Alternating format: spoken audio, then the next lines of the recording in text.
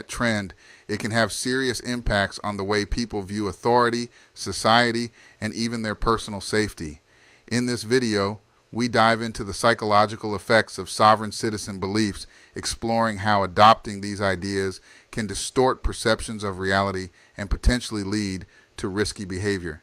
Join us to learn why this mindset can be dangerous, both legally and mentally, and what warning signs to watch out for.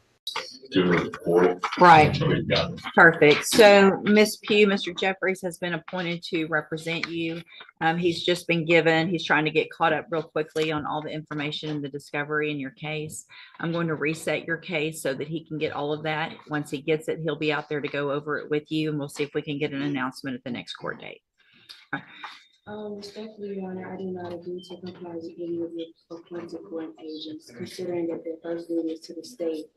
I understand. We've had this conversation before.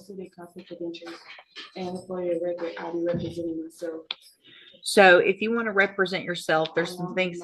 Ms. Pugh, stop talking over me. If you want to stop talking over me, if you want to represent yourself, then there is a process that we have to go through, and we'll do that today if that's what you want to do. We'll get your case set for trial and we'll go forward that way.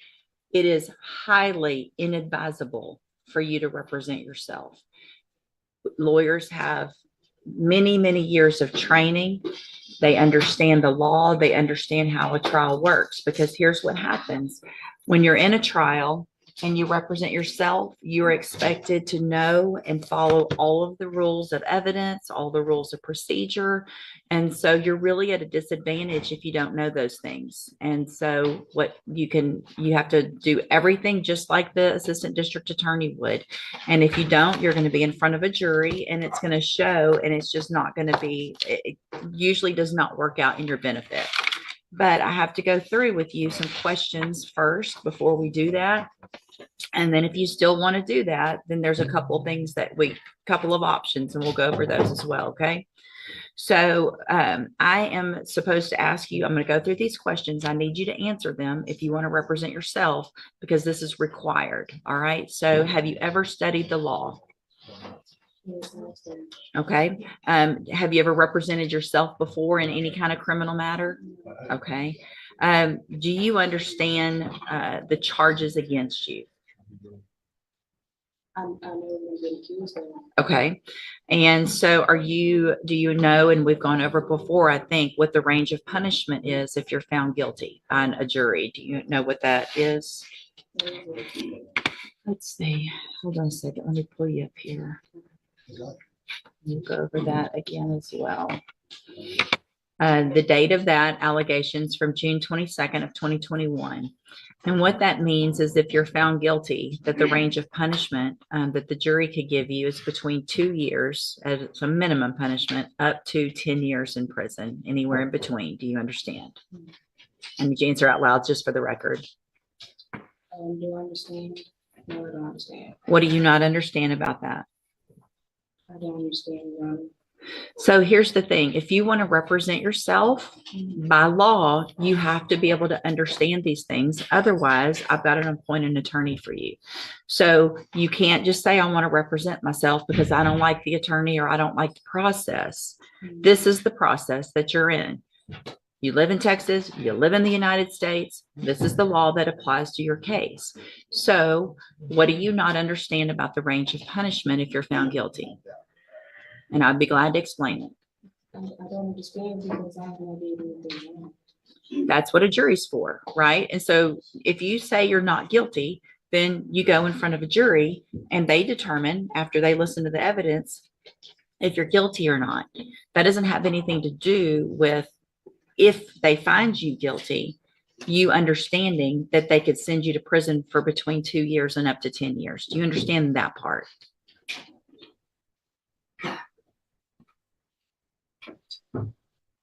What are you, yes or no? No, you don't understand that. So, Ms. Pugh, it's my understanding I'm not going to allow you to represent yourself because you don't understand the law and the process. So we're on question number 4 out of 15 that I'm supposed to ask you. So Mr. Jeffries is going to stay on your case. I don't care what you want at this point. You can't do it. All right, you can go back with the bailiff. I'm done. Go back with the bailiff. Go back with the bailiff.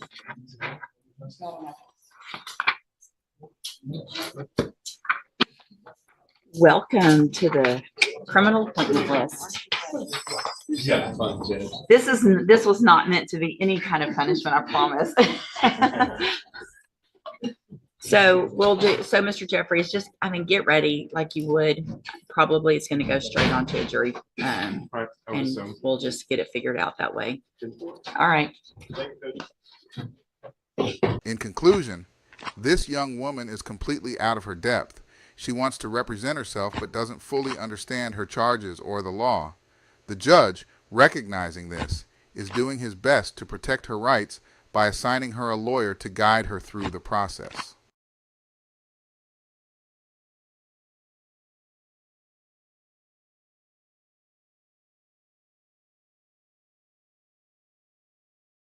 Sovereign citizen arrested by Oklahoma City Police. After chasing another tense encounter involving a self-proclaimed sovereign citizen, Oklahoma City Police were forced to take swift action following a high-speed chase that ended with the individual's arrest. Sovereign citizens are part of a fringe movement that denies the legitimacy of government laws and authority, often leading to confrontations with law enforcement. In this case, the suspect led officers on a dangerous pursuit, further demonstrating the unpredictability of such encounters. The sovereign citizen ideology often includes refusing to obey traffic laws or provide identification to authorities, which can escalate routine stops into serious situations. Law enforcement officers face unique challenges when dealing with individuals claiming sovereign citizen status, as their refusal to recognize legal authority poses significant safety risks. The arrest highlights the ongoing tension between law enforcement and those who subscribe to these anti-government beliefs. Fortunately, no officers or bystanders were injured during the chase, but it underscores the dangerous potential of these confrontations. While the sovereign citizen movement remains a small segment of society, its participants' disruptive behavior can lead to dangerous outcomes, both for law enforcement and the general public. This incident serves as a reminder of the importance of clear communication and the need for law enforcement training to de-escalate similar situations. It also raises broader questions about how society and the legal system handle movements that openly reject the rule of law. A swarm of police cruisers involved in a bizarre standoff that shut down major metro roadways near Northeast 23rd and MLK. Air Comfort Solutions overhead earlier today after a man allegedly refused to pull over or really even get out of the car because he claimed he's a sovereign citizen. News 4's Kate Smith has more from the man's family. She joins us now live from police headquarters. And Kate, they tell us he's a former deputy and a veteran, but tonight he's in jail. Yeah, that suspect not cooperating with police at all. Police say they waited for things to calm down about a half hour or so before the suspect eventually surrendered. A man claiming not to believe in police authority, arrested by none other than Oklahoma City Police. He was upset with us for taking him into custody. He's just not happy with the Oklahoma City Police Department. Police say Monday afternoon the suspect was speeding and refused to stop for officers. Didn't believe that the officers that were pulling him over had the authority to pull him over. Police swarmed his truck near Northeast 23rd and MLK while they waited for him to follow orders. One of the problems that we had is we couldn't see inside the vehicle. We didn't know what kind of who he was or what his intent was. So it caused us to slow down and just take our time in the situation. His wife in the truck with him, our camera rolling when she left her husband inside the truck and reunited with her daughter. She helped us as much as possible. He just refused to cooperate with the Oklahoma City Police Department. That daughter telling News 4 her father identifies as a sovereign citizen and believes he doesn't have to show his driver's license or roll down his windows to police. I don't know what title he put on himself, sovereign citizen or more or whatever that is. I just know he's a traffic violator that committed traffic violation. That woman also telling us off camera that her father is a veteran and former deputy.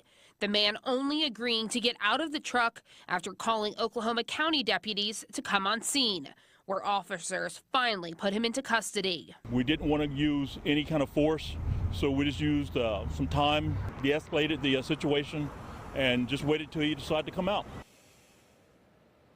About 10 minutes ago, we did confirm with police that that suspect did have a gun on him. He refused to sign his traffic citations, so he was booked at the Oklahoma County Jail, and tonight we still do not know his name. Reporting live tonight at police headquarters, Kate Smith, Oklahoma's News 4.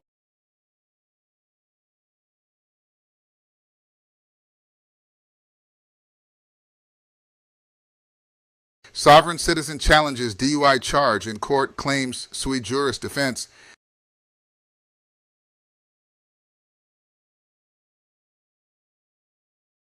Mr. Valentine it is?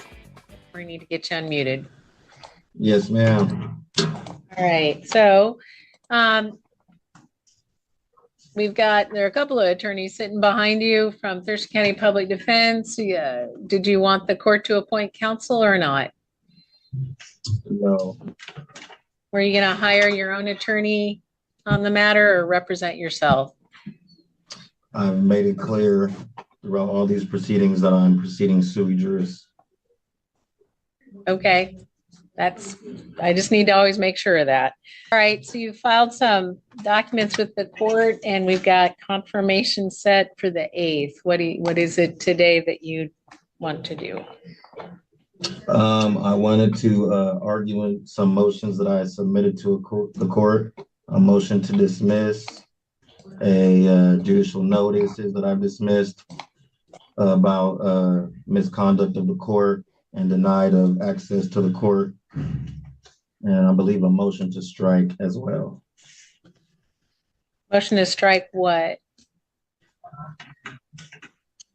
It was a motion to strike. You guys had served a motion, no testimony to my house. I'm not sure what that was. The motion was never served to me, and the docket was never served to me either. It was mailed to my home. I'm not sure why, because the state was aware that I was in custody, but that's what my motion to strike was pertaining to. Okay, well, this is your motion today, and motion no testimony just means we didn't expect to see witnesses being called to the stand. So let me hear from the prosecutor here.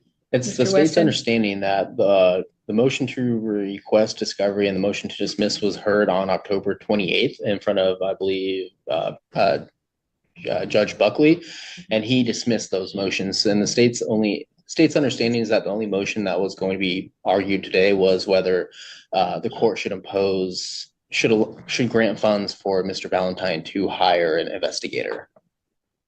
That's not part of the motions I have here that were filed. There was a motion filed. I can look it up real quick, Your Honor. Since the last hearing is what I was looking at. So there was. Yeah, I objected to his denial of those motions as well, because I already submitted an affidavit of prejudice and he disqualified himself. So he shouldn't have been making any judgments on the case after that point. He also said himself that today was going to be a special motion docket where my motions were going to be heard today. So what I reviewed is what was filed after the 18th.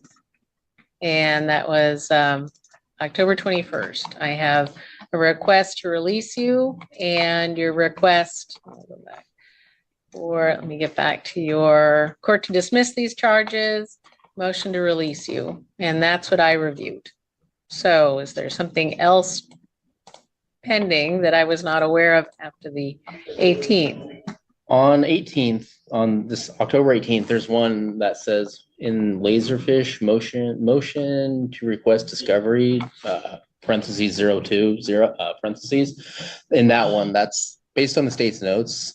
It shows that that was the only motion that was going to be argued today. All right, Mr. Valentine, it looks like I need to go back and kind of review real quick those issues. I thought they were all heard on the 18th. And either you can just sit right there while I read everything here, or which probably is the best thing to do. So let me just review all that you've filed here again. Then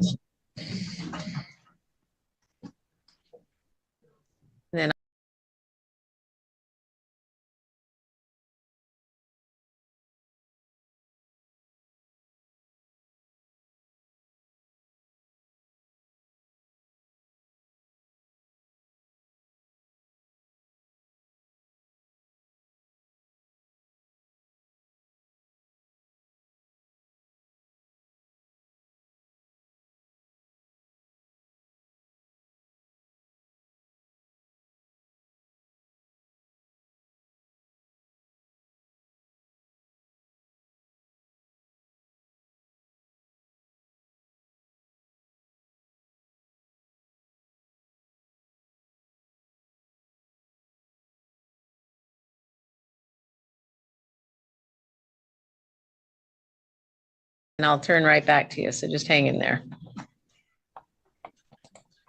So, just before I get to everything, Mr. Valentine, I'm looking at your motion request. I guess you titled it to request all of the discovery in this case, but you say that it seems to me, maybe I'm misreading, one, that Michael Valentine had an attorney in the early stages of the hearings. Is that just a fact? Or are you asking the court to appoint counsel? I'm stating a fact that at the beginning of these proceedings, I was working with an attorney. And then they never gave you the discovery. Yes. Okay. All right. Yes. All right. All right. Get it. That's the Thanks. state's understanding as well, Your Honor. Okay. And our office did provide discovery. Well, just slow down. Let me read everything and then I'm going to turn to everyone. Just needed some clarification there. All right. I've had some time here to re-review and review what's been filed in the court file from the 18th of October on forward. As to your motions from the 18th on forward and the docket and your pleadings. So as to discovery, let me direct first to Mr. Weston on behalf of the state. Has all discovery been provided to Mr. Valentine? Correct, Your Honor. So on October 18th, 2024, Judge Buckley ordered that the state provide Mr. Valentine discovery. 5 days later, DPA Thompson himself drove to the jail and delivered all discovery material to Mr. Valentine, which included the citation, police reports, an offer sheet from our office, thumb drives of dash cams, and then the request forms for those dash cams as well. Okay, so a thumb drive that he could view those, a request form for the dash cams. What does that mean? That when there's a dash cam involved, such as here, our office generally has to send out a request for that dash cam, and that form is just a request asking Washington State Patrol to disclose their dash cams to us. Okay, but you provided a thumb drive that had those dash cams. Correct, Your Honor. Thumb All right. drive of the dash cams. And all this information is what the state intends to use in trial against Mr. Valentine. Correct, Your Honor. Based on the subpoenas that I looked at recently that were sent out for trial, the trooper that's testifying is one of the troopers that is testifying. His dash cam would be on this drive. The police report of that trooper would have been provided in this discovery packet as well. All the information that we would be using at trial was in this discovery packet that was provided to Mr. Valentine on December 23rd. Was it provided before this at any point? The state is unaware on whether it was or not. The states had the belief that defense counsel, who was previously representing Mr. Valentine up to a certain point, would disclose such materials to him when the court allowed Mr. Valentine to proceed pro se. But this state doesn't know why it wasn't provided to him from the prior defense counsel. But upon realizing that Mr. Valentine did not have the discovery packet, the state did provide such material at that time. And on the witnesses that you're expecting to call to testify, the substance of their information is included in that discovery? I would believe so, Your Honor. Based on give me 1 second here. And so based on the subpoena that was sent out. One of the witnesses are Trooper Benjamin Crabtree, one of a dragger technician, and because there was one of the charges is driving while license suspended, there is a DOL representative that it will be a witness in the trial as well. But everything that Mr. Valentine would need to cross-examine Trooper Crabtree would be provided either on that dash cam or in the police report. Additionally, Mr. Valentine would have ample opportunity to develop his cross-examination of the dragger technician or the DOL rep at trial. It looks like a witness list was provided while Mr. Gasling was Mr. Valentine's attorney back in the beginning of the year, at least March, I believe it was. And that included Trooper Crabtree, Zach Riveri or Assany, and Skylar Rue or designee from the State Department of Licensing. All right. You've reiterated that witness list, it looks like. Correct, Your Honor. All right. What's that? All right. So, and then, all right. So then, Mr. Valentine, as to that discovery, you thinking you're missing something or you should have something else in discovery? No, ma'am, I didn't receive the discovery in a timely manner. Counsel was ineffective with sharing the discovery footage or the reports with me. I asked on multiple occasions to obtain the video so that I could build a proper defense. And they told me on multiple occasions that it had to be approved by the prosecutor and redacted, which never happened. I waited and waited, never happened. And after counsel's ineffectiveness, this is where I made the choice to proceed sui juris because I had my own best interest in mind. And it seems that the public defenders that were appointed to me were not assisting me effectively. And this was recreating a manifest injustice. So now I have received it a few days before we're supposed to be going to trial. I have reviewed the footage, and there is fraudulent and misleading statements made by the trooper that I have already submitted a motion to suppress that evidence that I'm sure the court will be getting shortly. Okay. And so all right, so we're a couple weeks before trial, or before confirmation. We've got trial scheduled the 18th, so we're 3 weeks out. All right. Yeah, I would ask the court that either the prosecutor or counsel be sanctioned or some remedy be met for the violation of the discovery rules. Well, I'm not finding there's a basis in your pleadings or what I've heard today to sanction anyone for a violation of discovery. So I'm not going to do that. And now you're also, I mean, I don't know if this was dealt with, but throughout your pleadings, you're concerned about this court, district court having jurisdiction over you. Is that still at issue, sir? Yes, there was some service issues, as I mentioned before, which for some reason keeps getting ignored. The state served my address knowing well that I was in custody. They didn't serve me the court docket for the last hearing. And that lack of service creates a lack of jurisdiction for the court. I disagree. Those are different issues. Go ahead, though. Maybe you've got something else there. What? Oh, I was just going to say there's also been a number of courtroom violations taking place, which is why the last judge ended up recusing himself. But beyond counsel being ineffective in mounting any defense, they convinced me to give up constitutional rights instead of enforcing any constitutional rights. They lacked to challenge anything that the state was doing. They didn't challenge or attempt to suppress the evidence. They didn't even share the discovery information with me upon my request. And the court also was violating General Rule 43, my personal pronouns, continuing to try to say I'm pro se instead of sui juris. not changing, acknowledging my name or acknowledging my status as an American national. I also submitted a letter from the Washington State Attorney General's office where they're acknowledging my status as an American national schedule, where for some reason this court hasn't been acknowledging my pronouns at all. Help me understand what you would prefer. I would prefer to be identified as sui juris, not pro se. I prefer to be identified as Michael Valentine, grammatically correct, not in all capitalizations. I am not a legal entity. I am not a corporation. I am not a trust. I am a living man, not a male. Living man. And that's how I want to be identified, ma'am. So if I say Mr. Valentine, that's not what you want.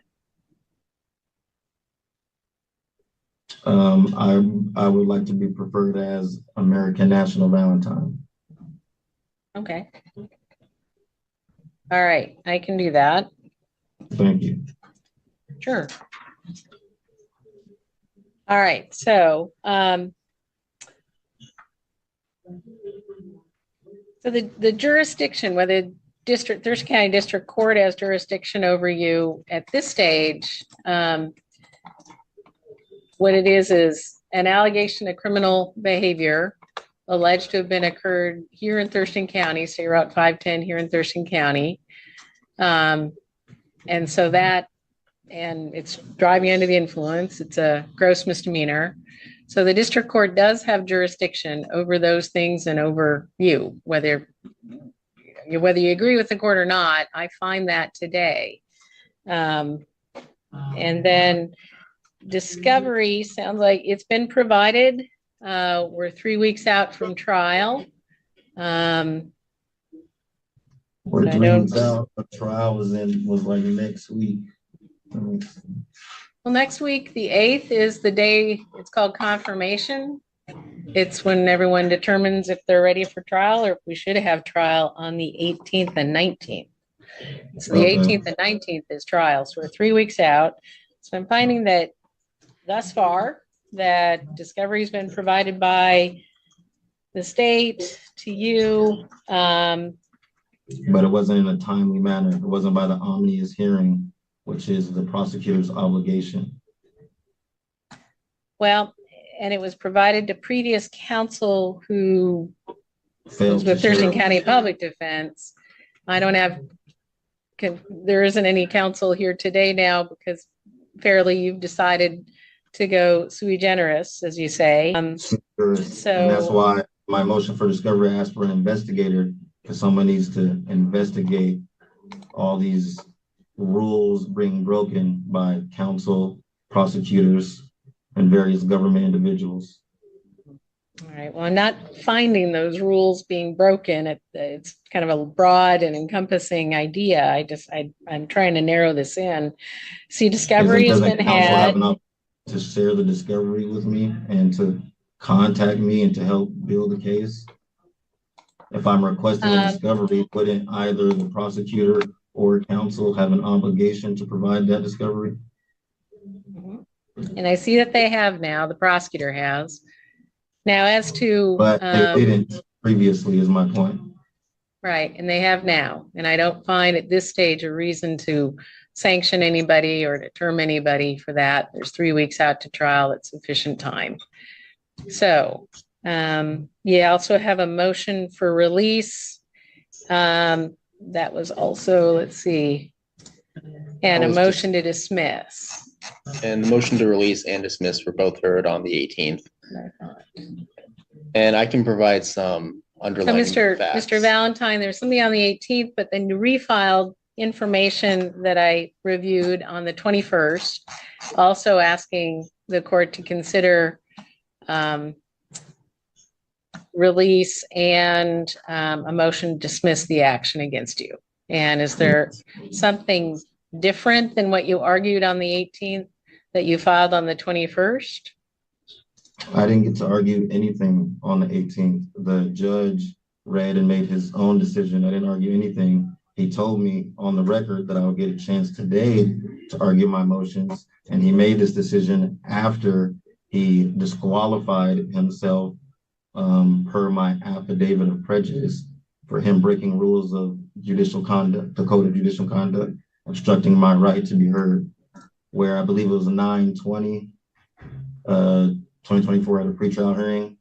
He did not allow me to speak. I had judicial notices and motions I found in a timely manner, and I presented certified mail receipts of the time that those were filed to the court as an exhibit, and he didn't allow me to speak or acknowledge any of those notices or motions, which is denying me access to court and obstructing my right to be heard, which is a constitutional right, a violation of due process. All right. And I think I understand that what you said there in your pleadings here. Now I understand that maybe that didn't come back before the court then. So here we are. So first things first, let me get back to, I have a few things up here electronically. That's why I'm looking back and forth to screen. So there it is.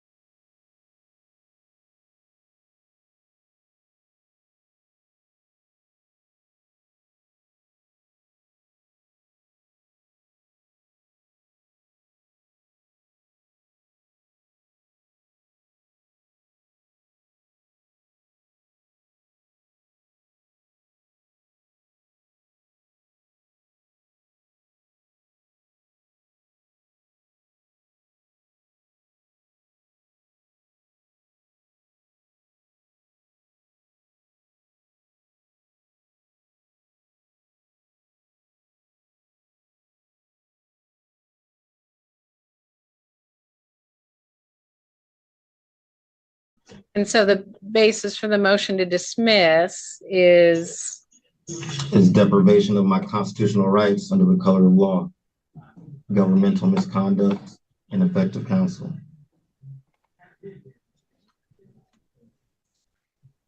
and then that kind of follows thereafter. If the court were to grant that, then a release from custody, or is there something else on your motion for release? No release of is there something else besides could you rephrase that? I'm not sure what you're asking. Sure. Well, it makes sense that if the court were to grant your motion, to dismiss, then you would have to be released. Is that what you mean? Or is there something in addition? If the court were to grant the dismissal? If they didn't dismiss me, I wanted to adjust the release conditions so that I would have a better chance at defending myself if I were released from custody. I feel like the state took extreme measures in making sure I show up to court, and I would ask, if dismissal is not granted, that we adjust that to some less restrictive measures so that I can go home, have access to the internet, to paper, to private phone calls. I would be betterly suited to defend myself. Okay. I got it. Okay. All right. Well, let me turn to the state on the issues of the request for dismissal and well, one thing at a time. There are two different motions, and then the release conditions. Your Honor, the state would strongly object to the court dismissing this matter. We're nearly 3 weeks away from trial. There's ample evidence to support that, to move forward with this. Additionally, an ineffective assistance of counsel claim is a matter for appeal. And so for Mr. Valentine to provide to even file that, we would have to wait for the criminal trial to come to an end. Additionally, on the hearing on October 18th, Judge Buckley provided Mr. Valentine with resources. I remember watching the Zoom recording, and that Judge Buckley informed Mr. Valentine that he would be provided with legal resources that would help aid him in mounting a defense against the state. So the state would wholeheartedly object to the motion to dismiss. Regarding the conditions of release, We also talked about Mr. Valentine brought this motion, the same motion on the 18th, where the court denied that motion as well. Part of the facts underlying that is during that time, the state did move to dismiss one of the DUIs at that time. And so based on that, the court still found that there was a real concern for public safety. And so the court still kept the bail imposed. Additionally, from the 18th to today, according to CRR LJ 3.2, the court can only modify conditions if there's a change of circumstances, new information, or a showing of good cause. And there's been nothing within the last 10 days that has shown that has been provided or mentioned that would fall under one of those, except one of those reasons. Additionally, I've received information earlier today that the state has received talks report from the DUI that we dismissed a week on the 18th. Well, let's stay on this case alone. And so nothing the else. state would have some real concerns on whether Let's just stick to this case and not bring in any other facts from any other case. So based on that, there's been no change in circumstances, new information or showing since the last hearing we had on October 18th. The state would object to reconsidering conditions of release. Additionally, the motion, no, never mind, Your Honor. We would just object to the motions being reconsideration of the motions, reconsideration of the conditions of release. Mr. Valentine, anything else? Yes, ma'am. I would like to say, first of all, that the prosecutor shouldn't have held me or pressed those charges in the first place if they didn't have sufficient evidence for a conviction that created a prejudice status in my case. There's been many other individuals who were booked who. Are you also talking about a case that's not this case, or is it this matter you're talking about? I'm referring to how the prosecutor had other charges pending, which was a condition. I'm not going to consider any other charges, either side. Let's focus in on this one and this one alone. Okay, so for these charges, I would be challenging the evidence that the state has. I don't believe they have probable cause. The trooper is claiming that I almost struck him. I did not almost strike him. And it's clear that there's discrepancies between his report and the video footage that I observed. I am not a danger or threat to public safety. I caused no harm. I cooperated with police. I pulled over when I was asked. I've been operating in good faith and have come to court and tried to resolve this to my best effort. I did a DUI impact panel. I was on an ankle monitor, and I've been in here for multiple months now. I think I've shown that I am operating in good faith, that I am trying to get this resolved as soon as possible, and I would ask that you consider that. Just looking through your pleadings and docket and all the information in front of me in the court file. And if I may add, Your Honor, I was never cited for any traffic violation. The state trooper made an assumption claiming I almost hit him. His back is to the camera as I'm passing the vehicle. I did my due diligence and gave him room because they're standing right on the shoulder line of the side of the road. I moved over and gave them plenty of room and went around them. And that's clear in the video that I was never close to striking his vehicle or the pedestrians on the side of the road. Okay. Well, it's good that you've been able to review that information. So, all right, let's see if I have any other questions of either of you. Hang on a second. Let me just kind of review things. All right, so a couple of things to take up here. So disputes as to evidence, I mean, that's why we have trial scheduled.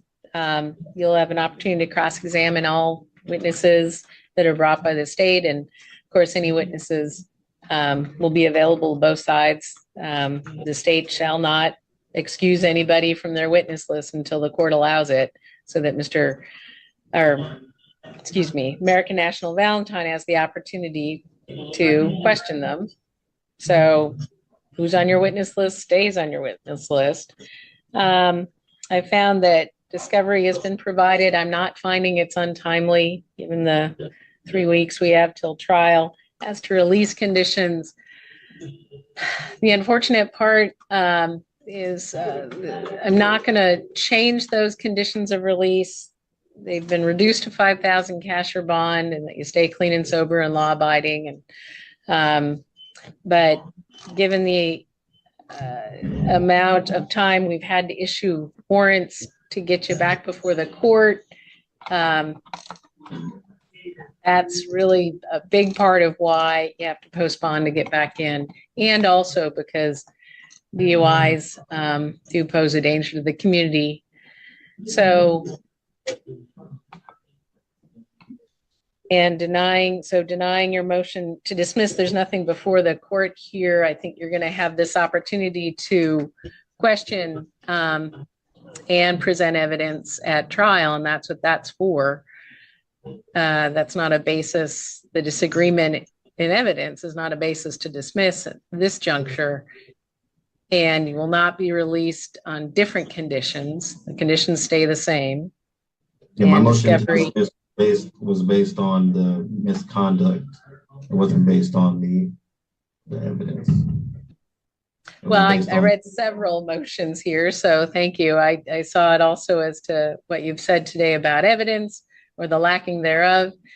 Misconduct, I haven't found any. I don't have enough evidence here to show that anyone was acting wrongly. If there is an ineffective assistance of counsel from before you chose to go representing yourself, then you would have to show how it applies if you're convicted, how it applied to that conviction, and if there was in fact ineffective assistance of counsel, but you're representing yourself. So and it doesn't make a whole lot of sense right now. I'm not doing that because counsel was ineffective, and the last judge denied me access to court and obstructed my constitutional right to speak. Isn't that grounds of misconduct, ma'am? I don't have enough evidence to find that. So that's the issue. I have witness statements that were submitted to the court. My family showed up at court and witnessed the judge not let me speak, not let me present my judicial notices or motions. And it's also recorded that he did such. So I know you disagree with the court's decision. To the fact there's misconduct? I don't find misconduct. I don't have enough evidence to find that. And so we're set for trial confirmation November 8th. I'm going to keep everything set as is.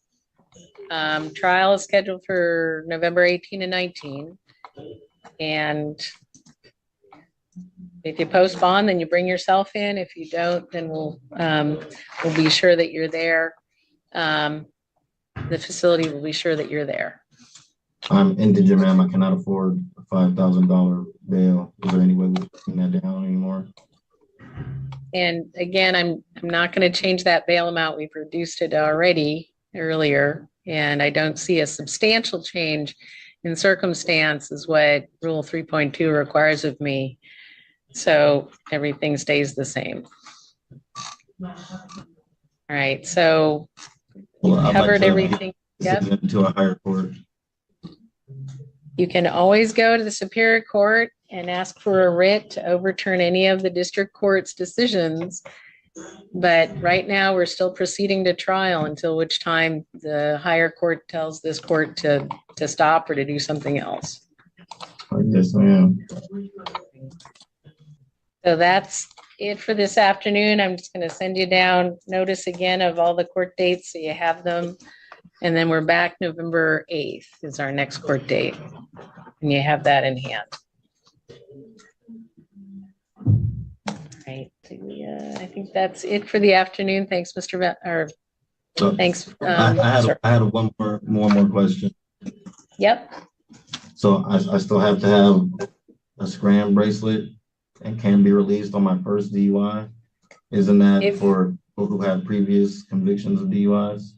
It can be, it can also be because of a history of use and No, I don't a have a nexus history. to that. Where is that history of use? Well, we've got things, let's see. Going through a history of crimes committed either under the influence or minor in possession or controlled substance possession alleged in Olympia. Well, that allegation was going on and then this allegation. So all of that. How long ago was that? And then as a juvenile, there were several events as well. So there's a nexus to the criminal history that the court knows of, as well as the event itself. So the conditions remain the same. And we'll be back November 8th. That's all for today.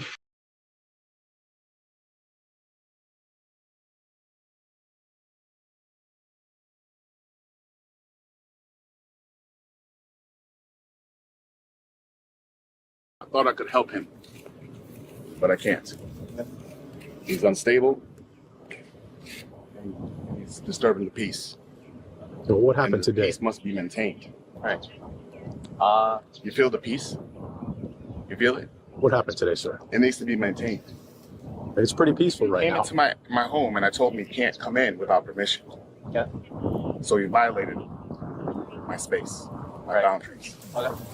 Do you have a positive ID on him? Yeah, it's funny. Go check Elvis on the date that I ran. Elroy Clark, so showing possible 49. We're about to go 10-15 on him. We're going to have a problem. He's a sovereign citizen and pretty big dude. So if you could just kind of make your way this way, please.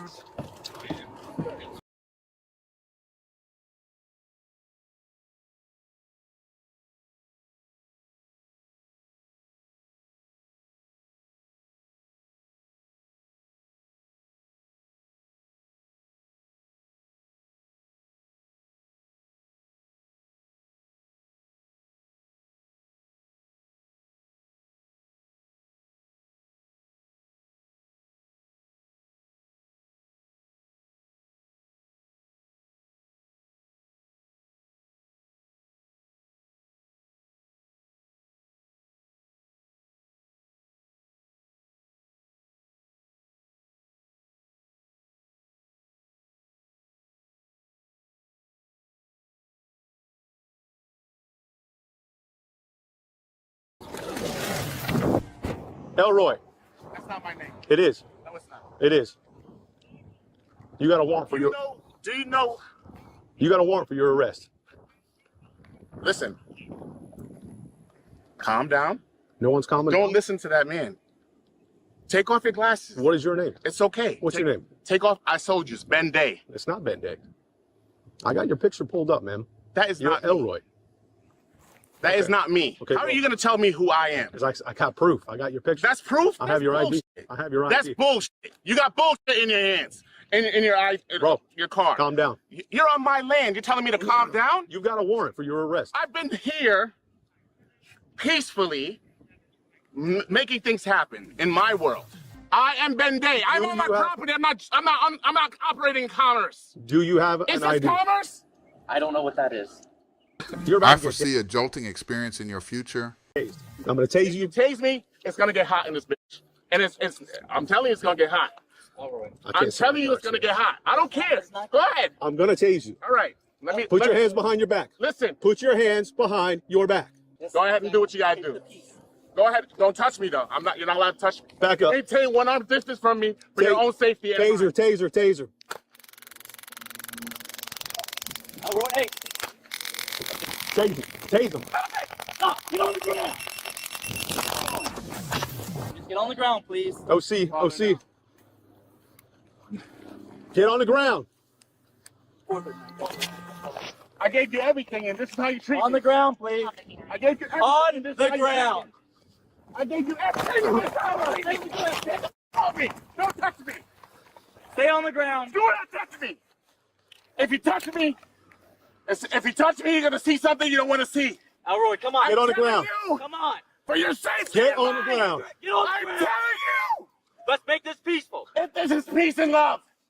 This is peace and love. Come on, Elroy. This is peace and love. Get on the ground. Peace and love. Just get on the ground. Put your hands behind your back. Put your hands behind your back. Don't touch me. Elroy, come on. I'm not Elroy. Tell him to get off my grass. He's been tased twice and sprayed. Tell him to get off my He's been grass. tased. I've been tased. Get on the ground. I told you don't. Get on the ground.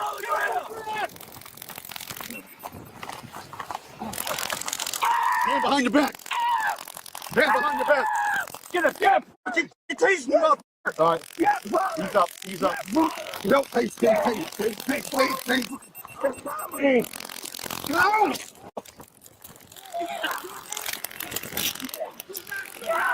I'm bad. Get off. Get on the ground. Get on the ground. Stay down. Stay down. I'm bad. You're gonna get shot, motherfucker. I'm telling you. You're gonna get fucking shot. Not gonna work. Get on the ground. It's not gonna work. You're incompetent. Get on the ground. What? If you shoot him, you are Not lethal. Not right now. You finna murder him. Get on the No one's gonna get murdered. We don't want to hurt you. Get on the ground. Get on the ground. 402 Central, are you going less lethal? Hey. This is a beanbag. This is a beanbag. You don't want this. Trust me. All right, you know what? Listen. Get on the ground. You don't want this. Get on the ground. You'll get water later. You'll get water later. You can get on the ground now. Palmer, move. Get on the ground. You're going to be beanbagged if you don't get on the ground. Get on the ground. T62667. I'm recording now, listen. On today. Yeah. Not really, he's bent down. Who are you looking for? Get on the ground now. Who are you looking for? Get on the ground. You, Elroy. I'm not Elroy. Then get on the ground. We can sort it out. 667. Get on the ground. I'm telling you right now. Get on the ground. I don't know if I can take it. Less lethal, less lethal, less lethal. Get on the ground. Get on the ground. Get on the ground. I know. Get on the ground, dude. The next thing. Get on the ground. Benday. Get on the ground. Shots fired, shots fired, shots fired.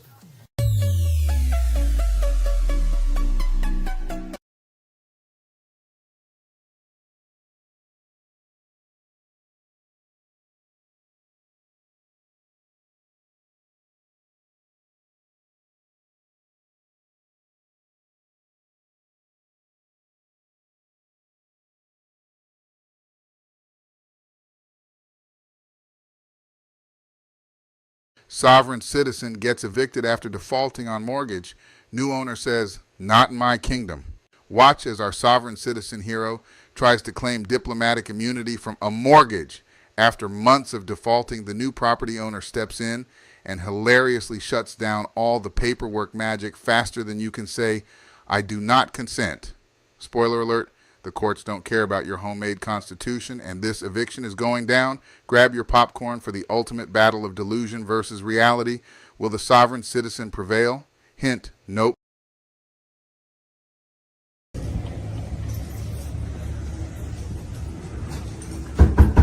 Sheriff's office, start eviction.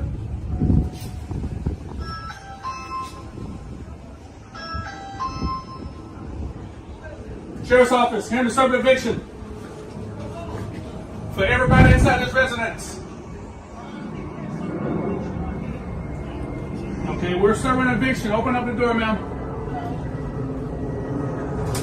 I'm not taking eviction from nobody. I've been here for 20 years. I'm not evicting. You go through a process. I haven't been through no process. Can't nobody just come up here. My name is Miss Green. Okay, Miss Green, Deputy Sutton. We post a notice on your door. That's not, it said unknown. I'm a known person. I don't know what that means. Miss Green, is anybody else in there with you? My grandson is in here with me. Okay, how's your grandson? He's 19. 19. Okay. Why didn't you go to the courthouse when the notice was posted on your door? I'm not an unknown person. I'm Zoanne Green. I've been here. Anyone with more than an ounce of sense would have followed up on that court notice left at their door. It might not even have had her name on it, but because she didn't take action, the court had no choice but to hand the eviction to the new owners. Claiming I'm not a known party is pointless. She should have dealt with it, but I bet she knew exactly why she got that notice and thought she could talk her way out of it when they came knocking. The way sovereign citizens behave and think leaves me speechless sometimes. For 20 years, they don't have no contracts with me to be doing nothing with anyone. So I don't know why they're here talking about they can evict me and all this stuff. So you go past foreclosure to evict, to get in the... Listen, this is a scam, and the bank is a scam. I don't have no jurisdiction over me. I'm indigenous to this land. This is my property. I've been here. That's why they can't touch me. Now this person comes over here talking about, oh, I just purchased this house from an auction with no paperwork in his hand. He just called. I could have killed him. You don't come up to nobody's home talking about what you got. You ain't got nothing in your hand. You're just talking. Like, who the fuck does that? If I'm supposed to be evicted, my name is not unknown. Everybody knows it. This my life. The light bill has been in my name for 20 years. I have been here. This is my home. Okay, can't nobody buy somebody's home off from under them if they don't have no paperwork or no nothing. Okay, That's not right. So you can't. can't evict me for nothing. Well, my question to you, Ms. Green, why didn't you go to the courthouse? Because the papers say unknown. I'm not an unknown. If you have something, I've been, all my neighbors know me. I'm part of the Neighborhood Watch. Why is my name not on any paperwork? Explain that to me. I'm not unknown. I'm very known.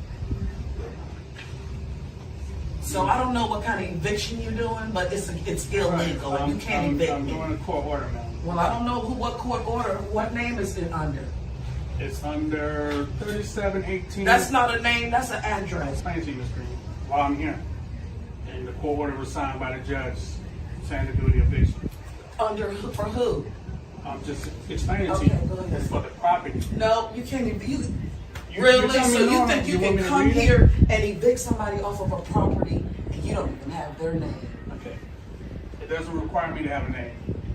You want to read this portion? Are you fucking serious to me? Yes, ma'am. I'm gonna let you read this. I don't need to read none of that. I don't want to read it. It don't have nothing to do with me. It has to do with this property. It says This is my property under my name. You don't even have a name on there. the screen. So I'm not leaving my property. State of Florida, which we're in, to the Orange County Sheriff's Office, which county we're in.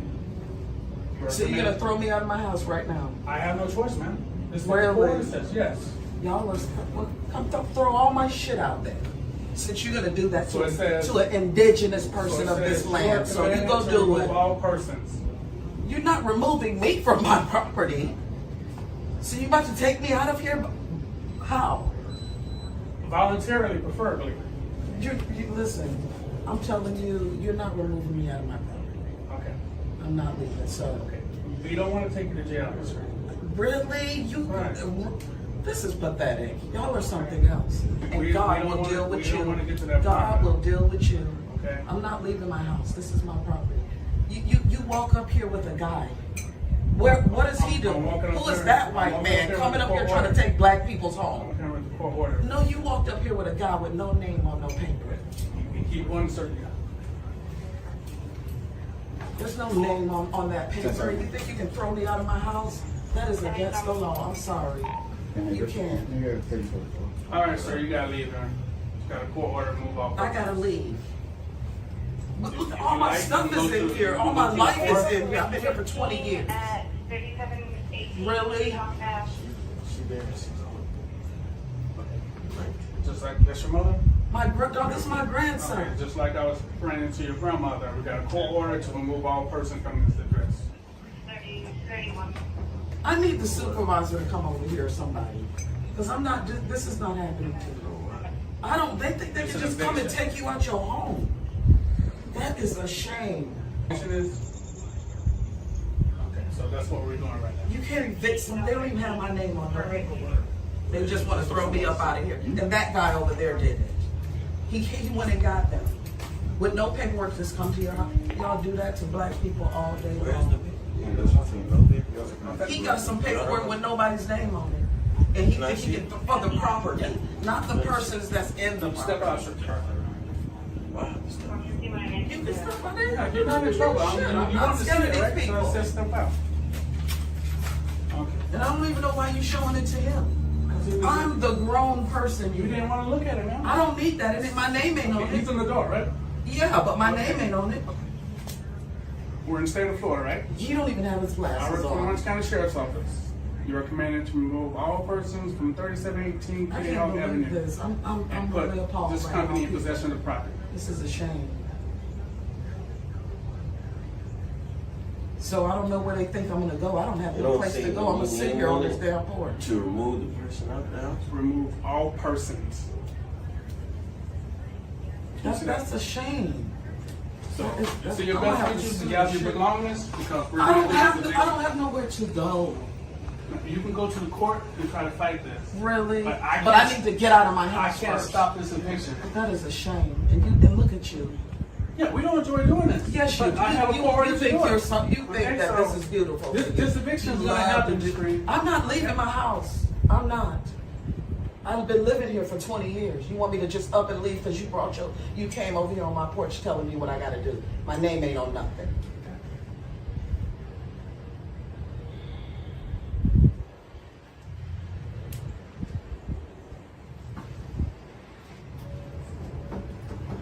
So you gonna take me to jail? Man, we don't want to do that. You don't want to, but you will in a heartbeat. You don't care about nobody. You got nothing inside of you. That is not nothing. preferred option. And I pray for you because something gonna happen to both of y'all for coming here trying to remove somebody from their house because of that piece of shit. That ain't he's a foreigner It's not a on my it's a land. cost of the court order. You will pay dearly, honey, if I leave here because I don't have no place to go and I'm not leaving. I got too much shit to get out of here. So I don't know what we're gonna do, but you might need to go back to the judge and tell him I said to call me. That's something you should have did, man. I don't need to do that. That's not none of it is on my name is not on any. They're not talking to me. So you're not a person, I'm not my name. I have a name and an identity. but you are a person, right? It doesn't say person. It It says- says it needs to say the person that has been here. The light bill is in my name for So that's 20 something years. you will have to talk to the court about. I don't need to talk to no court. I'm indigenous. This is my land. The land of make-believe. Well, we got a bit of a situation. Bought this house at the auction. She's claiming it's sovereign property. We had to go through the eviction process. She's called me many names. Looks like she has requested all the officers' names and badge numbers, and they are writing this information down.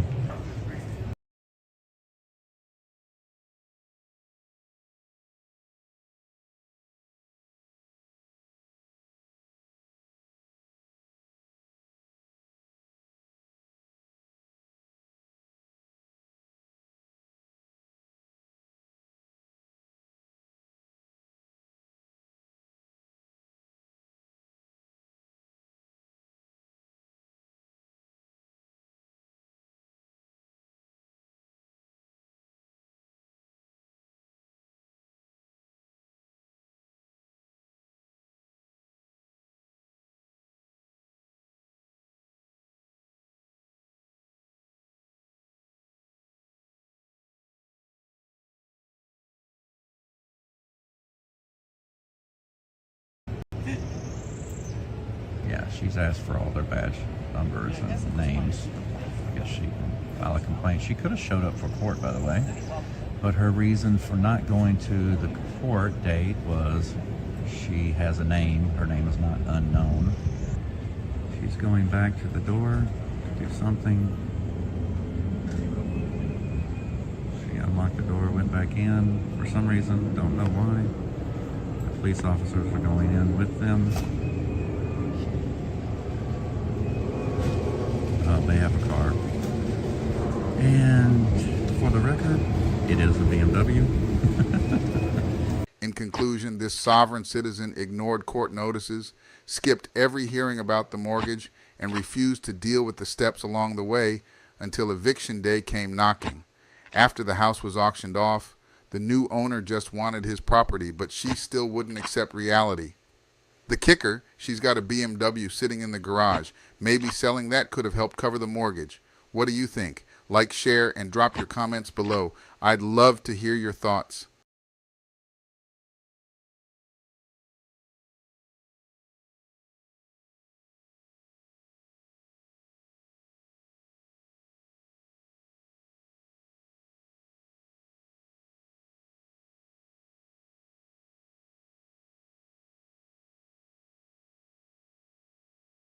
Sovereign citizen Karen Ken's traffic stop meltdown ends in arrest.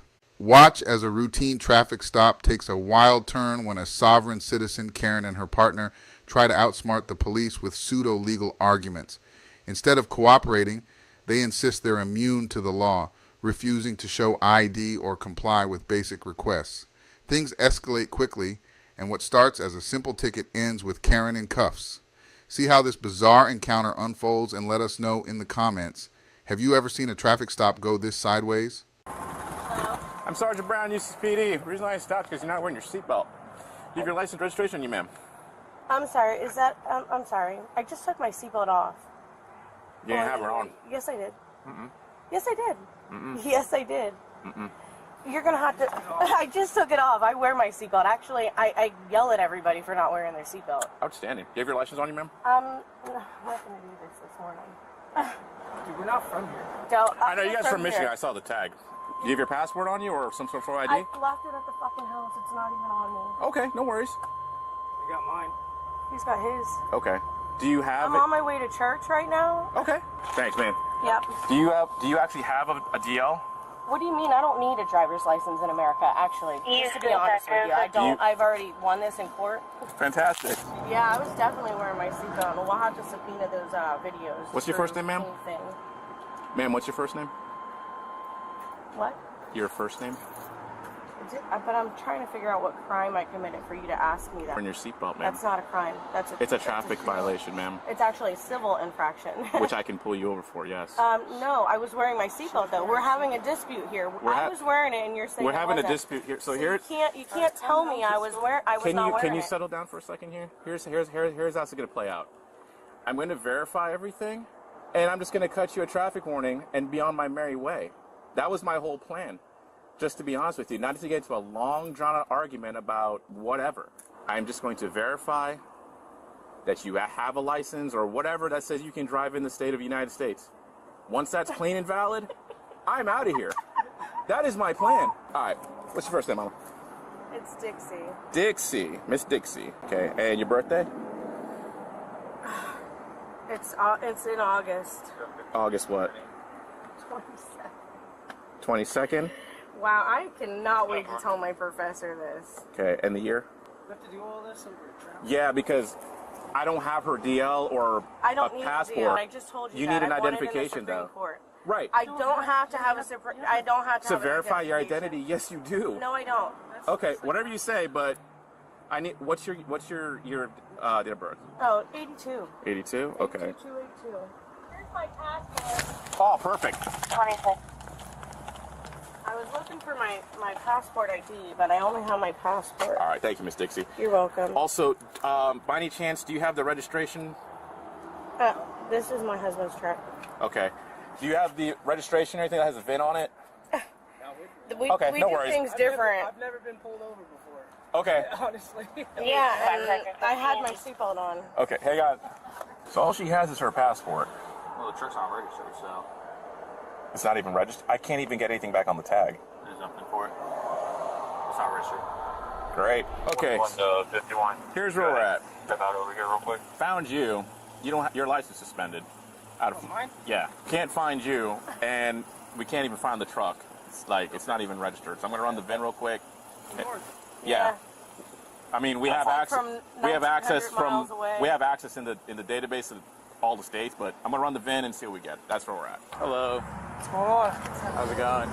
This guy said he's gonna give us a fucking warning so we can get to church. About to be late. Yeah, unfortunately, whatever identification you guys are providing is not coming back. I don't know if I told you that. It's a federal ID. Find me. It's a federal ID.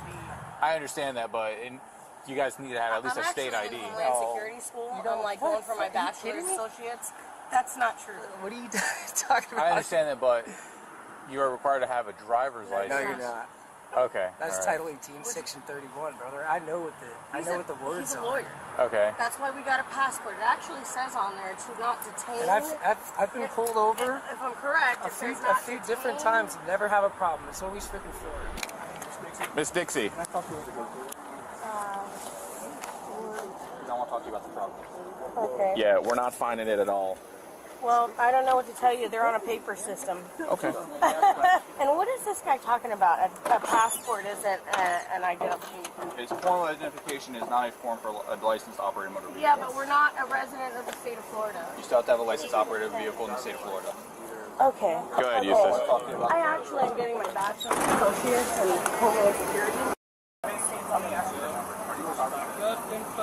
Okay, first of all, that would be like calling somebody black the N-word. Please explain to everyone how being called a sovereign citizen is even remotely comparable to calling a black person the N-word. We're all ears. Yes, it is. Just ask me though, because that's a discriminating comment. You just asked me if I was a sovereign citizen. Everybody is a sovereign. Why? I would like to. Oh, I see. Cody, why are you arresting me? Good, arrest me. I hope you arrest me. Call Kathy right now. Get my attorneys on the phone. Oh, touch me. Okay. Okay. All right, ma'am. Okay. Get up. Okay. Resisting now. Okay. I'm not resisting anything. You just pulled me Step backwards. inside, watch your head. I am fucking Sit with in the handcuffs. car. It is the law. You cannot handcuff me behind my back. Thanks, guys. All right. You cannot. My guys are not being aggressive. Your wife is taking things up a notch, unfortunately. But and this is where we're coming from. She doesn't have a driver's license. Okay. But she's There's not driving. no, she You're was insinuating she that. was driving. That's what I'm saying. I saw her drive. I'm telling you, we're not driving. We're traveling. Okay, you're traveling, whatever you want to call it, but she does not have a valid driver's license. You are being calm. Here's the deal. Now you're being charged resisting. What? You're being charged resisting as well. I'm not putting up I the bullshit. didn't resist. I was backwards. How can I resist? Put your left foot in. Not lawfully obeying to command. Two? What is the first command? I told you to go to the car Why would you Walk put over me here. and detain me? because you're being arrested. Put your left foot But in for now. What? I already explained to you. Operating a motor vehicle in the state of Florida without a flowered That license. is not your that is Okay. not a vehicle. Watch your knee. That'll be for your- My passport says Foot do in not the detain me. Cody, let me ask you, I'm gonna be honest with you, man. Yeah. Okay, let me ask you a question, okay?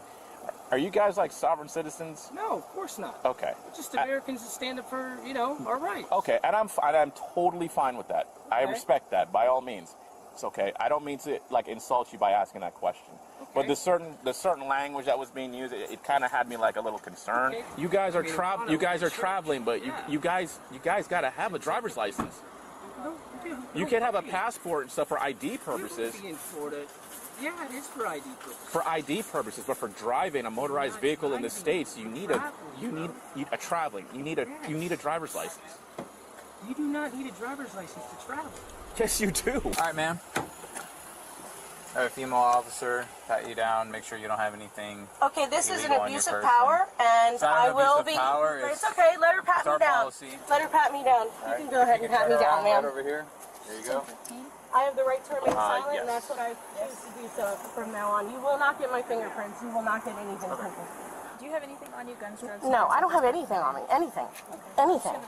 Go ahead. Do you have anything in your bra? I don't have anything in my bra but my boobies. Oh my God, I cannot wait to file a lawsuit against the Eustis Police Department. You do not go to jail for traveling through the state of Florida. You need a driver's license. No, you do To not. operate a No, I've already won that with section and case law. God damn it, I'm in Homeland Security school. Are you guys kidding me? I could be a boss in another 3 years. It's in the middle of teaching me that this craft is craft. Cody, call Kathy. Tell her to get here now. My children are with somebody else, you stupid idiot. Watch your head. I can't even believe you guys. Watch your knee. Bye, have a great time. What'd she do? So they're trying to walk her to the car, and she's yelling and screaming, and purposely tripped herself down on the ground to make it look like we were being physical. Sovereign citizen? Yeah, the terms that they're using. Traveling. I don't contract with the government. We don't need a driver's license. We have our passports. You guys are like on your high horse, like authority type. The language is all there. Yeah. I noticed that. It's Sunday. People are supposed to be happy. Not her. She's far from happy right now. I need you to take her to the PD. She's in my car right now. Oh, she is? Okay, all right. I mean, what? Trade places then. Now, if you want to have the I'm truck, gonna if have you want it the truck towed to moved church, to the right next- church, you can do that with the tow truck company. Okay. Do what? Yeah, I'm gonna call the tow truck company, but I still don't want them to remove my plate. That's my metal, man. Come on. I have to. It's What do you mean? It's not assigned to the truck. You have to have the tag and the vehicle registered together. Show me. Okay. If it's not registered, okay, you Can you show cannot me be that? driving this car. Can you show? I'm not driving. I'll have This one of is my what I officers keep on show you the saying. statute. Okay. You can show me the statute, but I've already won this. If you look up my wife's name in the state of Florida, like 2 years ago, bro, we just went through this. Okay. In West Palm Beach, look it up. Everything dismissed. They tried giving her like 38 tickets. How much you guys went out of that? I think I settled for about 25 mil? 25,000. No, come on. I don't do all that.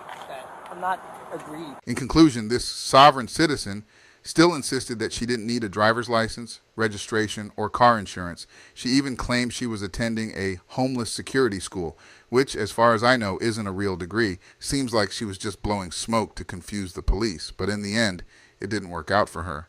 Another classic example of a failed attempt to dodge the law. Say they're above the law. The court says otherwise.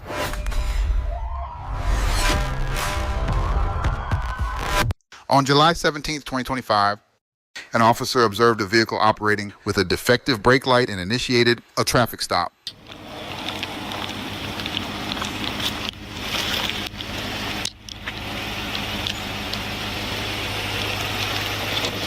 Hello. Hey, you ain't got one working brake light on the trailer back there. You get out? No, stay in the car for me. You have your driver's license on you, sir? No, sir. Why you pulled me because of that? Yes. What's that? Show you something. What? Let me show you something. Oh, okay. Let me put my window down. Yeah, thanks, man. Appreciate it. And before you call any of your friends, I'm not. let me show you this. Okay. Because I live by right and law. Don't breathe because Dude, you're wrong. let me explain something. I don't have- This is just a traffic stop. Why are you turning into Because something? I don't have to deal with this. I have somewhere I'm going and I know the law. So we're going to go through the law. I don't have to go with what you say is the law because I live by the Constitution. So you saying, oh God. Sir, can I just have... This soft kid has no idea what's in the Constitution, but somehow thinks flashing his trust papers won't make him look foolish. Your driver's license, No, please. I don't live by that. Listen. You have your driver's license on you? Listen. Because the registered owner of that trailer's driver's license also showing suspended. Listen. I'm gonna pull this out. Right?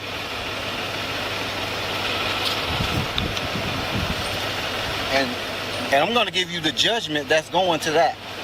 Okay. Because we're gonna be here for a while because y'all did this. And I'm gonna explain you the whole situation. So, license, please. Listen.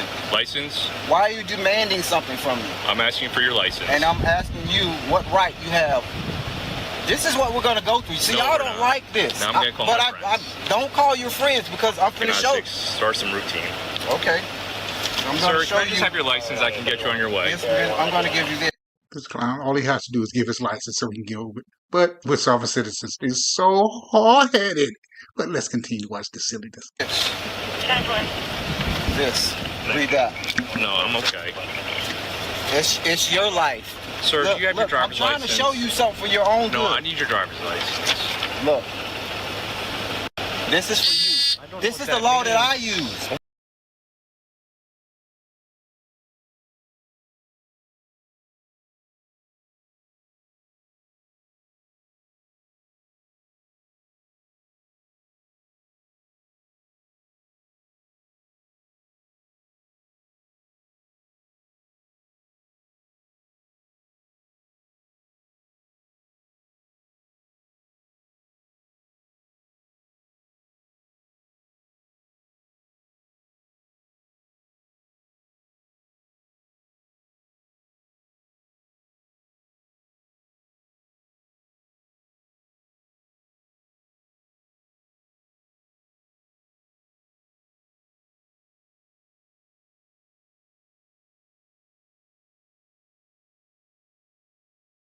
But you don't get to just choose your law. Sir, do you have your driver's license or I not? don't have a driver. That's Do you have Florida's. a picture ID? Don't have anything for you. Okay. Do you have insurance on the vehicle? I don't have to give you anything. Do you I'm have under registration no for the vehicle? You're scaring me. How am I scaring you? Because you pulled me over out of nowhere asking me for something. Right. And under the Constitution right now, Okay. I'm telling you, I'm invoking the United States Constitution due process clause. I do not have any duty. Do you have identification? I'm telling you, I'm going to enforce it. Okay. I know all the federal codes. Can I have your first name? No. Okay. What do you think the solution is here today? The solution is for you to go by law. You want me to adhere to your Florida law, and I adhere to the Constitution. Now we're at odds. Okay. But now there's a supremacy clause. Stay here for me. Don't leave. You're not allowed to leave yet, okay? What? I'm going to go run some stuff in the vehicle. Do not leave. If you leave, Don't run nothing don't on my. leave. Don't touch my. Please. Listen. So. You know, so just start them expedited. Let me go look at your vehicle real fast. I'll be right back, okay? Do not leave. Poor thing, this sovereign is dumber than a box of rocks. Call 911 because you're assaulted. If you call 911, you're going to go to jail. Okay, so come back. Okay, I'll be right back. Don't go anywhere. This is stop sticks in case you decide to leave. I'm not going nowhere. Okay, sir, do you have your ID on you? Listen. Now you're assaulting me. How am I assaulting you? You just put something. What's the definition of assault to you? This is my property. I labor for Can I explain this to you? An officer is coming on scene now. You're going to go to jail today. Okay, for what? Okay. Won't provide your identification. I don't You're have. impeding my investigation. What's the law? What's the law? I don't know. Apparently you know it better than me. Okay, So I when do. you get with your defense attorney, provide all your paperwork in front of the judge. The law said if it's the law, it doesn't begin then. It's now. You just said you don't know the law, but I do. Sir, you need to step out. Can you please? Why are you? This is Officer. Why do they always have to take it this far? It never changes with this. Leonard. Don't touch. Don't touch me. Don't touch me. Get off my car. Get off my car. Start some others expedited. Refusing to get out. I was super calm and nice with him. He didn't want. Hey man, we just want to talk to you. That's not going to stop. It's not. Sure, hand it to me. Yeah, I'm more than happy to, in fact, if you don't want to talk to me, man. You're going to go to jail the hard way. Your car's going to get rain in it, man. I don't care about it. So you don't care if it gets rain all in it from when it gets broken? It is going to get broken. Here, you want to hand it to me? Do you want to hand it to me? I can't hear you through the window. I can't hear you. My window down. Okay. I'm scared. Perfect. I want y'all. I'm not scared of you either, but I don't want to break your window if we don't have to. Why are you going to violence? Unless you're going to step out of the car, that's what's going to happen. Listen. Everybody I'm here. listening. Listen, everybody here is a man. Okay. Listen, I know the law, and I know I'm enforcing my rights, and I'm trying to tell you. Okay, right now you're misunderstanding the law, man. That's what I'm trying to tell you all. All of you are trying to commit a crime. Okay, I know the code, so I'm trying to. Can I explain something to you? Listen. Then why should I listen to you if you're not willing to listen to me? I want to talk. I don't want to do violence. I would like you to step out. Why are y'all putting all this stuff? I never said I was going to run. I would. Why do you assume I'm going to run? Perfect. I don't want you to run. You don't want to run. So we're on agreement with that. Good deal. Good. Step out for me. Listen, I don't have to run. I'm going to put my window more down. Okay. Great. I talked to you because okay. you're reasonable. Perfect. Back up. Can we all comply? Can you guys take like a half step for me? Okay. Look, they backed up. Let's go through the law. Y'all Perfect. say y'all live by law. I have the rights to do what I'm doing. Sure. Can you show me where it says that? You're supposed to know the Constitution. Well, you have it in your hand. Yes, I do, but I don't. Listen. The law. I'd love to. You don't get excused for ignorance. Okay. Let me let this. Well, can you educate me? Don't grab me. This isn't me grabbing you. I'm literally pointing at myself. So let me get out the fucking car. Y'all doing all come this on shit out, man. Come on out. No, y'all remove. Listen. When okay, y'all. Then what's going on? Here, take that. Yeah, show me. You're trying to be. His soft set paperwork is about as good as what is printed on. No, I want you to explain to me. If you say you know it, help me understand. A little bit. I like what y'all doing, so now we getting somewhere. Perfect. I don't want to go through all this. Okay. Because y'all are wrong regardless. Okay. Because y'all don't know the law. And then when y'all meet people who do, y'all don't want to respect. So What you where in the don't piece of paper understand, that you handed me says this? Listen, this? Yeah. I'm gonna show you a quick way you should know this. Okay. You been to traffic court? Okay. You been to traffic court? I have been to traffic court. Where's the jury at? Well, it depends. Are you Ain't going? no jury. No. Can you answer my question, right? Are you going in? Wait a minute. Why would you need a jury unless it's a felony? Why would you need a jury? Anyway, they make my head hurt sometimes. Front of a judge for a civil infraction? Call it a judge. You want me to ask a question, right? Okay. I would love to ask it. Okay. Is it a civil infraction or a crime? Civil. The same thing that you're attempting to do. Okay, so then you don't usually have a jury for an administrative action. But right now, by not stepping out, this is where the crime is, man. Look. Okay. Sir, jury. Magna Carta. That I'm says before entitled to a the jury. That's due process. What's that year? What's that year right there? Where it says, I'm trying to point. I'm asking a question. Why y'all always gotta be so violent? Look, how is this? Hey, can you help me understand how this is violent? Because you're. Look I'm at standing. my tire. Look at my tire. I haven't even the tried round to things run. on your I don't car? have anything to run for. I'm not going to Perfect. run from you. Good. Yeah, it would be hard to. There's a car in front of you. Move the car. I'm not going to run. I don't have those keys, man. So listen. Okay, so look. You wanted to educate me about that. I've got a question about it. Okay. So you're educating me. You know, students ask teachers questions, right? So if you're educating, let me ask a question. Student, but I'm not a student. I'm not a teacher. In this scenario, I would be. Why? Because you're educating threatening me violence. How can you be a student and Sure, can you tell me when I threatened you violence? Look at my tire. Okay. Look at my tire. Look at my tire. So do you want to point it out or no? They're plotting, and now you're getting this. Listen, I'm gonna tell you how it's going. Yeah. I'm gonna tell me all about it, man. Middle District of Florida. Okay. The federal. Okay. That's who's gonna come get y'all. Okay. Because I'm pleading with you. I even called 911, and I'm telling you that I have a right to enforce code just like you. All right. The United States Constitution, I can use that just like you're using code. Okay. If I choose to invoke it, you can overthrow it by Florida law. There's a supremacy clause in the Constitution, right? And so if you want something from me, I'm invoking my right to service a process. For this thing you call civil, go get a service of process, have the lawyer bring it to my house, the sheriff, have him bring it to my house. That's the law. Okay. Wait. I think I'm starting to realize some of these sovereign citizens are starting to drink way too much of their own Kool-Aid. Right now, what you're doing is criminal. It's not criminal. How is it criminal? I don't live by permission. You can't give me permission. I bought this. Are you going to step out or no? Okay. Are you going to? I'm asking you a question. It's yes or no. It's not criminal. Hey, are you going to step out? Yes or no? That's the question. It's a simple one. Yeah. Yes. I invite you to.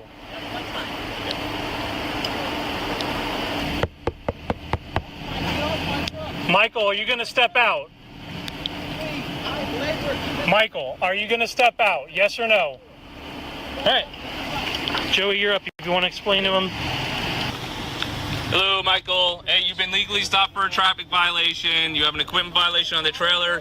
Your driver's license is shown. I've been told a hard head make a soft behind. I think this sovereign is going to find out the hard way. Suspended at the moment. We're going to give you one more opportunity. This is the last opportunity. If you do not step out to be placed on arrest, we will break this window and we will pull you out, okay?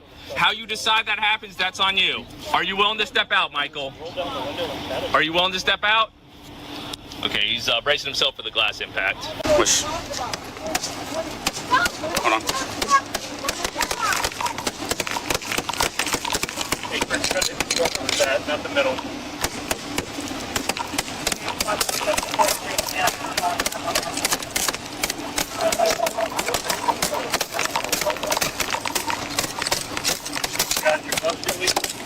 I only got these ones.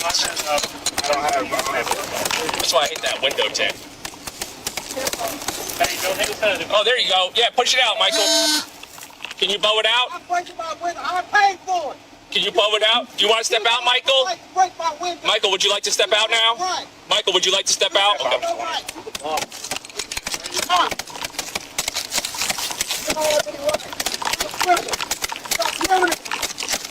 All of y'all are going to jail. They tricked you. It's the tent.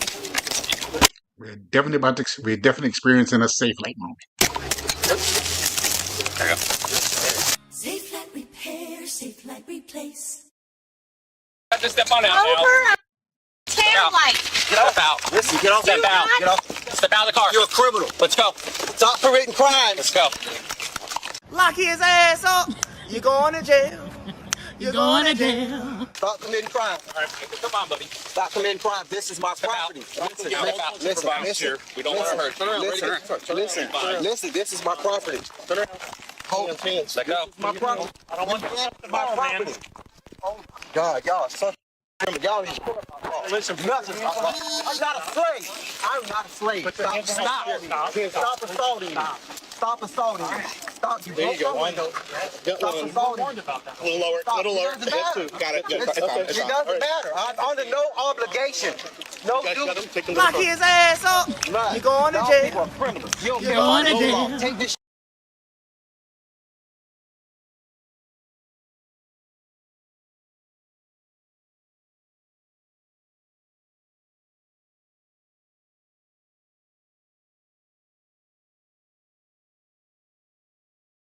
Hey, it's your boy as always. We got a joke on here on this.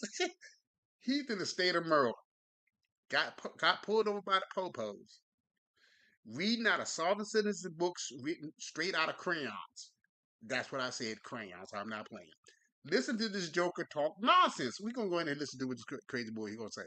Let's go and get this started right quick. I'm peaceably refusing to leave my personal property. They're about to break my window, which I'm pressing charges about. Yes, sir. The reason I'll stop you. Your bike rack on the back, it's covering the license plate so it can't be read. Your center brake light's out.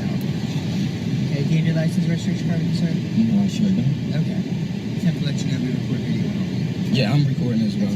For both of you. You don't have your license with you? I sure don't.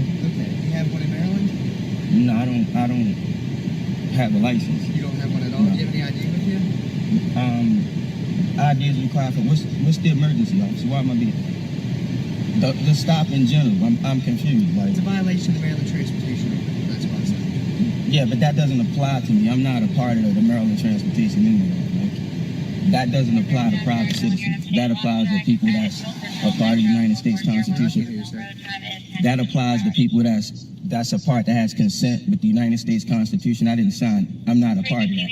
Okay, well, you're driving a vehicle. I'm not driving a vehicle. This is an automobile. Okay, a consumer good. Yeah. What this dude act like he's driving a dog? Seriously. You're not part of. I think he said he wasn't part of the Constitution. He didn't sign anything. You driving a vehicle. You need license and insurance. But let's continue to see what other nonsense is going to spew out of his batshit crazy head. What is your last name, sir? I don't answer questions about why do you need my name? What because crime? It's required that I document that I stopped you, sir. But you're not supposed to be stopping me by law because I haven't committed a crime. Right, you didn't commit a crime. You committed a violation. Violations don't apply to private citizens. Crime does. No, sir, it does. No, sir, it doesn't. No, sir, it doesn't. I'm recording as well. Okay, that's You fine. took an oath for the Constitution, right? Sir, do you have an ID? You took an oath. To supply me with your information. Why do I need to supply you? Because you're driving a vehicle. Am I under custodial arrest? You're not under arrest. So why do I even need to answer a question? You don't need to answer a question. So why are you asking me questions? What do you need my information for? Because I need to identify you. You don't need to identify me if I haven't committed a crime. Okay, well, here's the issue. It's no issue. You're making an issue right now. You can either supply me with your information so I can identify you, or else you're going to be arrested. Arrested under what grounds? Because I don't know who you are. What crime have I committed? Right now, you're breaking the Constitution. You're going to arrest me and you have no crime. Who said that I committed something? Who was damaged? Where's the damaged party? You have to point them out. That's a crime. I'm sitting here with paperwork now. What this fool doesn't realize, and this is common phrase or wording that sovereign citizens like to use, there's not an injured party. Where in this case, with the traffic violation, the injured party is the state. And so they try to mix their words around thinking that the injured party actually has to be a human being. It does not. The state could be the injured party. You violated the transportation laws. You're driving without a license. That's good enough to have you in some wrist warmers. I wish this would be the case, but we're going to stay tuned and see what happens. And you're still going to stand here thinking that you're an authority. You're not. We're recorded for all our safety right now. So what am I going to be arrested for? for not identifying yourself. I don't have to identify myself unless it's a crime. You're lying right now. It's not a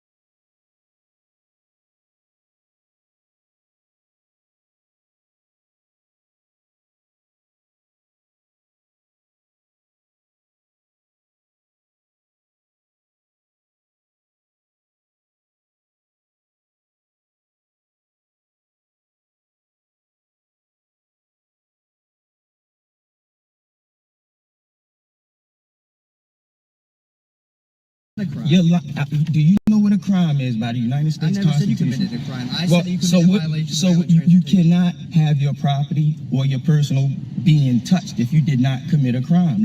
He's talking about unreasonable search and seizure, which has nothing to do with this case. Absolutely nothing. The Constitution prevents unreasonable search and seizures of your property without probable cause or good cause for that to happen. He's just misusing the Constitution to try to benefit him, which is a common tactic of sovereign citizens. It has to be a crime. Again, where's the crime? You're lying under oath right now. You're recorded. I'm not. And that is it. Crazy, crazy, crazy. They say they're above the law. The court says otherwise.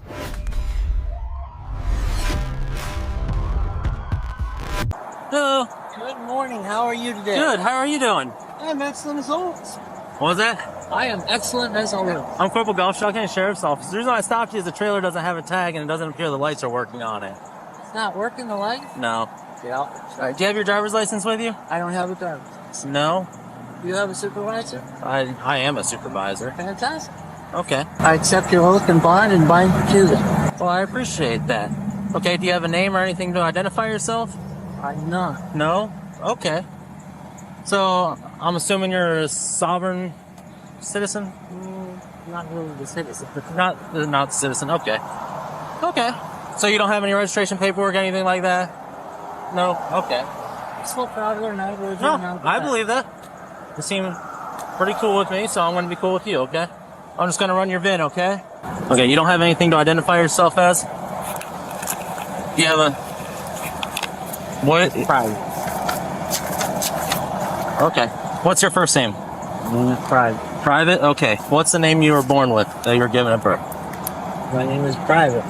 What's your last name? My name is Private. Your name's Private? Okay. Accept your oath and bond and bind Okay. to them. Well, appreciate that, but in the state of Florida, you're driving on our roadways. You gotta identify yourself.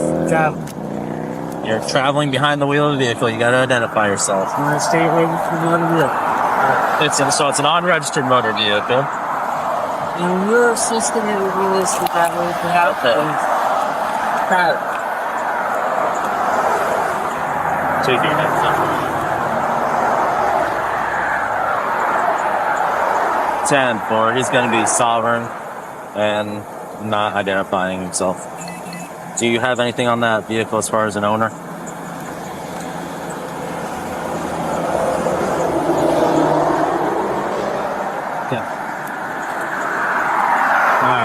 You want to make this easy on yourself before you end up in jail?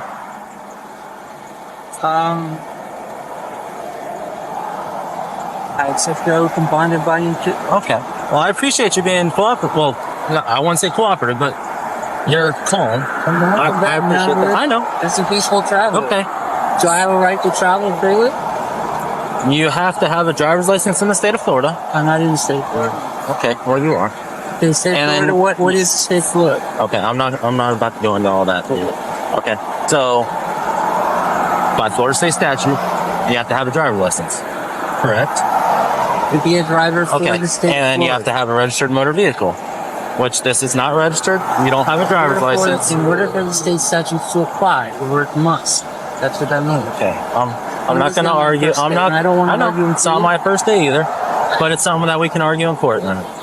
I am not going to court, and I'm just saying that you take me to a magistrate if you wish, and I'll explain the situation with the magistrate. Okay. Well, do you want to go ahead and do that then? Show me where to go. Okay. I'll travel people in the van. No, we're not going to go in the van. You know that's not going to happen. No, that's not This isn't your first rodeo. It's not my first rodeo. Okay. Okay. So, do you have anything? Where's your sovereign paperwork at? Because I know you usually carry paperwork with you. It's packed in the back. Packed in the back? Do you want to grab it? No, because I don't want to get out. Because I don't trust you, and I'm not sure if you're a supervisor. Okay, I have 2 stripes. That makes me a corporal, okay?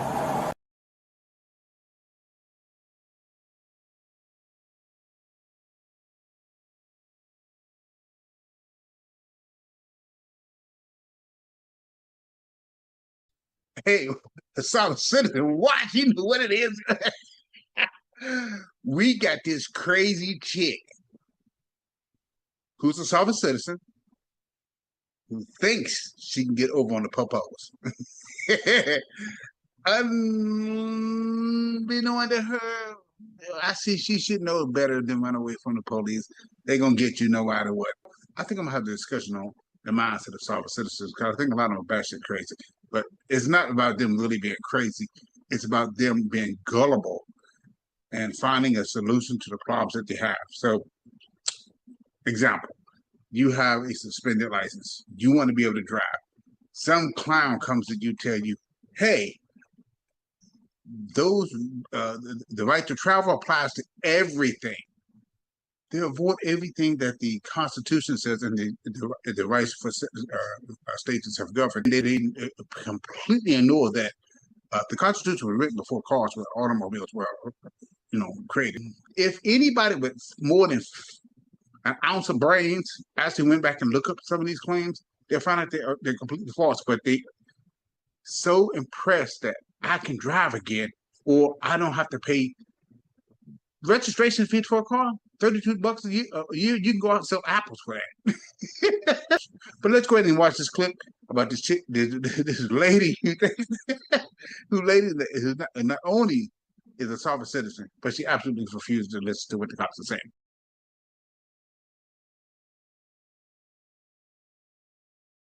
Yeah, you're being detained right now. For what crime, sir? Investigation for eyes are super pinpoint, okay? Pinpoint pupils, also known as miosis or miosis, refer to a condition where the pupils become abnormally small. This can result from various factors, including certain medications, deep sleep, or an overdose. Here are some common causes of pinpoint pupils. The games and answer all the questions. By law, I am not required to answer any questions. I am required to provide my identification. I have provided my identification. Please run my license. You're going to find I'm clean. Pull in there? Yeah. I'm not pulling anywhere, sir. I don't have to. By law, I have complied with everything I must do right now. All right, well, I'm going to run some tests on you, okay? No, sir. Yes. No, sir. I am... Pull in there. No, sir. I am in full compliance with what is required by Mississippi law right now. I have provided my license. Please run my license. If you would like insurance, I will provide my insurance. I am not in any way wrong right now, and I am not going to get out of my car nor answer any questions that I am not legally required to. At this point, I would like to invoke my right to my Fifth Amendment and to not speak further, and I would like the supervisor, please. Thank you. Well, I am the supervisor. Okay. You're speaking to me. Okay. Then you will know that I am not required by law to answer any questions, only to provide my license and insurance upon demand. I have done so. That's only if another crime has not been suspected. Oh, I'm not required by law. I've been through this so many times with the police and sheriffs. I'm just trying to get to work.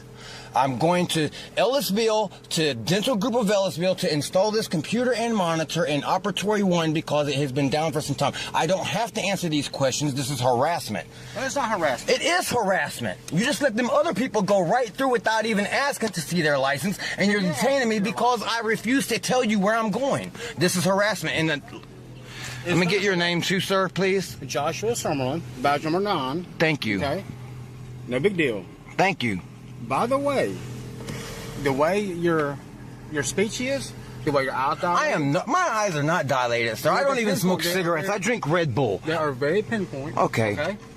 My eyes are not pinpointed. We would like to run some tests. My eyes are not pinpointed. You're making stuff up to be able to further detain me because I would not answer y'all's questions. What questions have I asked you that? You and that other gentleman come over here and asked me where was I headed. I said I don't like to answer questions.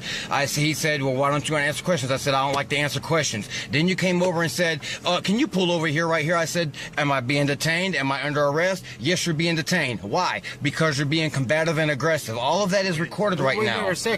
Yo, my goodness, you said something along the lines that I was I am asserting my right to travel freely and without molestation. Please run my license and insurance, please. We're not harassing you, okay? You are harassing me, and this is all recorded. That's fine, and I have my body camera on. No big deal. Thank you. Okay? Look, you are giving indicators. I have given no indicators, man. I am at work. I travel for work, just like you. You're a road pirate. You get out here and harass people traveling. I am trying to go to a destination. I am not driving. I am traveling to a destination to install a computer, by which I have every right to do with a current valid license with no restrictions and valid insurance. So can I please have my license back and be allowed to proceed on my way?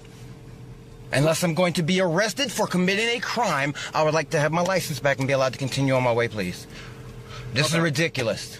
So, since you've gone through this before, can you cite the case law where you're allowed to do what you're saying you're doing?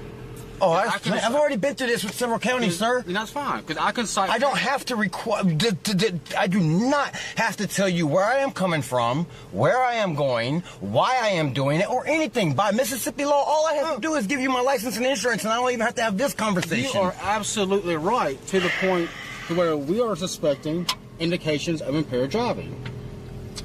That's what we're asking to pull over. I slowed down way back there when I saw the lights and I thought there might be an obstruction, man. Okay. I sat here and calmly put my hands on the steering wheel.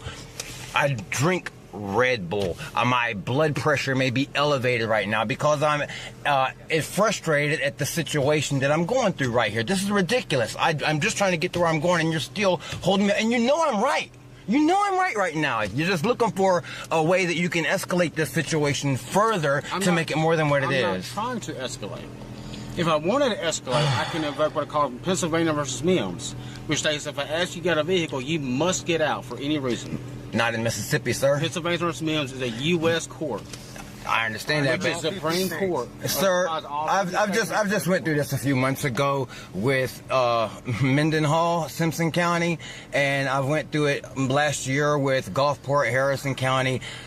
Please just run my license and let me be on my way. If you would like proof of insurance, I can provide that as well. This vehicle is registered to my wife at the address that is shown on my license. Okay. So you can't just pull right over there? No, I'm not. I'm not going to play your games. I can't walk a straight line when I'm sober, let alone if I was impaired. I'm not impaired by any means. I'm drinking Red Bull. I'm not required. I'll blow a breathalyzer. Would you like me to blow a breathalyzer? Let's play that. I'm not doing your road test. I will blow a breathalyzer. And that right there is consent, implied consent. You're right. So, please let me blow a breathalyzer. I am not taking any field sobriety tests that involve coordination of my hands and eyes and feet and all that. I will blow. Okay. I'll give you a blood test. Okay. Well, you go that route. To keep you out of the roadway, just pull right there. Get your insurance card out. I'll get my portable, and we'll go that route. Okay? My insurance. All right, I'm back here again. I'm currently waiting on them to come back. I pulled over. I told them I would blow. I showed them my license. I'm waiting on them to come back.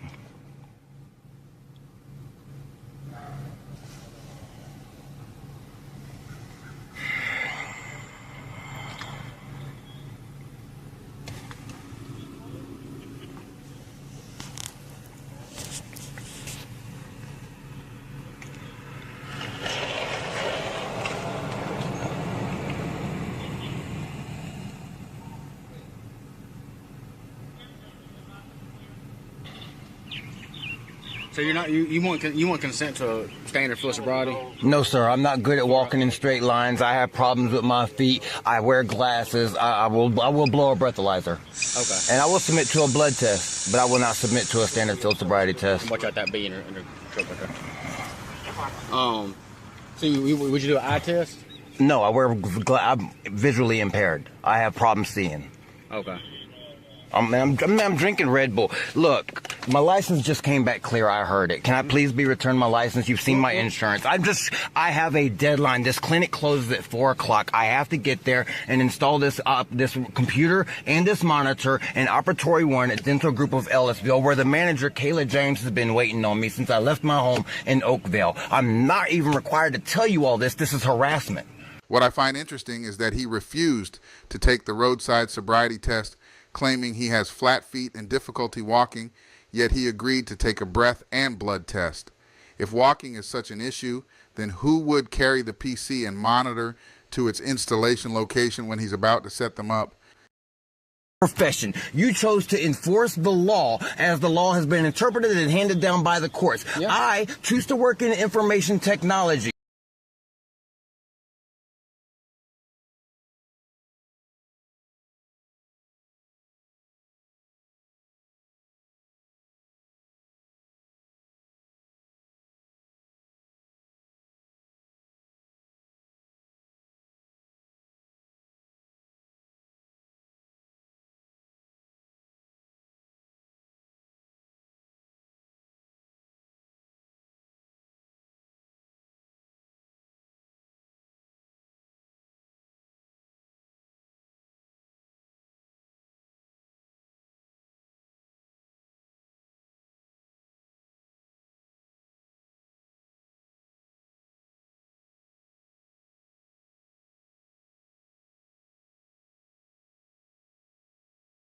But other than that, there is no differentiation between you and I, sir, and I don't have to even call you sir, even though I call my children sir and ma'am, and I address them as please and thank you because I teach them manners, because that's how we should communicate. But because I don't defer to you and provide you with I don't know what kind of perceived respect you think is entitled, I'm being held and detained here when all these other people simply showed their license and you let them go. Well, they show their license and they don't have any indications of impaired because driving. I didn't want to answer y'all's questions. No, that wasn't it. That was it, man. I got it all recorded right here. I'll be glad to take it to court. Want to write me a ticket, please?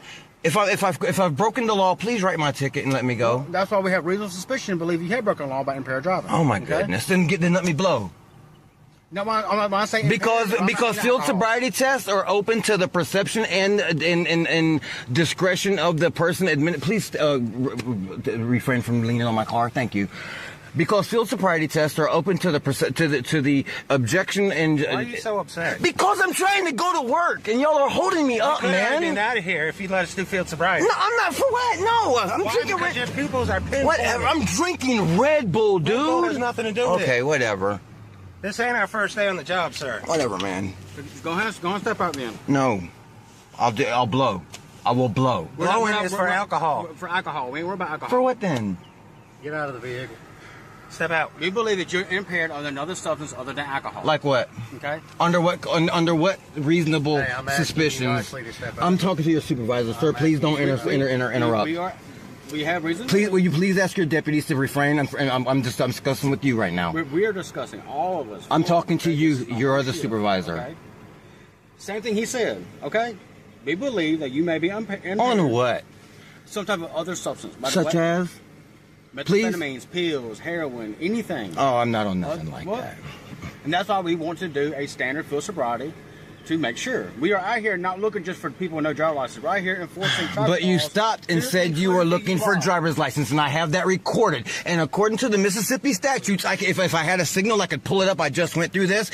A roadblock in Mississippi, 1, must be priorly announced on a public website, and 2, it is a roadblock. It is a driver's safety test and road sobriety test and public records check also have clear definitions under which they can be pursued. proceed. And this, at this point, has been defined in Mississippi courts and the United States Supreme Courts as unreasonable detaining beyond the initial cause of the stop. We are at that point. You know I know what I'm talking about, man. Please don't make this more difficult. Just give me my stuff, man. Not us. I'm talking to your supervisor, sir. I don't care. I'm talking to you. See, that's that disrespect. See, respect goes two ways. You have interpreted that completely wrong. No, I have been through this legally. I know my rights, man. Well, step on out. Because we're coming to a point where you're failing to comply, okay? I have not failed to comply with a lawful order yet, sir. A lawful order is stepping out of the car. It is not a lawful order at this point because I have not broken any laws. I have not broken any laws. I have complied within what the Mississippi law demands that I do. No, you're mistaken on that. No, we sir. have reasonable suspicion to believe No, that you you are do not. driving impaired. No, you. And we want you to step out the vehicle. We are ordering you to step out the vehicle. So step out. We can help you out of the vehicle if you need.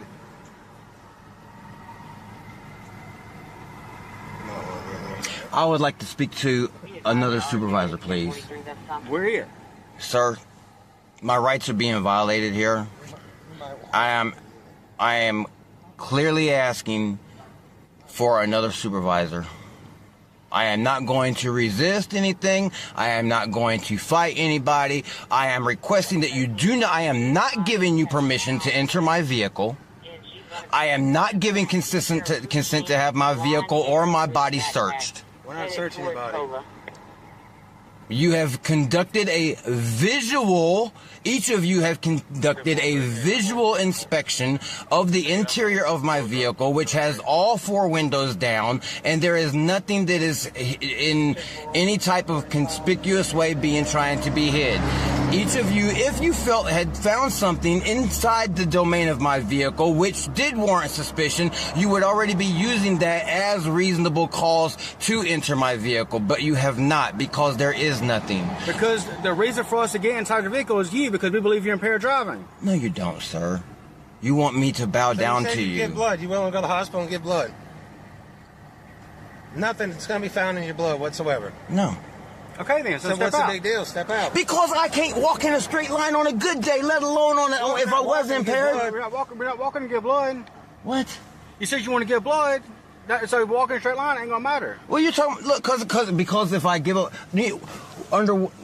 okay, you suspect I'm on methamphetamines or cocaine or something because I'm drinking a Red Bull? No. Yes, it's a known stimulant with known ingredients in it that cause people to have dilation of the eyes and elevated blood rate and stuff like that. This is no secret. I don't even smoke cigarettes, man.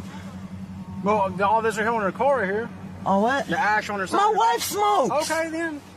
But listen, we have reasonable suspicion to believe that you are impaired driving, okay? So you must step out the vehicle to do 1 of 3 things.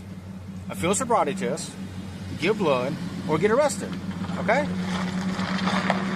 What's your name and badge number again, sir? I told you. This is a new recording. The other one stopped. That's fine. Sergeant Josh Summerlin, Covington 9. Okay. I am getting out of this vehicle. Please step back from my vehicle.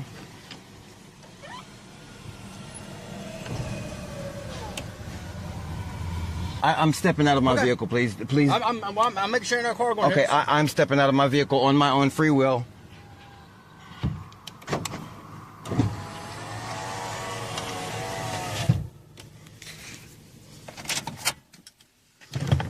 I have turned my vehicle off.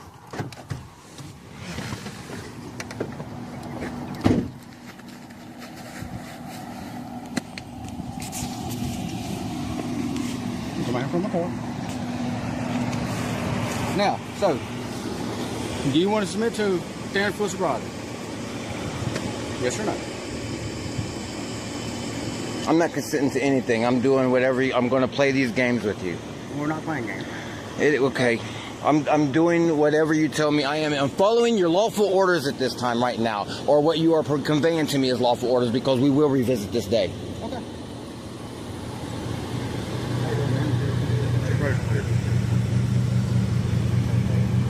So I can't tell you to do field sobriety. I am following whatever you are telling me to do is a lawful order right now, because I will revisit this day with my lawyer. I'm not telling you. Offering you. No, you just gave me an order to get out of my vehicle to do a field. So I am following your orders, sir. Come around. Why am I being arrested? Please tell me what charge I am being arrested for. You put your phone in your pocket. I would like to know, Put your phone please. in your pocket. I will put it. I need to know what charge I'm being arrested for, so I have it documented. Disorderly conduct. Disorderly conduct? Yes. Okay. Thank you.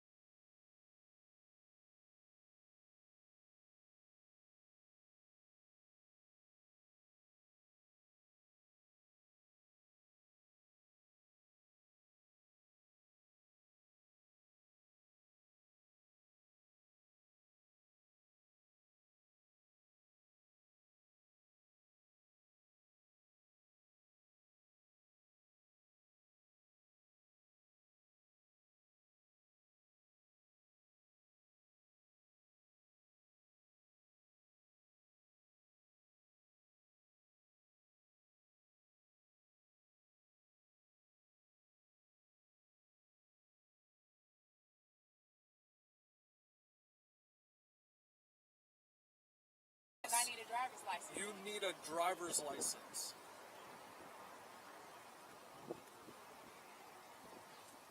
Sir, You need to provide identification. I just gave you identification. If you don't provide identification, you're going to be taken to jail. Judge Oakley's warning, trying to save a stubborn sovereign citizen. In this intense courtroom showdown, Judge Oakley tries to reason with a sovereign citizen who refuses to acknowledge the legal system. Watch as the judge gives a stern warning while the sovereign citizen stands firm in their beliefs. Will reason prevail, or will stubbornness take over? Tune in to see how this tense exchange unfolds and get a behind-the-scenes look at how these situations play out in real courtrooms. All right, appearances for the township. Have a seat, make yourself comfortable. All right, so Mr. Crucell, you filed a number of motions. I'm going to let you pick which one you want to deal with first. Well, this emergency motion stay needs to address the request for the judicial alliance and the process violation. Okay, just hold off with the argument. Hold off with the argument. The question was, what do you want to start with? Okay, so you filed something Friday. I took a quick look at it today. Is that any different than the motion to stay that you filed previously? This is just bringing the fact that all the motions I have filed. Is that a yes or no, Mr. Crucell? Well, it's covering all the judicial alliance. Okay, listen to my question. Is it any different than the last motion to stay proceedings you filed? Okay, just give me what you've added since the last one, because this one I haven't had a chance to read fully. The first one I read fully. I just have the same issue telling you didn't give a shit about what I had to say. Okay, hold on. Mr. Crucell, this is going to be a very long day for you if you don't listen to my questions and answer my questions. That was in the original motion to stay proceedings. I've asked you to give me whatever's new in this motion. New stuff covers Judge King Green telling me to sue the Secretary of State rather than addressing the due process violations in my case. Okay, stop right there. How does that lead to why this should be stopped today? All of this is stemming from where all of this should have been stopped a while ago. That's not the way it works. Mr. Crucell, hold on. Okay, that's the last time you're going to interrupt me today without a contempt of court charge. Is that clear? Your Honor. Is that clear? Constitution against me this entire time. No one has made her answer. One more word, and it's contempt of court. It's $100 a contempt, and if I get totally fed up with it, then I'm putting you in jail. Okay? Just because she and I happen to agree on the law as it applies to your case doesn't mean we're in collusion. It's possible that you're wrong. At least accept the possibility that she and I have the same opinion about something. That doesn't mean we're colluding. You understand that concept? Do you understand that concept? You're supposed to be impartial. I am impartial. I've been trying to save you. Just because I agree with the prosecutor doesn't mean I'm against you. It just means I agree with the prosecutor. So it means if you're agreeing with that, that means you guys are lying against us. So that means in any case, when I buy the arguments from one side, that means I'm colluding against the other. You're agreeing. Yes or no, Mr. Crucell? No, you have to answer my question.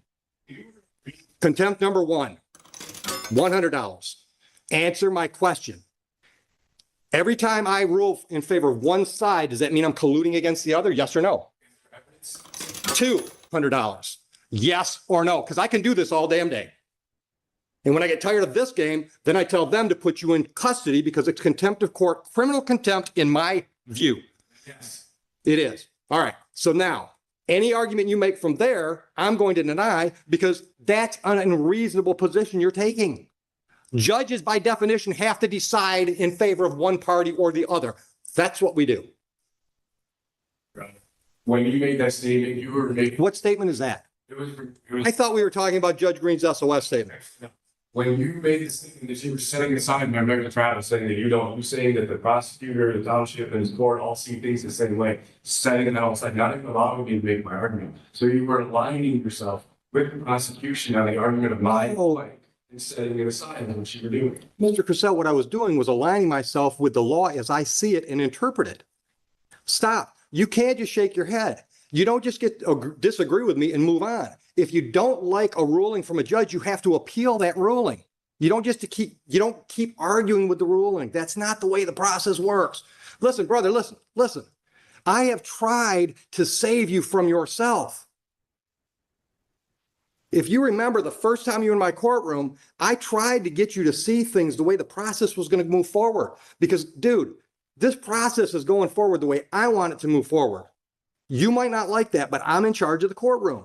And at the end of the day, if you don't like anything I do, you can appeal me. That's why they have circuit courts. But I'm not going to let you make this a dog and pony show, especially when we've got jurors here. Dog and pony show. This court has failed to let me make any of my statements, any of my cases. You even were trying to threaten me with contempt. Anytime I tried, I am threatening you with contempt. my objections on the record, you make my case. So you're No, because third contempt. Do not interrupt me. When I said your objections don't mean shit to me, is because you were using the word objection inappropriately. You objected every time I disagreed with you. If you have an objection, you have to have a legal basis for the objection. For example, she's trying to put a video into evidence. And you say, I object, Judge. She hasn't laid a proper foundation because all she said is, Judge, I've got a video. I'd like to play it for the jury. That's a proper legal objection. When I rule in her favor and you say I object and I say, what's your objection? And you just disagree with me, that's not a legal objection. That's why I said your objections mean shit to me, because you're not using the word appropriately. Because you don't know what you're doing. That's what I tried to tell you originally the first time you were here. You've never been to law school. You've never tried a case. You don't know the rules of evidence and all the other things that have to be in play to have a trial go forward appropriately, properly, and to be perfectly honest, in your best interest. Your Honor, again, you're trying to spin the stereotype. I'm not spinning. Based on you stopping you not allowing me to do it. And that's what you told me when you addressed me. Okay. All right. So let's do it this way. What motion would you like to address first? The motion to postpone? Denied. I'm not denying the jury trial. Especially with the jurisdiction, she's never once it's on the why it's on the prosecutor to prove those things. But there's all sorts of irregularities. All right, let me stop you for a minute. What do you mean you're not going to proceed? You're here. Everything is taking place now shows exactly that there is enough to show. You need to. Once again, you're not answering the question I asked. You just said you will not participate, and I asked, what do you mean by that? Fair trial. I'm not asking you to explain your reasoning. I want to know, what does that mean? I'm not going to proceed with this. You're here. So when I impanel the jury, what? You're just going to sit there and not going to talk? What does it mean when you say you're not going to participate? And go through until these things get addressed. All of my issues that have been ignored this entire time, especially excluding people. Once again, if you accept the motion and I deny it, it's been addressed. You might not like the way it's been addressed, but then you have to appeal it. That's the whole point of me getting all my objections. All right, what's your objection? What's your objection to me denying your motion to postpone this trial at the last minute?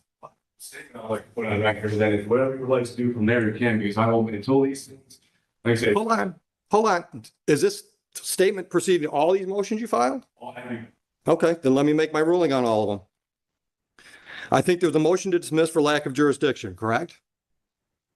Okay. Would you like to respond to that one? Because I think that's already been addressed. Speaker, please arrested Mr. Crusoe while he was in Huron Township, 34th District Court has jurisdiction over offenses that occur within the township, both civil and criminal. This is criminal and Did you appeal Judge Green's decision on that motion? I'm prosecuting because I've been in contact with the appeals. Okay, so there's no appeal filed yet, correct? I'll take that as a yes. There's no appeal filed. That motion is denied then. She made the ruling. You don't get to ask me to make the same ruling. Once again, don't interrupt me because I can go to 4 real quick. Judge Green, a judge in this court, ruled on that exact motion and denied your motion. That motion has not yet been appealed, and it certainly doesn't get appealed to me. Is that clear? Yes. Thank you. Next motion. Motion to... The judge can't just come in here and say that there's... Yes, the judge can. Listen to me. Then appeal her to circuit court. This guy has no idea what he's gotten himself into. Rejecting a lawyer and sticking to his sovereign citizen ideology is definitely not going to work in his favor. A judge made a ruling. You don't get to keep arguing that same motion. All she said was that Judge Martin was setting aside and that I should go sue the Secretary of State. The things that she's claiming and saying were never said to me. And anybody, I have all the recordings and they're submitted to the court. These things were never said to me. And then she comes in here and makes these accusations and saying that the judge said this, the judge said that. Fine, then I'll say the same. I'll say the same thing to you. Listen to me. Here, on your motion to dismiss for lack of jurisdiction, denied. By me, you can appeal me. Because the reason she stated, the Township of Huron issued you a citation. This court has jurisdiction over citations issued by the Township of Huron. So for that reason, I'm prepared to move forward and adjudicate that citation. Is that clear enough so you can appeal my decision? Fine. Okay. Next one up is motion to reconsider for bias and judicial misconduct. Denied. Would you like me to clarify that in any way? Yes, absolutely. Okay. All the reasons that I've stated, there's Okay. Then guess what? The Court of Appeals can overturn me because I'm not biased to you.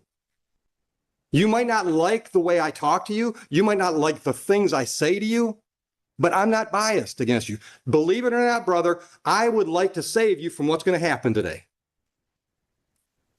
I really would. Because here's my dude, let me talk. You have turned what should be a fairly minor misdemeanor and civil infraction situation into a huge mess. I don't think it's going to end well for you. I tried to save you from that the first day you were here when I tried to convince you to have some conversation with a court-appointed attorney, and you didn't want to do all that. I know in my heart of hearts, I have no ill feeling towards you whatsoever. And I'm going to give you the best trial I can give you today if you decide to participate. But I am not going to let you drag things in front of this jury that I determine are not relevant because that's my job as the gatekeeper after the judge over the trial. I'm not going to let you get into a bunch of arguments that I think are just going to cloud issues if I don't think they're relevant. That's my job as the judge, not because I don't like Mr. Crucell. It's because my job as a judge is to run this trial efficiently and effectively. And I'm going to do that. And if I do that, I anticipate I'm going to step all over your toes and your beliefs. But that doesn't mean I don't like you or I have bias against you. So I am denying your motion to recuse myself. Anything else you want to put on the record so you can appeal that decision? Once again, stop. That's an improper use of an objection. What you want to say is, I disagree with that, which is fine. That's why you appeal it to the circuit court. But it's not an objection. What's your legal objection to my ruling? That's not a legal objection to a ruling. That's not a legal objection. So that's two motions down. The next one is motion for relief from judgment. I'm assuming that's Judge Martin's decision to set aside your defaults. All right. Do you really want me to grant that motion? Because if I grant your motion, that means the default that was set aside, defaults that were set aside are reinstated. Is that really what you want today? Well, listen, the thing is what Mr. Crucell, yes or no? You filed a motion asking me to set aside a decision that was made. Do you really want me to set that decision aside? Because that means those civil infractions are then in default and they're done. Is that a yes or no? Yes or no? Do you want me to set aside those default do you want me to set aside the default set asides? Do you want me to reinstate those default judgments? Then I'll deny that motion. All right. You filed something called Notice of Constitutional Rights, which I didn't see anything where it required me to make any decisions or anything else. You're just letting me know that you're standing on the Constitution? So am I. All right. The emergency stay we dealt with. You also file an affidavit of non-consent.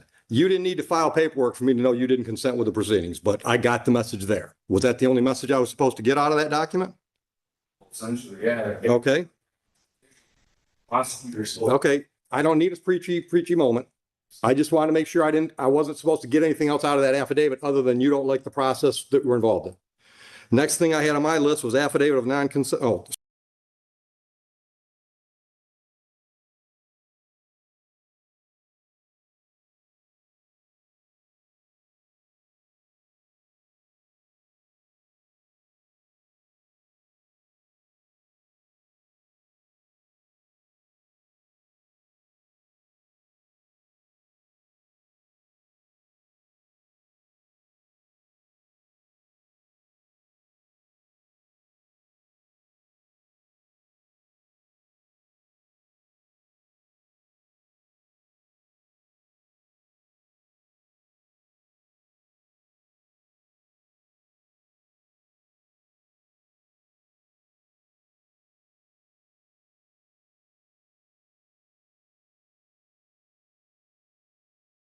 motion for judicial notice. What does that judicial notice of what? Certain terms that this prosecutor keeps trying to use and apply in this case that are not the lawful terminology being used. Okay. For example. You use motor vehicle. Okay. Motor vehicles pretty much a term of art in our business. Law differences between how it's being used. Absolutely. Well, then you can make those arguments. But you can't tell her she can't use that phrase. Yeah, but I'm not the trier of fact. So if you want to make an argument to the jury that her use of the term motor vehicle is improper, you can make that argument. Is that what you're concerned about? Is you're not going to be able to make the argument? Yes. You get what stuff on the record? Filings. Well, I can guarantee you're not getting all these filings on the record because the jury has no reason to know about all your motions. All of this has to go. Everything's taking place. No. Exactly. No, that's not the way it works, Mr. Cusell. No, Mr. Cusell. All right, listen, brother, listen. You don't get to tell me what my job is. I've been doing it for 25 years. Listen. Well, then that's why they have appellate courts for the 4th or 5th time. I decide what this jury gets to see today. I decide. That is, by definition, the role of the judge at a jury trial. I get to decide what goes in front of that jury. If you don't like the decisions I make, you appeal those decisions. That's the way it works. What this jury has to decide today is whether or not you violated the township ordinance on that date. Hold on. None of these legal arguments about whether or not I should recuse myself or whether or not you notice me up for constitutional rights, none of that has to go to that jury.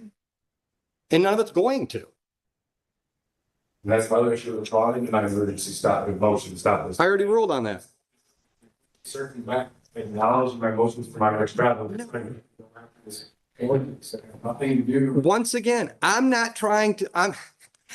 doing my function as a gatekeeper for a jury trial. I'm deciding what's relevant and what's not. And you can disagree with me that all day long.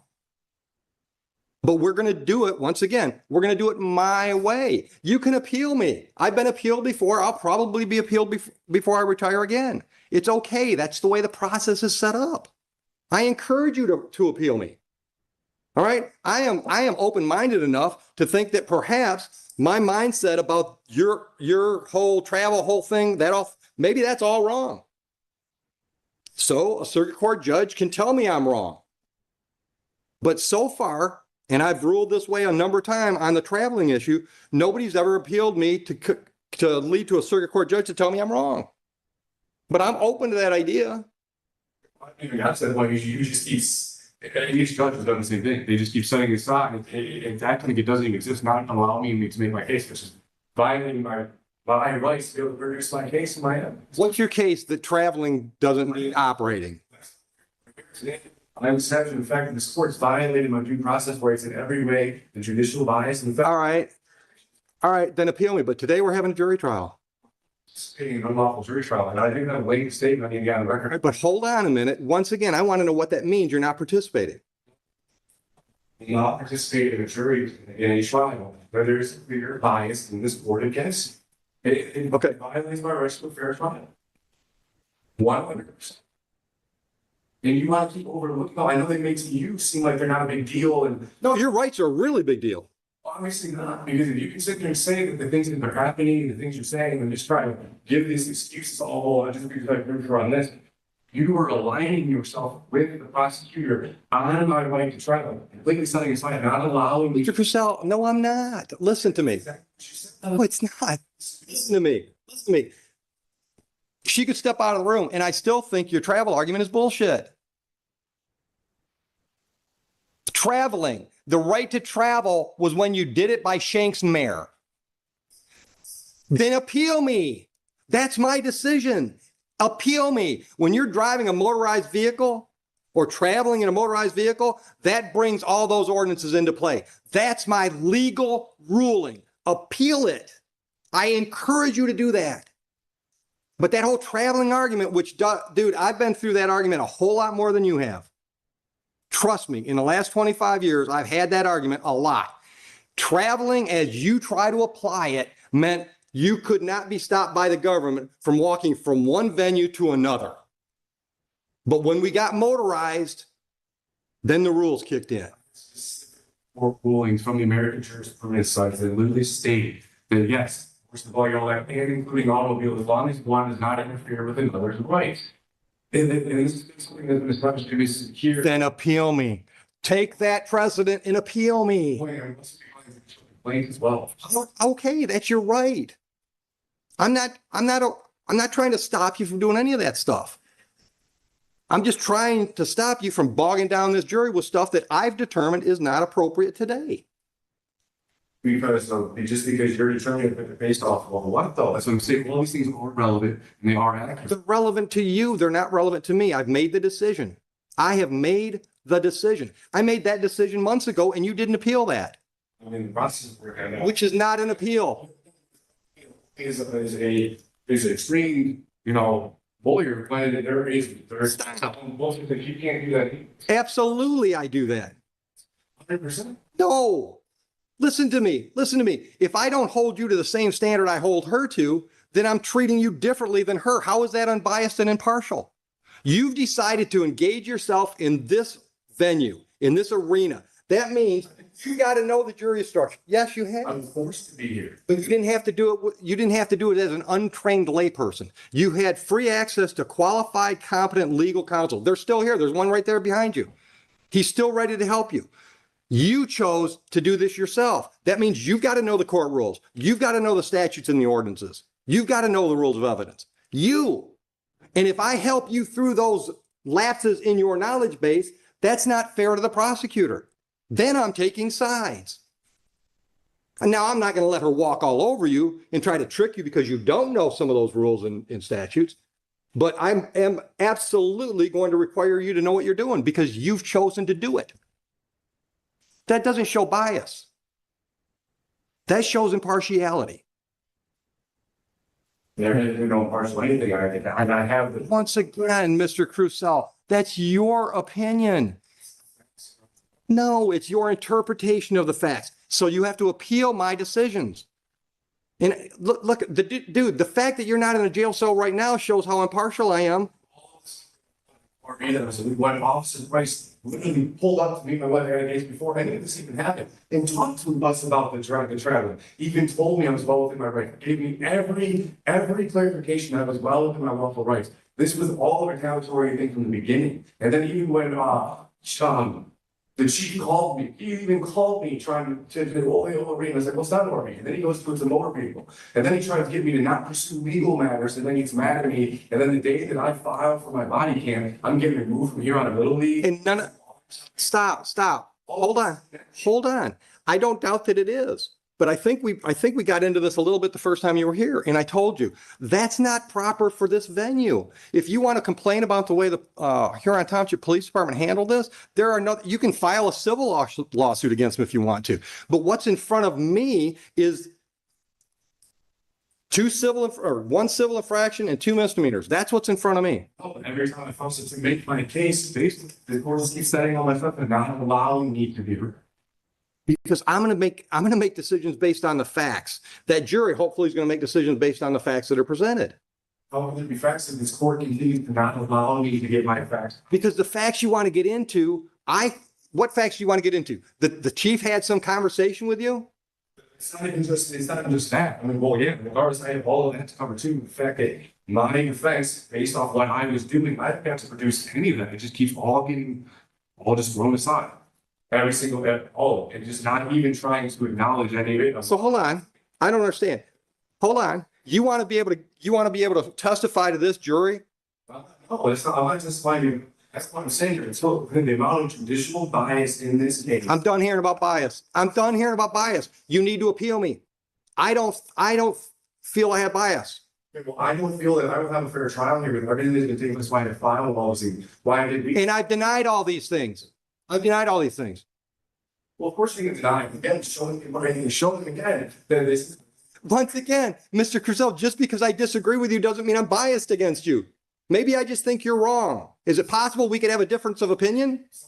Tina Green told me that she was just doubting housing myself because the Secretary of State will make sure I do this isn't a big deal. I'm showing them. I'm not going to. It's no impartial sport here. I've never brought a Secretary of State, have I? So this is where this all stems from. These are the things I've been trying to get noticed. This and talked about. What do you want getting noticed that we're not getting noticed? The fact that this is collusion and judicial bias. It is not collusion. What? All right, listen. What are you going to do today? Because I'm ready to bring the jury, and I've denied all. Stop! I've denied all your motions. I'm ready to set the trial. Are you not going to be here? Again, Your Honor, as established, nothing is even put in here, right? And especially regarding the jurisdiction stuff. Once again, we're at $300 now. We're going to $400. I'm going to ask you the question again. I'm ready to call the jury. Are you going to leave? There's no way they're going to be fair trial. That didn't answer my question. I need to know how I'm going to proceed, because we can have the trial if you just sit there. I'll just tell the jury you've decided to represent yourself and you might not say anything today. So that's the way you want to go with the trial. I do. So it's against that. Okay. Everything is on Okay. Okay. No, let's on the record as you feel they should be. I brought the sites I left the sites at home and bringing up the person's jurisdiction. And hold on. Once again, I want to just, because he just walked in the room. Once again, I want to let you know there's a very competent, experienced legal attorney here, defense attorney here, that's more than willing to help you with this if you want his help. Well, the sport actually was supposed to be. And that ain't going to happen. Any bias shown, you were supposed to reduce yourself. It's in the book. And I don't think I've shown bias. That's what we keep. Once again, you and I disagree. That's okay. That's America. You have to appeal me. You don't just keep to argue. You don't get to argue the same thing over and over and over until I agree with you. That's not going to happen. I know I am not biased towards you. I also know that your ideas of how the law applies in mine are vastly different. But because I'm in the black robe and I'm in charge of this trial today, my ruling stands until a circuit court judge or some higher court tells me I'm wrong.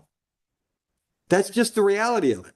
That's what I have to do. Because clearly this court's not going to rule it the way it's supposed to. Not going to stand by your Not by your definition, I'm not. Between the Secretary of State and Attorney General and sent to you. I've never heard anything. I don't even know if you're lawfully allowed to concede it. You can say that again. It's been proven on the record. No, it doesn't need to be proven on the record. Show me a statute or a court rule in Michigan that says I got to prove that. Statute, Michigan statute or Michigan court rule that says I've got to do that. I have it in there. My father was in smoking. So you're such a great legal scholar. MCL 168.420 and MCL 168.467 mandates that the judge must file with the state, and you provided 1X. That is what you have to ensure. Okay, then I don't have it. You can file that motion to dismiss with the circuit court. But we're having a trial today. We're going to have a ongoing participating trial that's going to be impartial against me, right? It's going to be completely. There is no impartiality that is supposed to be here. There cannot be a fair trial for all of the amounts of evidence in the hand. Okay. Anything else you want to put on the record before I call the jury in? Yeah, lengthy statement I would love to put on the record before we get. How lengthy? Go ahead. Just so you know, you're putting this on the record. You're putting this on the record. I'm not listening. Showcase the record. Your Honor, Judge Oak, I respectfully assert that this court has failed to motions by files of the case. Yeah, well down so she can make. Thank you. I respectfully assert that this court has failed to address the critical motions I filed in this case, including a motion to dismiss the lack of jurisdiction, a motion to recuse for bias, and a motion for relief from judgment.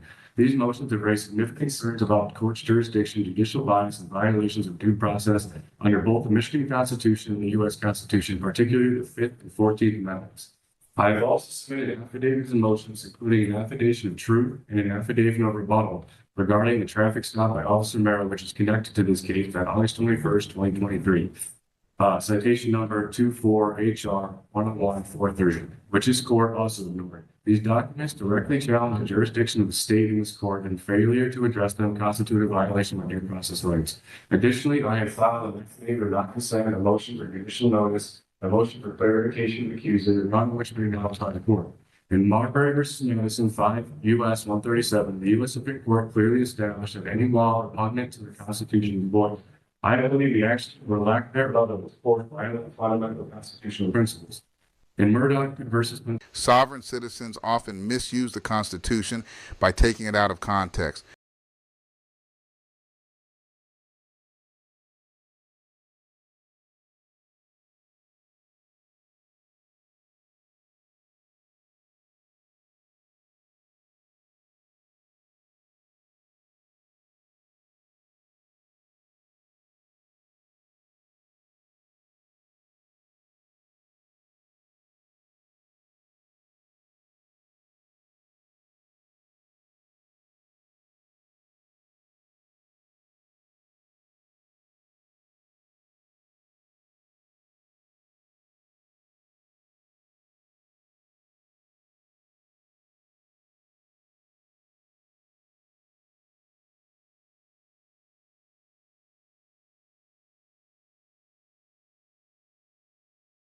For example, they frequently cite Penn versus Murdoch, which has nothing to do with the right to travel. It's actually about taxes and religious freedoms, with no mention of cars.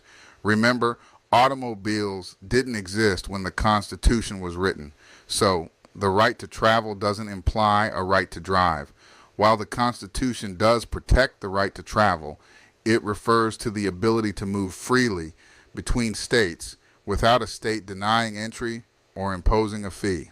Sovereign citizens often distort these principles to support their misconceptions, misinterpreting the Constitution to justify their misguided beliefs. Pennsylvania 319 U.S. 105, the court reaffirmed that no state may impose fees or penalties for exercising a constitutional right.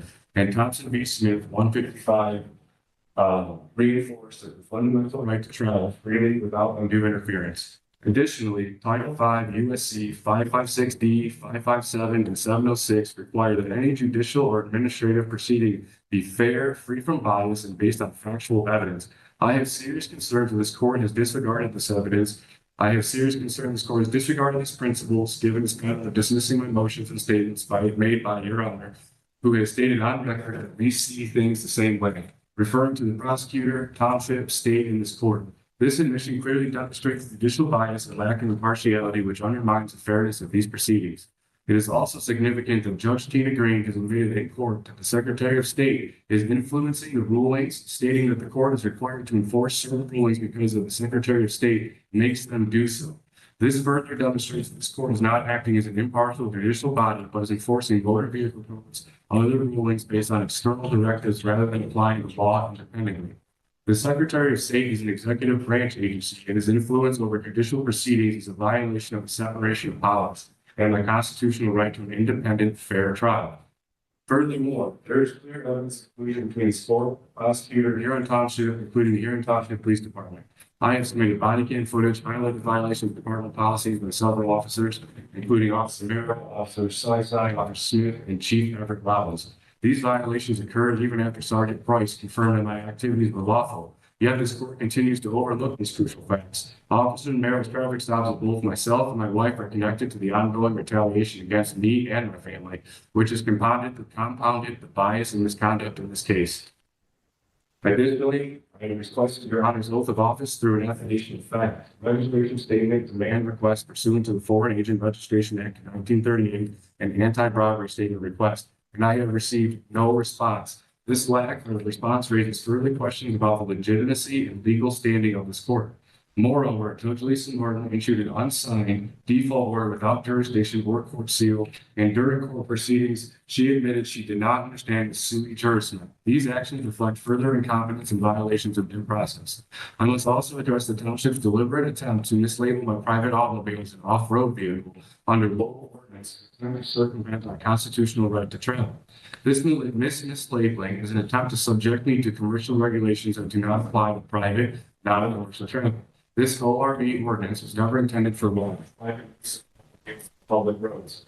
Under the Clearfield Trust Code, United States 318 U.S. 363, when government entities operate in a commercial capacity, they lose sovereign immunity and are subject to the same legal standards as private corporations. The court's actions, including the misapplication of commercial motor vehicle codes, further demonstrate its commercial interest in misinterpretation of the law. The Supremacy Clause of the U.S. Constitution, Article 6, Paragraph 2, mandates that this court is bound by the Constitution, which is the supreme law of the land. This court, however, continues to proceed without regard for constitutional protections, violating my rights at every stage of these proceedings. To continue under these circumstances would be a violation of my constitutional rights and an abuse of judicial power. I respectfully request that the court issue rulings on the pending motions, including the jurisdictional challenge, and immediately dismiss this case by citing overwhelming evidence of judicial misconduct, bias, and due process violations. So these issues remain ignored. I will seek immediate appellate relief, hold all parties accountable, including Your Honor, Judge Martin, Judge Tina Green, Prosecutor Caitlin Margaret Foley, Officer Miro, Officer Sysai, Officer Smith, Chief Everett Robbins, and the Huron Township Police Department. I further assert that if this court continues to proceed under the presumption that I am engaged in commerce, it must present evidence to substantiate its claim. Without such evidence, this court has no authority to enforce commercial motor vehicle codes or ORV ordinances upon me, and any further actions would be unconstitutional and unlawful.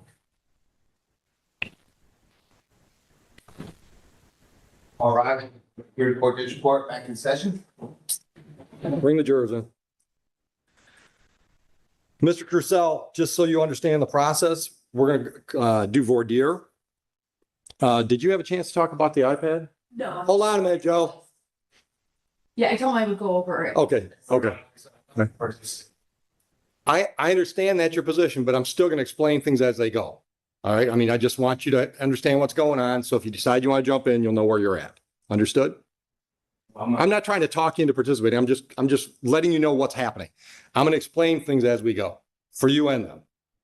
You got that? I suppose I don't understand why I need to sit here and use my time for an Because if you leave, I'm gonna ask you a bench warrant, and you're still gonna have to deal with this down the road.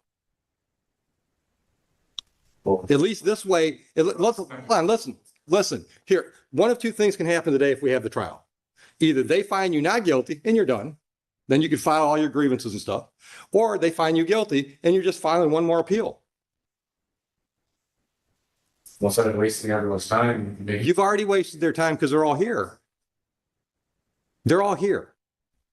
Well, that's why I filed these things weeks ago. These things should have been addressed before this process even took place. There's a scheduling issue that takes place too. So but hold on. Hold on. Don't interrupt.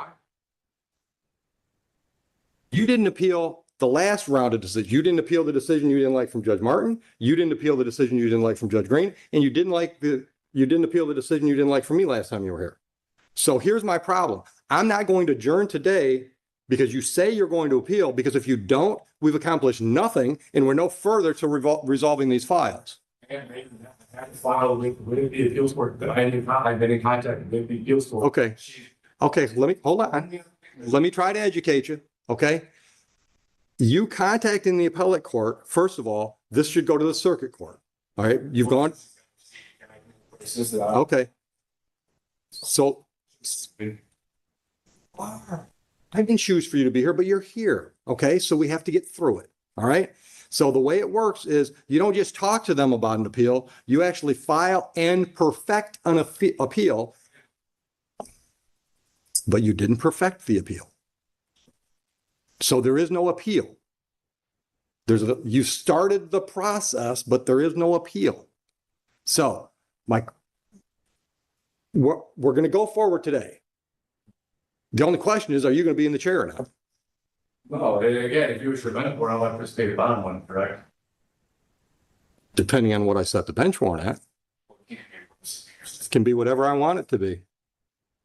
Once again, but see, you think that's bias, right? And that's me explaining to you the way the process works. I could set a $10,000 cash bail on this. And until a circuit court judge tells me that's got to be set aside, it's the bail. That's the bond I set if I set it. Because here's the thing. And I'm trying to, listen, dude, I'm trying to get you to see I've got a job to do. It's got nothing to do with you personally. All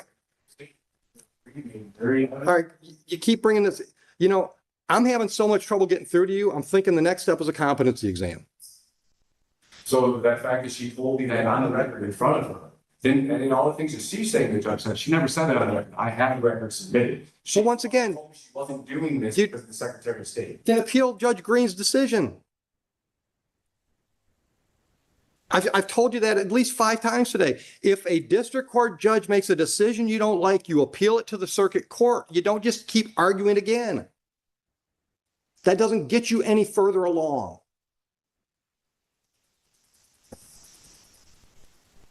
So if you don't participate today, if you just sit there, that's fine. We'll have a trial. You can jump in if you want to. You don't have to. I mean, in any criminal trial, the defendant doesn't have to do anything. But at each step of the game, I'm going to let you know what your options are. So for example, when we do voir dire, I'm going to ask questions of the prospective jurors. She's going to ask questions of the prospective jurors. You can ask if you want to. You don't have to. All right. When it's time to pick the jury, she has a certain number of challenges she can use. So do you. You don't have to exercise those challenges, but that's the way we pick the jury. Do you understand that process?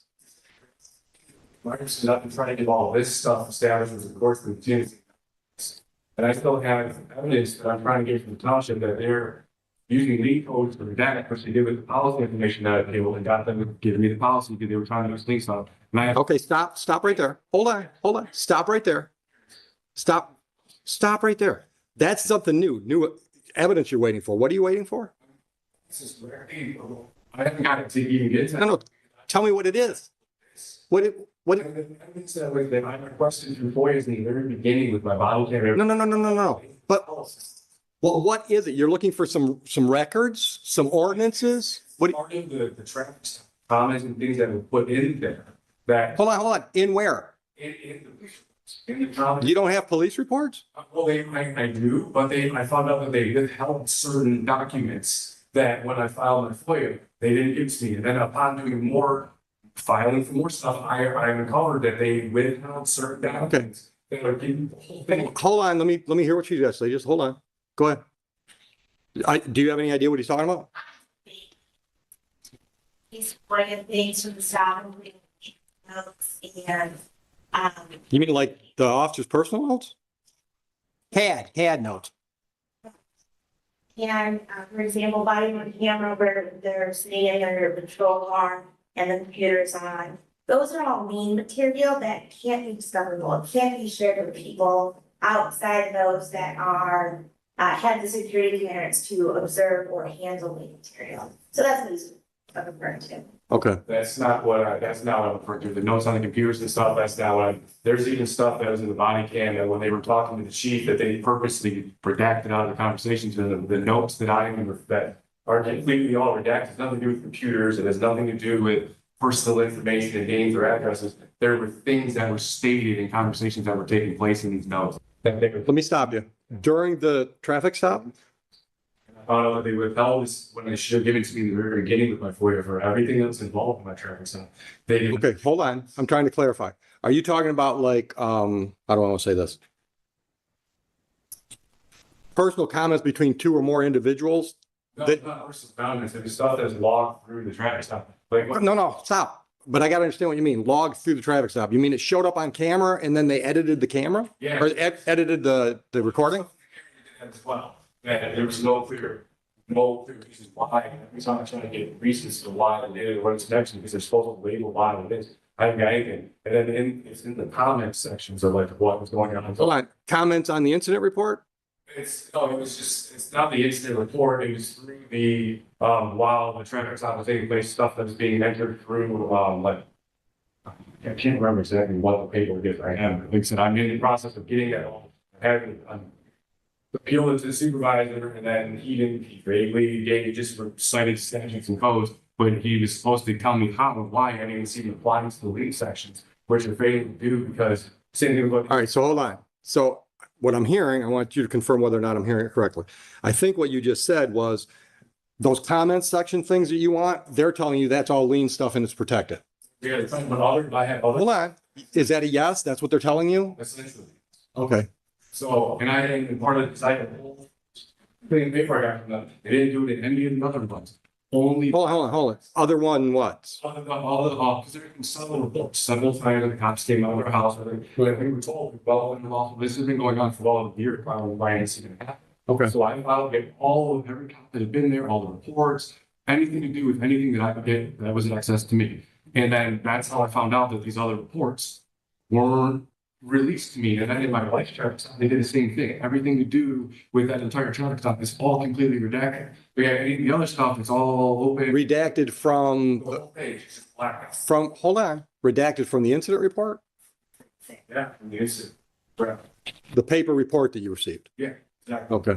With no justification involved. So why any of these things are redacted, I keep trying to, and how they did it with the policy. I tried to get the policy 3 separate times to the department, and then they cite these lien codes for names and addresses and stuff, which I understand there's certain stuff. What policy? The policy conduct for officer conduct and how the officer's supposed to operate themselves, right? So they denied several times stating the same need codes are trying to use all these redactions now. So I appealed it to the township supervisor, and he released all of my information. And it showed that the policy showed that these officers violated the policy and Okay, hold on. Stop.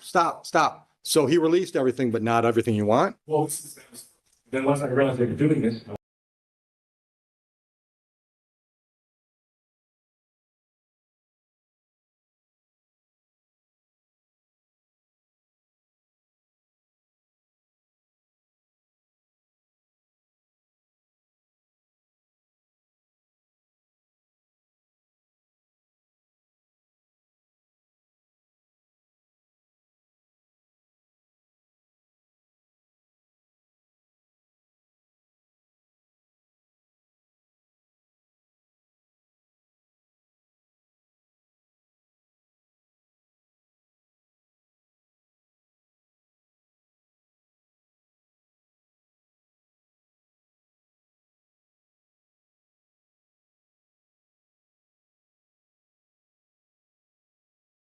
I went back to getting more. That's all. I don't know if there was more stuff that was never released to me. Okay. And then doing the same process using these lead codes to not let me see what was put in this paperwork.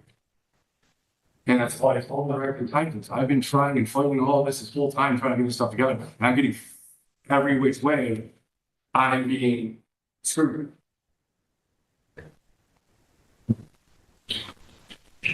He's raising issues that concern me. Because now we're talking about discovery requests that are being partially fulfilled. As it is with this stop, he does have the incident report. He does have body on camera for 4 officers in car, dash cam, what have you. He also personally took a video. I don't have it. There was no mutual discovery. He elected to use the FOIA route to take all this information. What he's referring to again is the CAD information where there is no material. None of that affects what the substance of the incident report or the body worn camera or anything of that effect. He's also talking about incidents that I think they were probably about the township attorney is dealing with it as opposed to the township prosecutor. There's probably about 20 different contacts that he has sought FOIAs through. So it's not just this incident. And what I suspect he's talking about where police may have came to his house or like a traffic stop or speeding ticket, there are no incident reports. Those are CAD notes. So that's probably why those are blacked out as opposed to this incident where a misdemeanor was attached and an incident report had to have been written.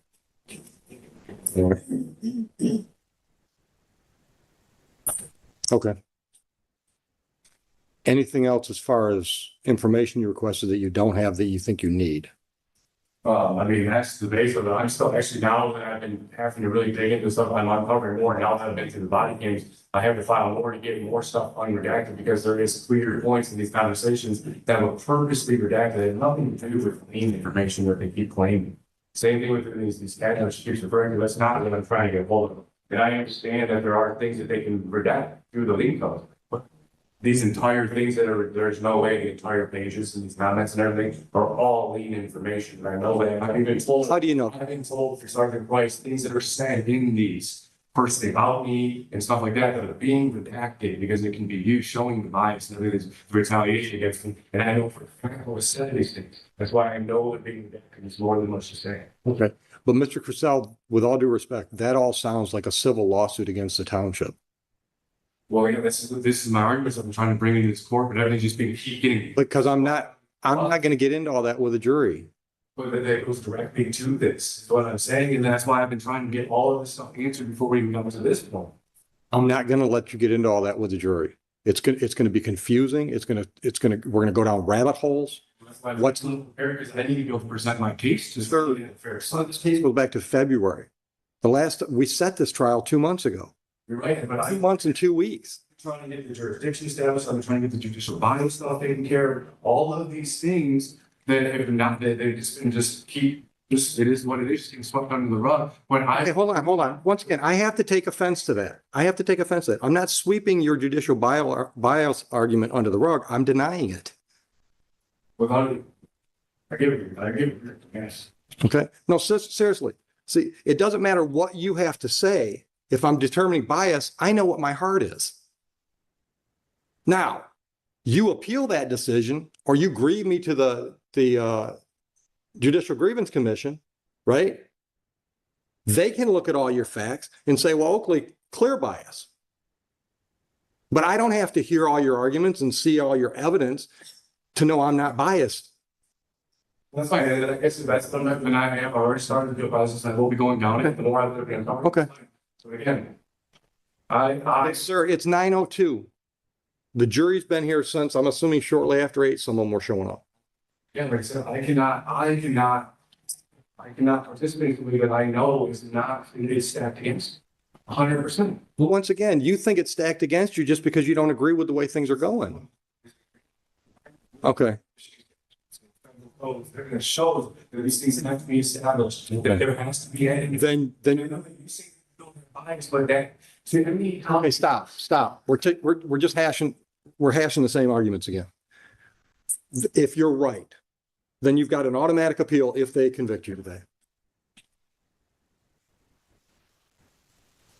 If you're right, and this whole thing has been nothing but a sham. And it has to be, and it's all this turned into. Okay, bring the jury in. I'm tired of talking. That's motion will be real quick. Motion who? Oh, I forgot you filed a motion. Give me just a moment. Yeah. Yeah. Did you see that? Hold on. Did you get her motion? I never seen anything. You know, just, you got a copy, you can just at least show him so he can see if he's seen it before. When did you send this to me? Last Tuesday along with our motions. I have never seen this. Take a minute to look at it. Let's like to bring up for the record too that. Hold on. Hey, hold on. Have you had a chance to look at what you just handed her? Okay. All right. So are you ready to argue that motion?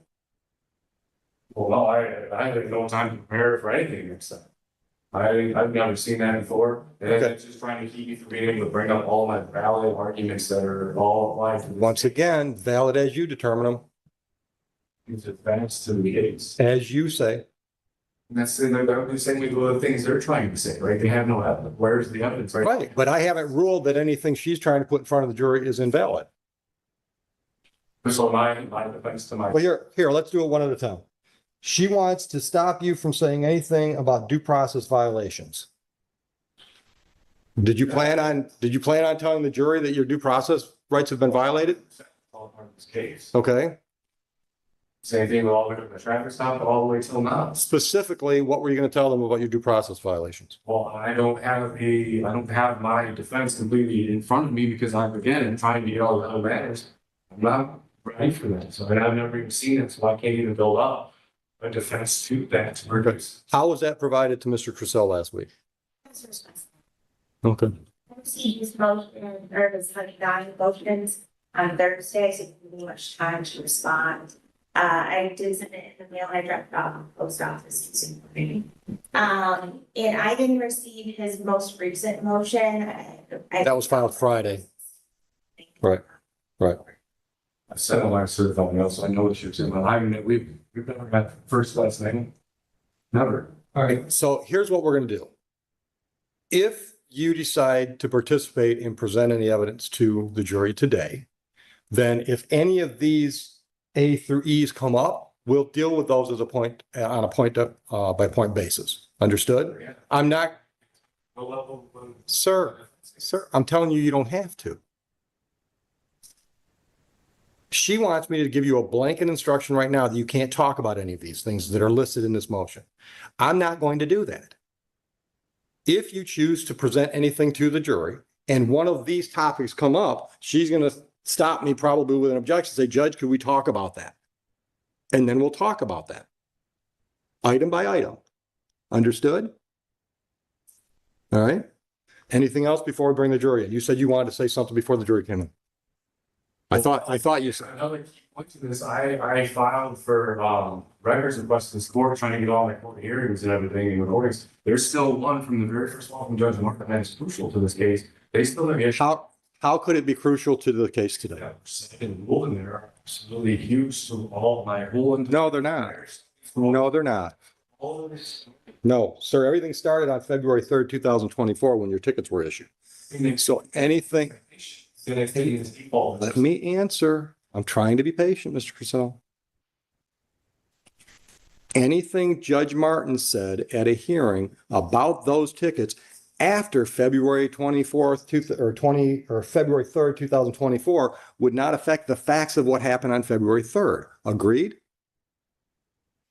But it affects what is going on with this court as far as the fact that. The only thing that's going on with this jury is deciding what facts took place on February 3rd and how they apply to the ordinances the township is trying to apply.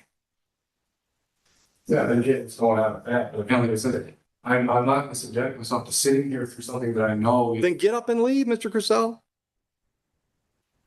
You're not under arrest. I've already explained your options. I've tried to be as clear as I can with your options. Like I said, I will not participate in this. There's clear, there's all sorts of stuff going on here that's great against me. I understand you feel that way, but I've got a trial scheduled today. Something's going to happen. Once again, if you get lucky, they find you not guilty and you're done with this stuff. Can I take advantage to figure out what I want to do with this? Absolutely. Oh, one thing I want to make clear. The civil infractions don't go to the jury. You understand that? That's a formal hearing. That's just between us. You understand that? We'll deal with that after the trial if we have a trial today. The misdemeanors will be in front of the jury. You understand that? Okay, take a minute. Make it quick though. I hate to have the jury wait. Mr. Crisell? Yes. Mr. Bowditch is available. Doesn't cost you a thing just to get his opinion. All right. A bench trial, and I'll get him the whole freaking day. He can make all the arguments. Oh, that's true, yes. So, because I was gonna say we can do the other one on that one. Yeah. So it'll be a special day. Okay. You know what Jeff's extension is in his office?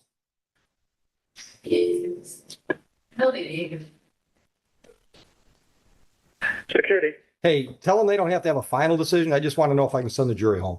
Okay. You're a comment.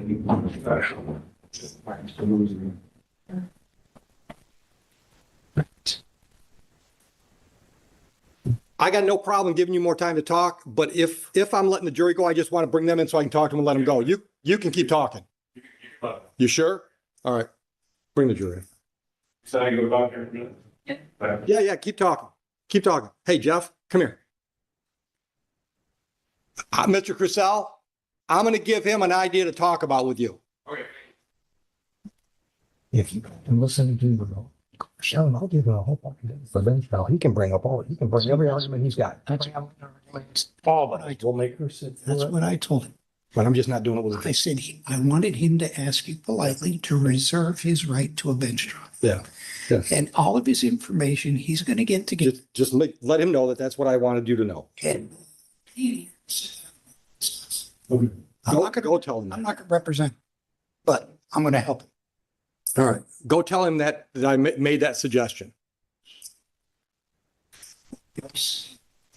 So Caitlin, I gave him an option that if he'll pay the $300 court costs, jury costs, I'll give him an adjourned date so he can perfect all his appeals that he says he wants to file, and we'll send the jury home. But do you think he's gonna pay? Oh, He already owes us. Oh, he only owes us the money on these. Yeah, I think he'll pay. Is it hot in here? Or is it me? No, it's just you, but. Have a seat, folks. And Caitlin, you don't have to stay for this if you don't want to.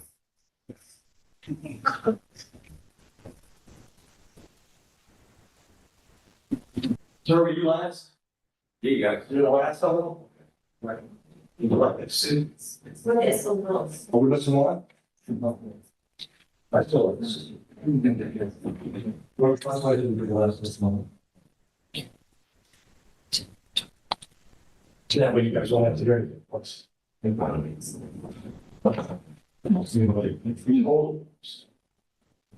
Please. No. This guy.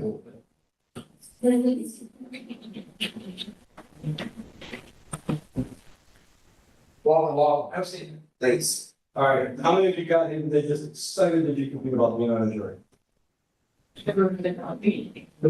One person. You aren't gonna make them now. I'm sending you home. We're gonna pay you for being here, but I think it's $15, so that's part of it. But I just want to talk to you a little bit about what's going on.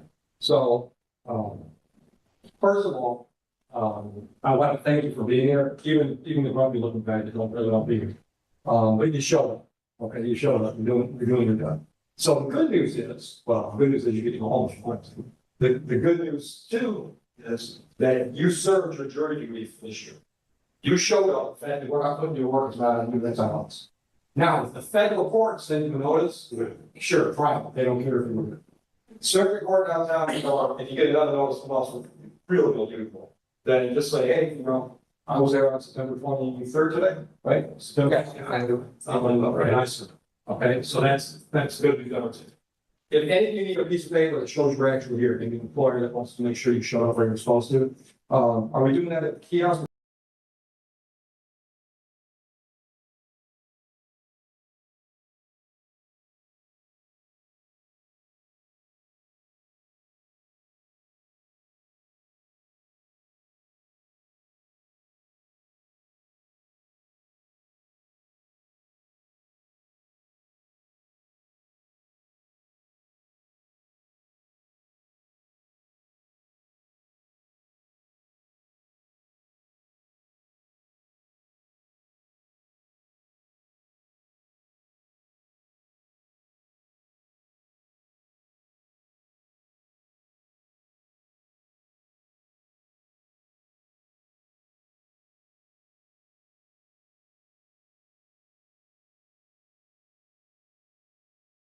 Downstairs. Downstairs, that's right. Okay, so then go down to the cashier, just say, I need a letter to show us here for Thursday. Other than that, I'll take you out right now unless anybody's got any questions I can answer. Yes, ma'am. Is there a possibility you will pay your son this week or? No. Anybody else? All right, once again, sincerely, thank you for showing up today. I hope that this gave you all a free day and you can do something fun. Have a nice day. Thank you, sir. It's not gonna get there. Matt, we'll stand up. Please receive the bond. I need to.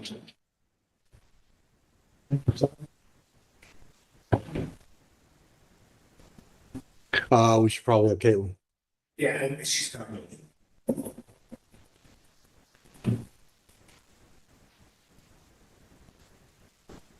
All right, back on the record with the People versus Crucell. All right, Mr. Crucell, I just want to put on the record the conversation that we had out in the hallway with Mr. Bowditch present. Outside of your hearing, by the way. Oh, that's for that. But I filled you in. So you've agreed you're going to pay your $300 contempt charge. I put that in air quotes. I'm going to apply that towards the cost to pay this jury panel for being here today. Agreed? In exchange, we're going to pick a date, hopefully in the next 2 minutes. We're going to pick a date, put this back on our calendar down the road to give you plenty of chance to perfect your appeals, whatever you want to appeal. Agreed? Okay. All right, you can sit down. Okay. Now, but I have to say some other things. All right. Before I took the bench, I did a lot of court-appointed work. All right. So I know that a lot of times when a defense attorney is talking to their client, they've got to get over a mental hurdle because a lot of people in a situation where the court's provided the attorney, they think the attorney's not working for them, the attorney's working for the court. So I want to make sure you understand how this works. Mr. Bowditch, although we've worked together for years, he doesn't work for me. Really, he doesn't even work at my pleasure. I suppose if all 3 judges in this court told the Michigan Indigent Defense Council Regional that he works for that we just don't want this guy in our courtroom anymore because he's just incompetent or whatever, they'd probably put him somewhere else. But other than something drastic like that, he's not here because I'm paying him and I've requested him. You understand that? Okay. His job, his client is MIDC. And I say his client because they pay him, but he's paid to represent folks in district court that don't have their own attorney. I just want to make sure you understand when he's giving you advice, he's not telling you what he thinks is best for me. He's telling you what he thinks is best for you. Okay. Now, the other thing, I'm assuming he brought my offer out to you. Listen, if you want to get into all those arguments that you've referenced today and the last time you were here, I'll give you that. I mean, I'll look at all the stuff you've got on the traveling argument, everything else, because what I told you earlier is I've got an open mind. Okay. I don't think in my heart of hearts, you can convince me that your argument on traveling is a valid one, but I'll listen to everything you've got to tell me on that and every other issue. I mean, I'll give you an entire day set aside for a trial to do all that, but not with a jury. All right. So I want you to know that's an option. I'd like, and if you need to have some conversation with your family or Mr. Bowditch, I'd like a decision on that today, because when you walk out of here, I'd like to have a date on the calendar for either a bench trial or a jury trial. Okay. And I hope, based on my earlier conversations, you understand why I can be much more free and easy about what I let in when it's just me making the decisions than it is with a bunch of jurors. All right, Mr. Bowditch, go ahead. Could we possibly, during this, now, Mr. Crucell and I have had a conversation I think we can streamline this case quite a bit. Could we set another motion date? It's nothing that's been covered. We covered new ground. Okay. This would be a simple motion, with his understanding, it's yes, no. And then if we need to proceed to a bench trial, we would. How far down the road? Well, it depends on how long his, discovery is going to take. If there's anything even possible to be retrieved, but I still do a month or so. Probably a month is too tight. Is talking. Well, no, that's in the process. I've already appealed to the conference. I'm in the process. Okay, hold on.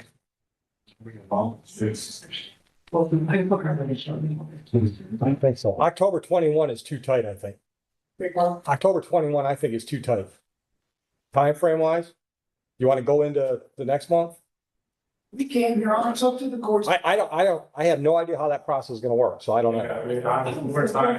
With what the court's done today and asking more favors. No, you're not asking a favor. We're just scheduling a date. Do you do? What is it? That's a Monday before Tuesday. Yeah, that was We'll safe. open that day. That'd be safe. If Caitlin is. Do you have an opening on Monday, the 25th? You're not scheduled. Of November. Just for a motion. This is just a motion hearing. We're not going to take testimony. Okay. As long as you're not, no, Don't- you don't have them that month, it looks like. So that'll work? What's the date? 9 a.m., the 25th of November? It's the Monday before Thanksgiving. Nobody's got travel plans? Motion date. Okay. So I think what I'm hearing is you think that will either be dispositive or we'll set a trial date that day. Yes, Your Honor, or we'll resolve. Okay, all right. Okay. I didn't ask. Can you pay the $300 today? Okay, and I implore you, keep talking to him. Keep talking to him. All right, anything else? All right, we're adjourned. Yeah, go ahead. Officers are here and Yep. us ready to testify. Understood. And you can give them my apologies. Put it all on me. So your civil infractions, we're just kicking those down the road. Understood? Okay. Or I keep saying infractions. It's 2 misdemeanors, 1 civil infraction. All right. Okay, so everything's adjourned. I'll make a note in the file so the cashier knows what to do with your $300. Mr. Bowditch, as your, Not officially, I don't think. let me just give you notice. Did we set that at 8:30 or 9? You said no. 9? We set it at 9, but if he's always here early, she'll probably be here early, so get here early, we might get it done with. You're not late if you're not here before 9, but just telling you. Okay. We'll get your notice, you're good to go. You're on the cashier, correct? Yeah, I got money, you got this on. Yeah, thank you, Your Honor. Thank you, Mr. Bowditch. I appreciate the efforts. In conclusion, this sovereign citizen has tried every trick in the book, but still fails to understand why his flawed ideology doesn't align with reality. He continues to misuse the Constitution in a weak attempt to justify his delusional beliefs. Not once has this ideology won in court. While there have been cases dismissed, a dismissal is not a victory. Courts often reduce charges or dismiss cases to secure some form of conviction, even if it's not the outcome they initially sought. If the courts were stricter in dealing with this type of behavior, we might see less of it rather than more.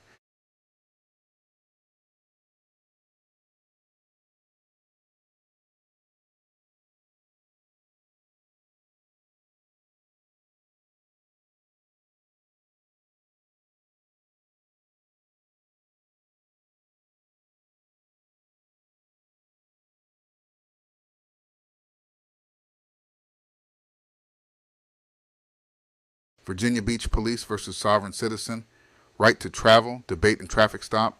In this intense encounter, Virginia Beach Police stop a self-proclaimed sovereign citizen during a routine traffic stop, leading to a heated debate over the controversial right to travel argument. The individual challenges the officer's authority, insisting they are not required to have a driver's license or follow traffic laws. Watch as the officers navigate the situation while the sovereign citizen argues for their constitutional rights. This video dives into the growing friction between law enforcement and the sovereign citizen movement, raising important questions about legal authority and the limits of personal freedom on public roads. I'm getting pulled over. It is 9:44 a.m. I'm in the city of Virginia Beach. I have 2 officers behind me. How's it going? I see your driver's license and registration and insurance for this vehicle, please. May I see your driver's license? Everything that I have is contained in here, and I have a camera going just to let you know that that's what this is. May I see your driver's license? I'm not concerned with documents which you produce, okay? Well, this is what I have as my identification. Okay. It's everything is contained in here. My ID is copied right here on the back of this. Vehicle, sir? Yes, I do. And what do you have? I have my sidearm, which is a Glock. Okay. You have your sidearm, which is a Glock? Yes, sir. Okay, and what else? I mean, I think I have a knife somewhere. Okay. Okay. And where is your Glock right now? It's on my holster on my hip. Okay. It's open carry right here. Alright. Would you relinquish that weapon to me for safekeeping? Not right now. I wouldn't like to do that. Do you have a valid driver's license, sir? Everything that I have is right there. The question is, do you have a valid driver's license? I reserve my right not to answer any questions at this time. Okay. And like I said, everything, I'm not trying to be a pain. Just everything that I have is right there in that paperwork. Okay. If you would just do me the professional courtesy of reading it real quick, it shouldn't take more than about 2 minutes. Okay. And just so you know, I'm a peaceful guy. If you want me to like get out at any point, or if you plan on taking me into custody. Okay, well if you do, just know I'm peaceful. There'll be no need for you to use any force of any kind. I'll comply to any lawful order given. Okay? Alright. Alright, thank you, sir. Alright, sir. So saith the United States Constitution. I have a notice of understanding and intent and claim of right that explains my right to travel. There's the Supreme Court precedents here. Everything that I've given the officers is typed up. It's all been notarized. Hey, listen, do you have any documentation for the vehicle? Anything with a VIN number on it? The vehicle is not technically what y'all would consider like a motor vehicle per se. I understand. It is my car. It is titled to me. I don't believe that I have the title with me. I think it's in my safe at the house. Do you have any documentation at all for the vehicle? I can check and see for you, but like I say, if this is an automobile, it doesn't follow under the purview of the Motor Vehicle Code. This is the Constitution of the United States. Well, I understand all that, sir. I'm just asking if you have any documentation for the vehicle, that's all. I don't believe I have it on me, no. Okay. You covered up the VIN number, I see? Like I said, this is just a car, sir. It's just a piece of property. It's not registered. Okay. The registration, like the tags that are on it, or the tags that I have for it, they simply say exempt. So this is private property, and I do reserve all my private property rights at this time. I understand what you're saying. What's your personnel number, sir? My personnel, my badge number you want? Yes, sir. It's 318.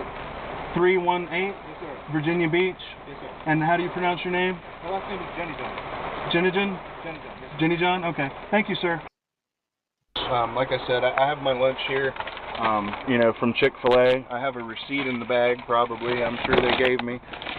This, proves that I'm not involved in commerce, that, I'm out for traveling for private reasons because I was hungry and I would like to, have a chance. I paid my taxes on the food that I bought. They're acting to this point professional, and I appreciate that. I don't know what they're planning on doing. This is the first time that I've encountered the police with the right to travel. I'm not on the side of the road. I've pulled into a parking lot. I was hoping that this might, give me the ability to, if they won't let me walk, or if they won't let me operate my car away from here, and travel away from the site, that one, they might let me call AAA to pick it up, or two, they may let me, at least walk from here, and recover the car, later. Hang on one second. You want to step out of your vehicle, come up here out of the rain and talk with me? Are you going to place me under arrest, or are you just trying to get out of the rain? I just need to finish up some documentation with you. Okay. The officer said he's not going to arrest me, so hopefully that'll be true. I'm not going to run from you, on the left is a threat.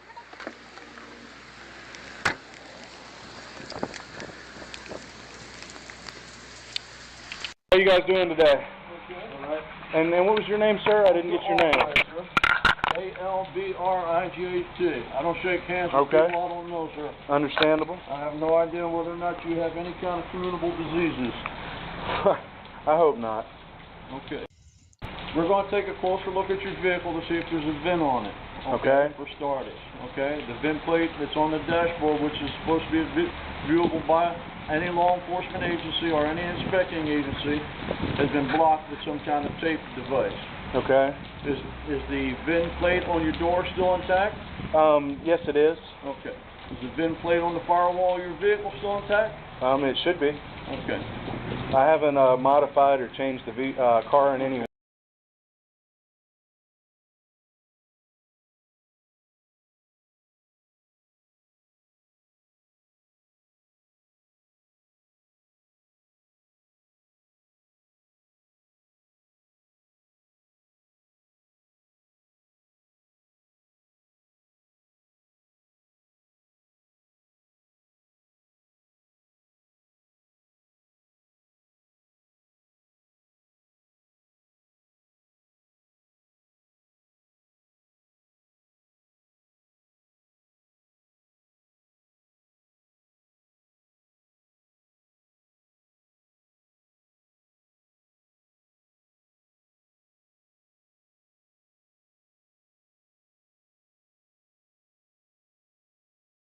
The automobile is how I guess it was from the factory.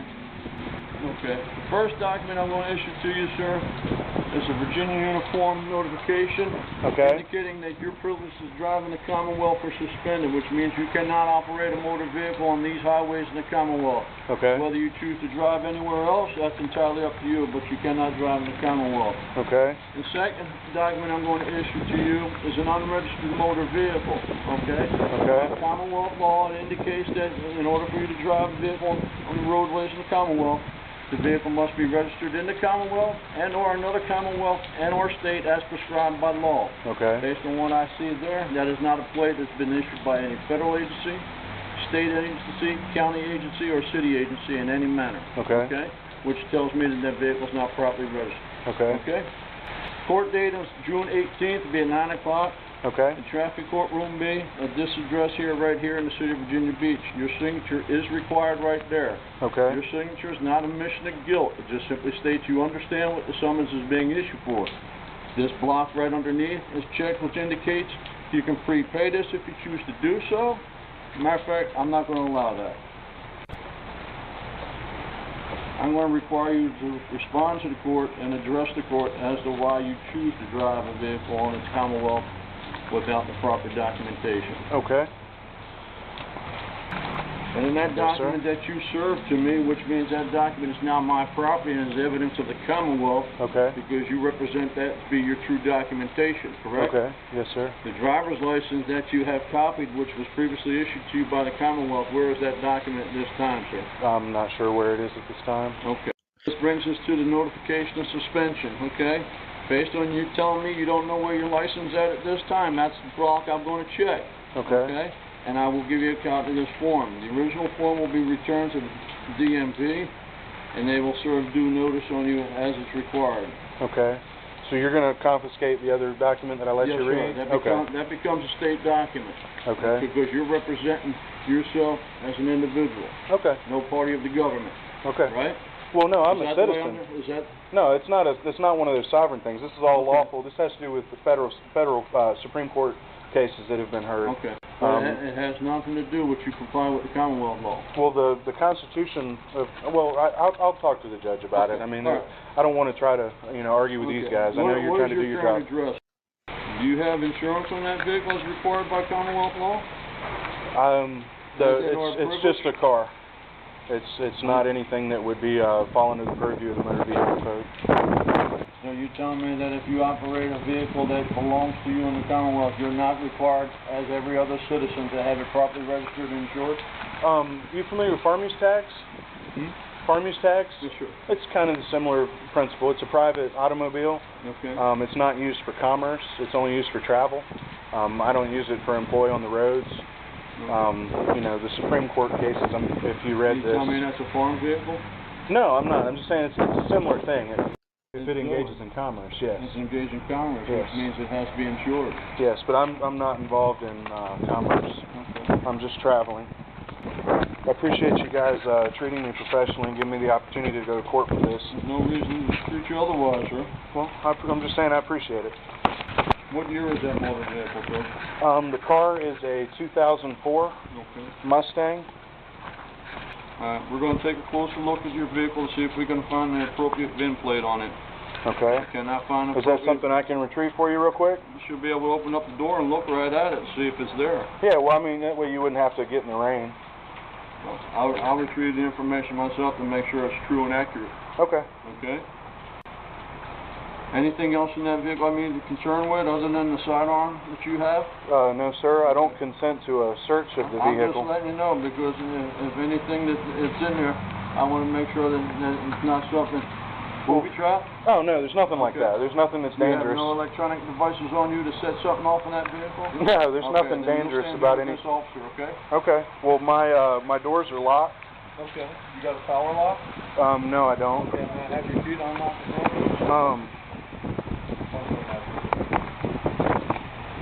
Like I said, I don't consent to you opening the car. Vehicle, sir. I'm going to open the door jam. Like I said, when you took the time to block that VIN plate, all right, which means I cannot read it through the windshield, I have a right to enter that vehicle to retrieve a VIN number, whether it be in the door or in the engine compartment. Well, I'm not arguing with anything you're going to do. I'm just telling you I don't consent. That's all I'm saying. All right. Okay. Y'all ever come across a right to travel yet? All right. Yeah, definitely not something we come across every day. Okay, yeah, well, I didn't think so, yeah. Did you get a chance to read the paperwork? No, I have not. I'm just helping him out. Okay. I haven't read anything. Have you read any of the Supreme Court cases that have to do with the right of a citizen to travel? Oh, we've been notified about some of them. Right. Oh, I guess the VIN number's printed on that sticker? Yeah, right inside the door jam? Okay.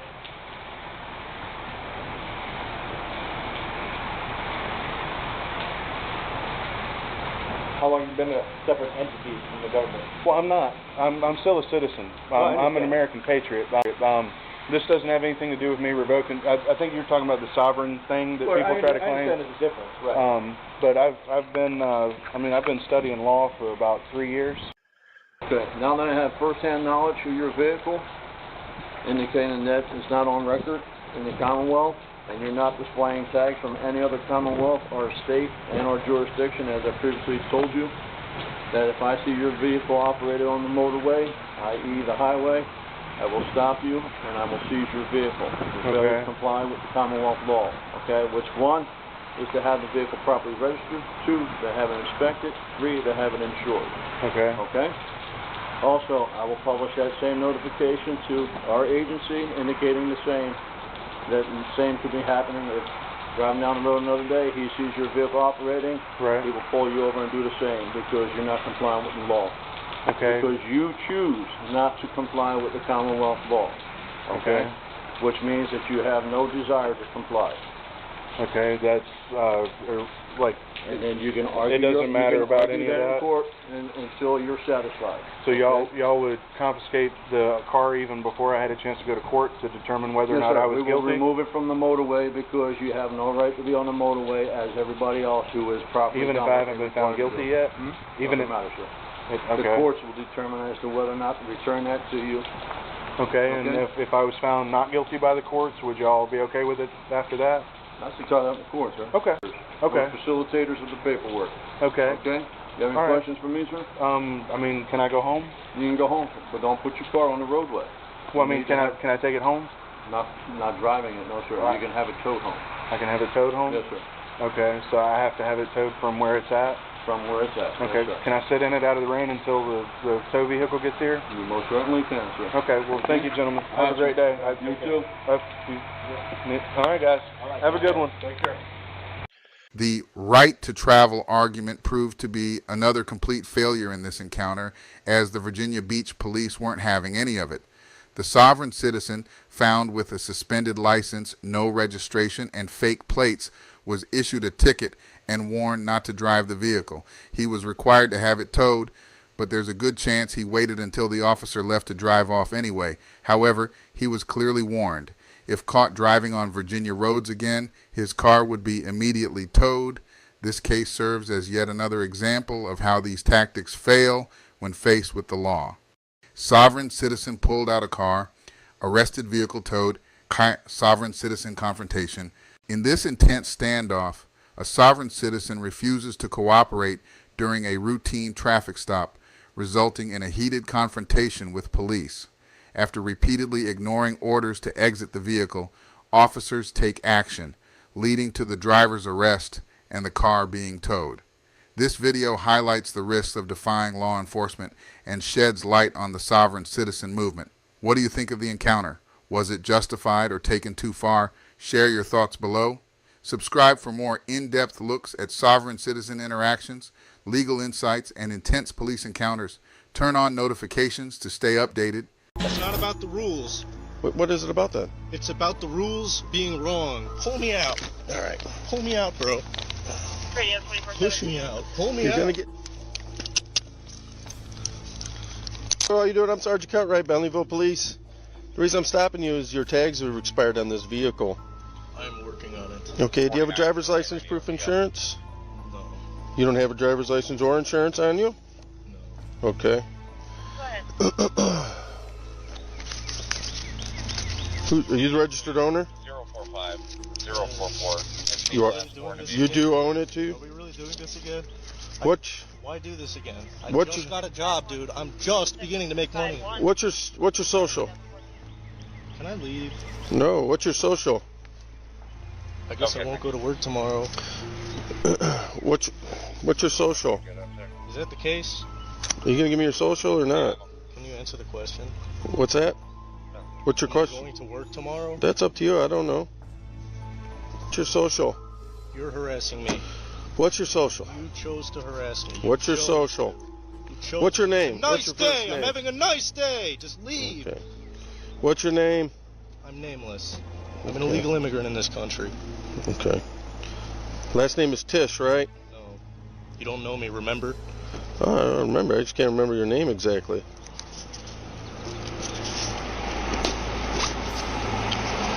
All right, hold still. Mr. Tish, I'm gonna have you step out of the vehicle for me, okay? Why, dude?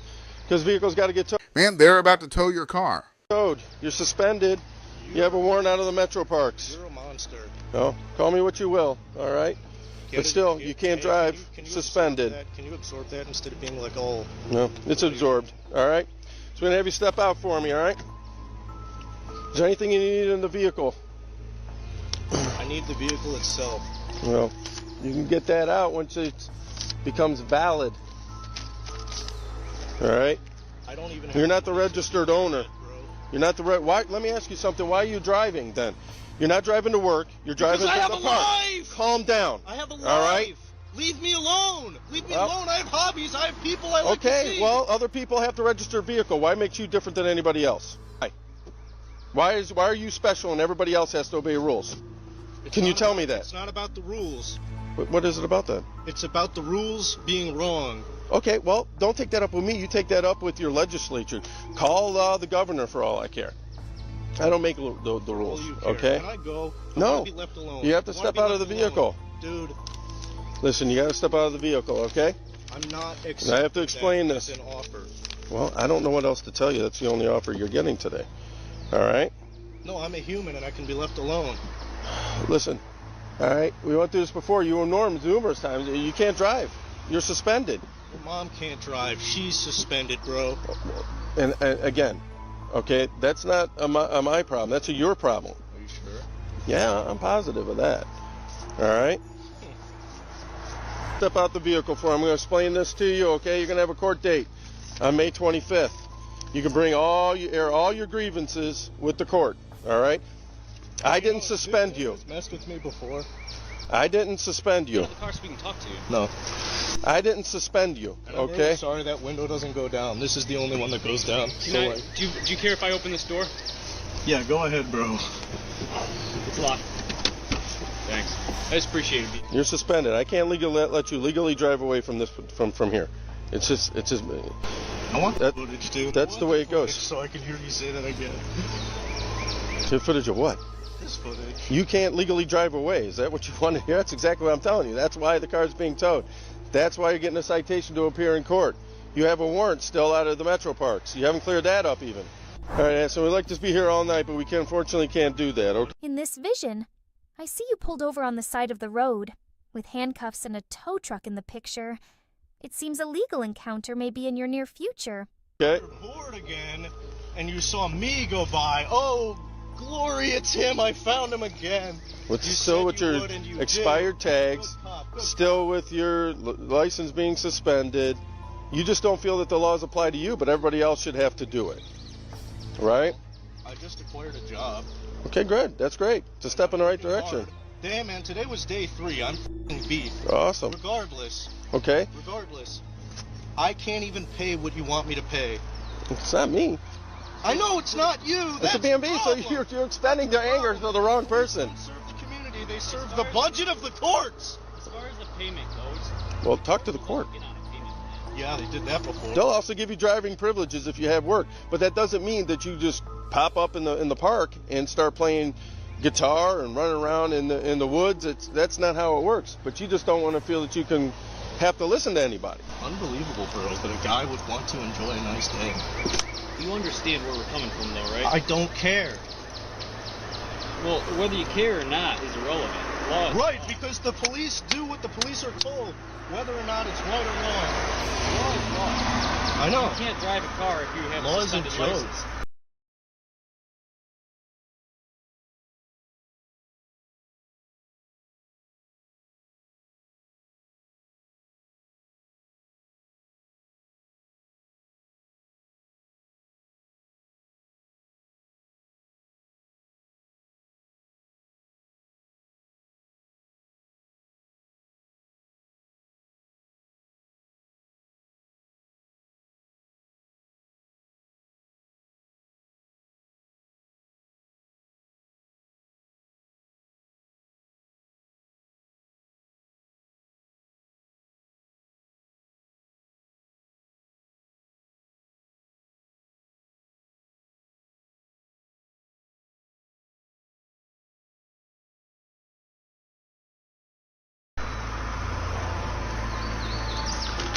Right. Everyone weasels their way around, whatever they want. Yeah, bro, I'm balancing the court's checkbook. You're welcome. The car for me, all right? Bro, I want you to drag me out of the car. We're not going to drag you out of the car, because then you're going to have to go to jail. I'm going to sit here. You're going to go to jail, all right? Don't do that. Don't do that. You're just compounding your issues. Do you have a life? Okay? No, I don't. Apparently I don't, okay? Are you sure? I'm sure of that, okay? Things you do? No. Family? People you see? People you know? People you Got didn't nobody. know? It's just me, by myself. Why don't you call a friend or a family member right now to come pick you up, and then we can all... I can even give you a courtesy ride back up to your mom's. Yeah, that'd be lovely. Well, we're doing the best we can here, okay? The best you can do is not enough. Well, and the best, what your best you can do is just let you drive away and just never to bother you. Yes. Just free to go do whatever you want, right? That would be nice. It doesn't work that way, Edison, all right? So, don't let go of my... These are my possessions. You're about to go to jail. These are my You want to go to possessions. jail? Do you want to go to jail? I'm asking you. Do you want to go to jail? Right now. Either step out the car now. What's the option, bro? What's the other option? The option is getting out of the car and you go home. Or I don't live in Solon. You can. I don't care where you live. Drop me Call a off at my friend. mom's Call a house friend. at 2 a.m., dude. Okay, well, get your mom here. I'll even drive you to your mom's. You can arrange a run. You're in the wrong All right, here. step out the car. Are you going to get out the car? Pull me out of the car. Are you going to get out of the Pull car? me out of the All car, right, dude. come on. Pull me out. All right. Pull me out, bro. Push me out. Pull me You're out. going to get tased. You're going to go to jail. Stop it. You understand me?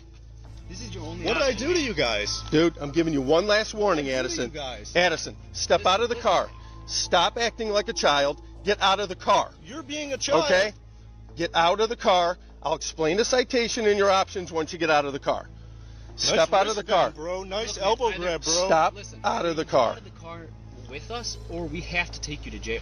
Right. I don't want to take you to jail. So the other option is my car is gone. It's towed, and you get it later. Right. I don't get it later. You can get it later when it gets towed. No, But I can't. It's either that or you get arrested right now. And we do not want to arrest you right now. Don't want to arrest you. So what's the alternative? Well, come on out the car so we can talk about the alternatives. That's not the so All you're right. towing my car. Your car's going to be towed, yeah. Wrong. Right, it's going to be towed. Or not, your car's getting towed. Step out of the car, Addison. Step out of the car. Police are messed up. Dude, listen, believe me when I say we are working with you more than most police officers would be. Right. I disagree. Come on. I It's time to get out of the strongly car. disagree. You would be tased by now. All right. What is that? Had enough. You're going to go to jail.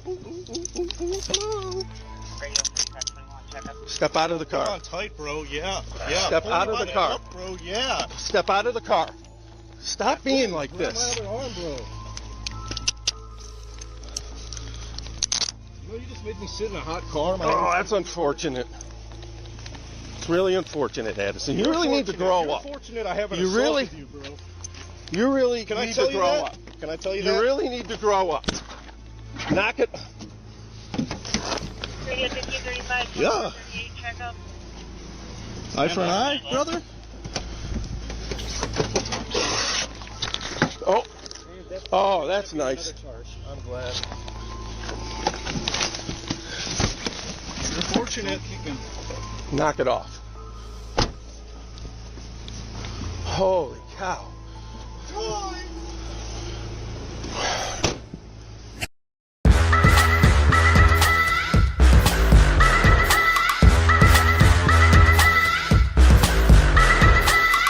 Conclusion: this sovereign citizen thought he could talk his way out of the traffic stop, but instead of simply stepping out of the vehicle and going home, he chose the hard road, ending up in handcuffs and under arrest.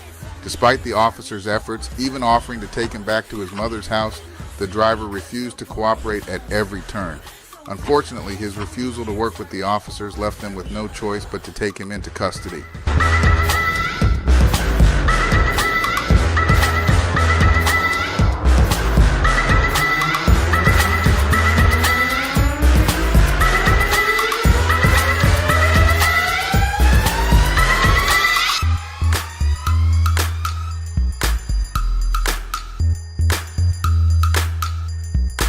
You have to be a special kind of stupid to claim natural person in Judge Perkins' court. In this video, we dive into the pitfalls of trying to use the natural person argument in a courtroom, especially under Judge Perkins.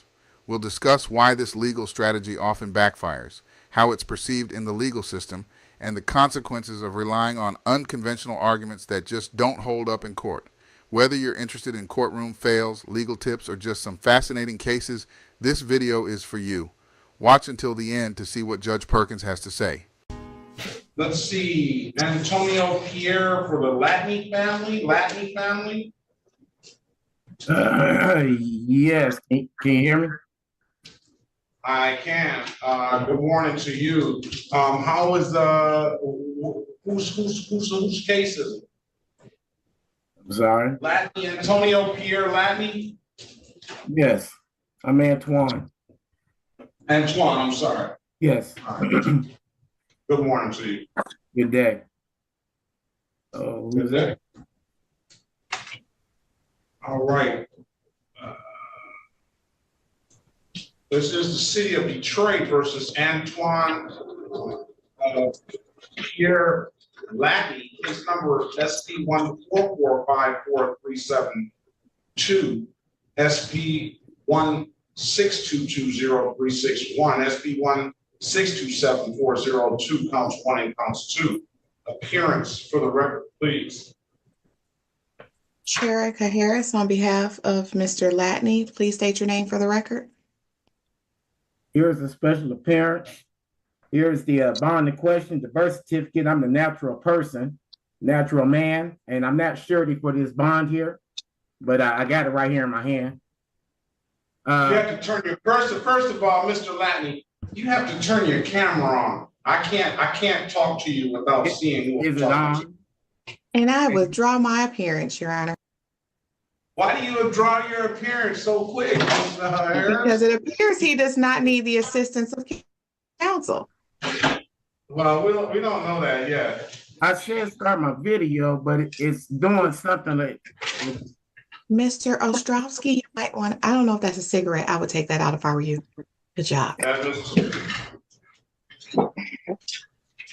It says start your video, so you gotta start your video, all right? I'm gonna use my phone, I guess. Are you, all right, well, however you do it, I'll pass the matter until you get it together, all right? All right. Okay, did I get it fixed now? What's your name, sir? I'm pointing to you. Antoine. I'm Antoine. I'm representing Oh, this. you're Antoine Pierre. Yes, yes. Try to get it fixed. From the Latney family, right? Yes, yes. Can you hear me and see me? I can hear you and see you. Let me get you identified on here. I don't know. I only got a I'm Samsung. not talking to you. I'm not talking to you. Okay. I can hear you. All right. Let's go back on the record with Latney. So, Mr. Latney, state your name for the record, please. I'm making a special appearance. I'm Antoine, the natural man. And here goes his topography, all capital name, Antoine Pierre Latney Bond, that you guys are questioning. Oh, sweet Jesus, not the all-natural man argument again, especially with something that looks more like a registration than an actual birth certificate. No wonder the court-appointed attorney wants to withdraw. This one's a special kind of stupid. Make a special appearance on this. Mr. Latney, I have no clue what you're holding up or what you're talking about. Yeah, that's the birth certificate. I'm holding up the birth certificate of Antoine Pierre Latney. Okay, and who is Antoine Pierre Latney? That's I'm the natural person, but the all capitals name, which is topography that you are dealing with the all caps, that's this birth certificate. I'm not that all capital name. The all capital name is this birth certificate right here. I'm the natural person. I don't know what you talk about. You're confusing me. I'm confused too. I'm confused too. Okay, well, we're both confused. I need to see Antoine. I need to see Antoine Pierre Latney. That's who I need to see. I'm Antoine in the natural form, flesh and blood, right here. How you doing? So you're Antoine Latney, right? No. Are you referring to the all capital name? Bro, we trying to go. You making this shit longer than it got to be. I know it. I'm gonna pass the matter until I get Antoine Latney. Okay. All right, Mr. Latney, let's get this over with. Yeah, let's do this because it's gonna linger on. And Mr. Latney, let's go back on the record with Antonio and Antoine. For the record, I'm making a special appearance. I'm Antoine Pierre Latney, and I'm making a special appearance for this bond. I do not assume any responsibility for the all capitals name that you guys have in front of you or anywhere else. Your Honor. Yes. All right, I'm gonna put my appearance back on the record. Cherika Harris on behalf of the natural person, Antoine Latney. And I will ask for a breakout room, but I am ready on Johnny Gatewood if we could do that matter first. We'll get Johnny Gatewood out here. But you know something, Ms. Harris, I don't know if Mr. Latney knows that we get a lot of attention from these bloggers and these well, it's just that it's like I drive for a living, but when I get into my regular car, Mr. Latney, if I were you, I wouldn't talk. I mean, well, I'm sorry, you might not be Mr. Latney, but the person representing, I wouldn't talk if I were you. Give me a moment to speak with you in the breakout room before you make a whole lot of statements on the record, please and thank you. Oh. Okay. All right. So let's I'm gonna put you in a breakout room, Mr. Latney. Have a conversation with you don't object to that, do you? Having a conversation with Ms. Harris? No. So have a conversation with Ms. Harris and just wait on her. I'm gonna get Mr. Gatewood out of here and then we'll hear what you have to say, all right? Yes, sir. That's great. I have a question. Yes. For Mr. Latney, you read off 2 additional tickets, I believe. Could I know what those charges are? Does it make a difference? Does it make a difference, Miss It Harris? might. It might. I don't think it does, but I'll give it to you later. Latin, that's 17402, counts 1 and counts 2. Also, he had no plates on that 1 ticket for that one. I don't have any objection to setting it aside. And then he has the SP 144544372. That's a license improper, and he drives for a living. That's his own. Thank you, Your Honor. Thank you. All right. You're welcome. Let's go back on the record with Latney. Mr. Latney, what is this? How is this dismissed, Ms. Harris? Your Honor, I've had an opportunity to speak with Mr. Latney. I was able to ascertain that he does have insurance that expires December 2nd, 2024. He did show me his receipt. Mr. Bowman was kind enough to take the receipt for the registration. And he also showed me his Georgia license that was issued in January of 21 and expires March of 29. My understanding is that would take care of the matters that were before the court. We would ask the court to adopt the recommendation to dismiss. All right. If that's the recommendation, we will adopt it and to get Mr. Latney on his way. Because I don't know how you check a Georgia license, but we'll adopt the recommendation. Mr. Latney, you still owe $174 for an expired plate, an old expired plate, and $108 for an old no valid registration. All right. Your Honor, if I can inquire as to how old those are? They're too old for me to set aside. I can give you the date, but I'm not going to set it aside. Thank you, Your Honor. I thought I would try. Yeah, you can't help but try. That was the last year, April the 8th. Dismiss for providing ballot box.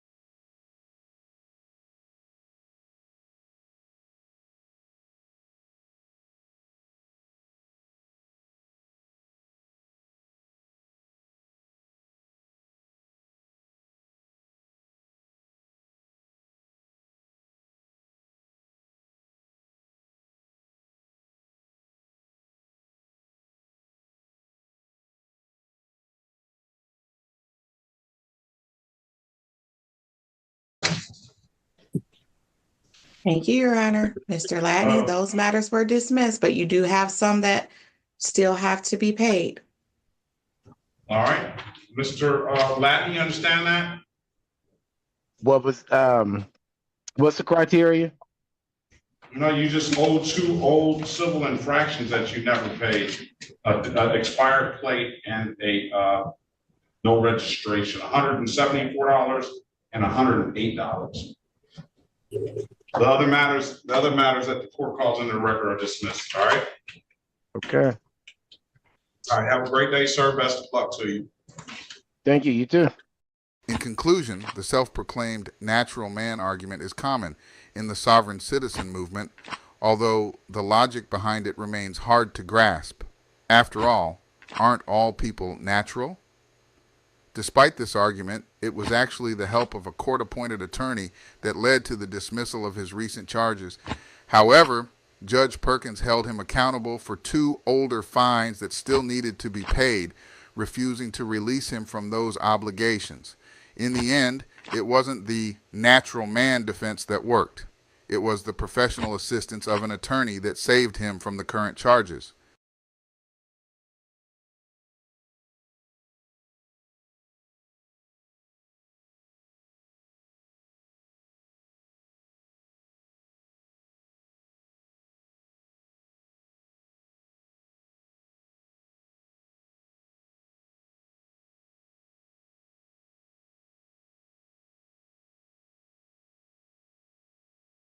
Pennsylvania v. Men's case law that dictates that I'm allowed to have you step out of the vehicle, okay? So I'm going to ask you one more time politely to step out of the vehicle, okay? The situation escalated rapidly when the officer asked him to leave the car. Sorry, finally. I got another unit.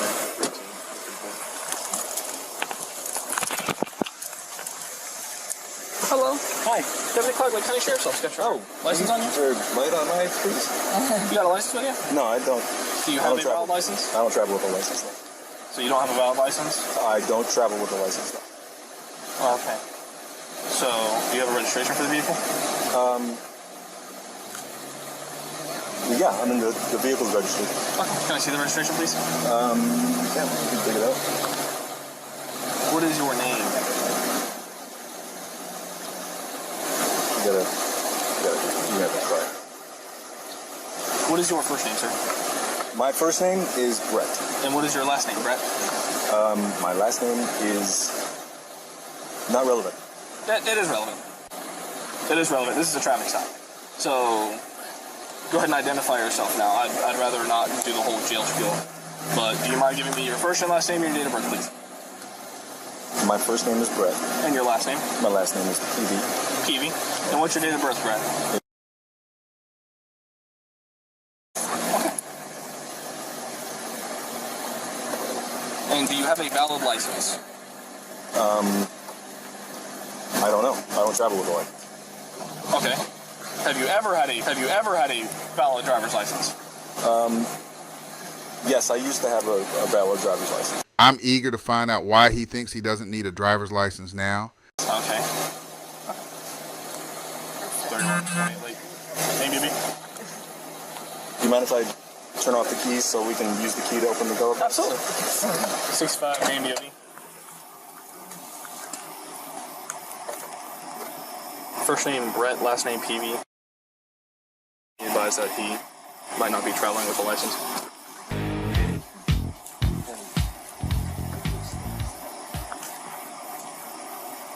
It's broken. The handle's broken. Yeah, no.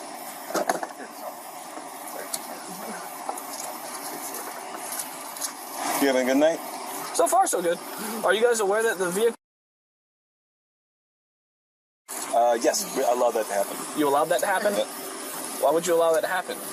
Because this is our private conveyance. This has nothing to do with the state any longer. Okay. Okay. It's because it costs so much. Can you just go front to front with the car? Are you sovereign citizen? No, not a sovereign citizen. You're portraying the normal amenities of a sovereign citizen. Not a sovereign citizen. Okay. But that's your no there. Okay. You understand that having a vehicle that is not registered for more than 6 months is criminal, correct? After the second offense? I wasn't aware of that, no. Okay. Well, Brett, I'm going to ask you to do me a favor, go ahead and step out of the vehicle, okay? What for? Just go ahead and step out of the vehicle for me. Under Pennsylvania v. Mims, I am requesting you step out of the vehicle, okay? Oh my gosh. Pennsylvania v. Mims case law that dictates that I'm allowed to have you step out of the vehicle, okay? So I'm going to ask you one more time politely to step out of the vehicle, okay? I would like to speak to your supervisor. Is there one? Sergeant's right here. Fantastic. So go ahead and step out of the vehicle, okay? Okay, don't. No, step out of the vehicle. I'm asking you. Step out. I'm going to step out. Step out. Take your hands off of me, Step please. out. I'm not asking anymore, I'm telling. Step out. Excuse me. I will get out. I will get out. Step out of the vehicle. I don't need you. Step out of the vehicle. Step out of the vehicle. Your hands off me, It's not that hard. Step out. Clark. Step out of the vehicle. It's not that hard. Come on. Step out. Step out. Okay, I'm coming out. Yep. Step out. Step out. Step out. All the way out. Face the vehicle for me. Face the vehicle for me. Face the vehicle for me. Face the vehicle for me. Place your hands behind your back. Place your hands behind your back. Excuse me.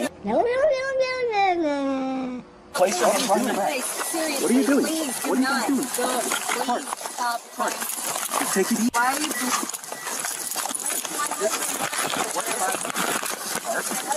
Don't play We're gonna get this. Stop.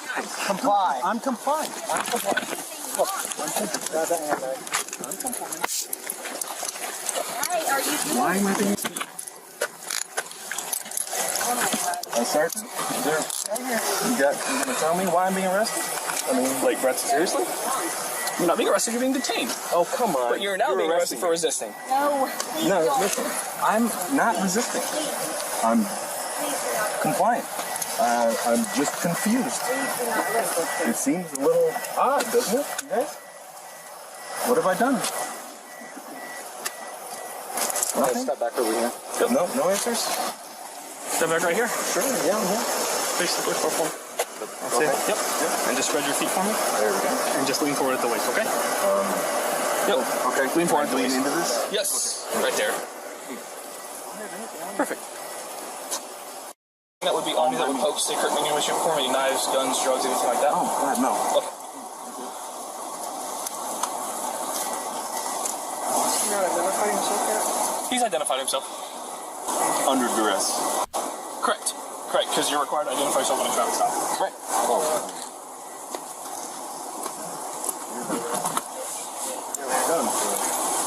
It's just Florida statute. That's... Do you want her to get this? Yes, please. Okay. That would be possible. Great. You been arrested before? Yeah. Same thing? Yeah, same thing. I mean, driving, confusion. I mean, I don't need... What's confused? Well, What are you confused about? Well, I mean, driving isn't it's a commercial endeavor. I'm not out here in commerce. I'm not making money, taking my wife to the store, getting something to eat. I'm just going up there, traveling up there in my private conveyance. On our public roads? Well, you're allowed to travel privately on the roads. You have to have a driver's license to do so. Well, only if I'm involved in commerce. I'm not involved in commerce. Listen, I'm allowed to... On your own private property, you can drive. This is not your property. There is a private easement on every road. As far as it goes, you're being placed under arrest this evening for resisting without violence and for driving with... Yes, correct. Understand that? No, I do not. Okay, what part don't you understand? Okay, well, I'll explain it a little bit further while we drive down to the jail. So we'll get that part explained. Just step off to the side. We're going to walk to the back seat of this vehicle, okay?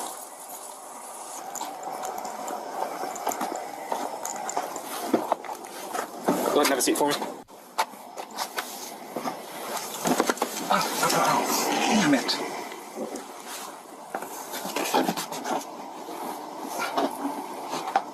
Okay. I'll just hang tight for him for a second. So he's being taken to jail for that. You need to find arrangements for this vehicle. Start calling around to see if he can come get you in the vehicle. Legally, it can't be driven on the road, so keep that in mind. Otherwise, we're going to have to tow the vehicle, okay?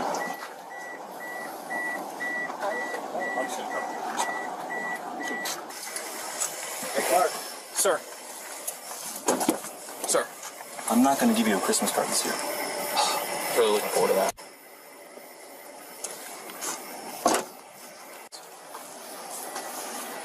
It's expired 2 years ago. This can drive.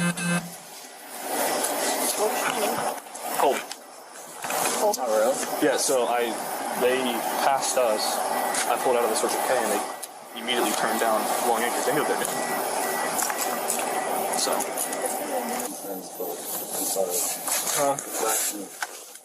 It's me? I'm not the one that broke the law.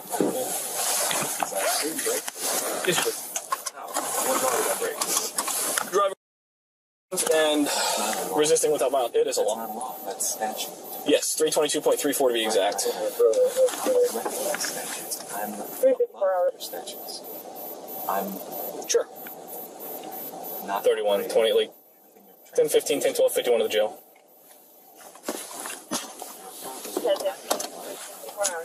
If that's what you believe, sir. If that's what you believe, sir, I greatly apologize, but today you're being under arrest for 2 Florida state statute violations, okay? As I've explained, it is driving, specifically driving After 322.34. As we've already explained. Yes, you were. You were behind the driver's seat of the vehicle and occupying the driver's seat. Driving in the seat of the vehicle that has a steering wheel is the same thing. And then you are also being placed under arrest for resisting without violence. Okay? Resisting without violence? Resisting without violence, correct. It's going to look like resisting. I mean, I'll charge you with violence if you prefer.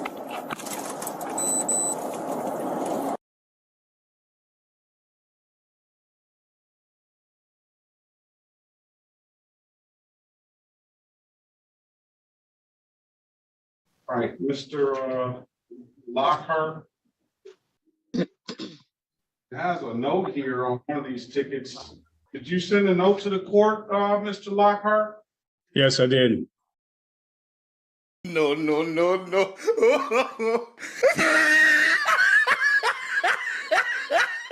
not accept your offer to contract and do not agree to these proceedings. All right, so what do you want to do? I'm here under threat, duress, and coercion. I'd like to say for the record, my name is Jamil of the Family Lockhart. Let's get the record established. This is the city of Detroit versus Jamel Amir Lockhart. Appearance for the record, please, Counselor. Rita White, House Counsel, on behalf of Mr. Jamil Lockhart. All right, Mr. Lockhart. No one is representing me on my behalf. I don't know that. All right, go ahead, Mr. Lockhart. Yeah, so I am Jamil of the Family Lockhart, flesh and blood, living man, and attorney in fact for Jamil Lockhart and Legis Trust. I'm here by threat, duress, and coercion. I'm here making a special appearance. And I'm here to demand that the court prove jurisdiction over me as a live flesh and blood man. As I said, I submitted a challenge to jurisdiction. Jurisdiction must be proven and proven on the record. And then also I submitted Freedom of Information Act request for your foreign registration statement and anti-bribery statement, as well as that of prosecutor. There is no contract. Every presentment that was made to me was formally rejected and sent back to the court, which is what you have a copy of, by my notary. I do have a live witness notary who can come in and testify to that fact. Given that there is no commercial contract, no commercial agreement, I fail to see how the court has jurisdiction. Furthermore, there's been no injured party, and no, there's been failure to state a claim through a verified affidavit. So if someone can prove to me how this statutory commercial court has some kind of jurisdiction over me as a live flesh and blood human being, I think we could start there. Well, let's start here. You have a notice is not what you think notice should be. Notice is what is if it's properly effectuated in the courtroom. And I'll certainly give you whatever hearing that you want if you file the proper motions and material to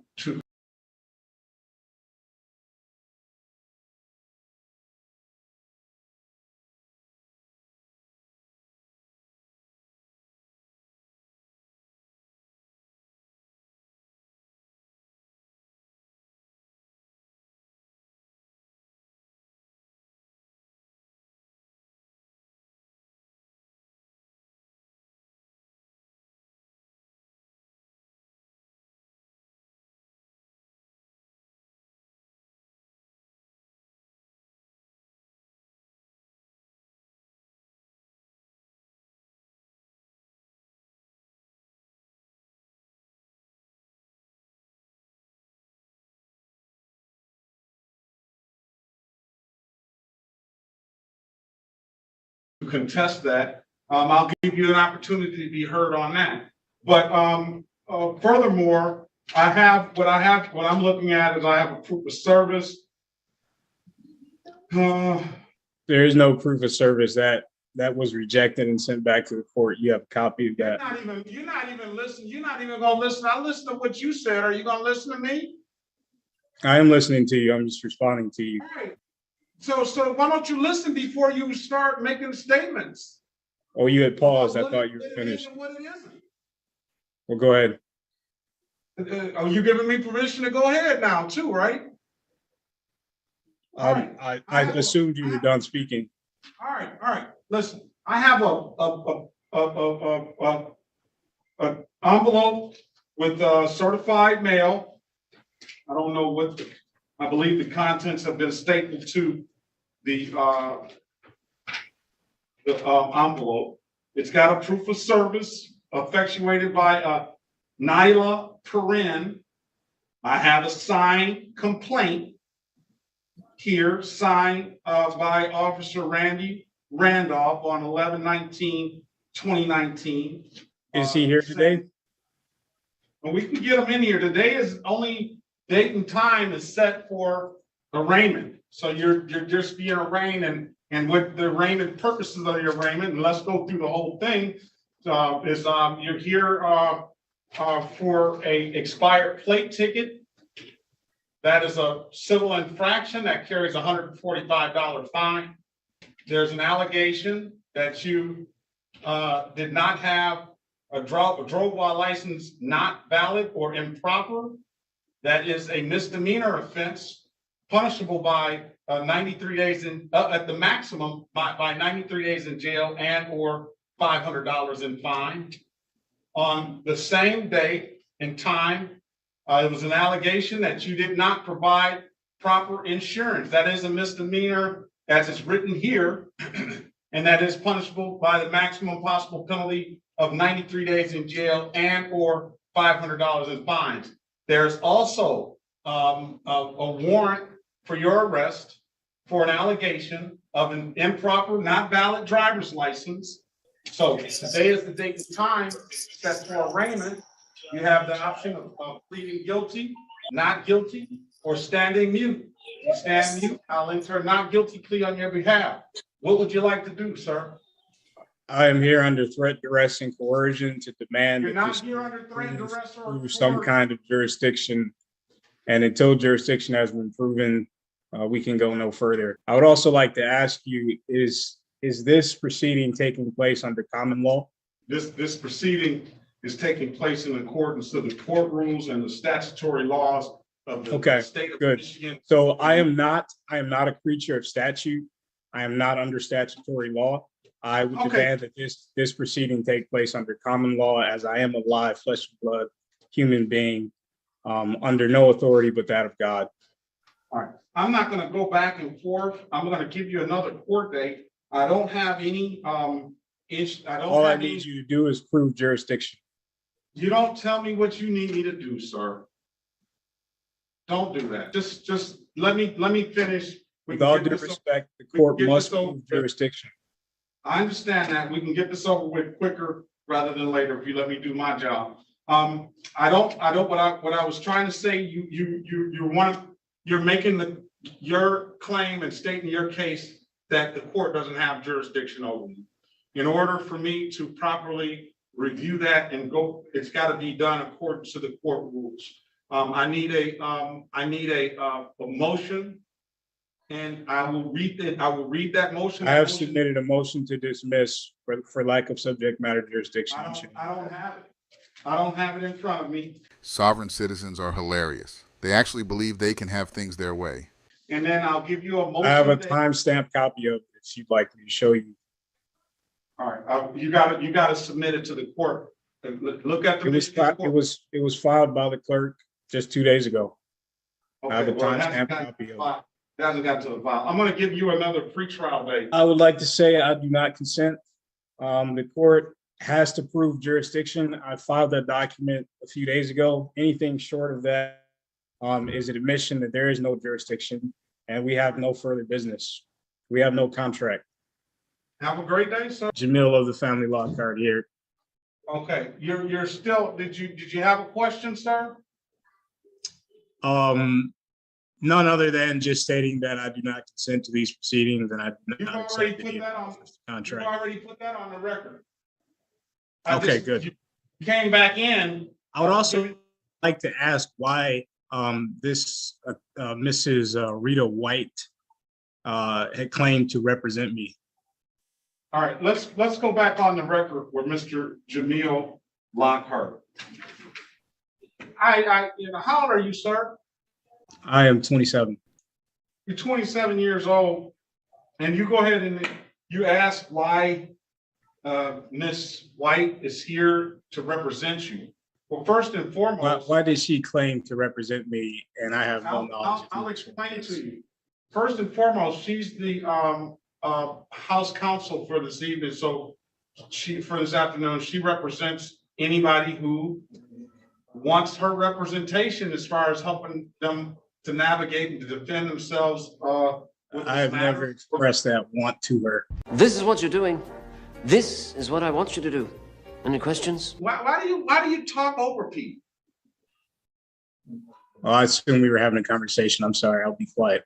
I am trying to have a conversation, but one's got to talk and one's got to listen. Okay, go ahead. You asked why Miss White said she represented you. Miss White said she represented you because she didn't know beforehand the position that you were going to take. So she's just merely quite an assumption. Her job. That is quite an assumption. Wouldn't you agree? Well, by the name that you put up on there, Jamil of the family Lockhart, that is my. I wasn't surprised I wasn't surprised the avenue that you were going to take on that. Just by the name. You recognize you are. But she's not going to assume. I don't believe she's going to assume that she's going to treat you any differently than anyone else. And then you said that you didn't want her representation, and she. Wouldn't you agree that for future reference, it might be better to ascertain that kind of information before she makes that kind of statement for everybody? No. You don't think so? No. So the assumption is that everyone wants her to speak on their behalf. Yes, until. Is that not a rash assumption? Until they say differently, like you did. Okay. Well, again, this whole time, there's a motion before the court to dismiss for lack of subject matter jurisdiction. Well, there's not a motion. There has been.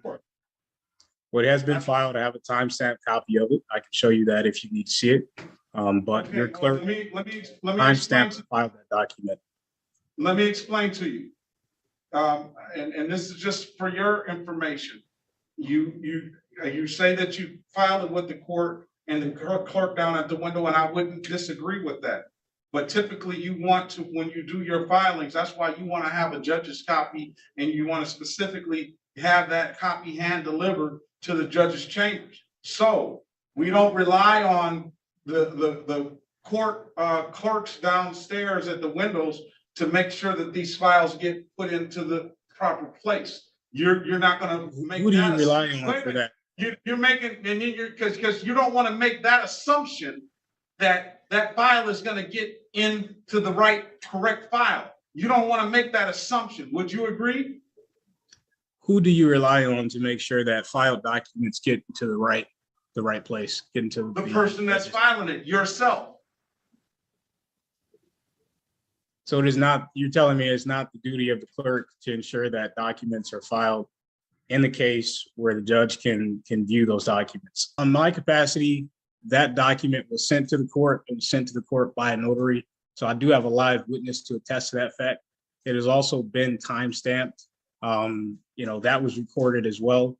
I have checked all my boxes when it comes to notifying the court. I've also given you a demand for your Freedom of Information Act request for your foreign registration statement and your anti-bribery statement. The idea or the fact that you do not have that is an issue, and it would mean that you are committing a crime against me and holding this statutory proceeding and trying to confuse me as a live flesh and blood man, that I am a corporation beholden to the corporation which you represent. And that is my main point here today, is to tell you that I am not under your jurisdiction. I am a live flesh and blood man. You've already stated that this is not a common law proceeding. I am under no law but common law. we have no commercial contract which would enter us into any kind of statutory law. Okay. So Sir, I failed to let me stop. see the Let me issue. stop you. And there's Let me- also let me no stop you, verified complaint with a Let me signed stop you, sir. affidavit. Sir, let me stop you. And I'll let you put that on the record. I'll let you put it on the record already. We've already done those things. So, I'm gonna end it. What you're I'm gonna committing end here it. is a fraud. Okay, That's I'm what gonna you're end- participating in. okay. Whatever your position And without is. without your foreign registration statement, that's an admission that you are here as a criminal actor. Okay, sir, I'm gonna end the hearing now.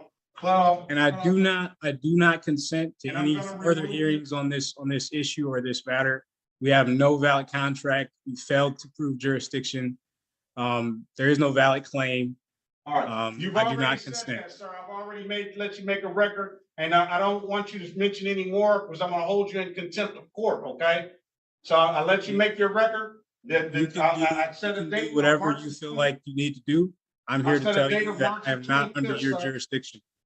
All right, it seems that you really need an education on how this stuff works, and I'm gonna give you one today.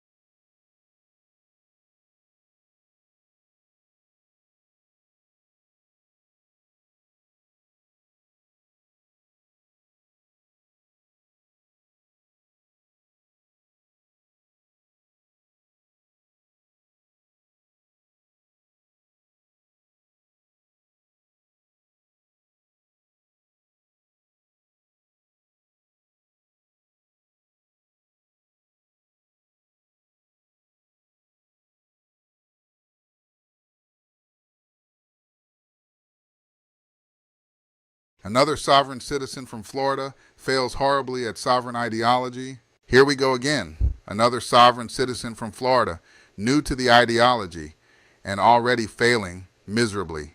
Watch as he attempts to navigate the law with his flawed understanding of sovereign citizen beliefs, only to crash and burn.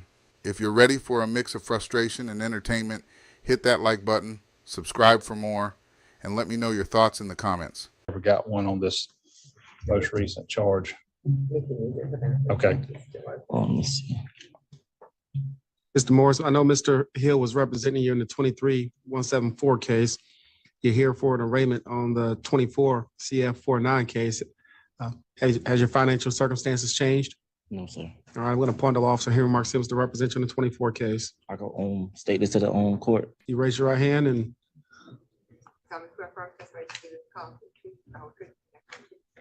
Yes. now that Mr. Hill is representing you, you probably want to talk to Mr. Hill before you say anything. We're recording this proceeding, so anything you say may be used against you. But I'm listening to whatever you want me to consider.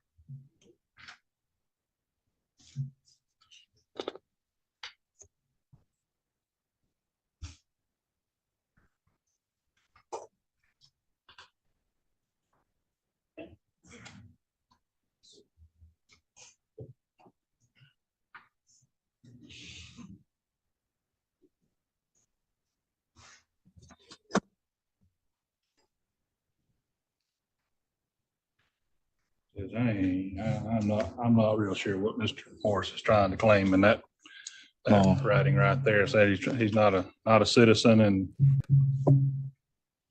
something about a secured. My name is Alize Morris, a secured party creditor under the UCC 1 filed in Florida. American national being held in custody in Gulf County, which is not a 14th Amendment citizen of the United States. Not a record to documentation, which is official records to state it. I'm the agent of the said principal. Who wrote that for you? I did.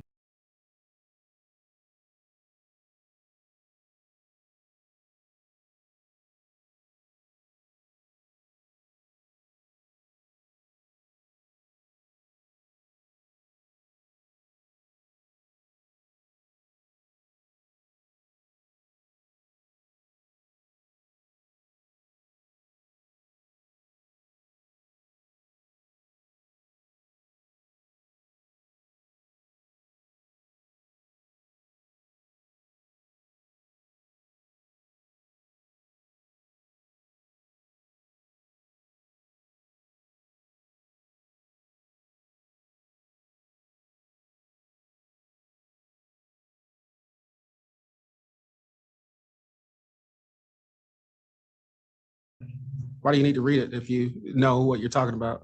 Just memory. Okay. Tell me what the 14th Amendment says. That you were considered a slave under the 14th Amendment. That who's considered a slave? I'm not a slave. No, the incarcerated person. This if you commit a crime. Okay. Doesn't say if you commit a crime. Or yeah. That's not what it reads. I got the 14th Amendment really wasn't in the book. What book? The book that we had in the back. What book do you have in the back? It's a law book. What law book is it? Florida statute book. Yes. So the 14th Amendment isn't in the Florida statutes? That's because it's an amendment to the U.S. Constitution. Mm-hmm. So you don't know what the 14th Amendment reads? The 14th Amendment reads not off on the top. Not off. That's why I've written. What else do you want me to consider? That I'm a secure party creditor under the UCC 1. Tell me what the UCC 1 reads. I wish I had my documentation in front of me to present it all the way. I wish I had someone here that was supposed to be here so I can have it. I asked you who wrote that for you. You said you did. I wrote it. Yes. So do you know what you're talking about? Yes, sir. All right. So tell me what the UCC 1 reads. It's the Uniform Commercial Code filed with the Secretary of State or within the entities under the contract with the Secretary of the State to maintain uniform commercial code records and database of judgment liens maintained by the Secretary of State. Now tell me what UCC 1 reads. It's a statement and it's a financial. You don't know what the UCC 1 reads, do you? Not on top. You're not prepared. You're not prepared this morning with your sovereign citizen argument. You needed some additional time to prepare. Yes, sir. I'll give you some additional time to prepare your sovereign citizen argument. When do you want to come back? I would ask that he's got 2 cases. I know one we've got already got the discovery on that I need to go meet with him at the jail and go over. Being at the jail, I can find time between now and May 9th to go to the jail and take care of that. All right, Mr. Morrison, you come back. Usually when sovereign citizens come in the courtroom, at least they can recite from memory a lot of the stuff they travel under.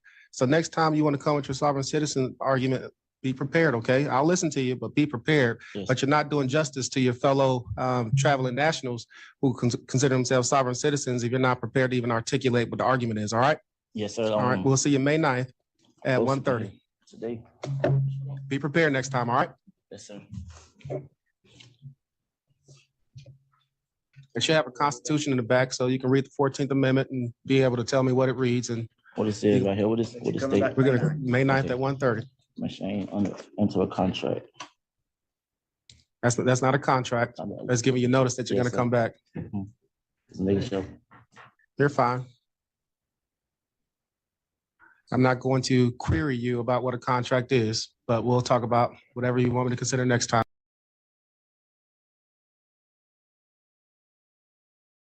This young man appears to be new to the sovereign citizen ideology, relying on a script in a poor attempt to defend himself, despite being assigned a lawyer.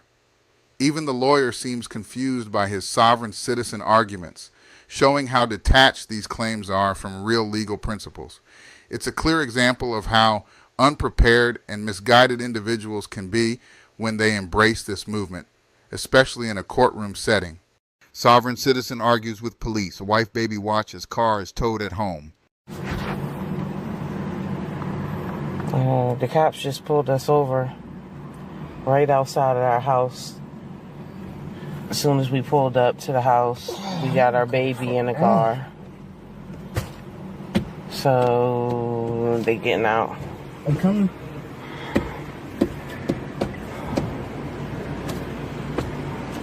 How you doing today? How may I help you, officer?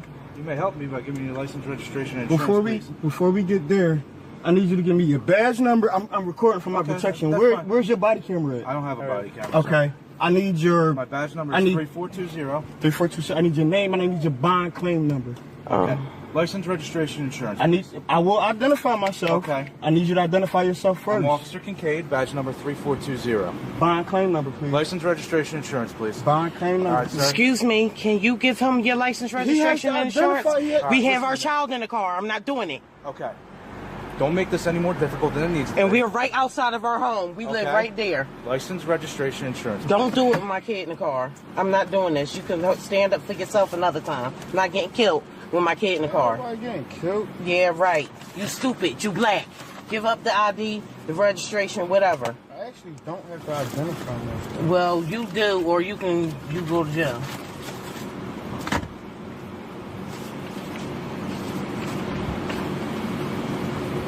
I'm not doing this. Why are you pulling me over? You have your center brake light out, sir. What's the center brake light? The center brake light is that brake light right in there.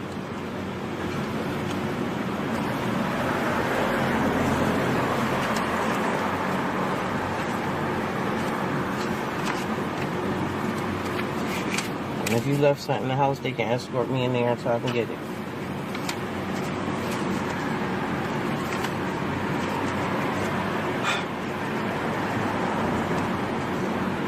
If there's going to be any more problems, I'm going to request a He's letting you know that your light's out, so say thank you. Damn. I'm not doing this with my kid in the car.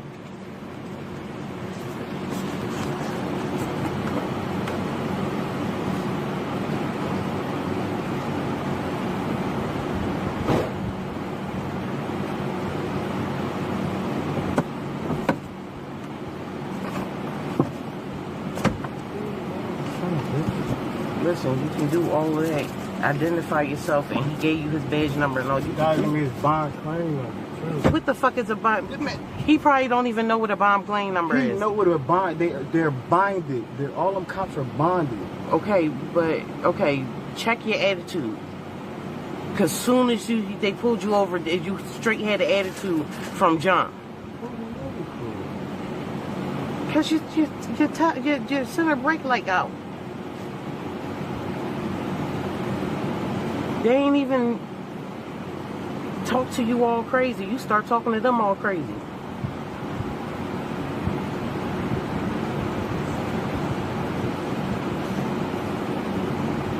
Right, you could do that shit when you get pulled over by yourself, not with my kid in the car. Stay here and watch them kill a fucking man over driver's license, registration, insurance. Cause I'm traveling. I'm not doing it.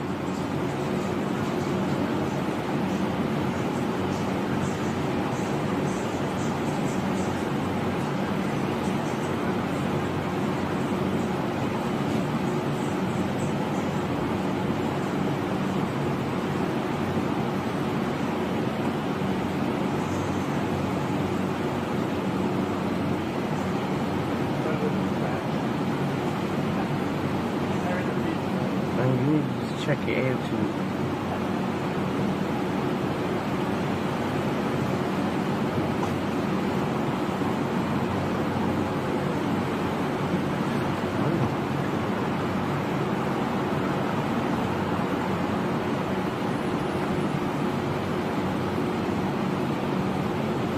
Unless you're trying to get shot up right outside the house. Argue with these people all day. They don't even know the law that well. All they know is point and shoot if you don't comply.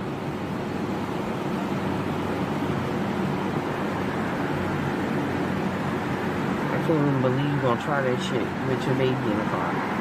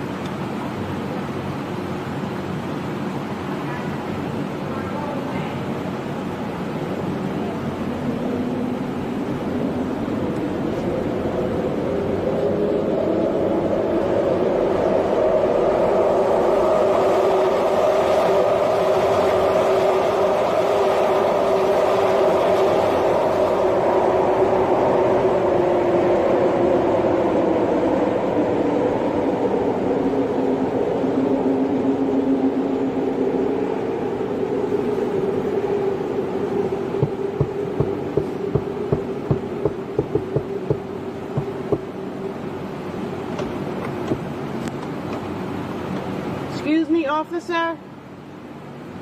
Yes. I'm not gonna let you.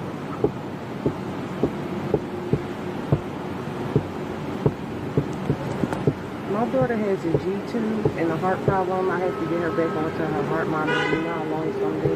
Because we live right there in the house. Okay.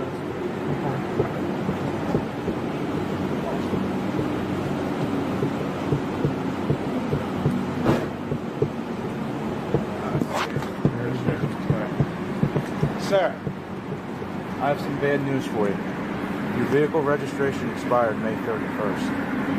Okay?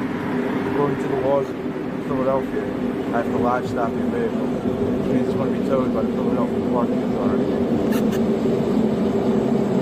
You have registration? I need those keys, please, sir. Yo, I need the supervisor. Okay, that's fine, but I'm still going to need those keys. I need the supervisor. All right. Because I'm traveling in my personal vehicle. Okay. I don't have to have my car registered with the state. Okay, but you did at one point, though, right? Before I knew the law. Oh, okay. When did you know the laws? I'm starting to study now. Okay. So you want a supervisor? I'm going to need those keys. Once you give me the keys, I'll call for the supervisor. I'll need your supervisor, man. All right, sir.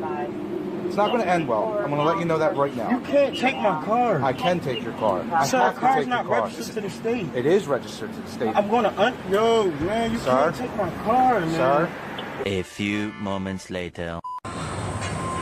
Look at my sovereign citizen husband, a Moor. Would he want to be a Moorish citizen? He have a right to travel. He ain't got to re-register his car, and it only costs $70. Y'all niggas on here making this YouTube shit talking about you cannot register your car. Here come the tow truck to impound that shit.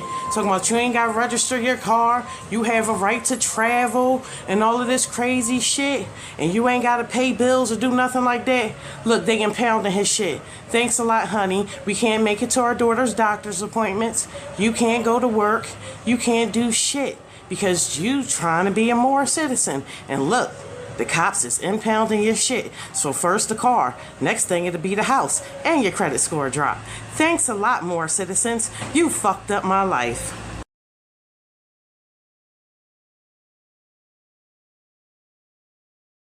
Future sovereign citizen learns the hard way, arrest and broken windows. I'm telling you one more time, step out of the vehicle. Okay. How did you pick me out of all the people? That's what I don't understand.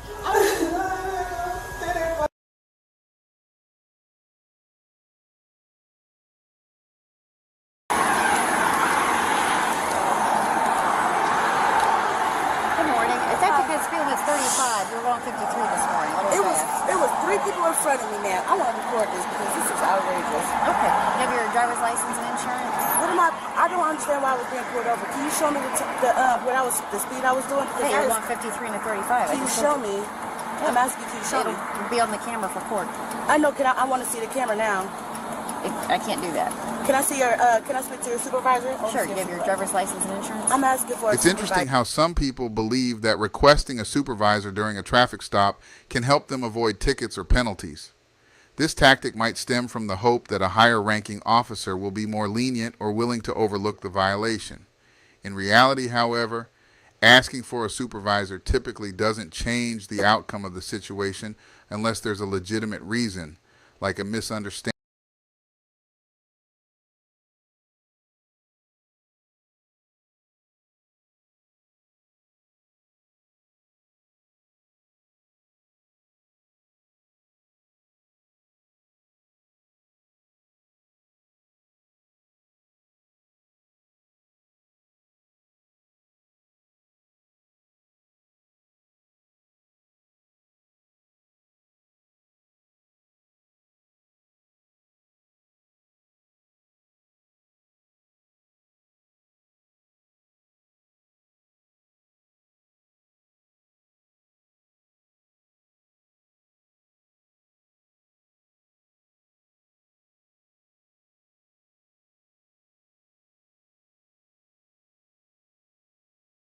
Or an issue with the ticketing process. Most supervisors will uphold the law as it stands and support the officer's decision, especially if the law was correctly applied. It can be a tactic driven more by a lack of understanding of the legal process than by any realistic expectation of getting out of a ticket. I'm asking for your license and insurance. I'm asking for a supervisor. Okay, in the meantime, I need your driver's license. I'm asking for a supervisor. Can I see a supervisor, please? Sure, I'll take you all morning. Yes, my speeder is requesting a supervisor. Officer is requesting a supervisor. Dispatch has been updated.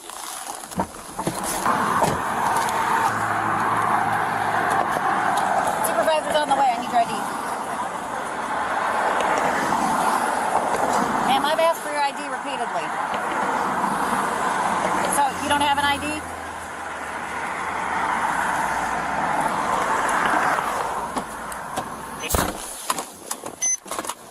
Non-emergency. She's just not cooperative at all.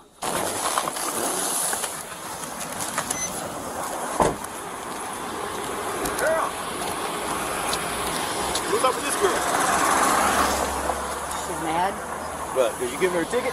Well, I mean, you give me one. She was stopped her and said she was going 53 and a 35, and she refused to give me her ID. She started requesting a supervisor from the start.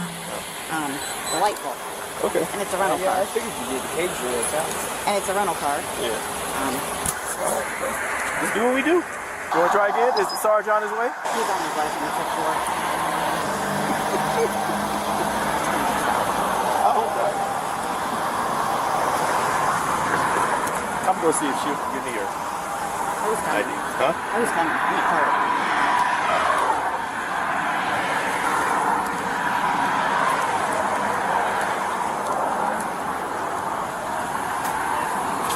Did you give the other officer your ID, ma'am?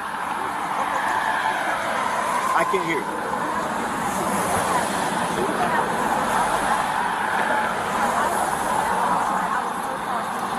Well, ma'am, hey, ma'am, just hear me out for a second in case you didn't know. We don't have to show you our stuff. Yeah, okay, you have rights too, but we don't have to show you that stuff, ma'am. You don't have to show me, so I don't have to show proof right here. No, it doesn't work that way, ma'am. Where's your proof that I broke the law? It doesn't work that way, ma'am. I want to know where's my proof. Where's the proof that I broke the law? She just told you that you did. Ma'am, we don't have to show you our radar equipment. No, we don't. No, we don't, ma'am. If you have to, I want to verify. How are you going to accuse me? It was, officer, listen, it was cars in front of me. How did she pick me out of all the people? Where's her proof? Can you ask her that? Where's her proof? That's what I want to know. Ma'am, may we please have your... He's asking for your ID, dear. Can we have, ma'am, your ID, ma'am? That's all we need. I just explained all that to you. And yes, I did, ma'am. Because we don't have to show you what our radar stuff reading is. No, we don't, ma'am. Maybe for court, but not right now. Y'all know we are too, ma'am. Yes, ma'am. Still here, still waiting for your ID that you won't give me. Yeah. You can make this process go a whole lot faster. Oh, very poorly for you, dear. Okay, I got time. So can I speak to your supervisor? Can you bring your supervisor out? They're en route. Okay. Try to get all this resolved without a supervisor. Okay. All right. We'll be back. And you said this is a rental? Yep. It's going. Well, that's fine. I'll just run the plate and start the site and mirror the site for coming back to the run this. No idea what you're saying. Did she tell you she was a sovereign citizen, one of those?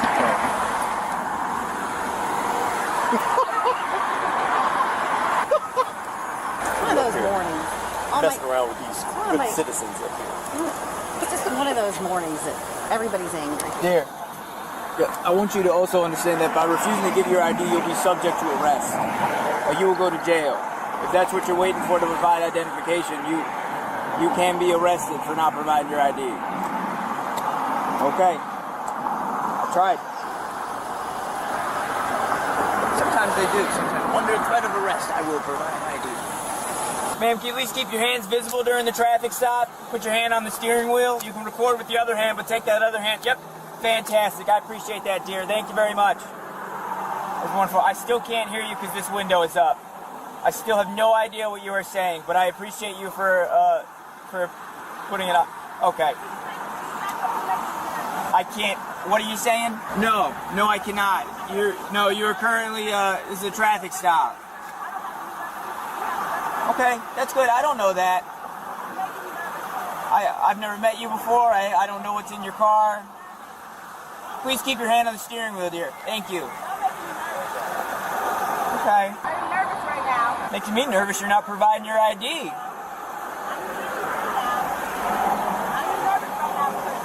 Okay. Do you have like a warrant or something? Because like we can take care of that. That's not hard. It's all right.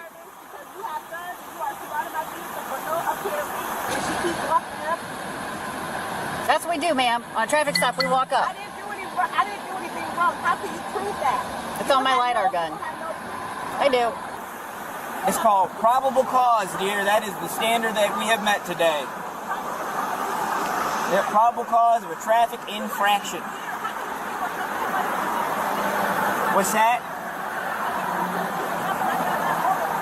Yeah.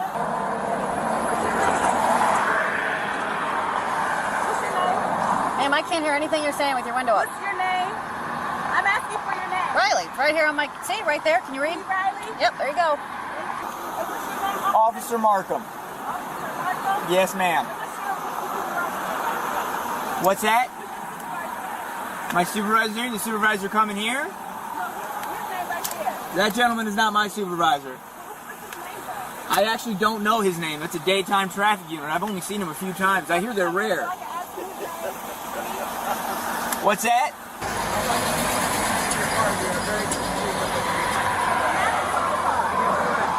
That's correct. Because you're refusing to provide your identification.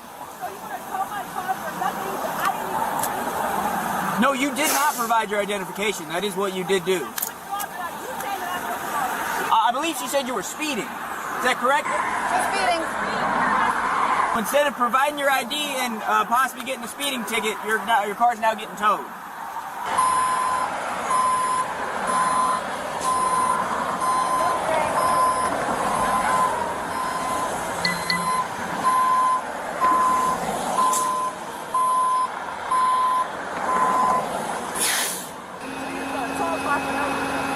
Man, this could have gone completely different. That was on you. And there's no reason. You have refused to provide your ID. And I didn't even do anything. You stated that You say you didn't do anything. You said that I was speeding. I did say that, and you were. You said I was speeding, correct? Yes, 53 into 35. So I was doing 53, so everybody was doing 53. And she's admitted to speeding now. It's impressive. Right? Correct? No. So I was the only one. So was it cars in front of me? No. It wasn't cars. There were cars in front of you not going 53. Okay, so it wasn't cars in front. So how are you going to get me to the tow truck? Where's the supervisor at? How are you going to tow something when I ask for a supervisor? I don't need a supervisor to tow your car, ma'am. I do not. Give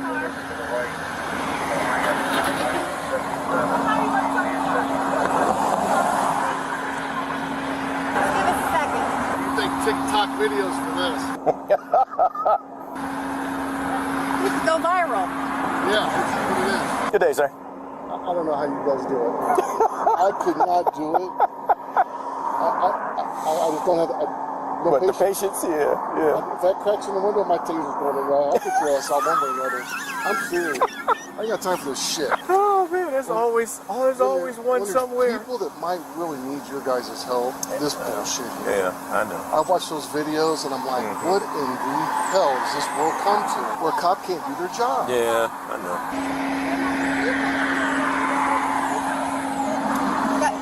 Yeah, more people are going to show up. She's calling her family. Time to move her from the car. 13. Okay. Which plan? Put your window down.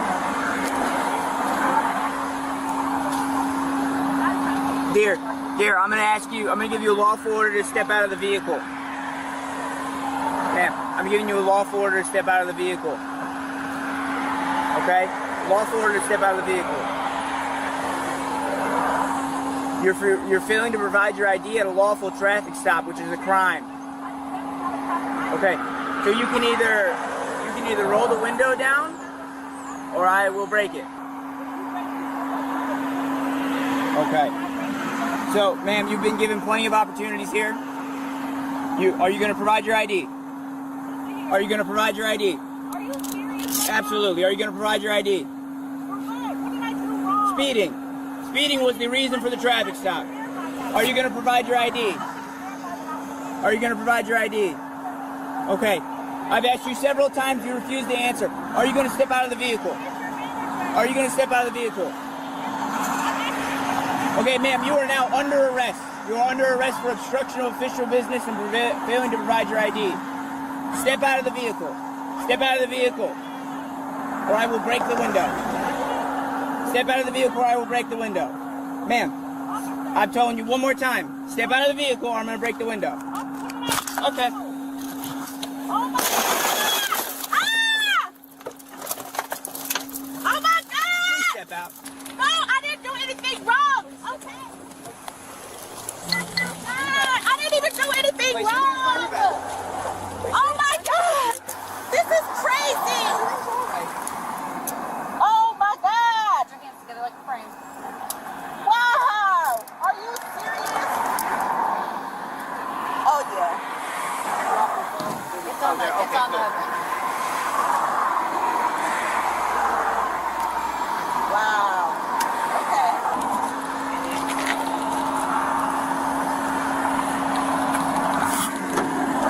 Okay, switch your legs for me.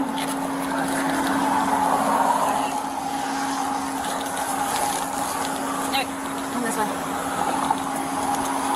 I got Casey for it back. You're not. All right.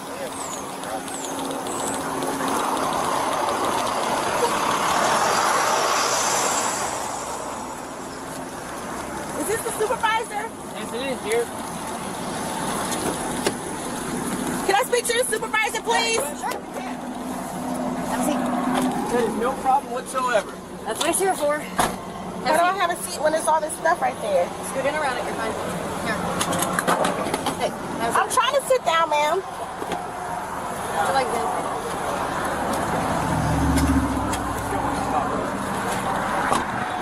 No use. Just hands proper. Thank you. Start calling family to show up too. And are you leaving there? Got the window rolled down? Are you the supervisor? I am. And what's your name? Sergeant McDonald. I have done nothing wrong. I have done absolutely nothing wrong, officer. I promise to God on my dad's grave. My dad is deceased. And she pulled me out over, I asked her, and it's all of my recording on my phone. I asked her, was there any, like, how did you pull me out of the lineup out of all these people that was driving on the vehicle? I asked her, was I the only one on the road? She said, yes. I was not, officer, it was vehicles in front of me. How did you pick me out of all the people? That's what I don't understand. I was not speeding at all. I was going to the shop. That is, oh my God. I was going to the shop. I'm trying to look for a stolen car. Yeah. Why? Your car? Yeah, I work for a business. Who do you work for? For Mary Rental Cars right down the street, and I was going there to put information so that I could have in the system. So I guess the whole thing is, ma'am, if she said she got you speeding, she did not. You can't say that. You don't know how these machines that's the work. thing. You don't know how they. And that's the thing. I was not speeding. That's the funny part about it. I was not speeding. Why would I speed? That's not something that we debate on the side of the road. If that's how you feel, then that's something you got to go to court for. And that's fine. She I'll says just that go you to were court for speeding. that. I'll go to court first. I'll just go to court. If she says that she had you speeding and she writes you a ticket, you still have to give her your information and go that route. This isn't I the asked way to they speak to handle a it. manager. I asked to speak to a supervisor. She, and then I don't know. He's a sergeant, the African American one. Them two had pulled up, and I asked to speak to a supervisor. They was like, okay, well, he's on his way. And then he broke the glass and everything for no reason. All I said was, let me speak to a supervisor. You didn't have to go to that extent to do all this extra stuff. Calling other people to come here and everything else. The owner. That's the owner. Oh my God. I called the owner. I'm scared. You guys are. Did you ever give them your information? I didn't, because I didn't understand what. I mean, but listen, you gotta look at it this way. But man. listen, you were being uncooperative with them from the how rip. how am I being uncooperative? If you get pulled over by the police and you're but driving I didn't the vehicle, even do you're anything. talking over me. You're required to show them your ID.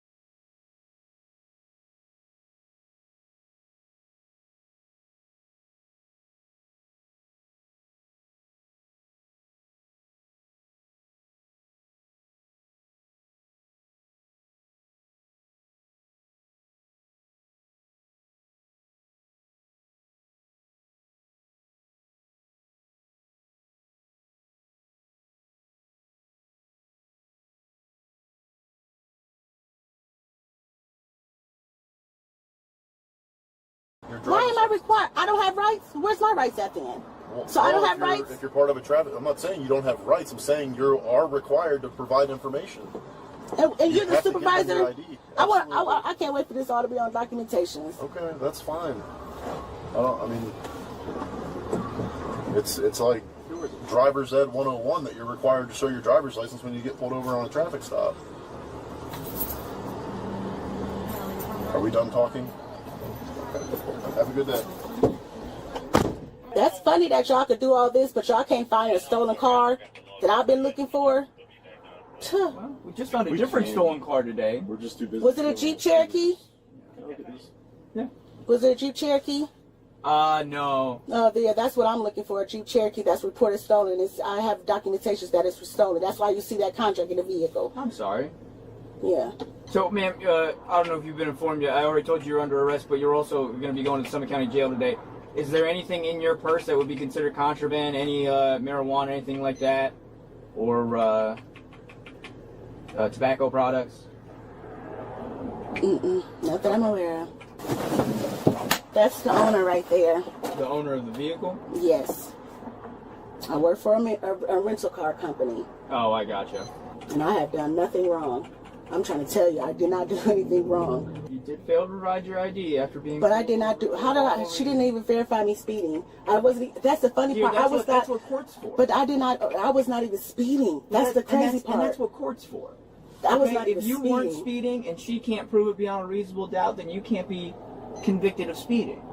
But out here on the streets is not where we can argue those things. This is crazy. Can you at least get my keys that's in the vehicle and put it with my belongings? They got like your house keys on them? Yes. Yeah, let me grab them. Could you at least look for that Jeep that I'm looking for to check these cameras? I promise you, dear, if it's stolen and we have a list of vehicles we all actively look for. Because I noticed when I called the detectives yesterday and spoke with the detectives, they were saying that it was like pinging off a Copley, like through the cameras. Oh, yeah, probably, yeah. It's just about a matter of time till we find it. What's your head? You going to the traffic here? Yes, ma'am. Ma'am, all this could have been avoided. It was a speeding ticket. I wasn't even speeding. We created all of this. I'll fight you in court. That's all. Dude, I gotta go sit on television something now. I gotta get off lonely. This is not going well this morning. Warrants, this bullshit. It was a speeding ticket. Fucking speeding ticket. Take them off. It hurts so bad. It hurts so bad. What are all your charges? I don't even know. I didn't even do anything. That's the crazy part. That's why I'm so confused. And I asked to speak to the supervisor and I was refused the information. Well, the supervisor showed up. I asked to speak to his supervisor and he wasn't even acting like a supervisor. And everybody was being so aggressive. I'm just so scared because it's like I didn't even do anything. I didn't even do anything.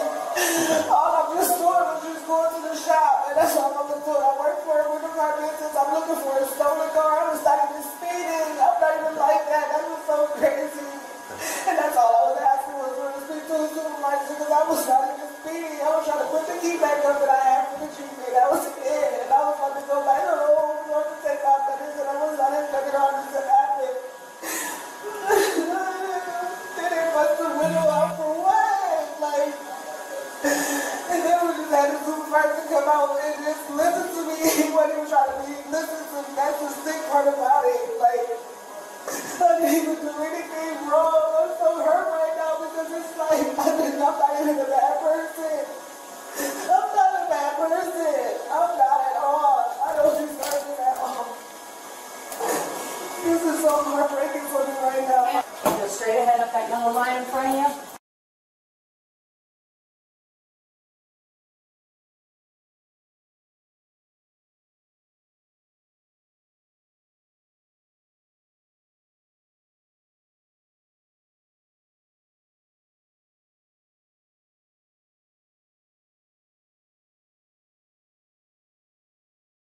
Do sovereign citizens eat lead paint? Unpacking the behavior. Will now be on the record in 23 TR 2777, State of Kansas versus Anthony Edward Dubas. Jared Regier for the state. Is Mr. Dubas present? Anthony Dubas? I am Anthony Edward Dubus. Dubus is the English pronunciation. Dubus is the original French. And I am appearing specially in propria persona, not pro se, as sui juris. Okay, under- first of all, I can't see you, so you're not here.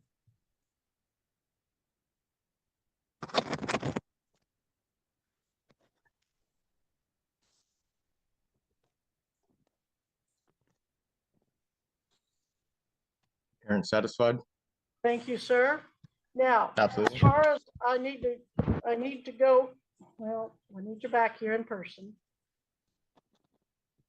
Okay, well, it's propria persona, not in person. I'm not the legal entity that you're claiming me to be. All right, sir, if I can't get you on camera, you're not here. I'm doing so right now. I'm just removing it as it's taped. It takes a while. Now, the second order of business, let's get your name straight. I know a family with the same exact spelling in America, and they do pronounce it Dubus, but you said you pronounce it Dubus, Dubus? as the original Dubus, as the Dubus. original French. Yep. Very well, Dubus. Thank you. You're welcome. Now, Mr. Dubus appears in person and pro se. Correction. Propria persona. Well, in this court, it's in person. And Correction. In all courts, it may be either pro se, either appear in person, or propria persona. well, in my years of law school and nearly 40 years of practice, both as an attorney and a judge, it's been in person, and that's what I'm going with, sir. I believe that is just fine. So in any event, we will proceed with your charges. In count one, sir, you're charged with operating a motor vehicle on a highway of this state without having a valid driver's license pursuant to KSA 8-235A. In count two, it is alleged that on or about the 17th day of August, 2023, in Butler County, Kansas, you did then and there unlawfully operate or attempt to operate a motor vehicle, to wit, a 2003 Honda Accord, upon a highway of the state, to wit, 1700 block of East Foxdale Street, Andover, Butler County, Kansas, while the vehicle was not registered in violation of KSA 8-142. In count three, it is alleged that on or about the 17th day of August, 2023, in Butler County, Kansas, Anthony Edward Dubus, Dubus, Thank you, did Myron. then and there unlawfully and intentionally drive a motor vehicle upon a public highway or property open to use by the public and failed to provide proof of insurance upon demand by a law enforcement officer. Now, sir, if you had insurance when you were stopped, but just didn't have it with you or couldn't find it quickly, just provide proof to the county attorney and they'll most likely dismiss that charge. But if you really didn't have insurance, you're looking at a Class B non-person misdemeanor. The law does require a minimum fine if you're convicted of $300 up to $1,000, and it does have a possible jail sentence up to 6 months. Those are the charges against you. You do have the right to an attorney. You can hire any attorney of your choice, but if you cannot afford an attorney, you can apply and see if you qualify for a court-appointed attorney. You don't have to have an attorney, though. You can waive your right to an attorney and represent yourself. So that's an order of business we need to take care of today, is whether you want an attorney or not. And then another is to make sure that you understand what the charges are and the possible penalties. Do you have any questions for me about that? Yeah, I don't understand the nature and cause of the charges. I have not had my accuser face me to bring the charges against me, as is a violation of due process. And I want to correct, for the record of the court, the named defendant is different than the named person, being myself. Hold on, let me make sure I get that in view of the camera. the named person here is different than the one named in the charges and the counts, being a difference of representation of who exactly it is the charges are against. And it is to my belief and knowledge that per KAR 8243 subsection A, exemption from the motor carrier safety regulations, A, the occasional transportation of personal property by private motor carriers that is not for compensation and is not in the furtherance of a commercial enterprise. I am exempt from these rules and regulations, and if I need to get a USDOT number to show that I was not operating a commercial motor vehicle or as a common carrier for business or for profit or in the furtherance of a commercial enterprise, I will be more than happy to produce that USDOT number to show that I am in fact a private motor carrier, not operating in commerce, not driving, as I'm merely transporting and traveling. Mr. Dubois, you are not charged under the Uniform Commercial Carriers Code as adopted by the state of Kansas. You are charged just as a motorist operating a motor vehicle. Again, not a commercial vehicle. These are not laws that are subject to the commercial code or to the administrative regulation that you referred. Although you mentioned the word operating, operating is a term used for the furtherance of a commercial enterprise, or driving, operating, the physical use or furtherance of for-profit business or for compensation. It may under the commercial code, but not under the code otherwise. It is under Kansas, correct? It is not under Chapter 8 of the Kansas statutes or Chapter 40, which are filed under. But we can address that at a later date at a trial or a motions hearing if necessary. But I do not see the statutory language that you're addressing being applicable to these statutes, at least preliminarily at this hearing. It is within, sorry. Okay. Go ahead. That's my ruling there. And then on the name issue, I am not tracking you there.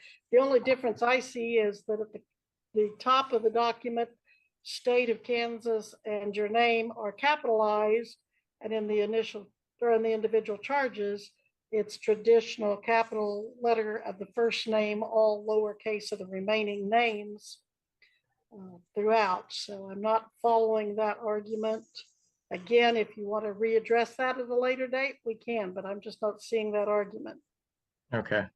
Now then. I motion and move this court to dismiss this case for the motion I have filed and for the brief in support of motion to dismiss for lack of jurisdiction. Sir, I do not have any such motion or brief in support. Mr. Regier, have you received any such documents? Not to my knowledge, Your Honor, and so I fail to see, at least at this juncture, how such a motion is properly brought before the court, unless the court is aware of something that I am not aware of. Well, that's what I'm trying to decide, if it's properly before the court. Mr. Dubois, who did you file the motion and brief with? Well, seeing as your guys' e-file is down for what is it? It's called a ransom malware or something. I cannot e-file. Right, so but you can mail it, or you can walk it into the clerk of the court. Have you done that? Yes, I've mailed it by email, which a court I'm sorry, clerk when I said I could. Okay, go ahead, please. I'm sorry, I interrupted you. No, you're fine. It was by email, which the court clerk said I could, considering the e-file was down. And I can't really go 20 something miles to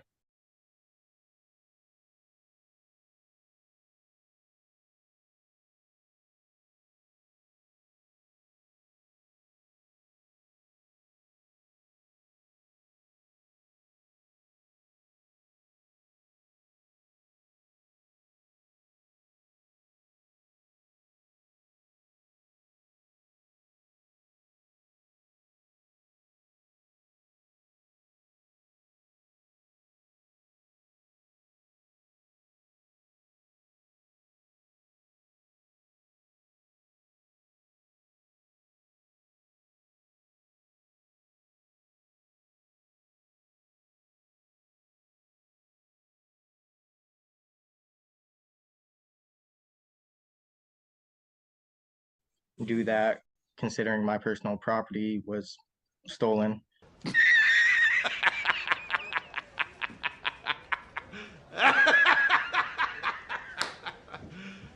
You serious? Um, When did and you to- email it, sir? When did you email it? A while ago. Judge, Yeah. Yes. we do not accept emailed filings, only faxed or by mail or person. Okay, I'm I was sorry. told that they do not have fax, so I could not do that. So email would be okay. He may have called the wrong courthouse then. They spent 10 minutes finding my case because your guys' system was down. So I'm fairly certain it was the correct one. Okay, do you recall which you file or which court you called? Let me go to my sent.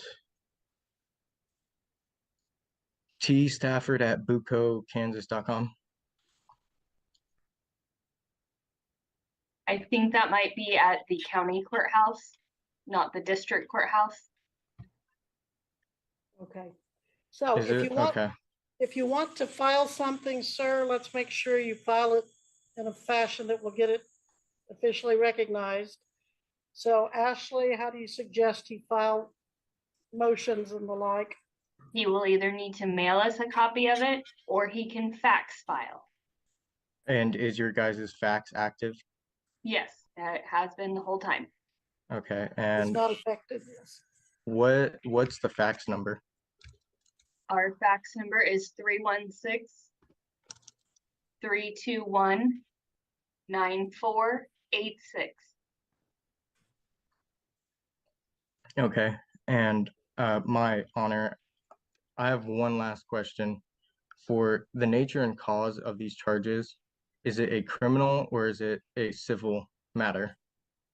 This is a criminal matter. Okay, as is a criminal matter, there are two jurisdictions which I may be tried. One is the common law, and the other is a military tribunal. Which of those two do you intend to try me in? I intend to try you in this one, sir. Which is this one? Please elaborate. The criminal one. Well, criminal has two jurisdictions. It is either the common law or it is the military tribunal. Well, sir, we're not going to go into that at this point.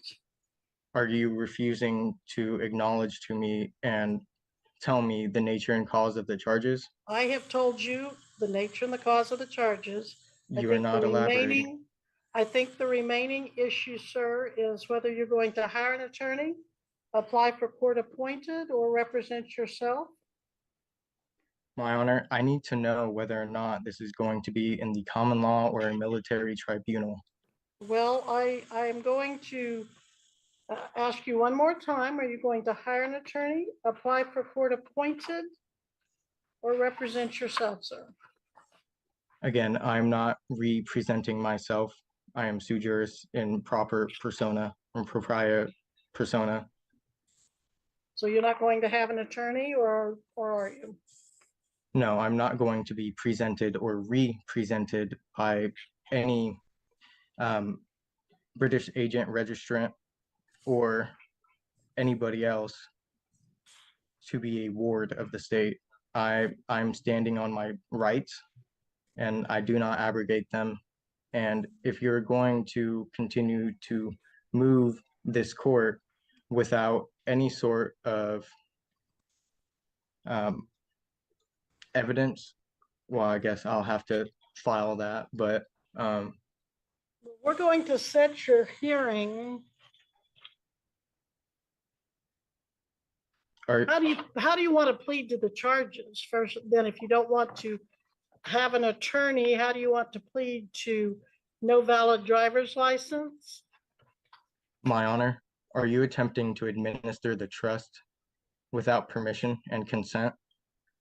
I'm asking you for your response. I'm giving you the chance to respond. Do you want to plead to this charge or not? My honor, I don't make any pleas as I am appearing in propria persona and any plea would submit jurisdiction to the court. I am here challenging jurisdiction under the common law, as I am owed the law of peace. And this is a fraud action, as fraud in the inducement from the beginning, under due process violations from Deputy Khalid Barake and the other officers or sheriffs that were on scene. And if you're attempting to administer the trust without consent of myself, the living man, the grantor, in common law, which is above Admiralty Maritime Law, then you will be in violation of Article 3, Section 2, the trial of all crimes, except in case of impeachment, shall be jury, and such trial shall be held in a state where said crime shall have been committed, but when they are not committed with any state, the trial shall be at such place or places as the Congress may by law have directed. And as there is a difference between the Republic State Kansas before the state of Kansas was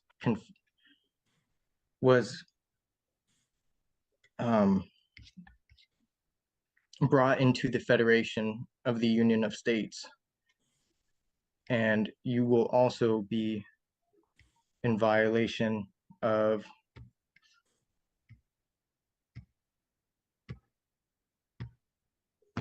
I'm getting it real quick.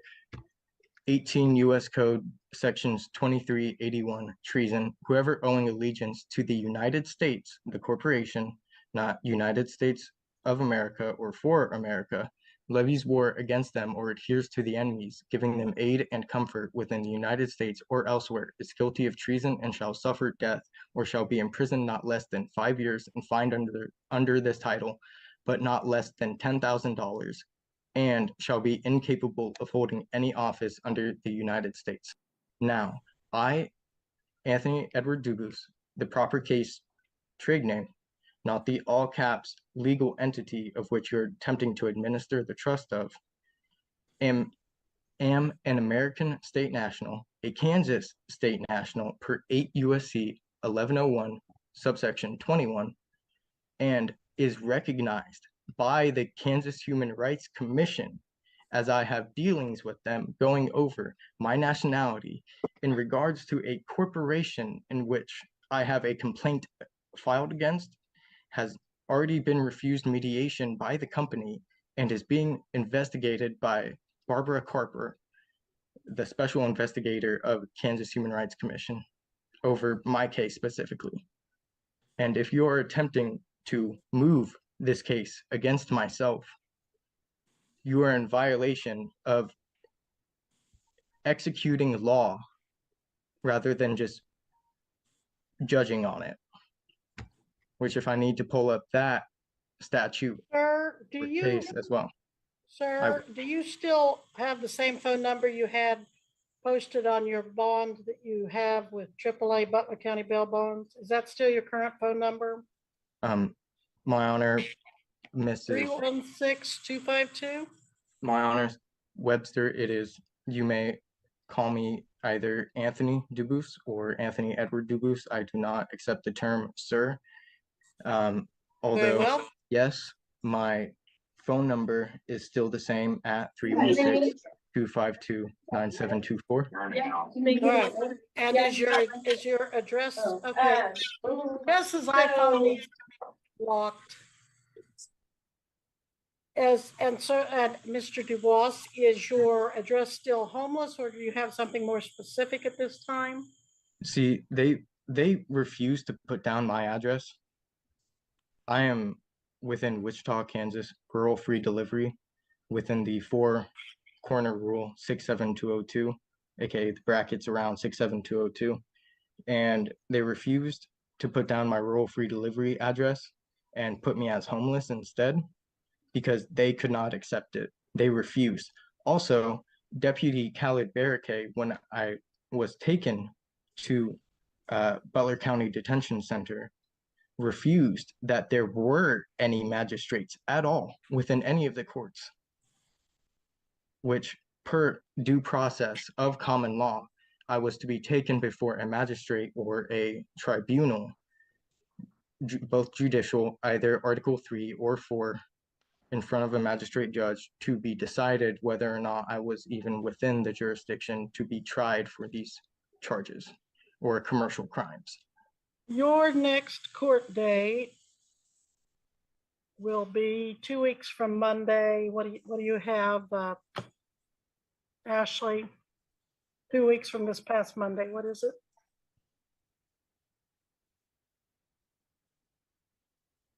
I believe that is going to be Monday, the 18th. All right, Mr. Dubois, your next court date is December 18th at 8 a.m. by Zoom. You can always appear in the courthouse personally if you like. I am appointing Attorney Darren Patterson. Now, if you don't want to use him, I do not accept any appointment of any attorney. But I show that you don't have a specific residence. Do you have a job, employment? I did, and then these actions against myself from the state of Kansas caused me not to have it anymore. I am in process of finding another one, putting in applications every day and making sure I do my due diligence to make sure that I can gain my compensation and my livable wage. Well, your attorney is Darren Patterson. My honor. His number is 316-322-7700. Ashley, please send him Mr. Patterson, the appointment and the court date. I want you two to talk. If he can be of any service to you, I would encourage you to let him do so. If you have any questions or if you want him to help you with any motions, he can advise you on that.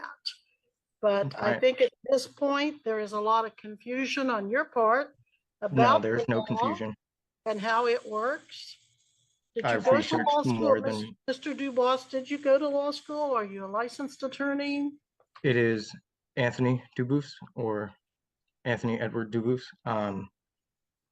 No, I am not a licensed practice attorney, although that does not stop the common law right of anybody practicing law for themselves, or not practicing, as that is the commercial term, enacting law and being in court for themselves, on behalf of themselves, and to have any form of counsel they deem necessary.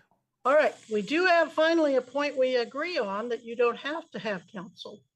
But I want Mr. Patterson available to you because you have, in this court's opinion, mixed federal law and state law and other sources of law that don't My all honor. go together. May And I just elaborate? want him to be available to you. I think we have exhausted this particular hearing, the purpose of which is merely to make sure you know what the charges are, the possible penalties, and your rights that I have gone over with you, including your right to counsel, which I'm hearing you say you don't wish to utilize. But nevertheless, I'm going to direct Mr. Patterson to at least be available to you, that you be here again December 18th at 8 a.m. by Zoom. And I'm going to continue your bond until that date and time. So anything else, Mr. Anthony Edward Dubois, please take that up. Thank you. Please take that up at the next hearing after you've had a time to talk to Mr. Patterson. Okay, my final thing I want to say is I'm already filing Kansas Commission on Judicial Conduct complaint against a judge. And that would be the prior judge, Mr.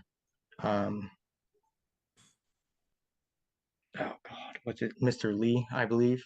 And I will be adding you to the complaint as well, as you are violating my due process right and my Sixth Amendment right. Well, you're welcome to do that, sir, if you want, but at this time, this hearing is adjourned. Okay, and I also want to mention that Mr. Regier has not moved this case against myself, and that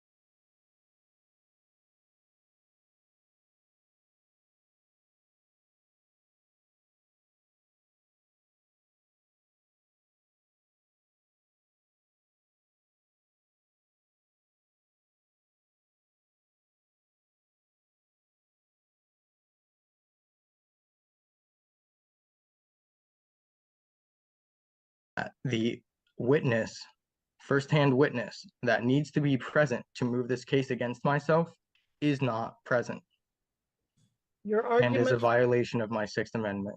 I yield. your arguments are noted, and we are in recess. You are excused at this time, Mr. Anthony Edward Dubois.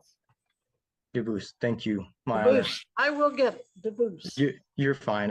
And in the reference to the family of which you are probably familiar with, Yes. I am the only person actually being within common law.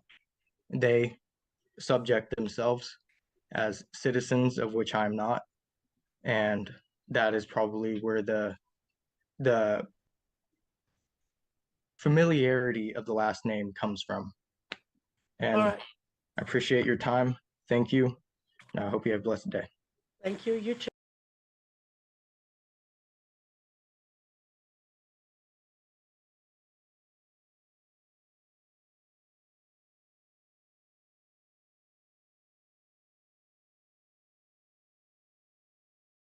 Crazy sovereign citizen Karen Kevin lose custody and flee over imaginary bonds. In this wild story, a couple of sovereign citizens nicknamed Karen and Kevin lose custody of their kids and decide to flee the state while trying to resolve some bizarre imaginary legal bonds. Sovereign citizens often claim they don't recognize government authority, leading them to take extreme actions when they face legal trouble. Watch as we break down this chaotic situation, the absurd Sovchit beliefs, and the legal consequences that follow. Make sure to like, comment, and subscribe for more crazy courtroom moments and legal breakdowns. So I just need to report back to you that the case is dismissed. You see, I asked for his oath and bond, which he's bound to by law, you see, to give me. So what's the KRS that requires him to give you that?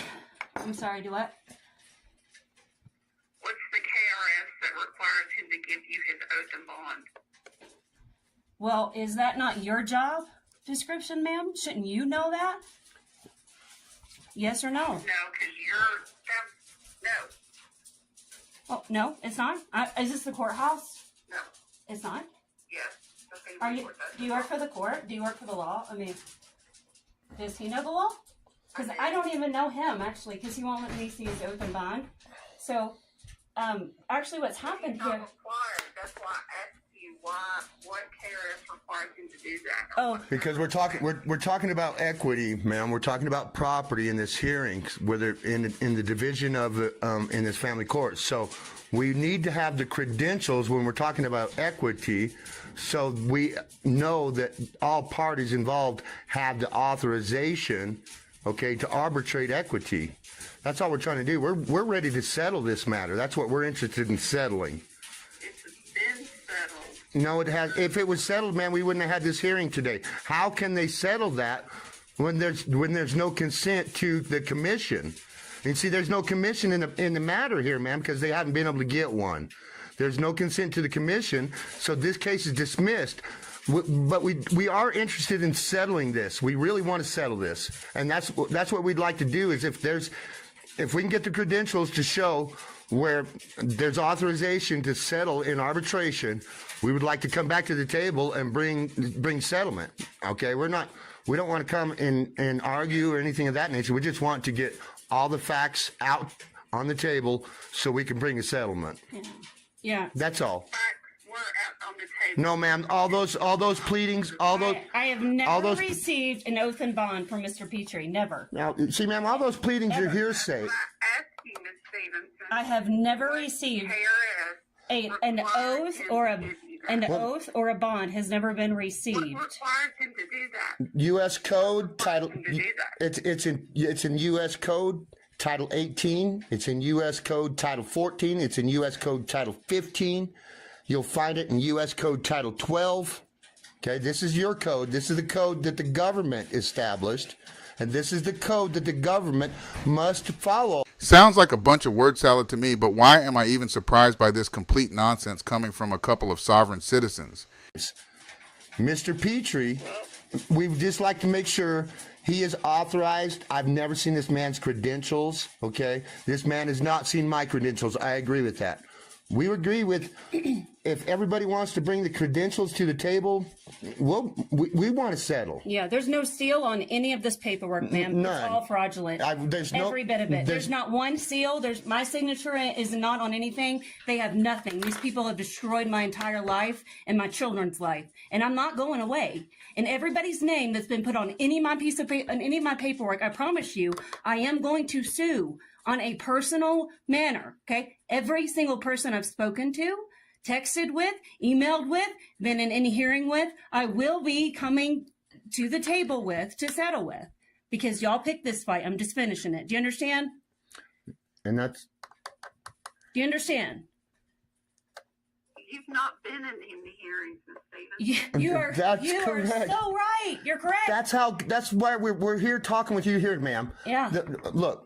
The court clerk kind of is the banker of the court. We know there's bonds here, okay? We're here to settle this tax issue, okay? That's what we're here to offer here today. We don't even know the amount of the debt. We don't even got any fact of any detriment that's brought any consideration. That is all hearsay, man. We don't have any evidence of that. It is filed with no seals, ma'am. No seals, no signature. We don't. No signature, no seals. Oh yes, ma'am, you do. You do. I tell you what. Every banking institution has to have a seal in order to have proper bonds. Circuit court clerk is not a banking institution. Yes, it is. You have a DUNS number and you have an EIN. You are a banking institution and you do file 1099-As, ma'am. I know this for a fact. I am a banking examiner. I am a banking examiner, ma'am. If I want, I will force you to bring those 1044s to ensure the tax is made on those bonds, because I guarantee you're not paying the tax on them. Ma'am, this is a huge problem. Ma'am, we're here to settle. Okay, we could do it the easy way or the hard way. If you want the IRS and the Treasury involved in your breach of trust, we can bring it. Or we can do this the easy way, and you can settle everything out of that payment bond and the performance bond. We can file the paperwork. We can send you them paperwork so it's legit. And we're going to ask you to settle this out of those accounts, because you have 3 accounts there I see so far. And I'm pretty sure I can dig up 3 or 4 more. These accounts are going to be handed over to the SEC, the IRS, the Treasury, and the Postmaster Inspector General. If we don't get something straight here, that man cannot sign off on paperwork without consent. That is theft. We are talking about equity here, ma'am. And no courthouse has ever produced any evidence that they have the authority. If that man moved forward, he left the bench. I'm asking you if you're ready to settle this matter. Because we are. And we're wanting you to settle them out of that payment and performance bond, and I will give you the assignment of how to do it. You already know how, but we're going to direct you where. I don't know how. The hell you don't, ma'am. That court clerk knows how to make those bonds. We know where they go, ma'am. You make a performance bond, an appearance bond, and a payment bond on every case, on every account, ma'am. It's a 9-digit number. It's got a QSIP number, right along with your DUNS number, right along with your EIN number. Ma'am, we're not here to argue. We're here to stand in common. We just want to settle this matter because all parties involved. I'm not saying anything. You're the one arguing. I'm not arguing, ma'am. I'm telling you exactly how the courts work. They are banking institutions, and only ma'am. because you told us that you did not know the law yourself, even though you represent it. And I'm here to stand the law, ma'am. So I'm just trying to help you. I am the banking examiner. I will tell you this right now. All the language. About performance bond? There is a well, okay. With every court docket, there is an appearance bond. Okay, so they get that bond as soon as they appear to court. Then there's a performance and a payment bond. Okay, I'll guarantee you they're there because the government provides the forms for us to use to liquidate them. And the comptroller told us to bring them to you. That's the comptroller, IRS, and the Treasury, ma'am. We just want to settle this matter. And the bench isn't interested in settling. This case is dismissed. This case is been adjudicated. That case, I don't give a shit what's on that paper, ma'am. You're going to have to take that up with the IRS and the Treasury. They don't care about your language. They don't care. They want to know if you got a fraudulent security or not. And ma'am, right now, I think I have full evidence that you do. Ma'am, can you describe what you just said? What you said, adjudicated? I'm sorry. Can you back up? I need you to describe what you said. No. Adjudicated. Adjudicated. What's that? What does that mean? He has no dog in this fight. Who? Well, he does because I say so. That's why. And because I'm the one in charge here. Do you understand that? Okay? Oh, sweetheart, listen to me very carefully. I had to flee the state because these people tried to kill me. You have no idea. You are in up to your neck in shit that you don't even recognize. They stole my kids, my house, my farm. I'm in over 6 counties. You think you're the only county I'm going to bat with here? And you think this is the only individual that's going to bring this matter to the state of Kentucky? Ma'am, there's a powder keg sitting in this country right now. The people have full knowledge of how they've been getting screwed around by the judicial and the courts. And we're done with it. We just want to settle these matters so we can liquidate these bonds so we can move on with our life. Okay? These poor offspring in the matter here are at risk. These poor offspring do not deserve this type of lifestyle, this type of experience in life from the judicial and these family courts. They have no authority to do this, ma'am. They don't have the authority, ma'am. I don't know who you are. I know, and I don't know you. I don't know who you are, ma'am, either. But we are among the same people. Don't we sojourn upon the same land, you and I? Are we not of the same people? And that we actually, I come into agreements with what you just said. I don't know you either. And I don't know this judge. And that's why I'm calling you to inform you that this man that you sent me to, that I'm just informing you that the man that you sent me to hung up on me because I asked for his oath and bond. That is on the record what happened. Do you understand what that means? If you don't, then you need to go back to the law books that y'all made, okay, and read them. Look, but that's the truth. We either get the man's credentials or we settle, or the IRS and the Treasury come and get those credentials and they settle in their matter. And I'll guarantee you, ma'am, I don't think that district attorney wants to pull out those 1044s. I will promise you that. And I think you know very well what I'm talking about. Do you think that? We don't have a district attorney. The hell you don't. We don't have a district attorney. Ma'am, do you have a county attorney? No, we don't. Do you have a county attorney? We have a county attorney. Okay, there's Commonwealth attorney. Okay, now, so where was that filed? Where's that was filed? filed in my county. You Hello, see? there's Boom. DA Elkinson. I know, he's on the list. Guess what? So are you. All of it. Come on, ma'am. We are of the people in this land here, ma'am. Okay? We're done. I am of the people. Yes, we are together in this. We stand in common, ma'am. We do. We stand in common. No. You don't find it you don't find it to be in common. So you're saying that any individual that puts some letters behind their name can sign off and steal property without consent, including children. That's against the law, ma'am, and you're going to find that out when it comes to trust law and commerce law. We are dealing with nothing more than a commercial tax issue here, ma'am, and we're here to settle, and the bench refused to settle. Yes, that would be me. Ms. Stevenson. Hello. Do you hear me? Yes, I hear you. Hello? Yep, I hear you. Do you hear me? I hear you. I and hear I'm you. going to tell you, there's nothing more that I can do for you. If you feel that you have been done wrong or that this is not correct, then my suggestion. It's not a feeling. I'm just letting you know what happened. I'm letting you know what happened, ma'am. I don't have a feeling, okay? I have the facts and the receipts on all of it. So you need to understand.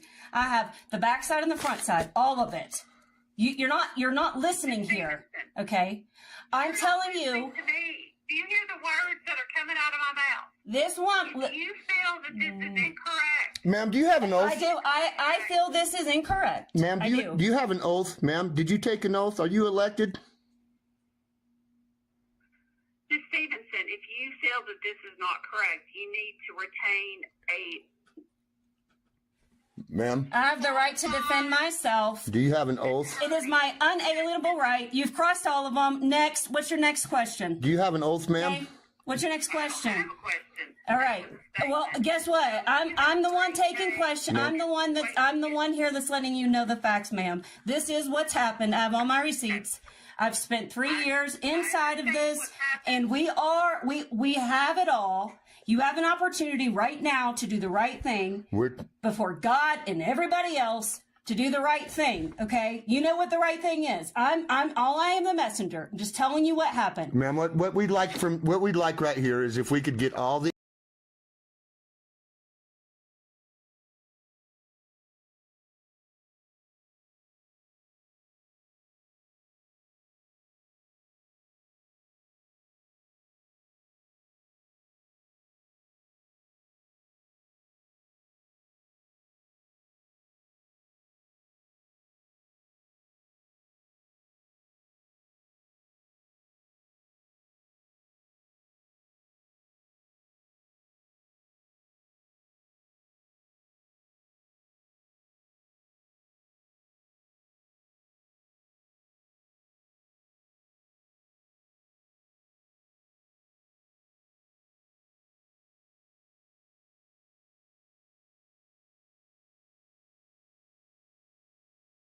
information on how many accounts that we're going to need to address here so that we can liquidate these accounts and finalize this deal.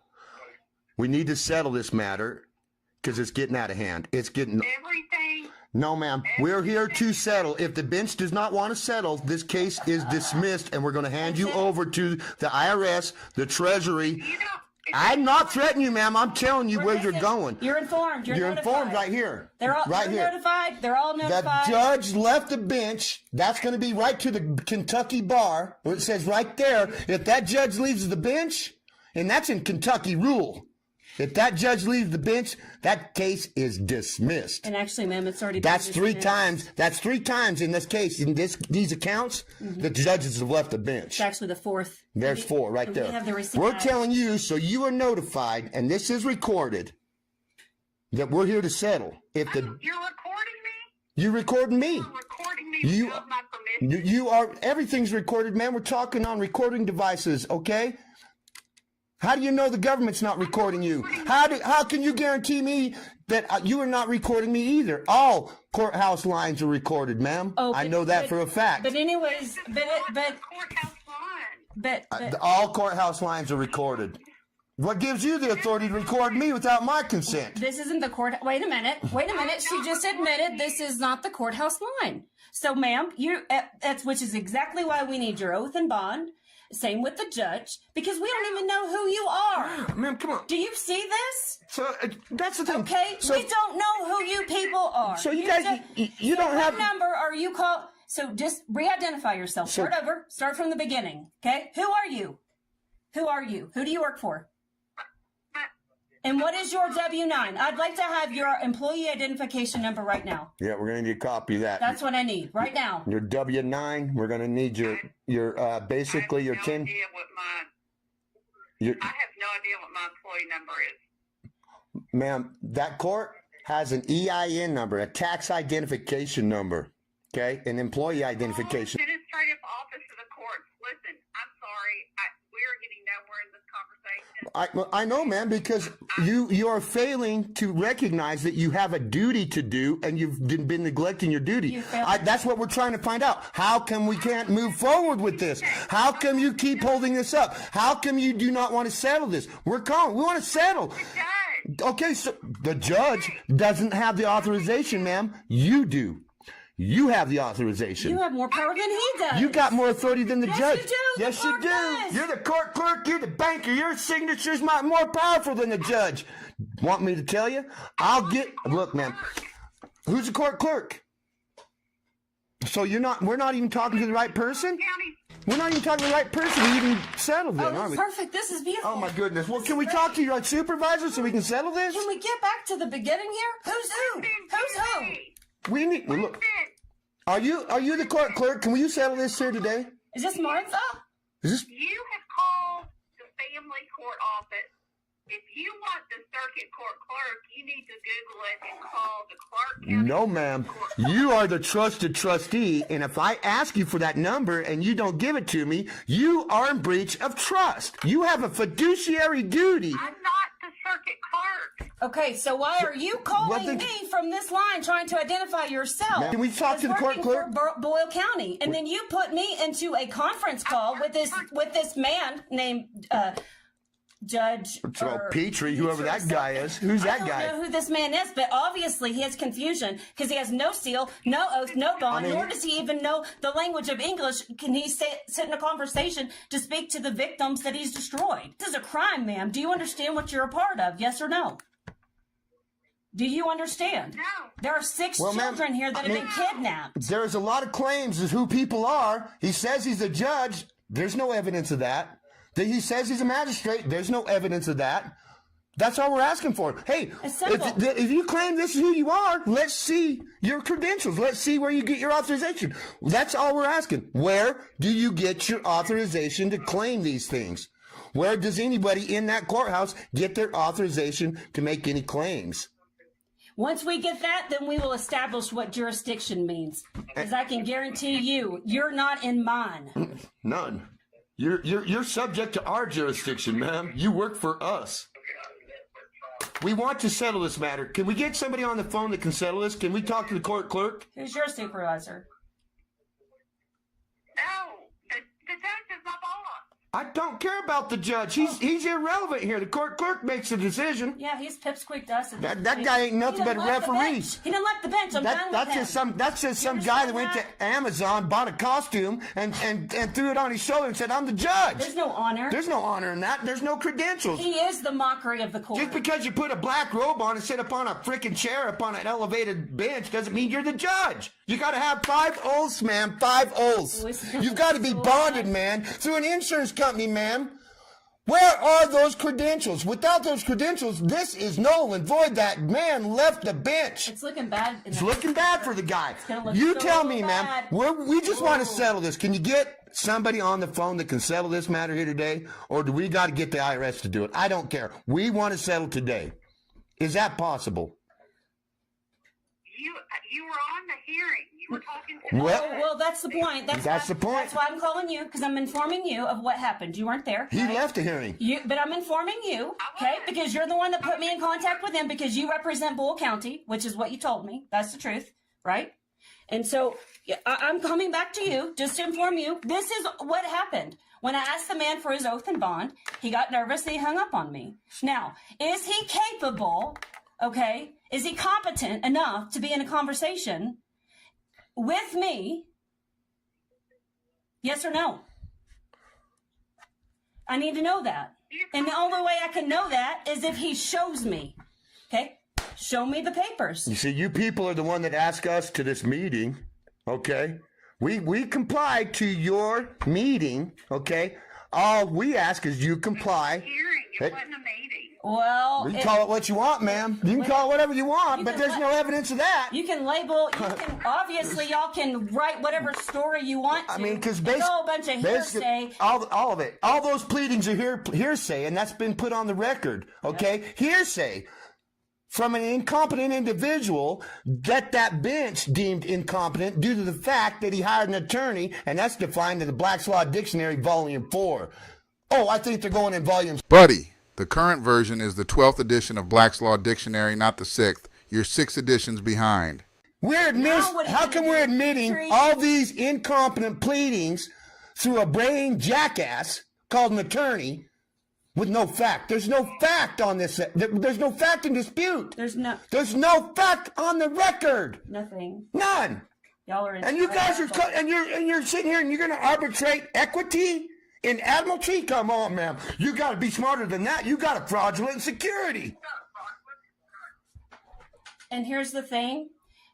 We have it all. Let's just get somebody on the phone right now that we can give the information to so we can get this settled today. We need those bonds liquidated because these offspring are hurting. They deserve better than this, ma'am. And if you claim to be doing this in the best interest of them offspring, then you're going to settle today. We need your supervisor. Ma'am, here's where we're at, okay? The judge left the bench. No, yes, you are. Yes, you are. Who's your boss? Here's your boss. Look, that judge, we have a certified mail, okay, with an unrebutted affidavit on that judge, okay? I don't care We're done asking questions. We're here to settle. If he does not want to settle, we've already got chain of custody on his ass. Okay, he's already admitted that he committed crime. We have an unrebutted affidavit. We're talking about commerce, okay, and a commercial tax. That judge knows the 4 judicial canons that govern that bench. Okay, that man went out his conduct. I don't care, ma'am. Get us your supervisor so we can settle. Or if we're not going to settle, we're done. Yes, I want you to give the judge this one. I just want you to give the judge this one message. I don't need any of your statements any further. Okay, I'm done with you. Okay, you just need to let him know this. Okay. All right. Okay. Ready? Have a good day. The jig is up. Let him know that. Okay. The jig is up. Have a good day if you're feeling so, Steve. Goodbye. So no settlement, no case. She hung up. Conclusion. This couple claims that the courts are banks with EN numbers, and in their desperation to fix their poor decisions and the loss of their children, they lie about everything. Their bizarre claims took me by surprise, especially as they repeatedly verbally abused a woman who may or may not be part of the court system. To them, it doesn't matter. Sovereign citizens often believe they're above everyone, including the law, so this kind of behavior isn't shocking. They put immense pressure on this woman, calling court clerks and claiming she has more power than the judge. Their thought process is all over the place, bouncing from one absurd idea to the next. Sovereign citizen father-son get pulled over and dumber traffic stop fail. So when the United States goes bankrupt, which they do, I think it's every 70 years. Us 14th Amendment citizens only are the ones that have to register. Close the door, get back in the car, sir. We're not 14th Close the door, get back in the car, sir. No, I don't feel he's my son. That's my father. Trooper Carter Stickfield, got your license? Yeah. What went wrong? Your tag back here, when you went by me, no stake popped up on it. Oh, okay. All right. Just give him all of your stuff. This is my identification. I want you to look this over. This is an affidavit of truth and facts that is notarized and is signed under penalty of perjury. Before you do any writing of citations or anything, I need you to look over this truth of facts. And if you do write me a ticket or a citation, I will let you know that there is a fee schedule to every right that you violate. Private citizen, this vehicle is placed in a trust, and the UCC and common law both acknowledge that trust law is above the UCC Admiral Maritime statutory jurisdiction, which you guys are under. So I want you to look over this information here. Do you have anything for the registration? It's all inside that. It's all inside that. You look that over. You need to talk to your dispatch and let them know, because I don't want this going anywhere where it shouldn't. You need all that information, the registration, everything's in there. Did you read this over? No, I don't need to read that. Yeah, you actually do need to read that, sir. Boy, how's it going? All right, I understand you said it's through a trust, but is it going to come back through any of the 50 states if I was to run the registration of the vehicle? No, it's not. It's not registered. It's not registered with the state. It's completely 100% private. Yep. No state registration at all. So it's going to be strictly under the trust? That's right. We're travelers. So, yeah, I understand that. Hang tight, okay? Alrighty. That's it. Yes, sir. Grab that right there and step back here with me so we can figure this thing out. All right, well, he don't have to step out of the car. You take whatever you need, but he's not getting out of the car. You can read this information. I don't feel, he's my son. I don't feel safe with him getting out of the vehicle because we are protected inside our conveyance. I understand, but I'm not on the side of the road. The only thing I'm asking him to do is grab his just write us a citation so we can go. We don't mind taking a ticket. Here's the thing, I can't just write a citation and let you go. That's what I'm trying to verify. Because we didn't commit no crime. Oh, okay. We reserve all of our rights under UCC 1-308. Alright, so we're going 60 miles an hour. I got a dash cam. I have all that evidence I need. I never said it was your speed. It's the registration. What's wrong with the registration? I don't have to. You don't have to be contracted. I don't have to have a contract with the U.S. Corporation. I'm not a 14th Amendment citizen. Is insurance or anything inside this? I am we have insurance, but that's beside the point. Everything is in here. I'm privately insured through my Sessicated Trust. Okay, well, you grab it, come back here, show me the insurance. No, I am not stepping out, and I'm going to roll this window up a little bit here. Just fill out whatever you need to fill out. We'll take the ticket. Here's the thing, I just need to verify. What do you need to verify? Why do you need him to step outside of the car to verify it? Right here. You can talk to him right here. I can hear you. Yeah, we're fine. Just talk to us right here and tell us whatever you need. He don't need to get out of the car. Now it's a lawful order that I'm asking him to step out. You unlawfully pulled me over. Right. I'm lawfully asking you to step out of the vehicle. Okay? Why? But why do you want him to step out of the vehicle? So I can talk to him. You can verify the information. No, we got a camera right here. That's all it is.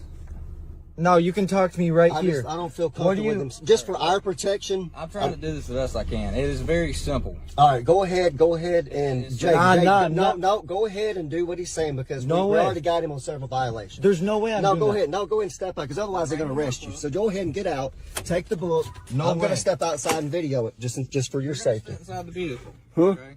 No, let me. All right, we'll take your phone with you. All Take your phone, I'll get my phone.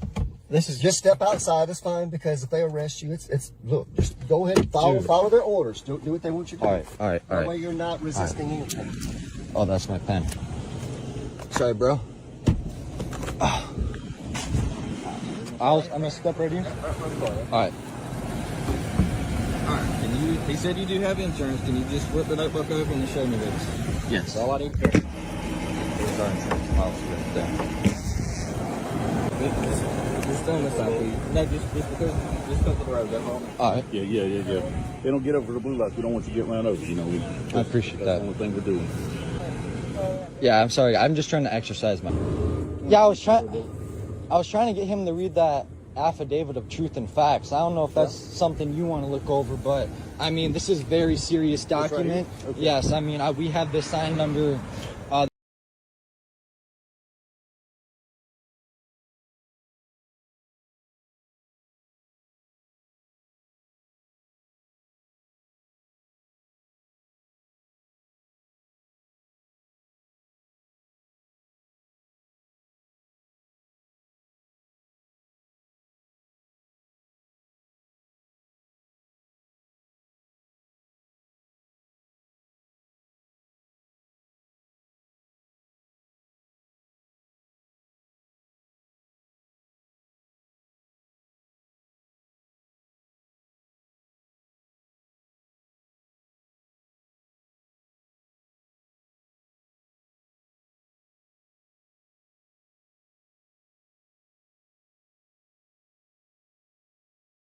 The penalty of perjury, we have it notarized. I mean, this is very powerful information that I encouraged him to read beforehand, but he just didn't really want to do it. Well, yeah, and you got to understand, you know, I mean, he don't want to divert his attention away from what's going on.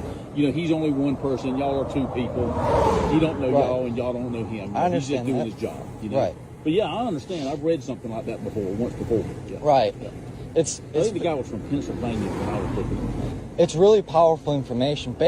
Basically, in short, we don't have any contracts with the U.S. Corporation, which puts us outside of your guys' jurisdiction. And that's why we don't have a registration, because by registering your vehicle, you're putting your vehicle into a trust agreement with the U.S. Corporation and its trust law. And what you're doing is you are now making the U.S. Corporation the beneficiary of that vehicle, and you're the trustee, which means the state owns it, and you just have to take care of it and pay all the bills and everything.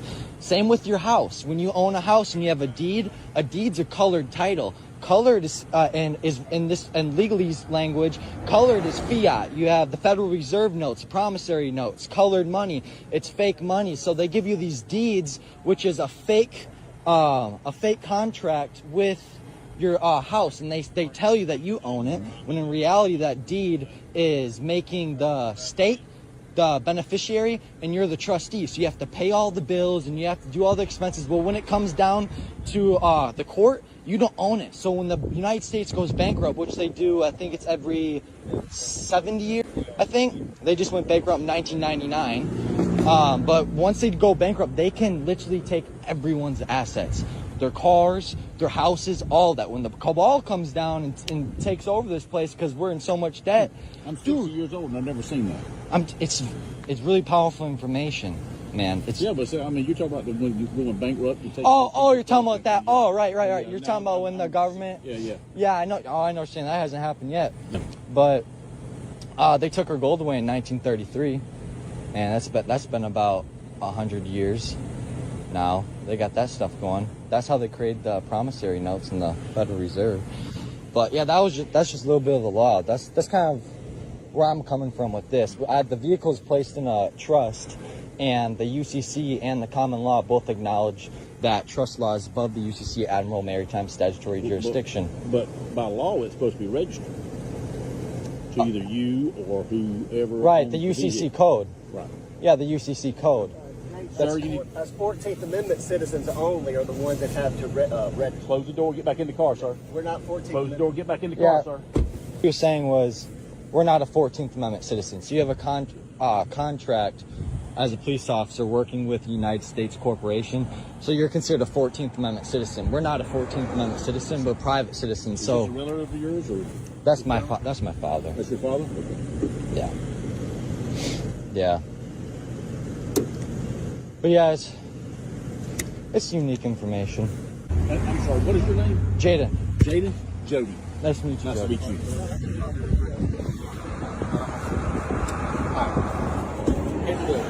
If it's turn you loose, because we're going to work a fatal crash, okay? I understand your expression, your rights, whatever, the traveling stuff you may do, sovereign citizen stuff, that's you. All right? I'm not sovereign. Okay, well, just understand, laws do apply to you, okay? We are 10-4 both. I can stroke you a couple tickets just because I'm not doing it. Don't mean the next person down the road won't do it that you run into, okay? I just have other stuff I have to do rather than mess with this right now. Well, it's fine if you were to write me a ticket. I would conditionally accept it, and then I would be sending affidavits and conditional acceptances to you, the court, and the clerk, and that would shut down your county. I'm just saying that's why you don't want to. I'll conditionally accept any citations, but that's dangerous. That's why we have the affidavit and all that information in there. You can, but nobody will listen, right? Got to roll with the button. Ain't it? Is he really about to write one now just because I said that? No, I doubt very seriously he's going to do that. He's just taking one of those. Checking one other. I wasn't trying to be He told you mean. he wasn't writing the ticket. Oh yeah, I know. I wasn't trying to be mean. I was letting him know. He's not that kind of person. No, Oh, sir. okay. We're not. I was about to say, shoot, if we gotta do that, I don't want that to happen. No. He was making sure that there was insurance and all the paperwork was proper on the vehicle. Right. And if it wasn't, he would tow the vehicle. And right here, well, you can't tow it because it's not registered. You can't tow a vehicle that's not registered. We can.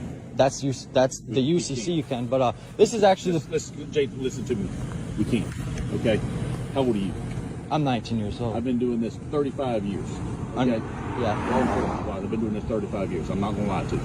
We can't. But you were just telling me about a while ago about the brakes and everything and about the laws and stuff in your trust. 10-4. Why did you go and spend the money that you said is fake to buy the vehicle?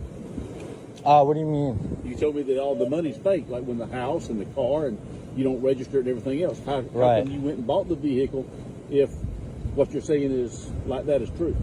What I did was I created a debt and I canceled the debt with a promissory note. Created the debt and canceled the debt. Yeah, that sounds fraudulent to me. Through my, well, that's how it works. So you're saying you create a debt and then cancel it with a promissory note. How does that work? You have to. It's a So what about the unit IRS? Would the IRS have anything to say about that? About you creating an account and a debt and then canceling it?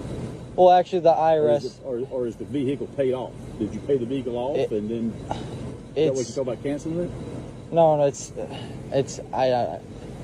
it's hard to explain to someone that doesn't like actually fully understand. I consider myself a pretty bright individual. I'm listening. I've got a question you haven't answered yet. I'm just curious. What was the question? The question is what would the IRS say about you creating a debt and then canceling the debt? Did you pay the vehicle off that way, or did you just buy the vehicle and say, "Hey, I'm not paying for this vehicle anymore," and just not pay for it? No, I wouldn't do that. What I did was I created a debt and I canceled the debt with a promissory note. Created a debt. Okay. No, I would. I'm curious about how. Yeah, you you would want to do that. No.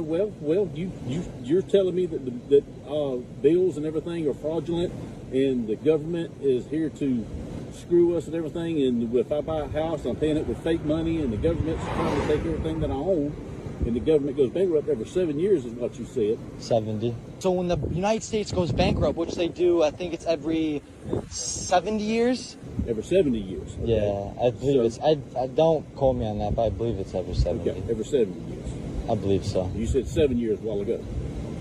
No, the United States is 70. I told you I was 60 years old and I haven't seen anything like that. So my question still stands is, 70. when you create a debt and you cancel that debt, what does the IRS say about that? Well, they wouldn't say anything because when you buy a vehicle, that's creating a debt. Correct. And then canceling a debt is paying off the vehicle. So the vehicle's paid off. Right, I don't owe anything on this vehicle. So you don't owe anything on this vehicle. You paid it off free and clear. You didn't go and put a down payment on the vehicle for $10,000 and drive off saying, I'm not paying you anymore. No, I didn't do that. Okay. Just curious. Just asking. Right. Okay. Well, let me please, I can get you out of here, okay? Alrighty.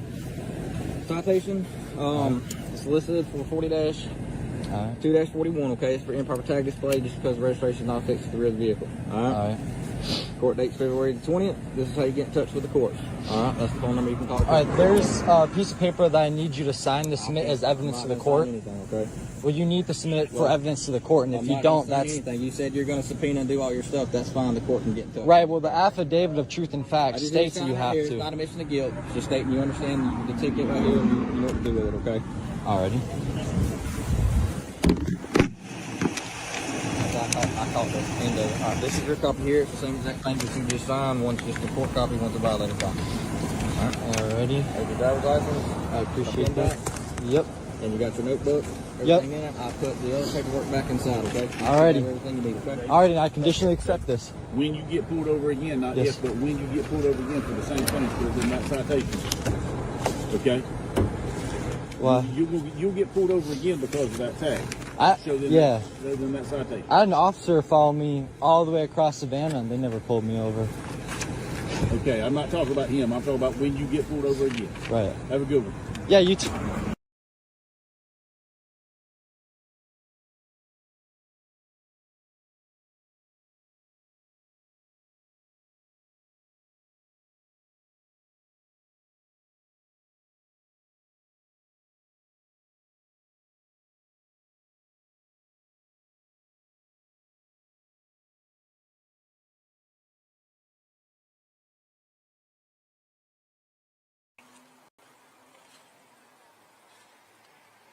Hey, how's it going? Good. Can you put the window down a little bit more, please? I can hear you. All right. What did you put me in? Sorry? So what is the cause? Well, you're all tinted out and there's no plates. There is plates. There's plates in my car. Where's the plates? It's one in the back and one in the front. Well, it says in the back it's not a plate. It's not an Ohio plate. Or any state. Where are you from? Speak up, please. I'm from Morocco. Morocco? Yeah, that's the name of this country. It's called Morocco. Okay. Well, you need a plate. You don't have a plate. Do you have your registration? That's a plate issued by my consulate. I'm not from this area. Okay, so where are you from? You said Morocco? Corporate State, Illinois. I'm from Illinois State, the Corporation of Illinois. Okay. Do you have your license on you? I have my nationality card. That's it. It's my nationality card issued by my consulate. My consulate issued this. That's not a license. It's a nationality card. All right, I need a license. You need a license to drive. I'm not driving, sir. What are you doing there? Driving is when You're driving. We're not going to do the whole sovereign citizen thing. I'm not a sovereign citizen. That's what you're explaining to me. You're saying I'm not explaining that. you're saying you just have I have a nationality card, Right. which is recognized by the Department of Justice. Well, I need a license. I'm not driving. I'm traveling. You're driving. If you're on the road, you're driving. The Sovereign Citizen Goes Pro C, a dive into courtroom chaos and delusions. Sovereign citizens often find themselves at odds with the legal system, claiming to be their own legal representatives and asserting bizarre beliefs about government entities. This article examines a case where a sovereign citizen goes pro se, misses court dates, and argues the state is merely a corporation. The judge, however, remains steadfast in handling these outlandish claims, exposing the legal consequences of such misguided ideologies. Jesus Christ is King. All right, cause number 231293303 and 2312934. Aren't you going to take a seat? No, I'd rather stand. Well, it's your hearing, sir. Is it okay if I stand? Is there something wrong? Why do you have to stand so close to him? The sign there that says no standing. Oh, well, okay. I just know I was subject to those rules. I didn't agree to it. Anyway. Okay, so there's a bench warrant.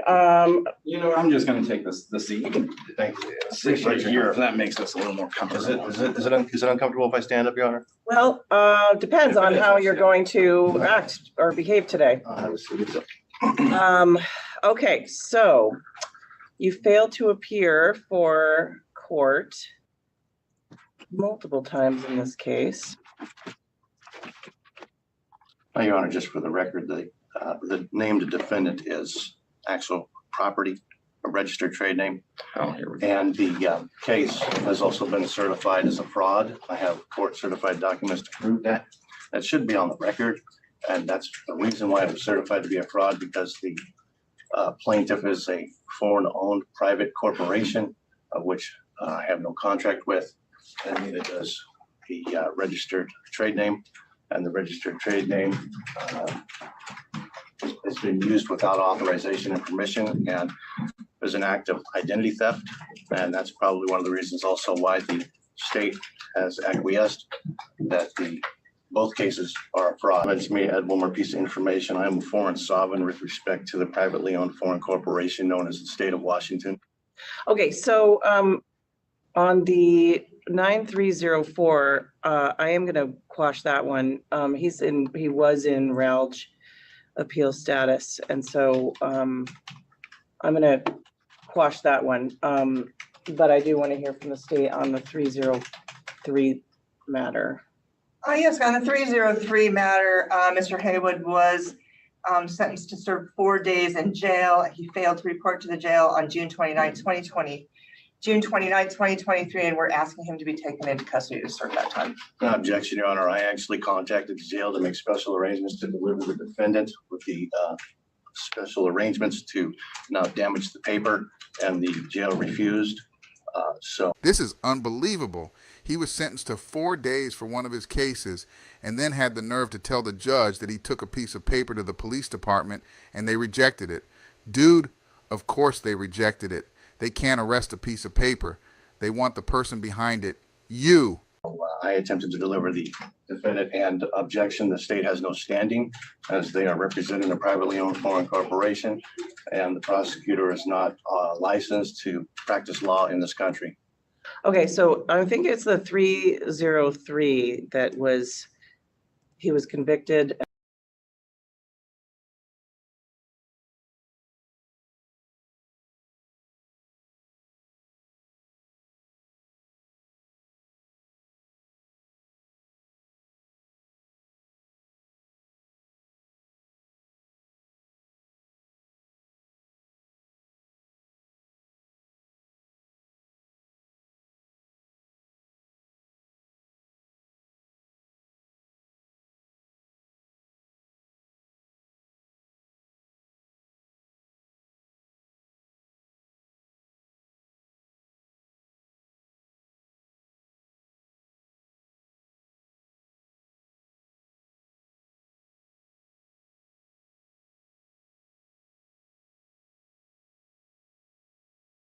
And ordered to do jail, and you believe that he didn't comply with jail, because there's a docket entry that said defendant complied with jail.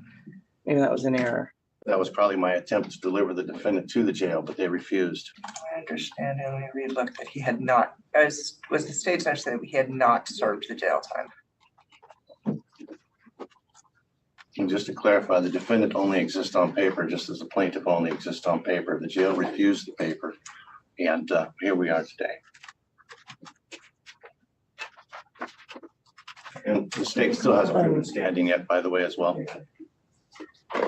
So, Mr. Haywood, it doesn't look like you did the sentence on the 303 matter, and so I am going to quash the warrant. However, I am going to have you serve that time. Okay, well, I'll deliver the paperwork to the jail. That's fine. I tried to once before, but they refused it. And just to clarify, I'm not the defendant. There is nothing on there, nor is there any testimony from anybody as firsthand witnesses under penalty of perjury that I am the defendant. And I've uploaded plenty of documentation to prove I'm not the actual defendant. That is a registered trade name, matter of public record, and registered with the state. So if you want me to serve some jail time, then we're going to need to change who the defendant is, because I'm not the defendant. All right, so can you upload a new commitment? Yes, Your Honor. And the reason they couldn't put my name on there as a defendant is because I'm a foreign sovereign with respect to the corporate entity known as the state of Washington, of which I have no contract with. Wow, the land of make-believe. Okay, so with respect to the 304 matter, which is still pending, what's your position on the warrant, Ms. Fredenberg? The state was going to ask for that warrant to be served. Objection to jurisdiction. The state has never proven any jurisdiction and has no jurisdiction or standing. So any requests or statements from any representative from the state are a nullity and a fraud. This sovereign citizen believes the courts have no jurisdiction over him, insisting that he and the person being charged are two separate entities. Let's see how the judge handles this one and locks him up anyway. Jurisdiction is challenged. It must be established on the record. And it hasn't been, and it still isn't. You can do it now if you like, if you can. Okay, so Mr. Haywood, you failed to appear many times in both of these matters, had many warrants quashed. And to be perfectly honest, I'm not confident that you're going to come back to court given the history here of failing to appear. I will agree to come back to court on behalf of the defendant. The appearance fiasco was simply because the communication between the acting prosecutor at the time and myself. I have plenty of emails. So in one case, he said he was just going to reschedule with the judge. I told him reschedule whenever you want. I'll go ahead and be there and I'll bring the defendant with me.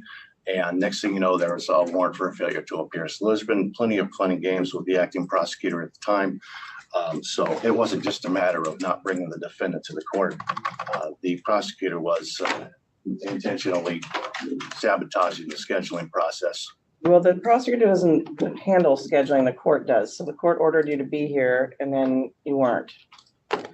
So. Objection, the court ordered the defendant to be here.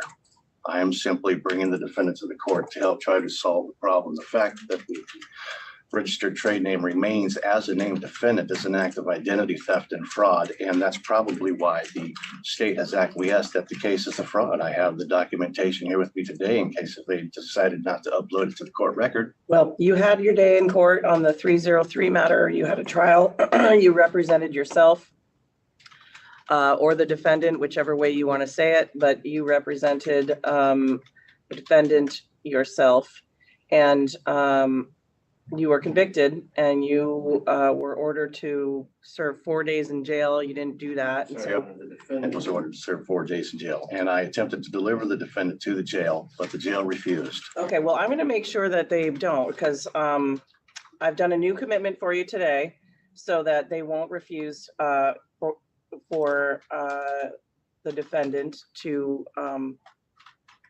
serve that time. I'm going to serve the warrant, and so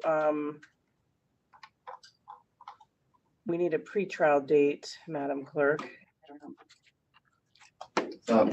There's no jurisdiction yet been proven or standing. Are we going to continue? That would be an act of fraud and treason. Your Honor. That's a felony. That's an arrestable offense. I put both of them in one of our. Well, we don't need anything on the 303. He's just going to serve a sentence. Okay. We just need the 304, and yes, I have the defendant here with me today. You can take him to the jail if you like. So your next court date is going to be September 13th. We probably need to change that since I'm taking him into custody. So do we have anything in August? Excuse me, Your Honor, are you testifying that I am the defendant under penalties of perjury? I'm not testifying to anything. Good. And here's the defendant right here. All right. Your Honor, we can do August 24th at 10:30. All right, I can change that. Thank you, Your Honor. So August 24th at 10:30 in the morning will be your next court date. I will be here with the defendant, no problem. You're going to serve those 4 days and then you'll be released, and nothing more will happen on that 303 case. You'll be done. And then this case will be heard August 24th at 10:30 in the morning. If you change your mind about representing yourself, then you can ask for help if you want it. If you don't want help, we don't have to have it. So we'll see you in August. I'm going to have you take a seat right over there. I won't be here for the defendant August 24th. Would you like me to deliver the defendant to the jail? I would like you to sit over there. Is there any standing with the defendant? Jurisdiction chosen, proven here yet? Please go take a seat. Okay, so let the record reflect no jurisdiction has been proven, and neither has the identity of the defendant definitively been established. Okay, please go take a seat. Sonia Sesko, customer 231024002. Mr. Haywood, sit down. Am I obligated to follow these rules? You are going to sit down right now. Do you have any jurisdiction? I don't believe you have any jurisdiction that's been proven yet. Please sit Are you threatening me with violence? I'm asking you to sit down.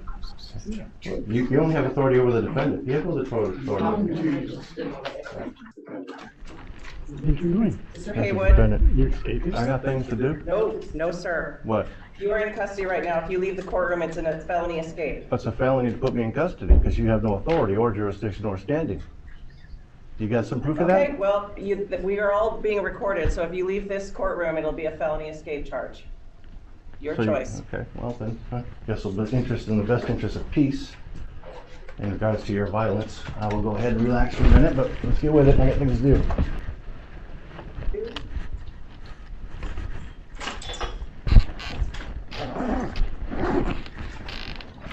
Got it?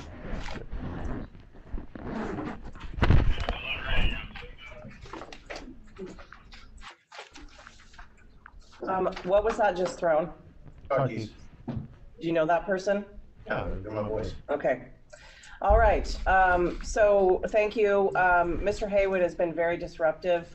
He tried to leave the courtroom once he was placed in custody. So just FYI, be careful with him. So, give me a break. Can I just see just need to see it. Thank you. Can I see who's being put into custody, please? I just need to see the name. I just need to see the name of the person. Okay, that's not me. That's the problem here. Our Sanborns matter. We're here today on That's not me. Who's that? The name is saying it, but that's my registered trade name. I got all that documentation right here. Okay, good. We're You want going it? to Okay. Yeah. Well, this is the defendant, technically.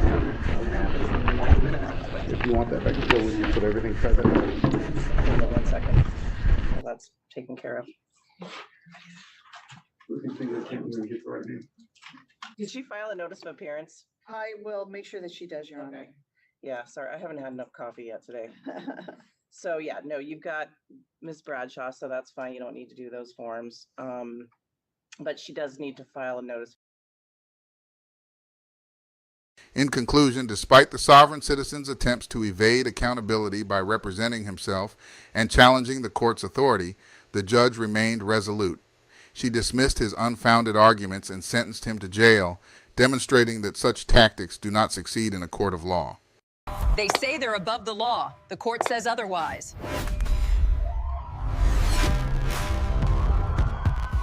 Time to go out of the You're refusing to get out of the vehicle. You need to step off. You're arresting someone who's not moving. Today's episode takes us straight into the world where fantasy meets handcuffs. A self-declared private citizen tries to outrun reality law in a cart full of unpaid Target merch. Kind of accusing you of stealing. You were not? How did they mess that up then? Can you? I don't know. They probably did they try to? Well, I wasn't, but do you know, were they trying to stop you before exiting or no? No. Okay, so nothing happened inside the store? No, I walked out. Okay, do you have your license with you, please? No. No, it's not. Okay, well, you're detained right now, okay? Until I investigate this thing going on right now. So,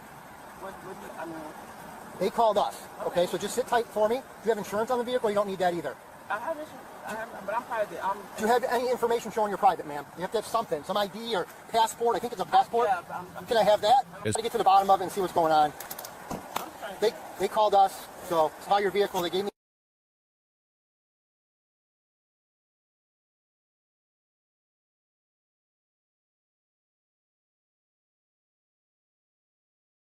Please, if you don't understand how the courts work, you need a lawyer. Listening to sovereign citizen arguments is painful. Someone really did a number on him. He's completely brainwashed by sovereign citizen ideology. Knowingly and intelligently made. No one's forcing you to do this.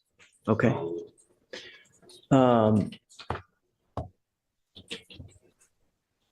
Knowing all this, are you sure that you still want to represent yourself? I got to tell you, I think that you look like a great guy. You look like you're upstanding. I have no problems that you represent yourself. Understand that you need to be careful what you tell them, though. Everything that you say, even if you think you're hurting yourself by admitting one thing or the other, you could be hindering your case, meaning hurting your case, even if you think you're helping yourself. Do you understand? I'll make you a deal. If at any time you want a lawyer, all you got to do is ask and I'll give you one. Really. If you ever feel like you're under the gun, that you feel like someone's taking advantage of you, I'm happy to give you a lawyer at any time. I want you to understand now, as a condition of your bond though, I'm ordering you not to drive until you have a Texas driver license and a liability insurance. I'm ordering you not to drive. And I'm going to have you sign with me today an affidavit promising me you're not going to drive. If I find that you drive, I'm going to put you in jail. Do you understand? I have personals. Okay. You are not allowed to get into the driver's seat of a car and drive, convey, travel, however you want to term it. You cannot do that. And if I find that you do that, I'm going to put you in jail and I'm going to make your bond so high, your head's going to spontaneously combust. Do you understand? That waive my rights to anything? Or no, but I'm telling you that you can't drive, convey, get into the driver's seat of a car. If you do, you're going to go to jail because I will revoke your bond. Beware of sovereign citizen scams. Don't fall for these legal myths. Scammers posing as sovereign citizens are spreading misinformation, claiming people can avoid laws and taxes, but these myths don't hold up in court, and following them can lead to serious legal consequences, including jail time. In this video, we dive into the myths and lies, why they don't work, and how you can avoid falling victim to these scams. Don't let someone's bad advice ruin your life. What's up, family? How y'all doing? Now look, lately I've been looking around, right? Because I've been going on YouTube and I've been looking at these videos, and the car industry is crazy. Like, the banks is treating like the debtors like pawns. So I'm looking on YouTube, right? And it's something called a bank auto auction, a bank repossession auction. So all the cars that banks snatch from like the debtor, they auction it off to dealers. And what the dealers do is, after they purchase the vehicles, the banks finance it, for another debtor. And the cycle continues. It's like the banks nowadays, their whole entire agenda is this, right? Say, for instance, say if you had a car note, $40,000. And now you had the car for 4 years and you paid $11,000 towards the vehicle. Now, say if you couldn't pay, within that 3-month span, they would take your car and say if you couldn't pay the money to reimburse or put the loan back to a current standard, they will put your car in the auction after 15 days of non-payment and sell it off. And I'd be looking at people like, damn, the banks is cold, because it's like, people are very hard working and they pledge their everything for this vehicle, and the banks will take the vehicle back from you. And after they take the vehicle back from you,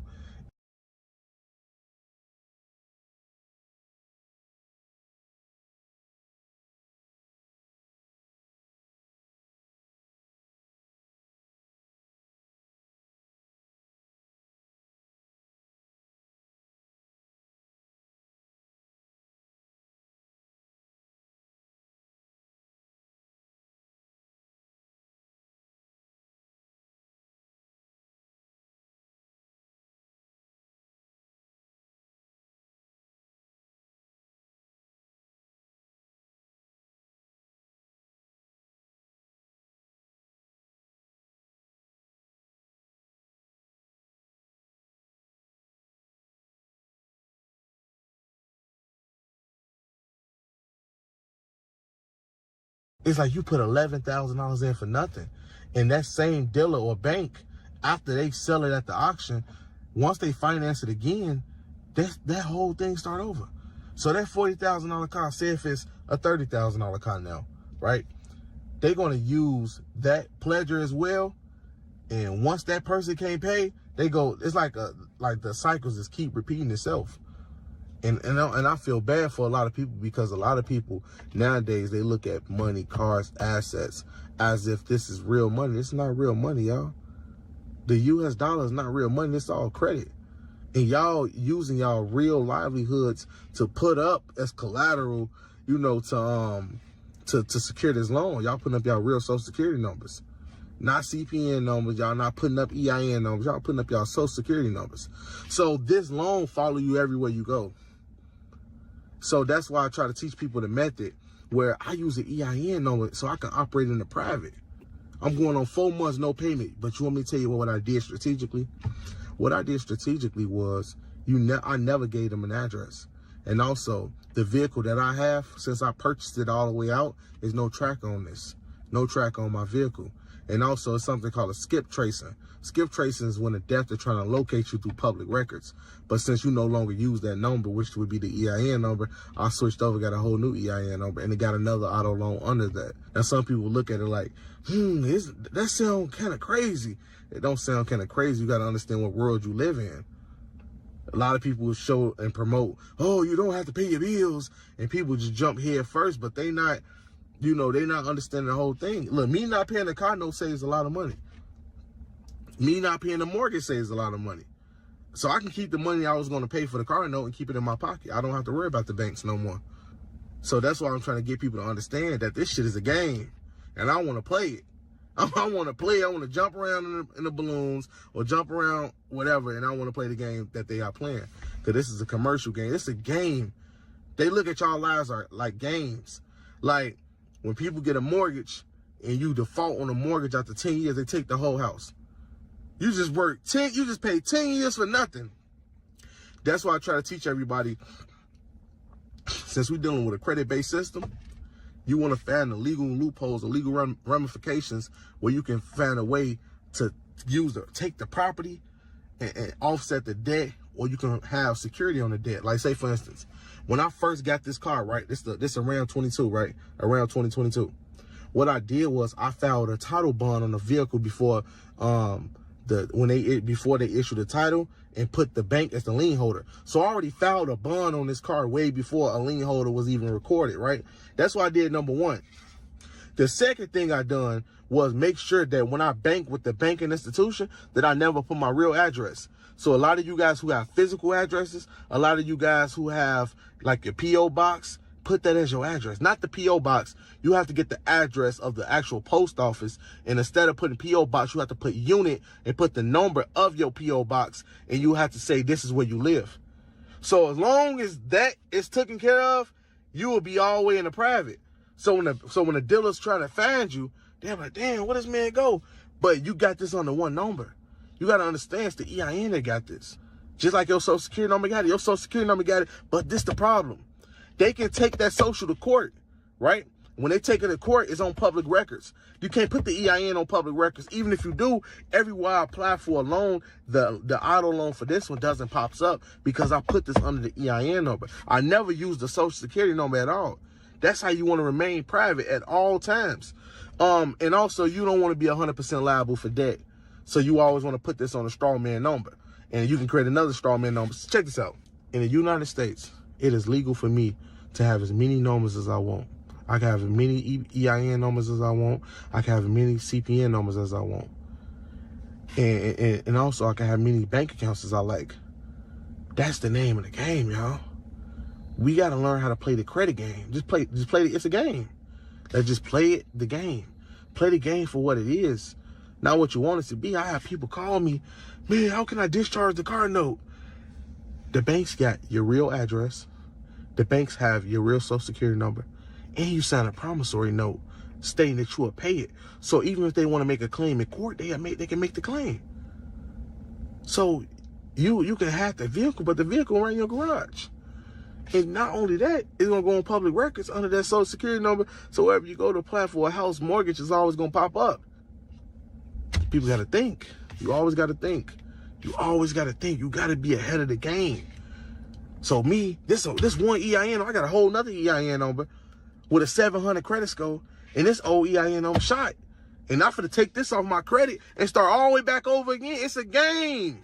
That's why I want everybody to understand credit is a damn game. And I would never take credit serious because the bank's giving you extension of credit, which is a game. You retrieving credit, which is a game. Everything is a game, y'all. Now, I'm not telling you do anything illegal in the sense of stealing something. This sovereign citizen is trying to give you a one-way ticket to jail by defrauding banks. Sure, you can have an EIN, but that's meant for legitimate business purposes. Using it solely to get loans without intending to pay them back, that's the definition of fraud. He's giving out bad advice, like providing incorrect addresses and hiding behind an EIN to avoid identification.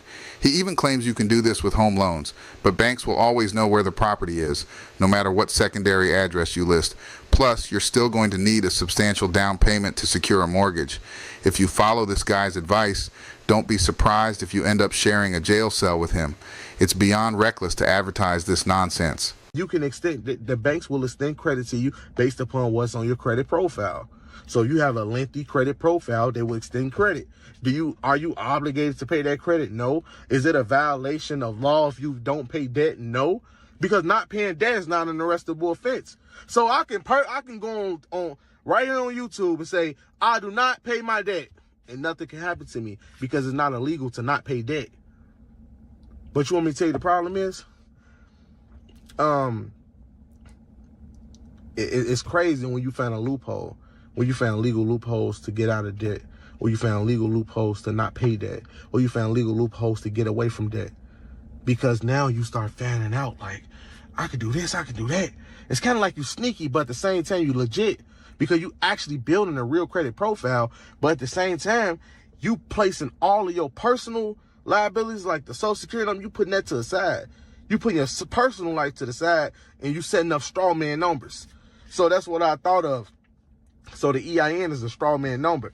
The CPN number is a straw man number. So I get over on the banks just like that. So look at it like this. You got people out there, right, who commit crimes, right? They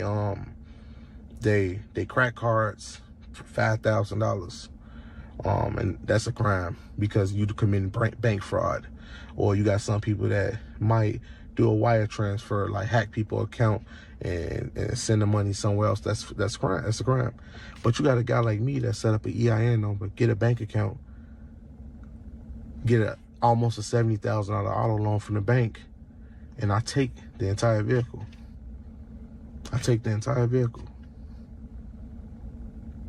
And guess what? 0% liability. And it's not illegal. Defrauding a bank using an EIN, employer identification number, without any intention of repaying the loan constitutes fraud, which is illegal under both federal and state laws. Here's a breakdown of how this is defined legally. 1. Fraudulent intent, fraud in legal terms, generally refers to the intentional deception or misrepresentation for personal gain, typically to obtain money or property. At both federal and state levels, the act of fraud is prosecuted when 3. Fraudulent use of an EIN. An EIN is issued by the IRS strictly for legitimate business activities.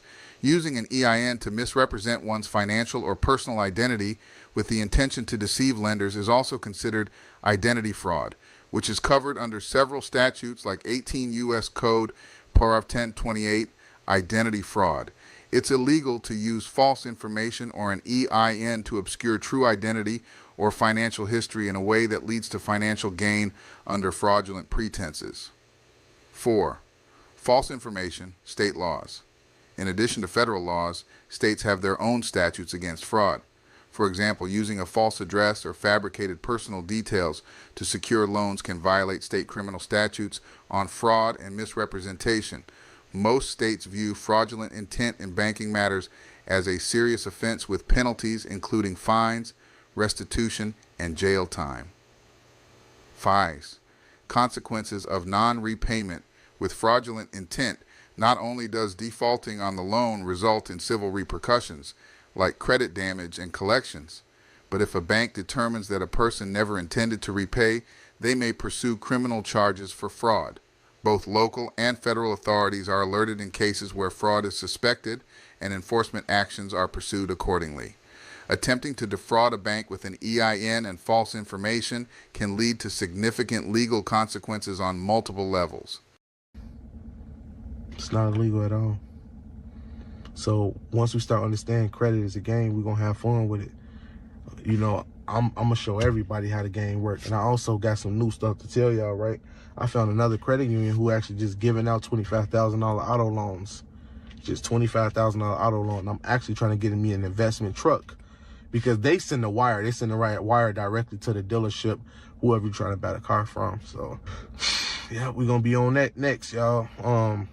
Yeah, man, credit is a game. You know, for you guys who paying car notes, I'm sorry, man. You know, that a lot of people ain't caught on to this soon. A lot of you guys pay $30,000, $40,000, and this is y'all hard-earned money. This is hard-earned money that y'all are paying. And you got a guy like me out here driving a 2022, and they can't even fad me, and I got this under the straw man number. And it's not illegal. It's not. When a person knowingly lies, misleads, or hides information with the intent to deceive and secure benefits unlawfully. 2. Bank fraud. Federal law, the federal statute, 18 U.S. Code, Graph 1344, directly addresses bank fraud, which is defined as attempting to knowingly execute or attempt to execute a scheme or artifice to defraud a financial institution. If someone takes out a loan using an EIN and has no intention of repaying, they're essentially committing bank fraud under federal law, as the action involves misleading the bank to secure money or assets. Violators face up to 30 years in prison and fines up to $1,000. In conclusion, don't be fooled by this sovereign citizen's advice. It's illegal on both federal and state levels. What he's promoting is bank fraud by misusing an EIN to hide his identity and dodge loan payments. If you follow his lead, sooner or later the authorities will piece it all together and he'll be facing serious jail time, along with anyone else who buys into his reckless criminal advice.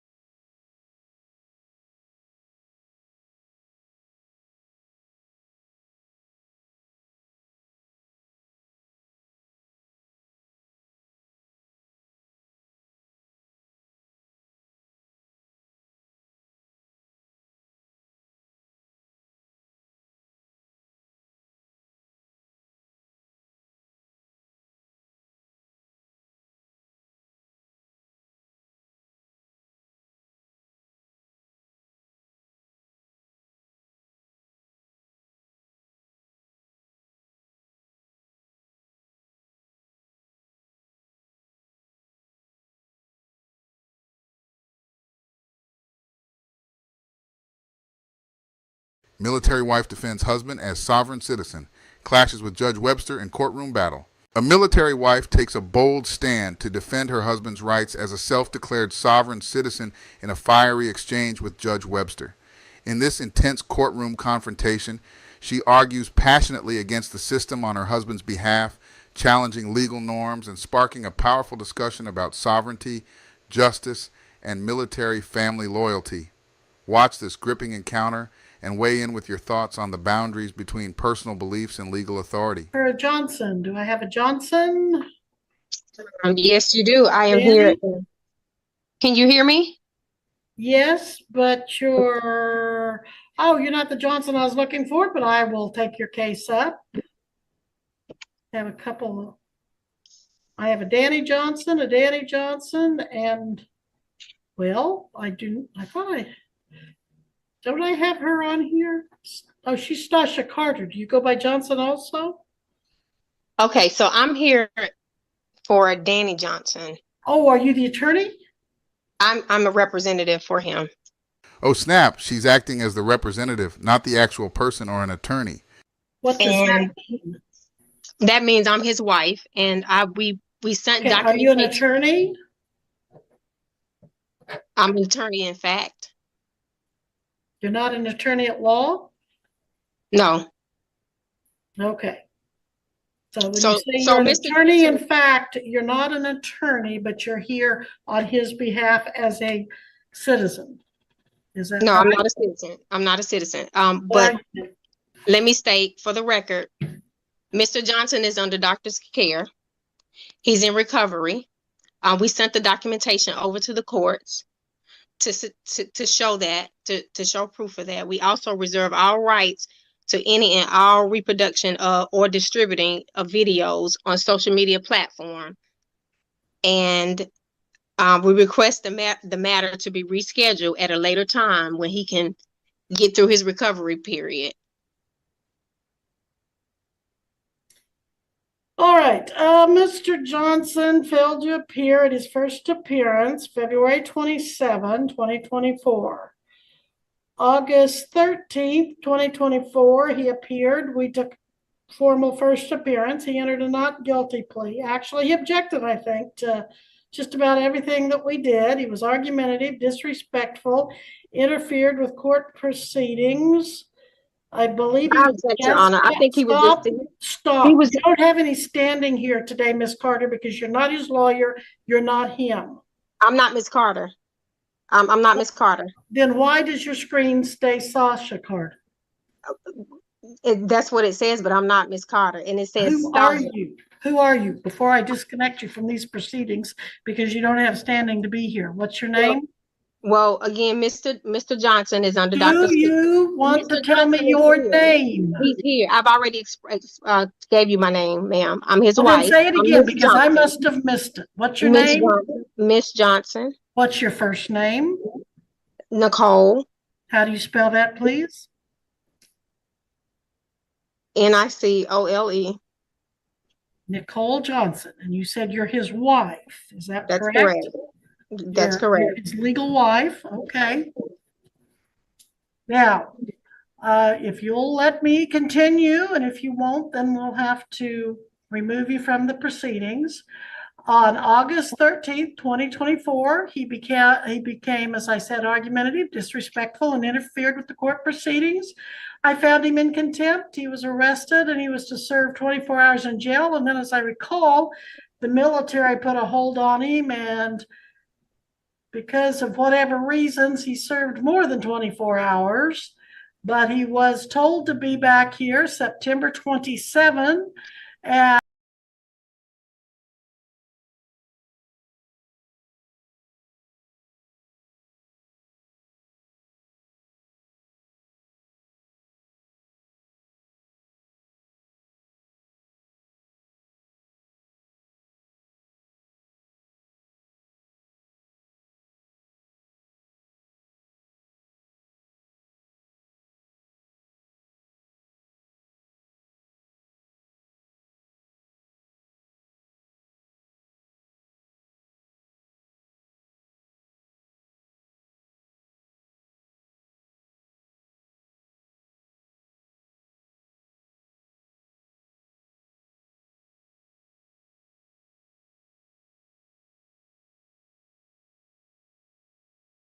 And on September 27th, there was an issue that he either was or was not receiving medical service. And he wanted a continuance, and we ultimately continued it to today. Now, that's been a month ago. And you say he's still under doctor's care and can't be here today, or is that, what were you trying to explain there? What I was expressing, ma'am, is that he was in surgery on the day of the court date. He had 30 days actual ago, surgery. he was in surgery. Okay. Correct. The doctor put him under doctor's orders to stay on bed rest. And that's where he's currently residing at, on bed rest. And we sent in the documentation to the courts and the doctor. The doctor notified the courts that he's not to appear because he can't travel and he can't fly due to his surgery. And we've made it clear to him that he can appear by Zoom. So I'm going to issue a bench warrant, bond Hold on one forfeiture. second. Hold on one second, ma'am, because he is here. He can hear you, but Well, then put him on here. Oh, he's on here, but he's in a recovery bed, ma'am, and it's a violation of his rights, his HIPAA rights, to be shown and be broadcasted all across social media as far as Bench warrant, bond forfeiture, no bond, hold. Ms. Western. Oh, now do you want to be on here, sir? Well, I'm first of all, Are you voluntarily appearing, Mr. Johnson? No, under duress. Okay, I'm not duressing you at all. You don't have to be here. Can I speak, please? I just want to let you know I'm on a series of medication that alter my. I'm on a medication that I'm supposed to be on bed rest from my procedures for the next 8 weeks and for the following 8 weeks, and then I'm supposed to start my recovery. But I have reached out to the courts. I have had the hospital reach out to the courts in reference to my procedure and my process. I have requested a continuation. I have also sent in letters to request evidence from the case to continue the case prior to these procedures that I have not got a response back. So certified mail. I sent it out registered mail that the courts received, I think, on the 23rd, in requesting evidence of the case to continue prior to my surgery, but having the surgery it's an unforeseen circumstance. Ma'am, I want you out of the case now. You're not his lawyer. He's talking. He's representing himself. The creator, You're out. The creator made me his wife, and I will find you in contempt of court. Ma'am, stop talking, Miss Johnson. Okay. Now, both of you stop for just a moment. Miss Gillette, you haven't had a chance to say anything on this. Do you wish to be heard? Because you're acting like the attorney. I'm acting like the court, and you owe me $50, ma'am, for contempt. And if you have another outburst, it's going to go up. And it will be enforced. $50 direct contempt by Nicole Johnson for her interruption of the proceedings. Ms. Gillette, do you wish to be heard? Good luck with that. Ms. Gillette?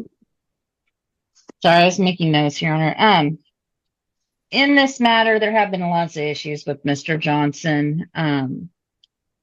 There is a letter here. I don't know if it came directly to my office or through the court. It's through the court because it was filed in the court file of All right, so when you say through the court, you mean it went to the clerk? It went to the clerk and was file stamped. There and is it may or may not have made its way to my office, but if it has, I haven't seen it. For the record, go ahead, please. There is a note from September 25th, 24.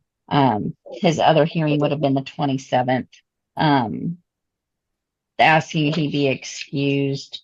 We've had lots of issues with Mr. Johnson in the past. I am taking into consideration that he has provided a doctor's note and information about Okay. that But that visit. was the last hearing. What do you have, if anything, for today from the doctor? That was received. It was file stamped 9/27. I don't know if he's recovering or not.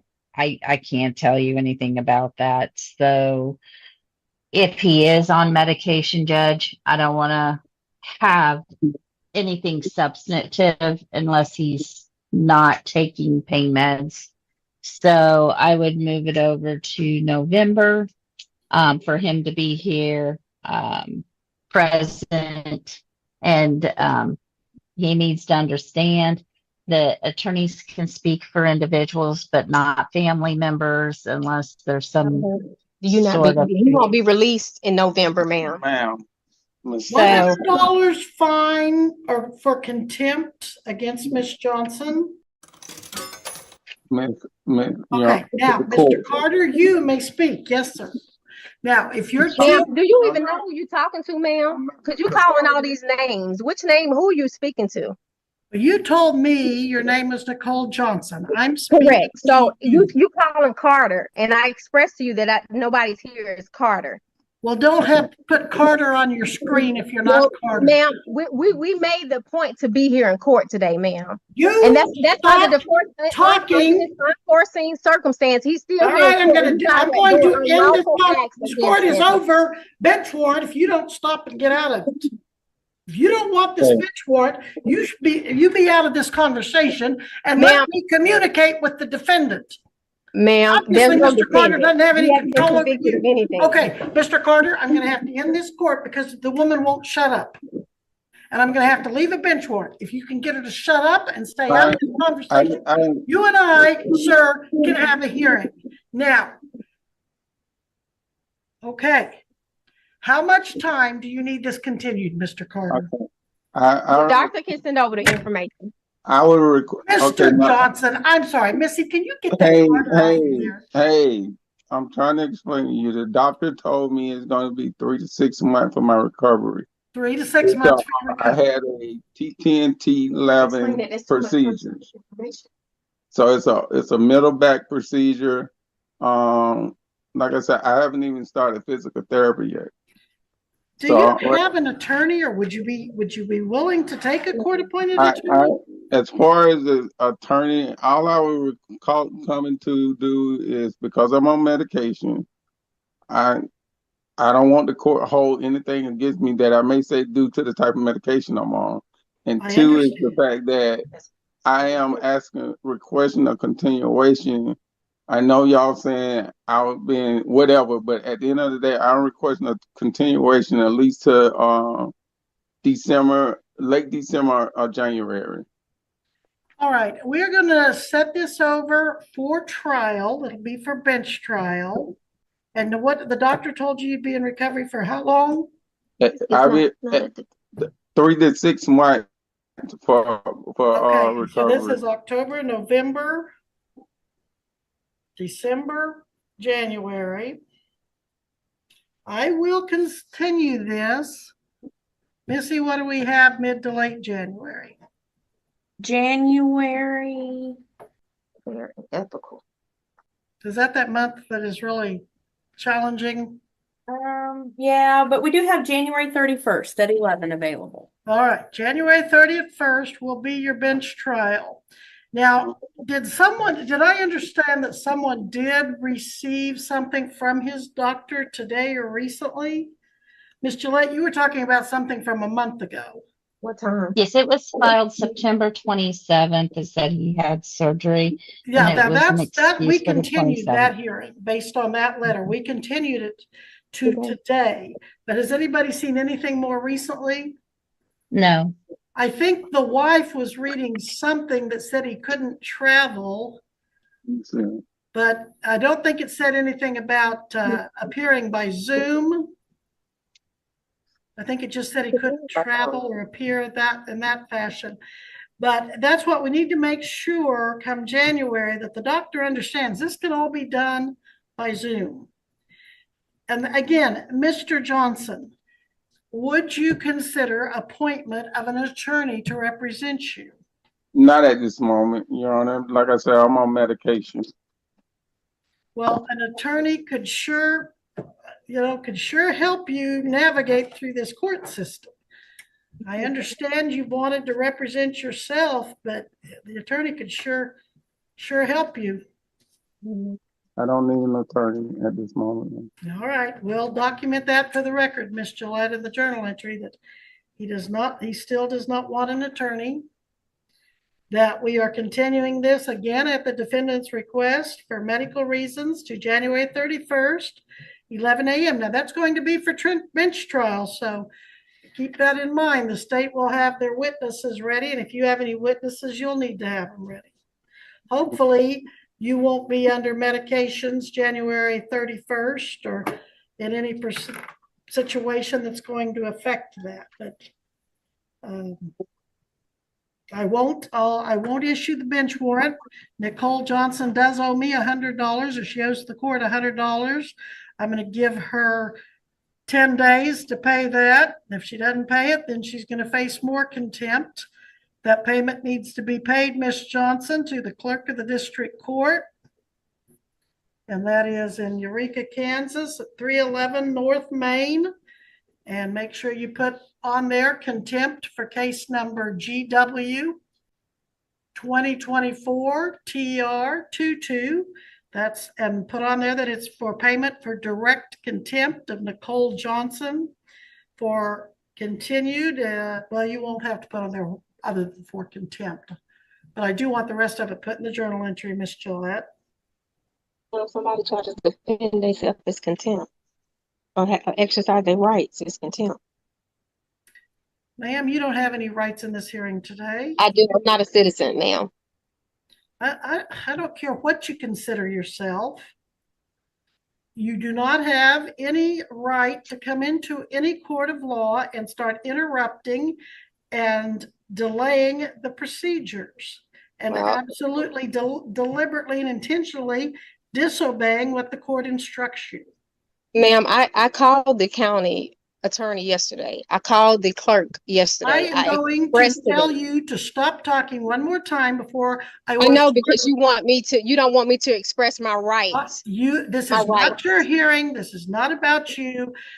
I really hate to have to send the sheriff to whatever state you're in. You have not given no lawful consideration to this matter, Mr. Johnson. Under the doctor's care. He has provided all the documentation to show that he's under the doctor's care, ma'am, and you have not given no consideration to that. You are so fortunate that you're not here in person, or you'd be locked up right now. Yeah, I am fortunate. And Mr. Johnson will be locked up if he is not here in person. Mr. Johnson is ordered to appear in person for bench trial January 31st, 11 a.m. Ms. Carter. Yeah, because you want to retaliate against him, don't you? Ms. Carter now owes $200 in fines. And I'm disconnecting this call so I don't have to send the Greenwood County Sheriff to whatever state she's in to get her picked up and locked up for contempt. This hearing is adjourned. Ma'am, every time somebody expresses their lawful rights to defend themselves, you hold them in contempt. Why is that? You are a judge. You are compelled to provide protection for we the people. You acting as an attorney, giving advice to people, bringing people down, and he's in a situation to where he's under doctor's orders. It's a shame that you still wanted him to present himself under the doctor's orders of bed rest and medication before the court. Put the camera on yourself when you talk to me, Ms. Carter, and you or can Ms. put it out Johnson. across social media, and you can talk down on them, and you can make money off of it because you go and you spread it, and then you get up all these views. Put the camera on yourself if you want to tell me off, Miss Johnson. I can put the camera where I want to. That's my legal right, ma'am. You are to appear. I will send the orders for you to appear personally because you're going to serve some time for this disrespect. Miss Johnson. It's disrespect with what you having him do Missy, on camera. disconnect her. This court hearing is adjourned. Yeah, disconnect yourself because you're unlocked. What we've got here is failure to communicate. In the end, this is a troubling story of a military couple, both self-declared sovereign citizens who took their beliefs to extremes in the courtroom. The wife nearly ended up in jail, receiving 2 contempt charges totaling $200, while the husband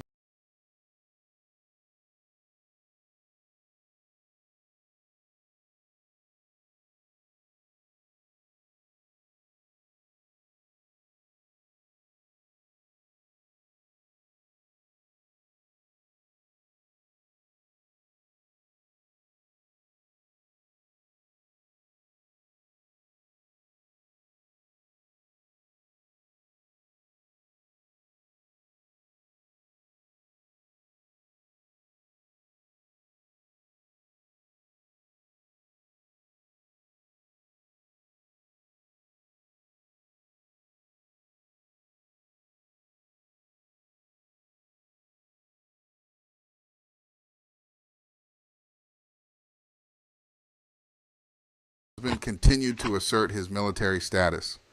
It's both shocking and embarrassing to witness such ideology intersecting with military values in this way.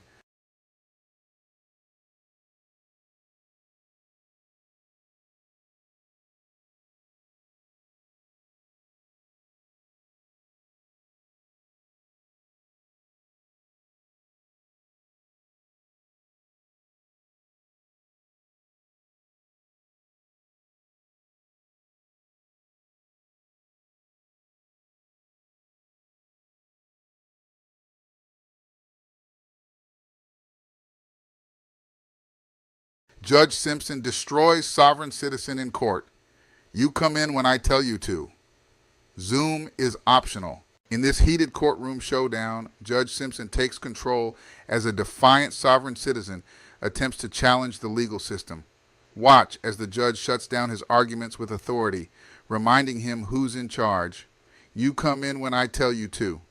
With Zoom participation being optional, this sovereign citizen's tactics don't stand a chance. Don't miss this epic takedown. Like, comment, and subscribe for more intense courtroom moments and sovereign citizen fails. Court calls case People versus Tariq Day. Nimesh Ganatra, Senior Assistant Prosecuting Attorney for the People.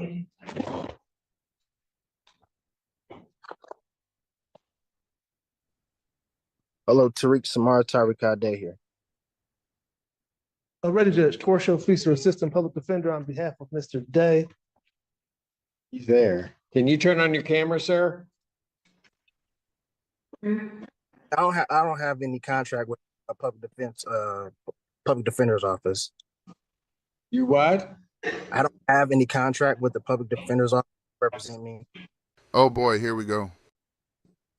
You don't have a contract with them? Correct. Yes, Judge. I reached out to Mr. Day to try to help pre-try this case. It's going to be a Bellinger thing? I think so, Judge. Okay, go for it. My understanding is that he had enough counsel that he's going to have, I believe, on his file. And I wish him good luck if that's the case, but I don't see another attorney here. So I don't know what's going on, Your Honor. No. Mr. Day? I'm defending myself. I told him that I would notify the court that I relieved him of any implied obligations to this case. So you're going to represent yourself? I'm defending myself, correct. Okay, then you need to be here. Now. Well, as I told the court, I requested a Zoom hearing because I have COVID. So there's no way I can. In a vehicle with a hat on, no mask. Oh. I am inside my vehicle right now. What'd you say? I said yes, because I'm inside my vehicle right now. I work outside. I'm away from the general public. Did you go to the hospital regarding the COVID diagnosis? Excuse me? Have you been to the doctor regarding the COVID diagnosis? It's against my religion. Okay, so here's what you're going to do. Then I'm going to say, okay, you've got COVID. I want you here. When's our last block? 3 o'clock today. Wear a mask if you're going to represent yourself. I can't make that. Is there a later date? Oh, yeah, you can. 3 o'clock. 3:30, I can make that. I'll be here at 3 o'clock. Well, I'll be there at 3:30, and if there's any issue, then we can. Okay, and at 3 o'clock, I may issue a bench warrant. Be here at 3 o'clock. I'll pass this matter. Thank you. There's no bench warrant to be issued because this court didn't have. Okay, I'll determine that at 3 o'clock. The court See didn't you at have. 3 o'clock. Thank you. This court does not have jurisdiction. You're welcome, Mr. Feaster. Cut his line. The "oh, I have COVID" excuse didn't work with Judge Simpson since this sovereign citizen wants to represent himself. The judge made it clear he must appear by 3 p.m. that day or risk a bench warrant being issued. Do you think this sovereign citizen will make it by 3 p.m. even though he's trying to request an extension until later or another day? Let's see if he truly believes he's in control here or if deep down he knows the judge actually has jurisdiction over him. Why don't we do this? Give me about 3 minutes. I'm going to take a recess, then I'm going to come back because everything's going downhill and it's those two guys' fault. What's your name? Tariq Samar Tariq, the executive of the Tariq Samar Tariq Living Trust. Owner, Tariq Wilson Estate. Sir, you indicated that you wish to represent yourself on this matter? Yes. All right, you understand at your arraignment, you were given the charges that were filed, have been filed against you? I was given a charge. So if there were any additional, I was not given those charges. The only charge I got was a fleeing and eluding. Fleeing and eluding 3rd degree. 3rd degree, correct. And if anything else was tallied onto that, then I was not told. Okay. I have one charge. Okay. That is a felony punishable by up to 5 years incarceration and $1,000 fine plus court costs. The Secretary of State would be required upon your conviction to suspend your license for a period of 1 year. You understand that, sir? I do, but I have some questions. As soon as I get through this, you have indicated that you wish to represent yourself. I have to advise you that there are some dangers in you representing yourself. You understand that, sir? I do comprehend.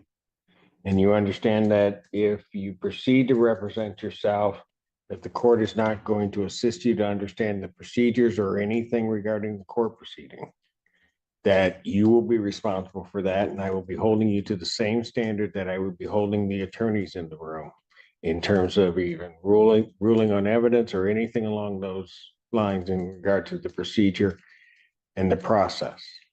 You understand that, sir? Correct, I comprehend. All right. You also, so I will ask you again, do you still continue to wish to represent yourself in this matter? Yes, I will be defending myself.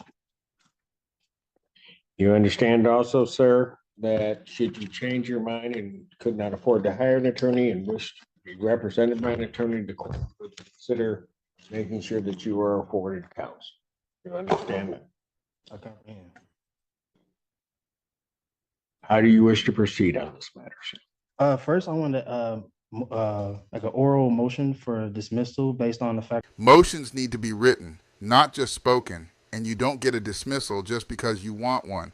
Let's see what the judge thinks of this sovereign citizen's nonsense. Of the lack of probable cause and also the lack of a personal and subject matter jurisdiction based on the fact that this is a trust matter from the name to the private conveyance that was stolen by the third party, Wall Street Towing, and impounded on the colorful law actions of Officer Trowbridge of the Washtenaw County Sheriff's Department. Also, I have not been able to, as of Constitution Amendment 6, being able to face my accuser. With the state of Michigan being a fictitious entity and there's no injured party, there's no crime that has been committed. And again, to the probable cause of the initial stop and the arrest cannot be proven. There was no probable cause for the arrest or stop. There was no warrant on hand for the arresting officer to conduct an arrest. And even more so, again, as I stated, this is trust property, so this court doesn't have jurisdiction to adjudicate over the foreign trust. Done. Finish.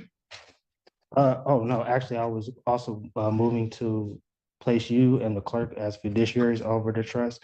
And I'll be able to supply you all with the adequate assurance, certificate of security to settle and offset the charges. Well, you will be doing nothing to me and nothing to my clerk.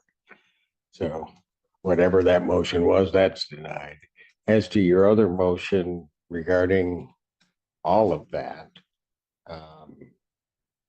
quite frankly, it doesn't make any sense. We haven't even had the probable cause hearing. There will be a determination at the next stage as to whether or not there's probable cause regarding the charges. I was told this was a probable cause hearing, This is a probable cause hearing. so I don't understand what you're saying. I know you don't understand. They're not having a probable cause. Pardon? You said that no probable cause was had, but then you said that this is a probable cause hearing. You have not had your preliminary examination, at which there will be a determination as to whether or not there's probable cause to believe that the crime has been committed and you committed it. That is the next stage. That has not happened.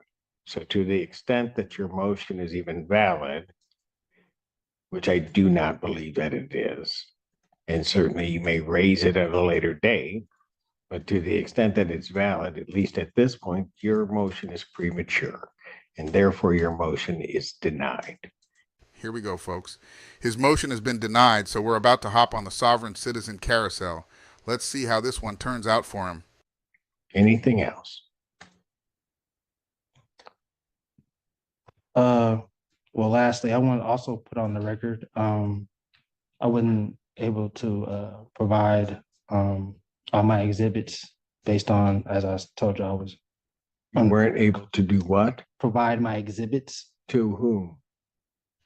To the court to help for my defense, the evidences. You haven't had a hearing yet. I comprehend it. I'm just saying that I usually have my documents precede me before any hearings take place, and I wasn't able to because I was under the weather. That was my point. So they will be here, if not by the end of the day in the drop-off box, and you'll have more tomorrow. But you all will be served with the proper documents, and the taxes as well will be filed on the case. Okay. Anything else? No, not this time. All right. So how would you like to proceed next on this? Entering a plea of demurrer. Okay, you've already done that.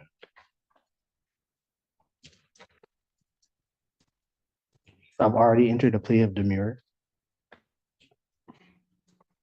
I'm not sure when that took place other than right now. That took place on the arraignment on the complaint, sir. I never pleaded demurrer. You stood mute, you stood demure. You don't even know what that means. You're just using words and have no concept as to what they mean.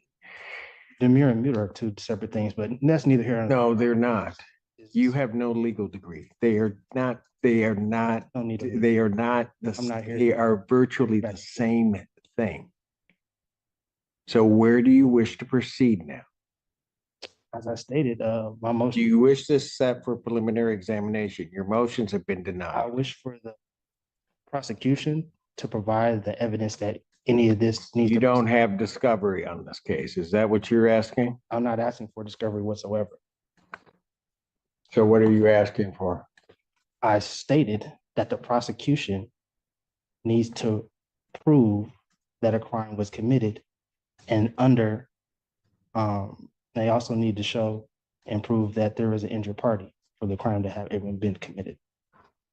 As I've indicated, you will have that hearing. Do you wish to have discovery? Discovery should be provided regardless. There's no wish about it. Do you wish to have Discovery discovery? should be provided. Don't play word games with me. I'm not playing. Mr. Allen, Discovery. not play word games with me. You're playing with the wrong judge. You can smile and smirk all you want. I'm not trying. I'm giving you your warning.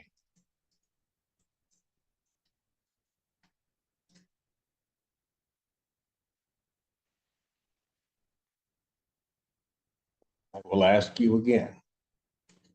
Do you wish to have discovery provided to you? Yes. Do we have copies of discovery available that can be provided to this defendant? No, Your Honor, I know that the PD was representing this individual. I don't have copies right now. I got you. Okay. So are there copies of the police report as well as other discovery that's in the hands of the public defender's office?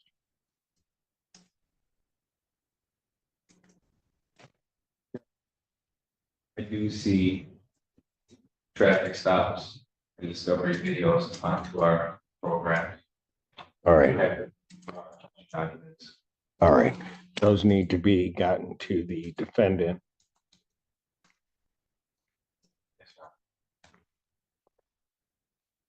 How soon can those be gotten to the defendant? I can get those in hopefully by.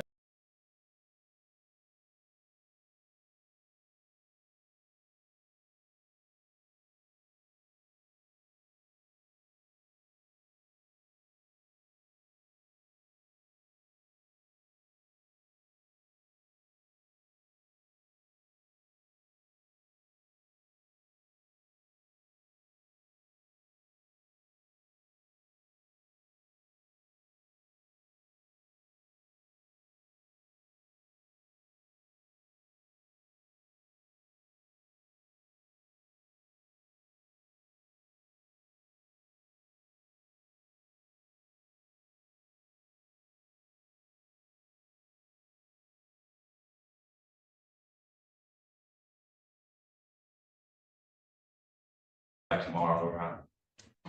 You have an address for him to send those to him? Yes, I do. I can confirm it with him too. All right. What do you have as the address? Do you have a an address on, is it Share? I do, Your Honor. Okay. Okay, gotcha. All right. You'll make sure that that is sent to him. You also have an email address so that all things can be emailed to him also. I do, Your Honor. All right. Very good. Sir, did you wish to then have another PCC or did you wish to proceed immediately to preliminary examination? I would like to first have a jurisdiction hearing, What kind of jurisdiction here? personal and subject matter. Okay. Go ahead and raise it because I can deal with it right now. What's the personal jurisdiction? This court, as well as the state, lacks personal jurisdiction. I'm simply here under threatened arrest or coercion of you, saying that you would hope put out a bench warrant for my arrest. The subject matter in regards to the name as well as the vessel that was used is again under it was conveyed and is held and protected within the trust. And according to Article 1, Section 10, Clause 2 of the United States Constitution, there could be no legislative laws that could intercede or to interrupt the functioning of a contract, which the trust is and is properly and the trust is properly functioning at this time. So with that. All right, so here's what we'll do because you're rambling again. So what we will do is you will put all of your jurisdictional arguments in writing because you're wrong. So we might as well get it in writing that you're wrong. Because I have subject matter jurisdiction over you and I have personal jurisdiction over you under the Constitution of the United States and the Constitution of the State of Michigan. So if you want to put your objections to jurisdiction in writing, you may do so, and then I will address those in due course. Awesome. So that would be the next step. And I can get those in today. No, that is not the next step. Either you're going to have another PCC. If you want me to set it for a hearing, I'll set it for a hearing. Yeah, for the jurisdiction. But I have nothing to set a hearing on. You have not filed anything regarding jurisdiction. Okay, so for right now, as of this moment, PCC is fine. And then I will file the proper documents for the jurisdictional hearing. Gotcha.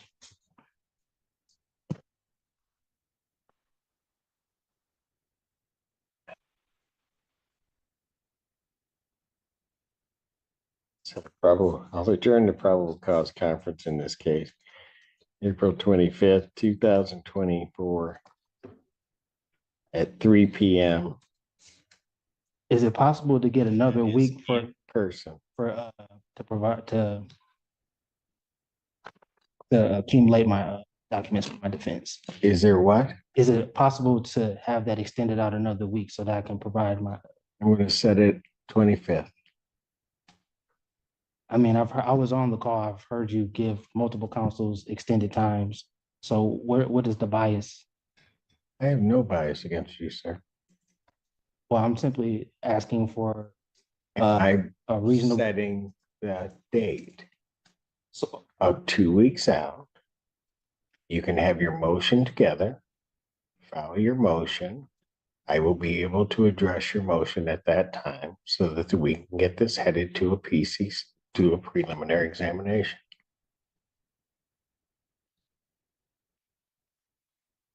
Just for the record, I'll put it on the record that I object. But under threat, duress, or coercion, again. Your objection is noted. Right, and under threat and duress and coercion, I'll be here. Conclusion: this sovereign citizen believed he could have things his way, but Judge Simpson made it clear who's really in charge. When you try to play lawyer while attending Sovereign Citizen University, you're bound to get burned by the real court system that he refuses to respect. Don't forget to subscribe and share. I'll see you in the next video. Thanks for watching.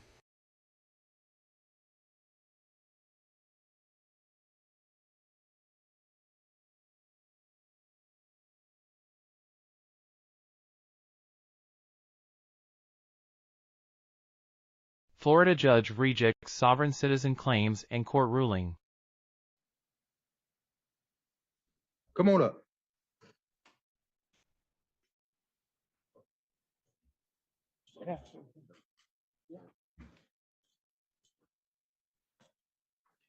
All right, Mr. Baker, you're before the court today for your arraignment. And let's see. You're not, have you hired an attorney? No, sir. Do you plan on hiring one? No, sir. Are you going to represent yourself, or do you wish to Yes, have the sir. public defender to represent you?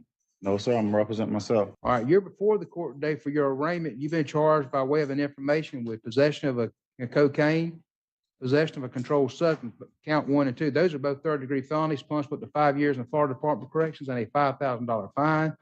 You have a count 3, which is fleeing or attempting to elude high-speed reckless. I believe that should be a second-degree felony, punishable to 15 years in the Florida Department of Corrections and a $10,000 fine.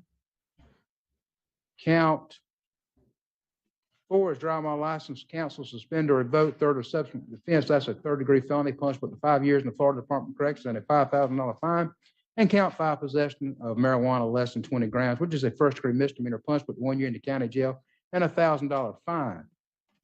So you're looking at a total of about 30 years in the Florida Department of Corrections if you're convicted of everything and you get the maximum sentence. And you're still wishing to represent yourself? Yes. You'll raise your right hand to be sworn in.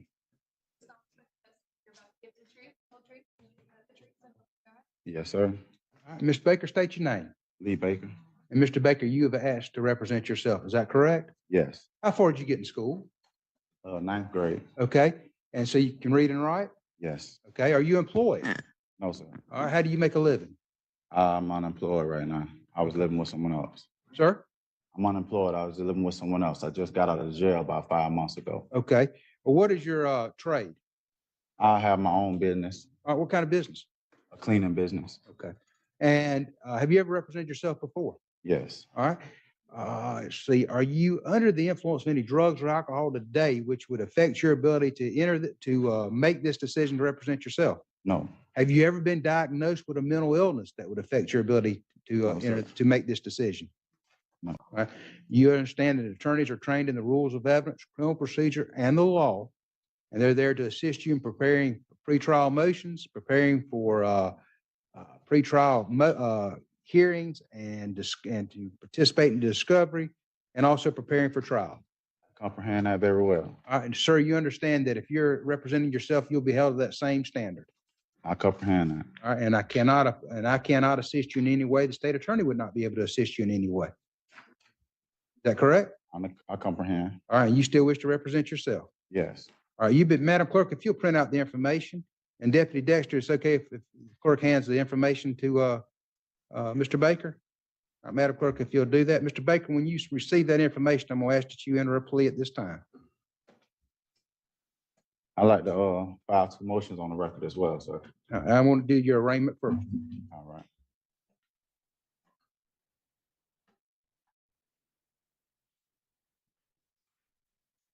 All right, whenever you're ready, you'll let me know and you enter your plea.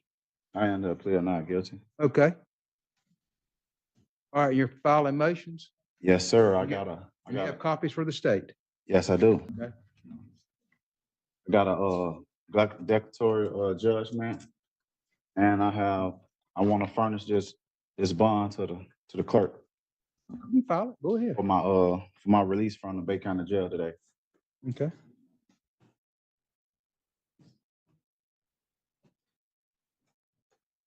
That's declaratory judgment. That's for the clerk only.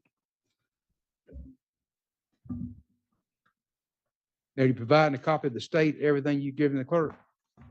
The bond, I shouldn't have to give the bond. The bond goes straight to the clerk. Anything you file that you want me to consider, you have to provide a copy to the state, sir.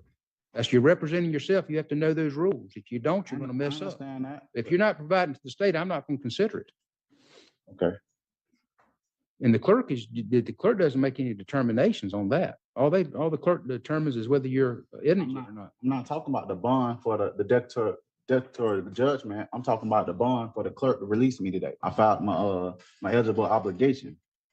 What are you talking about? Sir? What are you talking about? I'm talking about eligible obligation on the USCA. Oh, you talking all that kind of stuff. I'm striking all that. And if I hear it again, I'm not gonna let you represent yourself. I promise you. He's already entered a not guilty plea. We'll set this for a pre-trial. We'll set it for don't ask me any questions like that, sir. I'm not answering any questions. If you want to file a motion, file your motion. We'll set it for our December, when's that motion day in December?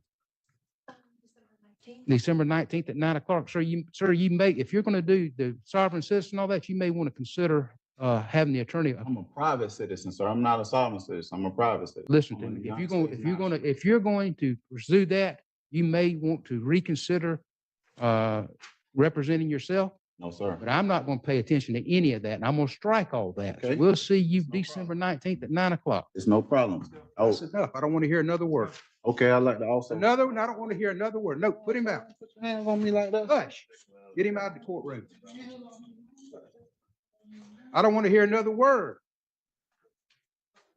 I just heard another word, Mr. Baker. Hush. Whoa. Mr. Baker, I'm going to appoint the Office of Public Defender to represent you. I'm going to find that you're not competent to represent yourself at this time. I'm going to reverse my decision. The Office of Public Defender is going to represent him. We'll keep it on that December 19th date. I just did.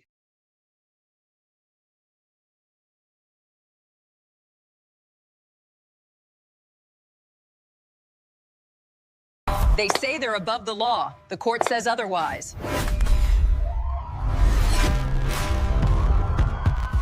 Time to go out of You're refusing to get out of the vehicle. You need to step off. You're arresting someone who's not me. Today's episode takes us straight into the world where fantasy meets handcuffs. A self-declared private citizen tries to outrun reality law in a cart full of unpaid Target merch. Kind of accusing you of stealing. You were not. How did they mess that up then? Can you? I don't know. They was probably profiled. Did they try to? Well, I wasn't, but do you know, were they trying to stop you before exiting or no? No. Okay, so nothing happened inside the store? No, I walked out. Okay, do you have your license with you, please? No, it's not. Okay, well, you're detained right now, okay? Until I investigate this thing going on right now. Sovereign citizen arrested, calls friend, and both cars get towed.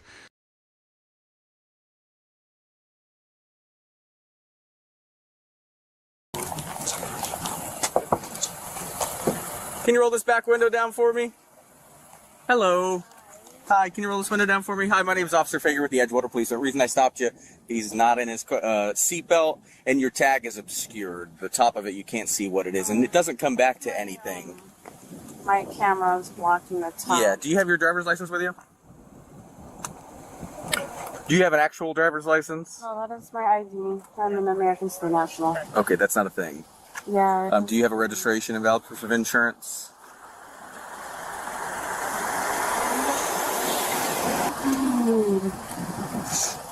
I'm not engaging in the commercial use of the highways or byways, nor am I operating in a for-hire capacity. I'm a foreign national exempt from foreign law under Amendment 11 of both the Constitution and the Constitution of the United States, and I claim all my exemptions. Okay, so do you have any other documentation from the United States government saying that you're exempt from these, or that you're I don't have my paperwork in the car with me, but I do have it. Okay. And that's my form of ID, and those are my private plates on the car. Okay, this is a passport. Okay, so I'm aware of your group that you're with. This doesn't grant you any rights to drive. Please run my passport. I will. Do you have a driver's license in any state in the United States? No. No. Okay. Do you have any other documentation? Nothing from the United States government saying you have diplomatic immunity? My paperwork is at my house. Okay. Are you aware that in the United States, when you're a diplomat inside the United, are you claiming to be a diplomat? Is that what you're saying? No, I'm a foreign state national. Right. So. That's what I am. So you're a foreign state national. Yes, and but if you run my you're claiming passport, diplomatic immunity, correct? If you run my passport, you'll be able to see my documents there. That's. It reflects. So do you have my a status. driver's license in any state in the United States? That is my form of ID, sir. Do you have a driver's license? That's not my question. Do you have a driver's license? You do not. Okay. No, that is my form of ID. Do you have a registration or a valid proof of insurance for the vehicle? It's a yes or no question. No. Okay. Any particular reason he wasn't seatbelted? No, he had. He was hanging out the wind. Yeah, but when we were behind him, he didn't have his seatbelt Pulled on. away from school. And Okay, where did you obtain that tag? From foreign state national guy in Alabama who makes the plates. Okay. Mm-hmm. So you're aware that in the United States and in the state of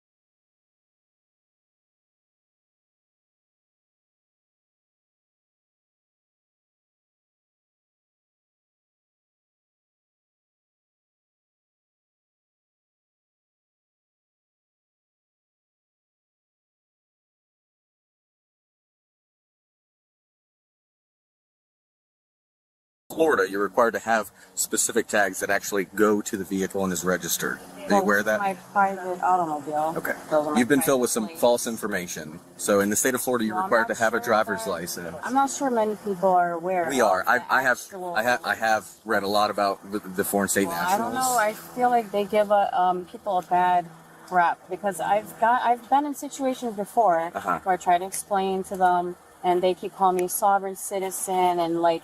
Well, that's what it even is. if you look That's what it up- is. No, it's not. It is. It's not. And when you look it up on the internet, it'll tell you right, but it'll explain it as a Essentially, sovereign citizen. essentially, it's a sovereign. It is a sovereign citizen entity. Do you have keys to the vehicle? Can you hand me the keys? No, I cannot. Okay, step out of the car for me.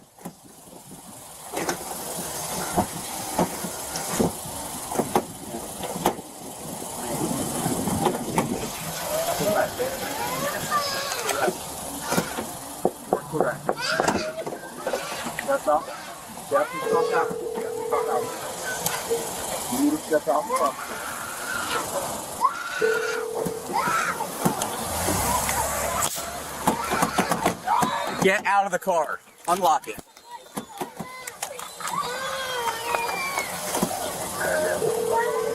Can you unlock it?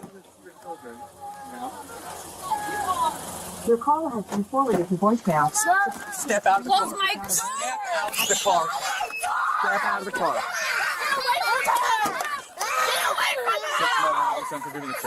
Step out of the car. Step out of the car. Step out of the car. Stop. You're gonna get chased. Get out of the car now. Get out of the car. You just kicked me. Get out of the car now. Get out of the car. Get out of the Stop. Get your hands behind your back. Stop. Stop. I know she's your mom. I know she's your mom. I know she's your mom. I know she's your mom.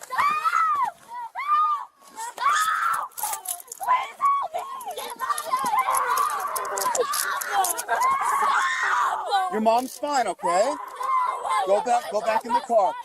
Go back in the car. It's okay. We're gonna come take her to the grass and you guys can talk to her, okay? Step away from her. It's already bad enough with father. I don't need her method too.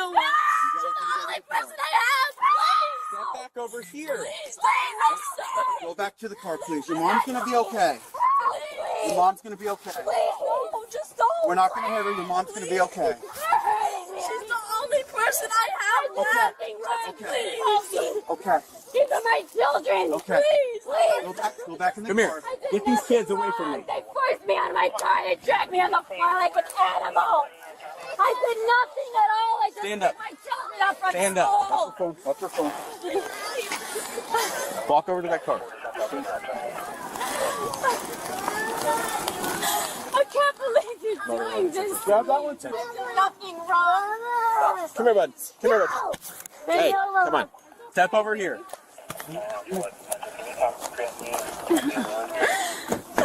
Unlock your car. Hey. Take a seat in the vehicle. You have any weapons on you? Purse? No, you don't. Take a seat. You did, please.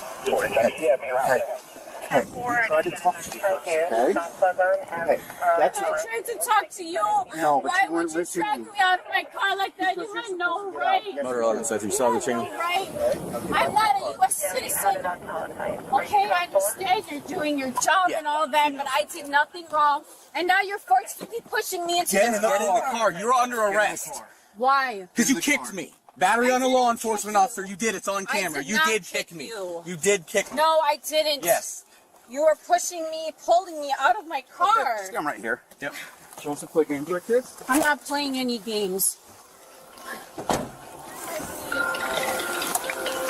Asking for help. Is he okay? He's fine. No. Do you have someone we can call that can pick the kids up? I'm trying to call him. Okay, well, I have your phone. Do you want me to try to call him for you? I'm not going to give you your phone, no. What's your PIN? Or you don't have to give me it, but I'm trying to make a Can I phone call put for my you. pin in? Sure. Adult male detained, 14. Just a female for a search with that one.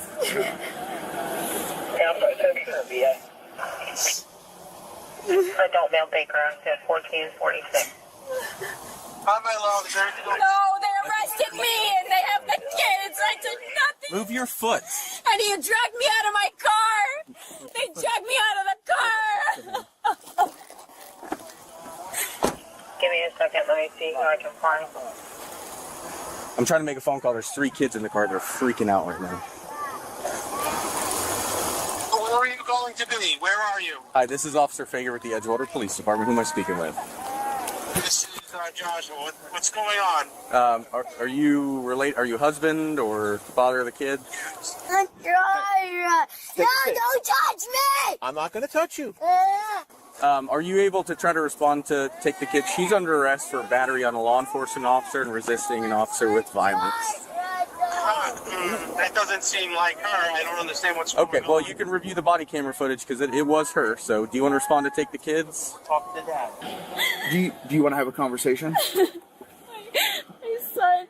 We're calling to get somebody to come pick you up. Do you have a valid license? Do you have a license right now? No, that. I don't use no license, sir. Huh? I don't use a license. Well, in the state of Florida, you have to have a valid driver's license to drive a motor vehicle on the roadway. You understand that, right? No. No. I can see if I can get someone closer. Can you give me 5 minutes? Sure. Okay. Yep, you can just call her number back if you want. Okay. Thanks, bud. Being a police officer is an inherently dangerous job. So when you're told to do something and you tell them no, we're going to then make you do it. That's just the way it works.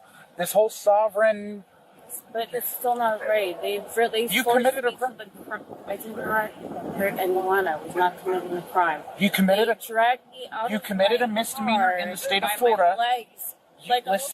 animal. Well, you kicked him. Son of a- Sir, I did not kick him. He's dragging my legs, and I'm trying to pull my You legs are- back to sit up in my seat. You were So if driving- he got kicked, it was not intentional. You were driving a motor vehicle that is unregistered in the state of Florida, which is a misdemeanor crime, punishable by jail and fines. So you can go to jail for it. And you are going to jail for it. You don't have a driver's license in the state of Florida. That's a misdemeanor. You're going to jail for that. She said she used to have. So she She's paid suspended. $30. Well, no, I know. She paid $30 to this sovereign citizen group to get that tag because she's one of the foreign national things, and they told her you don't need a license anymore. You don't have to register. You don't have to do all this stuff. Ask if it's okay if Maya, their next door neighbor, picks up. Is it okay if Maya, your next door neighbor? Yes.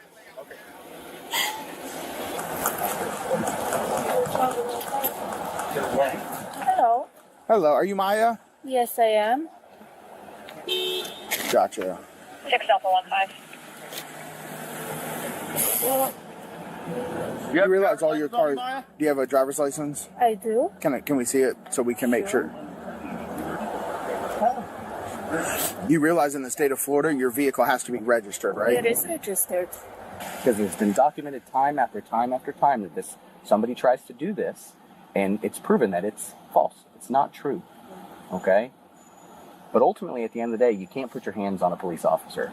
Not in the United States, not in the state of Florida, not in the city of Edgewater. Okay? There's repercussions to that. All right? Did you get her on the No. sovereign thing, or she? Well, oh, her? Did she get you onto it? Because she has a tag too. No, it's just me. She's your neighbor. Who got it first? You or her? She, Did she turn you on to it? So you could look into this? no, but that's her own business. But I wanted to look at it. Oh, she has a business doing it? No, that's it's her own. Like her, Personal business. Yeah. I got you. So she's gonna walk home with your kids. She's not driving her car either. Her car's getting towed just like yours. You guys have to have registered vehicles in the state of Florida. They have to be registered. That's the bottom line. But here's the other thing you have to understand, right? Her vehicle's being towed, but she's walking home with your kids because of how she reacted. Okay? She didn't kick me. She didn't put her hands on a police officer screaming me out. Right? Hold on a second. Call me back and let me know. Oh, okay. No, hey, I'm right here. It's Sergeant Benz. You're going to be able to take her kids. Yes. You're going to receive a citation for unregistered motor vehicle. Your vehicle's going to get towed by Edgewater Towing, and you'll be able to walk home with the kids. Did you hear that? They want to tow my car. They can tow it. It's not. And he can hear you on the speaker if you want to say something? It's a vehicle that has 4 wheels, and it's powered by a motor. It is a motor vehicle, sir. Except it's registered as automobile. No, sir. It's going to get towed. She's going to get a ticket, and she'll be on her way. Okay, but it shouldn't be towed. But I mean, we're not causing a problem, but it should not be towed. Well, it's not registered. The Florida registration on it was canceled, so therefore it's no longer registered. Right, and she doesn't actually need a registration. It is a private property. It's private automobile. It's a part And of a it's in trust. trust. It is in a Yes, trust. so you keep that in mind. If you do, I mean, It's gonna cost you guys a lot. but if you do tow it, there are going to be issues. It's in a trust. It's private property. It is not to be towed. If you run her passport, it'll show you that you're not supposed to even question or detain her for any reason. So we're not questioning or detaining her. She actually showed up at the traffic stop at the request of the other female to pick up her kids. It was discovered when she got her here that her vehicle was unregistered. It doesn't have to be registered. We have proof from the Department of Motor Vehicles, from Department of Transportation. It doesn't have to be registered. They say the Department of Transportation is not real. I don't know what that means. But again, it does not have to be registered. So please reconsider towing it because that's in violation. I got you. I've reconsidered it, and it's still going to get towed. Okay. Are you towing her car as well? Yes, her car's getting towed. Yeah, she's going to jail. She's going to jail. Yeah. She kicked the police officers. No. She kicked him. Hi. Hi. You taking the It kids? would really help if you let me take my car. It's not registered, ma'am. It is registered. It's not. I don't know how to. Where's it registered? With the DOT, US DOT, with the transportation, your company, all your. No, City of Edgewater. Dot number versus tags, dot number definition. A Department of Transportation dot number is a unique identifier assigned to commercial motor vehicles and carriers operating in interstate commerce. Purpose: it tracks compliance with federal safety and operational standards such as inspections, vehicle maintenance, and driver qualifications. Who needs it? Commercial vehicles that transport passengers or goods across state lines. Tags, definition. Tags refer to vehicle registration, often in the form of license plates issued by the state. Purpose: they provide proof that a vehicle is registered, insured, and legally permitted to operate on public roads within a state. Who needs them? All vehicles, whether commercial or personal, require tags to operate legally. Do vehicles with a DOT number require tags? Yes. Vehicles with a DOT number are still required to have tags. DOT number focuses on federal compliance for vehicles involved in interstate commerce. Tags ensure state-level registration and legal operation. Requirement: a vehicle with a DOT number must have state-issued tags for local, state, and public road usage. In summary, a commercial vehicle with a DOT number must comply with both federal and state requirements, maintaining a DOT number for federal oversight and tags for state registration. Read any of your paperwork. You can bring that to your court date if you want. But your vehicle is going to be towed today. Right, but I do have a right to be without the driver license and without the That's registration. not true. Not in the state of Florida, not in the United So States. I would appreciate if you give me your business card. Yes, ma'am. Yes, ma'am. My name and everything's like that at the bottom of your ticket. The easiest thing for you to do is when you go to passport. Do you have any questions or anything else you need to say? Because we're going to get her and the kids out of here before it starts raining. Okay? Yeah. Experience. That's all I can say. Thank you. You're very welcome. Are we free to go? Yes, ma'am.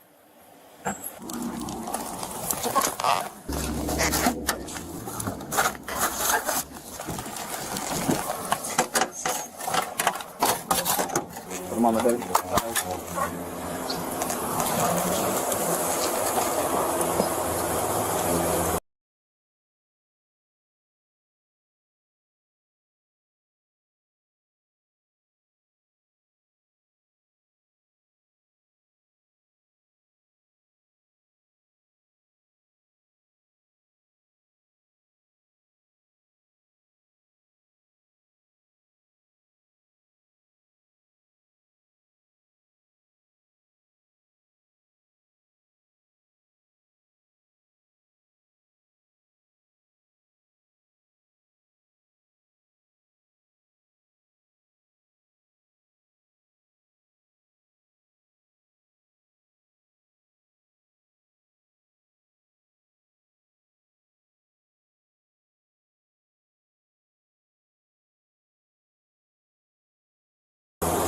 You guys didn't use any force, right? No. Just to pull her out. Yeah, just.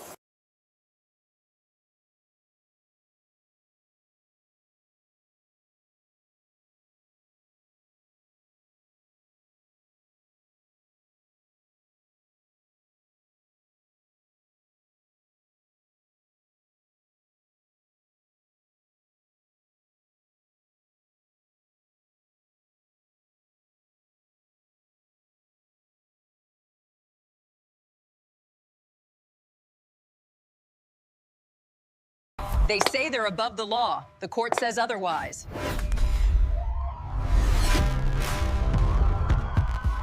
In this intense body cam footage, an elderly man claiming sovereign citizen rights refuses repeated lawful orders to exit his vehicle during a traffic stop.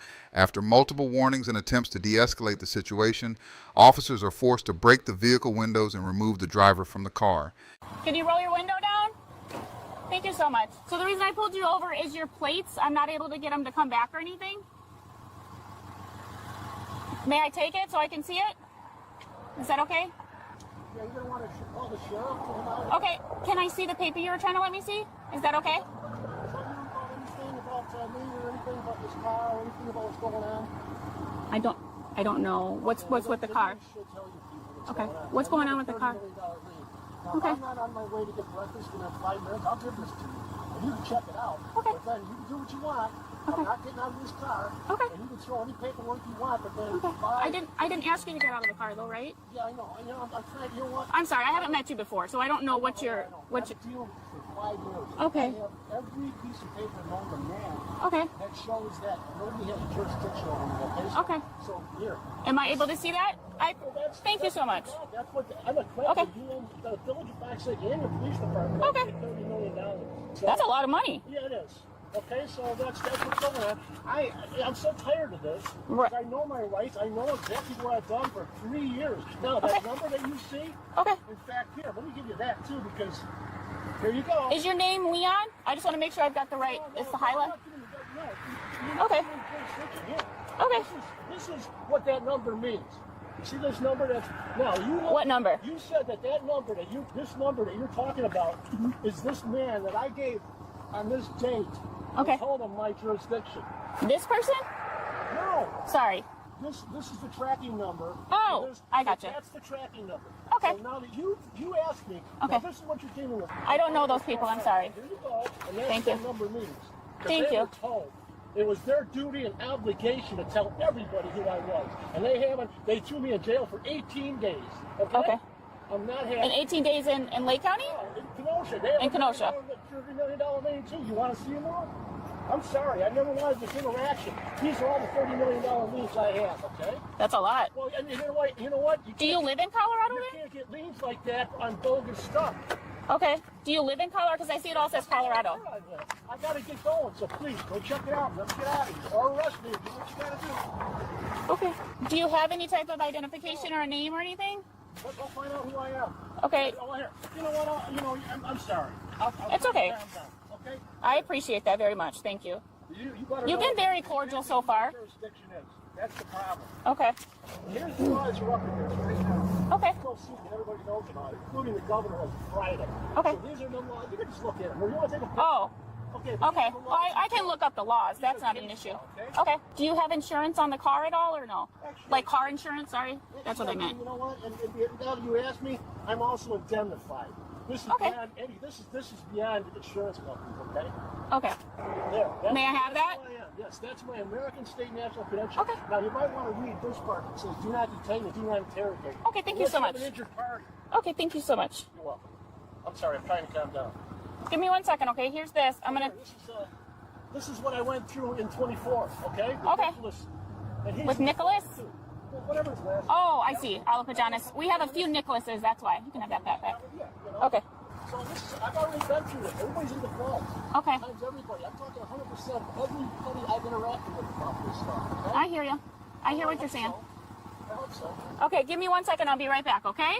Well, you know what? I'm going to call the sheriff here in a minute, so. Okay. Can you just give me 1 second and I'll come back and talk to you? You know what? I'm calling them. Okay. That's my rights. Okay. Totally understandable. If you're what? I'll call the sheriff to take care of you people, okay? Tell Okay. you what. Can you just give me 1 second? Is that okay? Can you just hang out for 1 second for me? Thank you so much. Down at all? Huh? Will you not roll the window down at all? You did on that side. Okay. Hello, Mr. Gang. I need you to turn your car off and step out. Why not?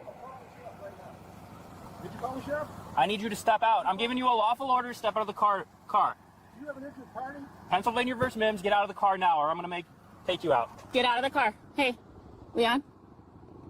Leon. Leon, do not put your car in drive. Get out of the car. You're under arrest. Okay. Step out of the car. I'll let you make as many calls at our police department. Step out of the car. You're under arrest. I don't know who you are. I want 3 Are you pieces able to of mark it there? identification from you. Do you have 3 pieces of identification? I'm going to break your window, okay, sir? I don't want to do that. I need you to step out of the car. We'll call the sheriff at the station. I need the sheriff here. Then I'll talk. We'll call him at the station, but you need to get out. We can't do that out here. Oh, is this the sheriff's office? I need the sheriff right now. I need the sheriff right now. I want to. Sir, step out. I want the sheriff. Okay, step out of the vehicle. You don't have to say anything. I need the sheriff right now. Leon, you're under arrest. I want to make this as quick as possible for you. I need the sheriff. Step out of the car, or I'm going to break your window. You do not want me to break your window. No, I don't. I want you to step out of the car.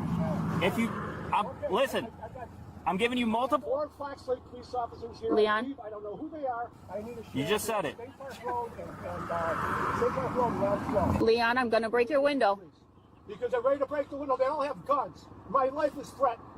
I demand a sheriff. Right Leon, now. Leon, My life is threatened. unlock the door. Guns. Right now. I'm over on I got it. State Park Road, just up a Leon, come on, man. I can take this I'm down on State Park Road, just off the because it's down some. State Park You can just 12. pull it down? All the squad cars Go here. for it. Here, okay, they're wrecking my car. They're wrecking my Jesus. car. You got it. Okay. Go. They're wrecking my car. No, stop. Leon, open the Just door. open the door, brother. You're under arrest. Just deal with it. Act like an adult. Come on. They're actually breaking my car. Hey, did this happen last time, Leon? Come on. The cops. The police. Fox Lake police. Hey! Get out of here. Get out of here. He's got his foot on the gas. Get your arm out. Get out of the car. Thank you. Get the police here, sheriff, now. They just assaulted me. Just assaulted me. It's not unlocking. I'm glad it's all. Are your cameras on? Oh, great. Hey. Keep your hand up. Keep your hand up. Stop reaching around. Oh yeah, you guys are just looking for a reason to shoot me. I'm sure. No, we're not. We're trying to take you into custody. We told you multiple times you're under arrest. I need either a council of law here, an actual council of law, I think or you a need to turn the sheriff. car off so the electronic isn't working. Don't knee my hand. You're in my vehicle. You're in my Yeah, property. rightfully so. No, you're not. You're not rightfully. I need a sheriff. The cops are. I'm not resisting. Yeah, you are. 100%. Am I under arrest? Yes. I told you.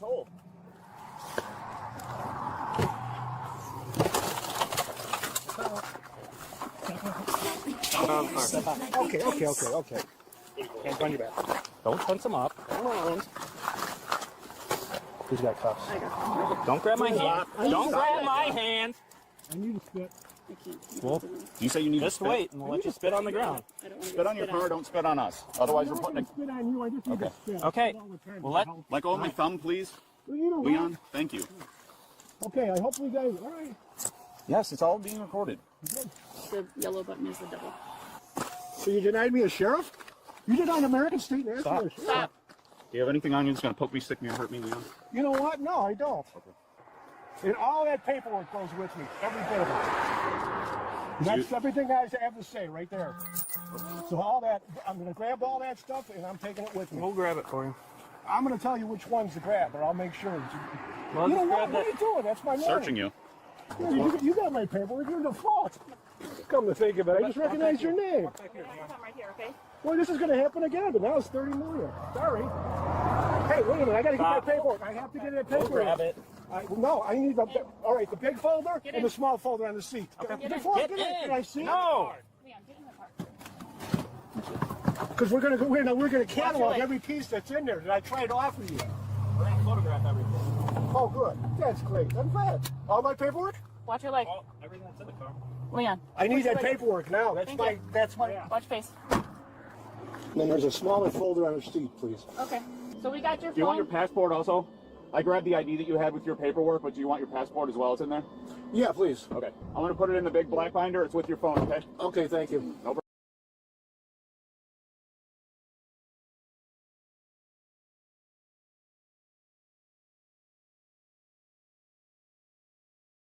Sovereign citizen gets window smashed after refusing to exit during traffic stop. In this intense traffic stop, a self-proclaimed sovereign citizen refuses to exit their vehicle after being pulled over by the police. Claiming they don't recognize the officer's authority, things escalate quickly, resulting in the car windows being shattered. Watch as the situation unfolds and see how the sovereign citizen's defiance leads to dramatic consequences. Don't forget to like, comment, and subscribe for more shocking sovereign citizen encounters and legal insights. Have a license. You don't have one at all? Do you have any ID with you? ID is required for what's the emergency, officer? Why am I being? The stop in general. I'm confused. Like Violation of the Maryland Transportation Act. That's what I said. Yeah, but that doesn't apply to me. I'm not a part of the Maryland Transportation anyway. Like, that doesn't apply to private citizens. That applies to people that's a part of the United States Constitution. That applies to people that's a part that has consent with the United States Constitution. I didn't sign. I'm not a part of that. Okay, well, you're driving a vehicle. I'm not driving a vehicle. This is an automobile. Okay, we're a driving consumer an good. automobile. Yeah. What is your last name, sir? I don't answer questions about why do you need my name? What Because crime? it's required that I document that I stopped you, sir. But you're not supposed to be stopping me by law because I haven't committed a crime. Right, you didn't commit a crime. You committed a violation of the Maryland Violations Transportation don't apply to private citizens. Crime does. No, sir, it does. No, sir, it doesn't.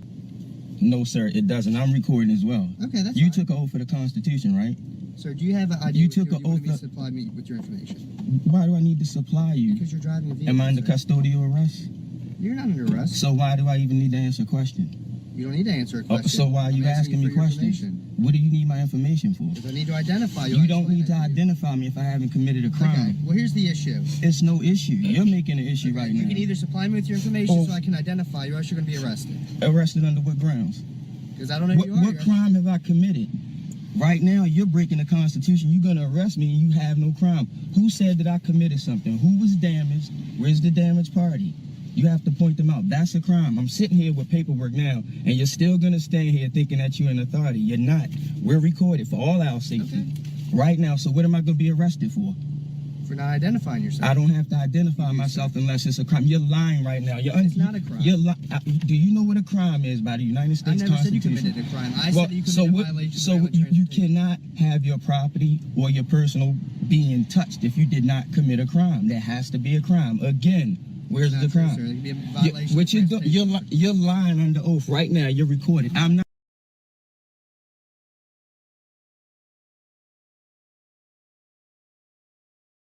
Did I just not tell you I'm not under transportation article? Do you want now, to now supply you're me with moving your backwards. information? Yes You or do no? not need information. Are you going to This is supply what me you're with going to get from me. This is it. If this not sufficient, you're going see what you have there. to break into my private property and then you're going to kidnap me, right? No, I'm not going to Yeah, kidnap you. check that out. I got plenty of it. Check it out. Read that, Your officer. information in here, sir. You don't need my information. You're redundant right now. You're not getting any information from me because you don't deserve to have it. If it's not a crime, you're not even supposed to stop me. Do you know that, officer? Without a crime, you can't stop. It's 100% true. Can I see a photo ID of you? I need your photo ID. Oh, sure. You show me your photo ID. I'll show you No, mine. you're a public servant. That's what you are. I'm not. I'm a private citizen on the land. Operating a motor vehicle. You are lying right now. Right now, you're I'll just a get this regular back to you. person. Okay, sit tight. I'll be up. Part 2. I'm pulled over. Part 2. Driving without a license. Driving without a license. Got pulled over by the police.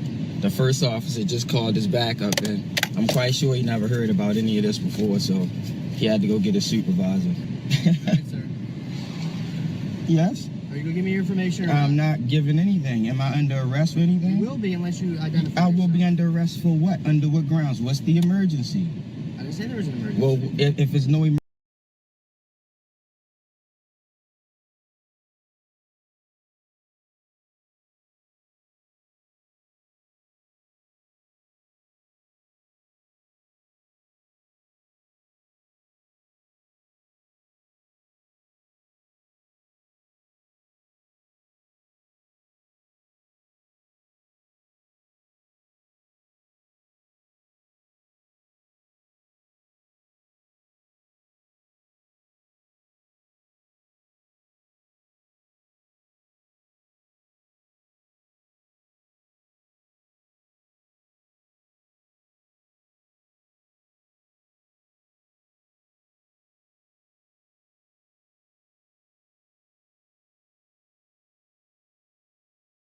Emergency, what is the arrest for? Like, what's happening? What's gonna happen right now is gonna be bad. It's gonna end bad because we're all recorded right now, and what you're trying to do is assume authority that you don't have.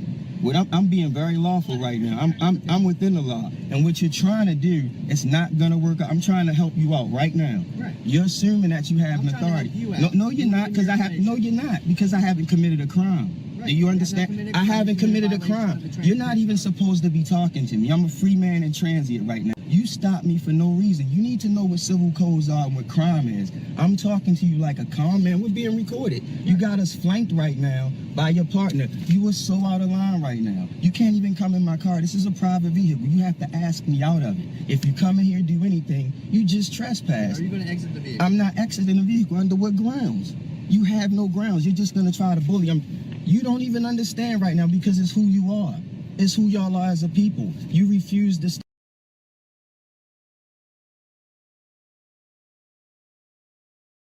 You're here to keep the law, and I'm within the law, and you refuse because your pride is messed with now, because I know I'm holding it right here. You're refusing, and we're recorded. We're recorded. Okay. Yeah, but you're in the wrong. I don't have any reason to give you anything, and if I'm under custodial arrest, I'm going to stop talking. Am I under custodial arrest right now? You're being detained right now. Well, I'm not talking right now. Are you going to exit the car?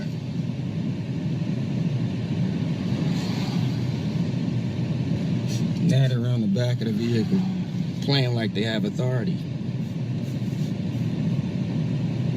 They have no authority. It's no reason for me to be stopped. I repeated it.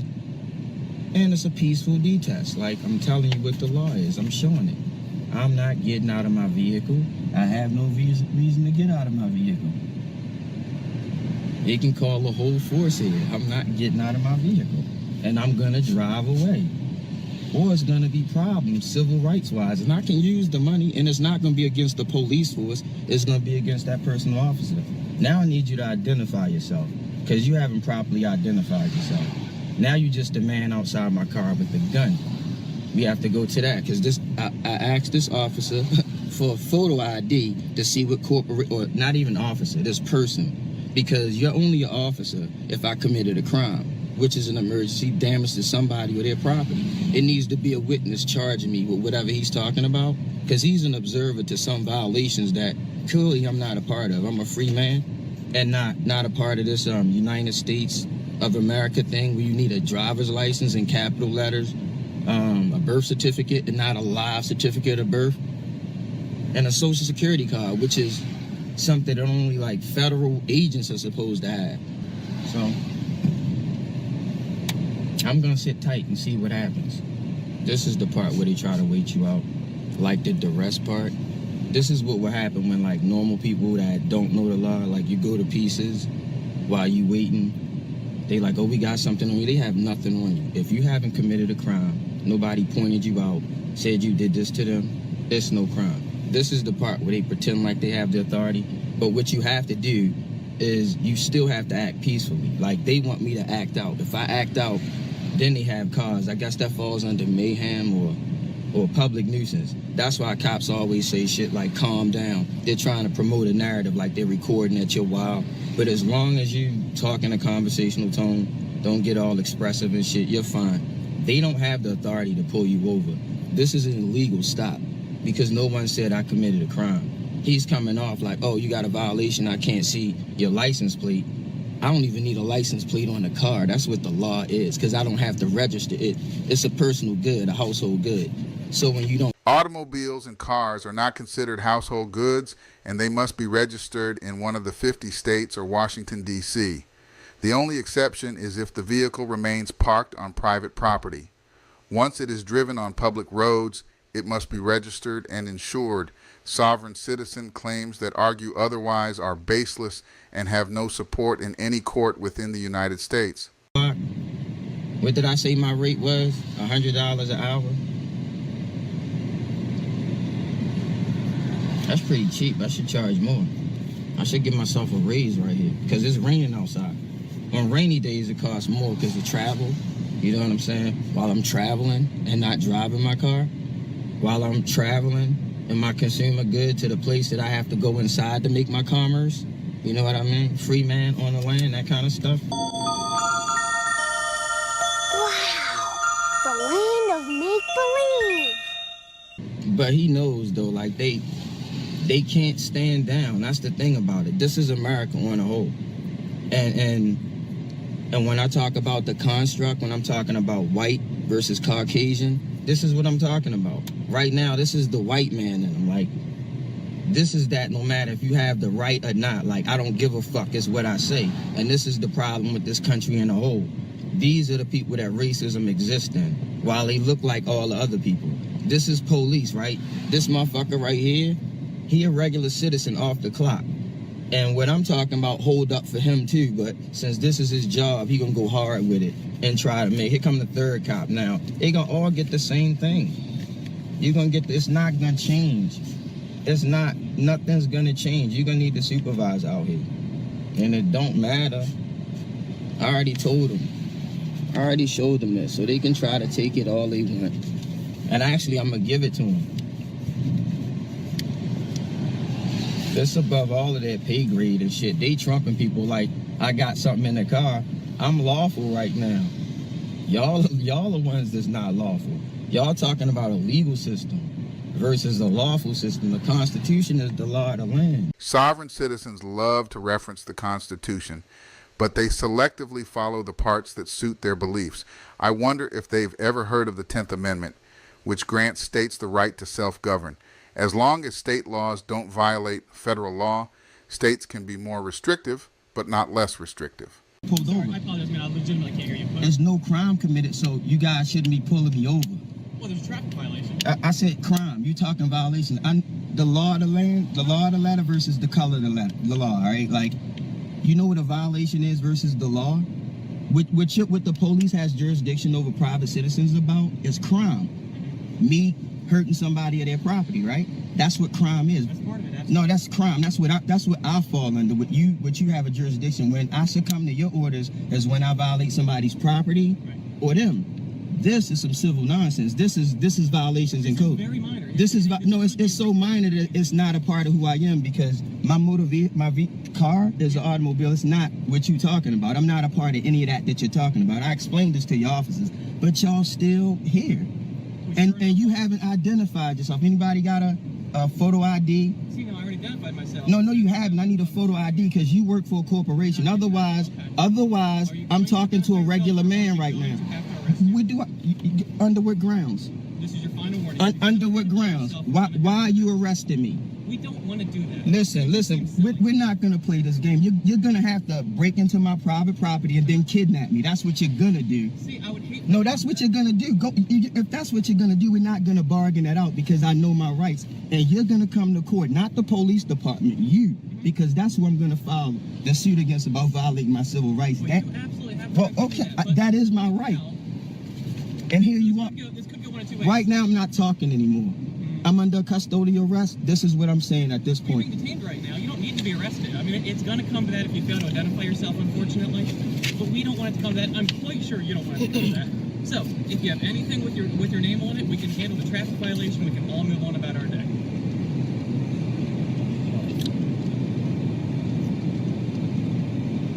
Are you not going to do that, sir? One of y'all gonna read me my rights, or am I gonna hold that against y'all too? No. Because I'm under custodial arrest right now. I need to be Miranda. Y'all think it's a game. I'm not playing. All you had to do was read what I gave you, and I could have been on my way. But y'all want to violate my Constitution, right? Okay, sir. So you're not going to supply any identification? For what? For what need? It's a yes or no. What need? What crime was committed? Again. I've explained that. What crime? No, you haven't. Neither one of you have explained the crime. I'm using crime on purpose. You should know what's going on right now, but y'all still playing this role. I know exactly what's going on. Okay, well, what you're gonna have to do is come in my personal property and pull me out and kidnap me. That's what you're gonna have to do, because right now you don't have any jurisdiction over me because I haven't committed a crime. And we can go through all of this, or it could be simple and I could go about my way to the market like I was doing. That's what can happen. That's the only thing that's gonna happen. Or you two are gonna be cited for civil violations. I'm telling you. I'm absolutely fine with that. Okay. The VIN number's right there. Only thing you can check this car for is to see if it was stolen. That's it. That's what you have jurisdiction over. That. See if the car's stolen. I'm gonna ask you to exit the vehicle. I'm not getting out of my personal vehicle. My personal consumer good. You're gonna have to break in my personal vehicle and kidnap me. That's what's gonna happen. Please don't make us break your vehicle. Listen, hey, listen. Do what y'all need to do. Do what you need to do. I'm not getting out of my personal vehicle. Take it as far as you need to take it. Absolutely silly right now. Okay, I'm keeping my. You trying to violate my constitution and telling me I'm being silly? All right, right now you are under arrest. Please exit your vehicle. I'm not leaving anything. I'm not under arrest because I haven't committed a crime. I'm peaceably refusing to leave my personal property. I'm peaceably refusing to leave my personal property. That's what's happening. I'm not getting out of my personal property. Violate my constitution. And why are you touching my personal property? I'm asking these officers these people to remove their hand from my personal property. That's what's happening right now. My personal property. So if you come in here, that's what you're facing, officer. And you guys don't even know the law. All right. Again, I'm going to ask you, please exit the vehicle, sir.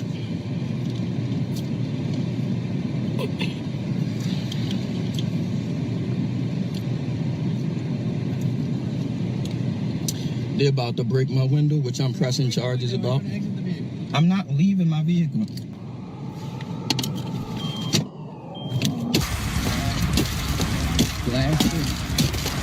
Get out of here. In conclusion, sovereign citizens just refuse to learn.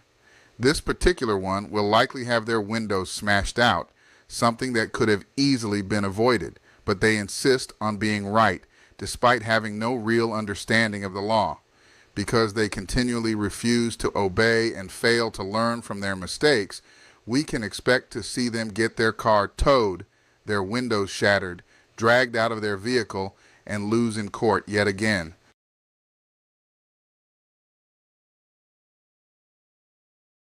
All right, Mr. Lockhart has a note here on one of these tickets. Did you send a note to the court, Mr. Lockhart? Yes, I did. No.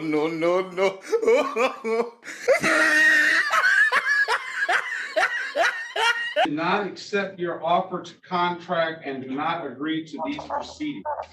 All right, so what do you want to do? I'm here under threat, duress, and coercion. I'd like to say for the record, my name is Jamil of the family Lockhart. Let's get the record established. This is the city of Detroit versus Jamel Amir Lockhart. Appearance for the record, please, Counselor. Rita White, House Counsel, on behalf of Mr. Jamil Lockhart. All right, Mr. Lockhart. No one is representing me on my behalf. I don't know that. All right, go ahead, Mr. Lockhart. Yeah, so I am Jamil of the family Lockhart, flesh and blood, living man, and attorney in fact for Jamil Lockhart and Legis Trust. I'm here by threat, duress, and coercion. I'm here making a special appearance. And I'm here to demand that the court prove jurisdiction over me as a live flesh and blood man. As I said, I submitted a challenge to jurisdiction. Jurisdiction must be proven and proven on the record. And then also I submitted Freedom of Information Act request for your foreign registration statement and anti-bribery statement, as well as that of prosecutor. There is no contract.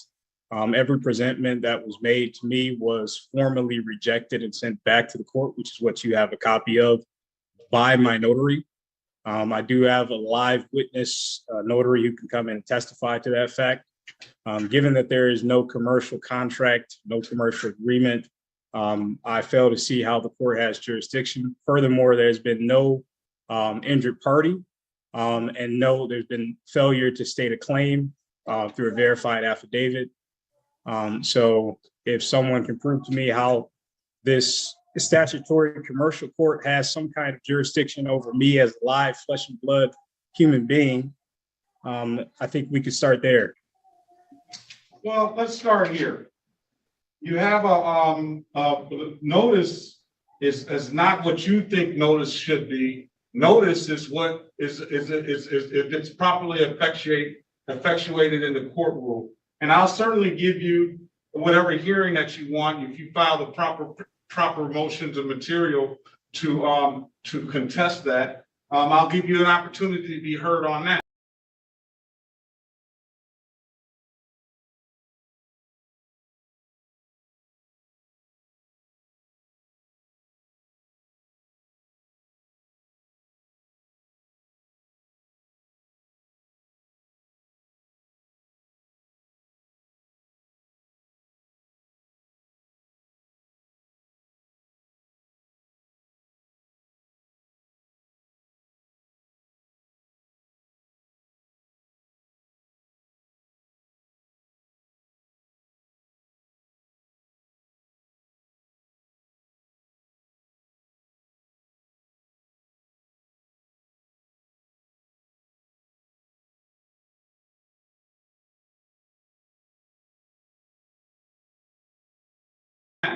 But furthermore, what I'm looking at is I have a proof of service. There is no proof of service that was rejected and sent back to the court. You have a copy of that. You're not even listening. You're not even gonna listen. I listen to what you said. Are you gonna listen to me? I am listening to you. I'm just responding to you. All right. So why don't you listen before you start making statements? Oh, you had paused. I thought you were finished. What it isn't. Well, go ahead. Are you giving me permission to go ahead now too, right? I assumed you were done speaking. All right. Listen, I have an envelope with certified mail. I don't know what I believe the contents have been stapled to the envelope. It's got a proof of service effectuated by Nyla Perrin. I have a signed complaint here, signed by Officer Randy Randolph on 11/19/2019. Is he here today? Well, we can get him in here. Today is only date and time is set for arraignment. So you're just being arraigned, and what the arraignment purposes of your arraignment, and let's go through the whole thing, is you're here for a expired plate ticket. That is a civil infraction that carries a $145 fine. There's an allegation that you did not have a drove while license not valid or improper. That is a misdemeanor offense, punishable by 93 days at the maximum by 93 days in jail and or $500 in fine. On the same day and time, it was an allegation that you did not provide proper insurance. That is a misdemeanor, as it's written here, and that is punishable by the maximum possible penalty of 93 days in jail and or $500 in fines. There's also a warrant for your arrest for an allegation of an improper, not valid driver's license.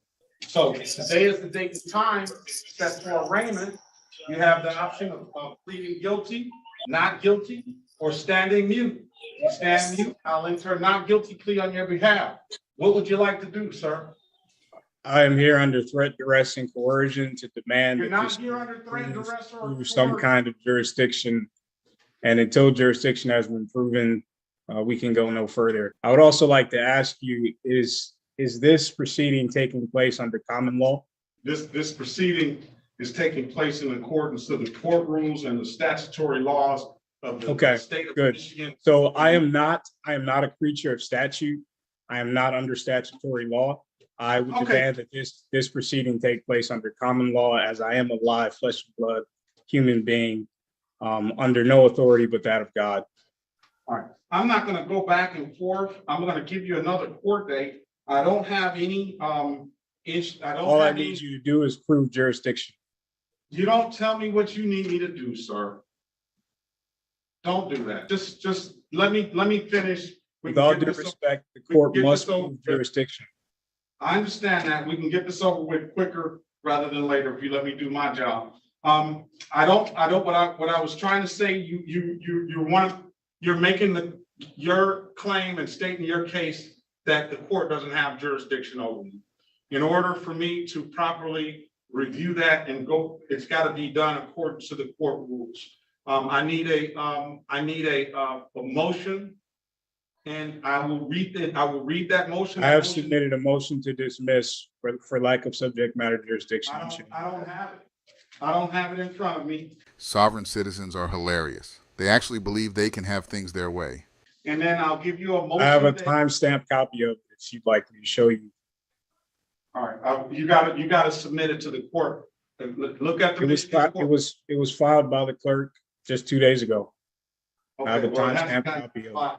It hasn't got to the file. I'm going to give you another pretrial date. I would like to say I do not consent. The court has to prove jurisdiction. I filed that document a few days ago. Anything short of that is an admission that there is no jurisdiction and we have no further business. We have no contract. Have a great day, sir. Jamil of the Family Law Card here. Okay, you're still, did you have a question, sir? None other than just stating that I do not consent to these proceedings and I do You've not already accept put any that on, you've contract. already put that on the record. Okay, good. You came back in. I would also like to ask why this Mrs. Rita White had claimed to represent me. All right, let's go back on the record with Mr. Jamil Lockhart. How old are you, sir? I am 27. You're 27 years old, and you go ahead and you ask why Miss White is here to represent you. Well, first and foremost, Why did she claim to represent me and I have no knowledge? I'll explain to you. First and foremost, she's the House Counsel for this evening. So for this afternoon, she represents anybody who wants her representation as far as helping them to navigate and to defend themselves. I have never expressed that want to her. This is what you're doing. This is what I want you to do. Any questions? Why do you talk over people? Well, I assume we were having a conversation. I'm sorry. I'll be quiet. I am trying to have a conversation, but one's got to talk and one's got to listen. Okay, go ahead. You asked why Miss White said she represented you. Miss White said she represented you because she didn't know beforehand the position that you were going to take. So she's just merely quite doing an assumption. her job. That is quite an assumption. Wouldn't you agree? Well, by the name that you put up on there, Jamil of the family Lockhart, That is I wasn't surprised I wasn't surprised the avenue that you were going to take on that. Just I'm by the glad you name. recognize But I where can't- I'm going. But she's not going to assume. I don't believe she's going to assume that she's going to treat you any differently than anyone else. And then you said that you didn't want her representation, and she. Wouldn't you agree that for future reference, it might be better to ascertain that kind of information before she makes that kind of statement for everybody? No. You don't think so? No. So the assumption is that everyone wants her to speak on their behalf. Yes, until. Is that not a until rash they say- assumption? Until they say differently, like you did. Okay. Well, again, this whole time, there's a motion before the court to dismiss for lack of subject matter jurisdiction. There's not a motion. There has before the been, court. what has been filed, I have a timestamp copy of it. I can show you that if you need to see it. But Okay, your well, clerk let me explain timestamp to- filed that document. Let me explain to you. And this is just for your information. You say that you filed it with the court and the clerk down at the window, and I wouldn't disagree with that. But typically you want to, when you do your filings, that's why you want to have a judge's copy and you want to specifically have that copy hand delivered to the judge's chambers. So we don't rely on the court clerks downstairs at the windows to make sure that these files get put into the proper place. You're not gonna make. Who do you that rely assumption. on Wait a for minute. that? You're making, and then because you don't want to make that assumption that that file is gonna get into the correct file. You don't want to make that assumption. Would you agree? Who do you rely on to make sure that filed documents get to the right place, get into The person that's filing it, yourself. So it is not, you're telling me it's not the duty of the clerk to ensure that documents are filed in the case where the judge can view those documents. On my capacity, that document was sent to the court. It was sent to the court by a notary. So I do have a live witness to attest to that fact. It has also been timestamped. That was recorded as well. I have checked all my boxes when it comes to notifying the court. I've also given you a demand for your Freedom of Information Act request for your foreign registration statement and your anti-bribery statement. The idea or the fact that you do not have that is an issue. And it would mean that you are committing a crime against me and holding this statutory proceeding and trying to confuse me as a live flesh and blood man that I am a corporation beholden to the corporation which you represent. And that is my main point here today, is to tell you that I am not under your jurisdiction. I am a live flesh and blood man. You've already stated that this is not a common law proceeding. I am under no law but common law. We have no commercial contract which would enter us into any kind of statutory law. Okay. So Sir, I failed to let me see stop. the Let me issue. stop you. And there's Let me- also let me no stop you, verified complaint with a Let me signed stop you, sir. affidavit. Sir, let me stop you.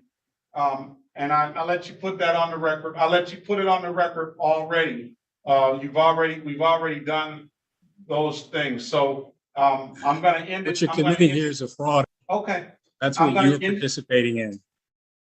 okay. Whatever your position And without is. without your foreign registration statement, that's an admission that you are here as a criminal actor. Okay, sir, I'm gonna end the hearing now. And I do not consent to And I'm any gonna further remove hearings on this issue or this matter. We have no valid contract. We failed to prove jurisdiction.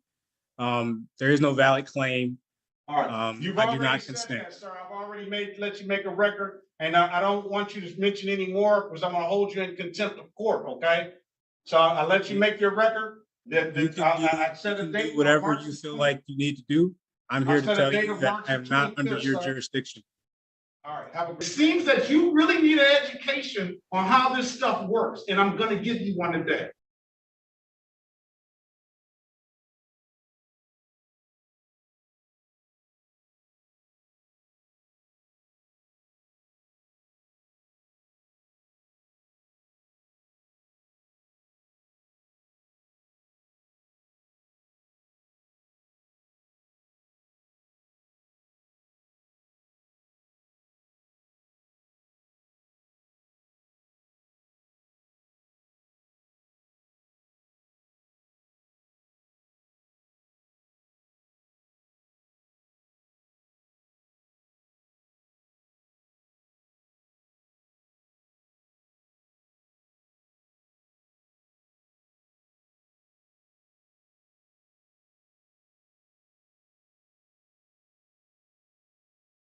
Judge Oakley versus Sovereign Citizen, Moisa Courtroom Masterclass, Taking Control Like a Boss.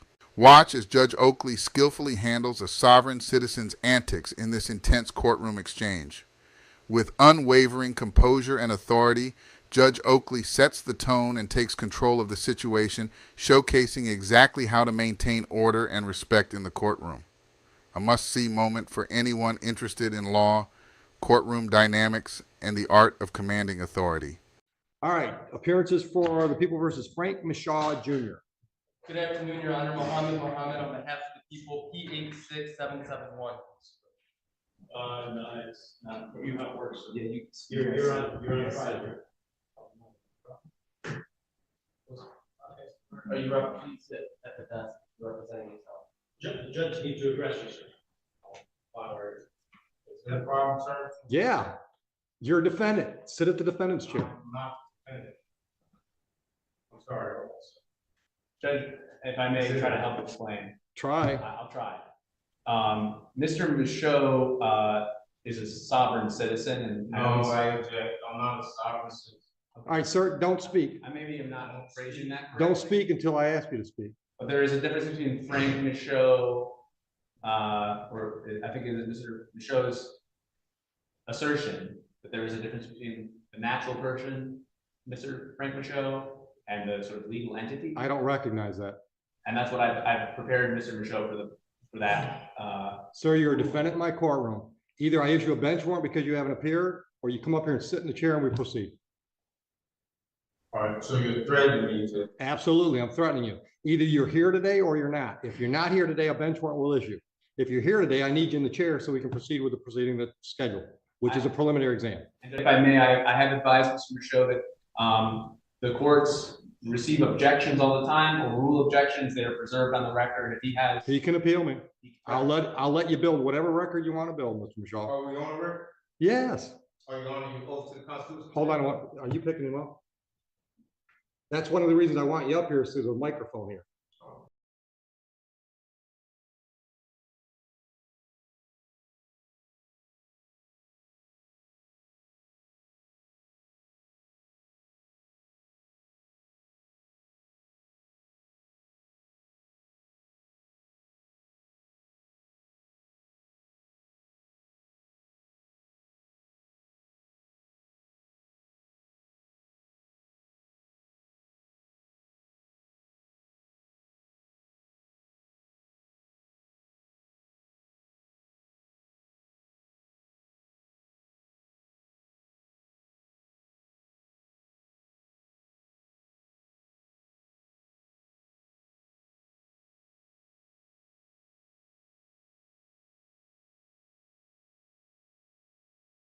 I'll speak loud.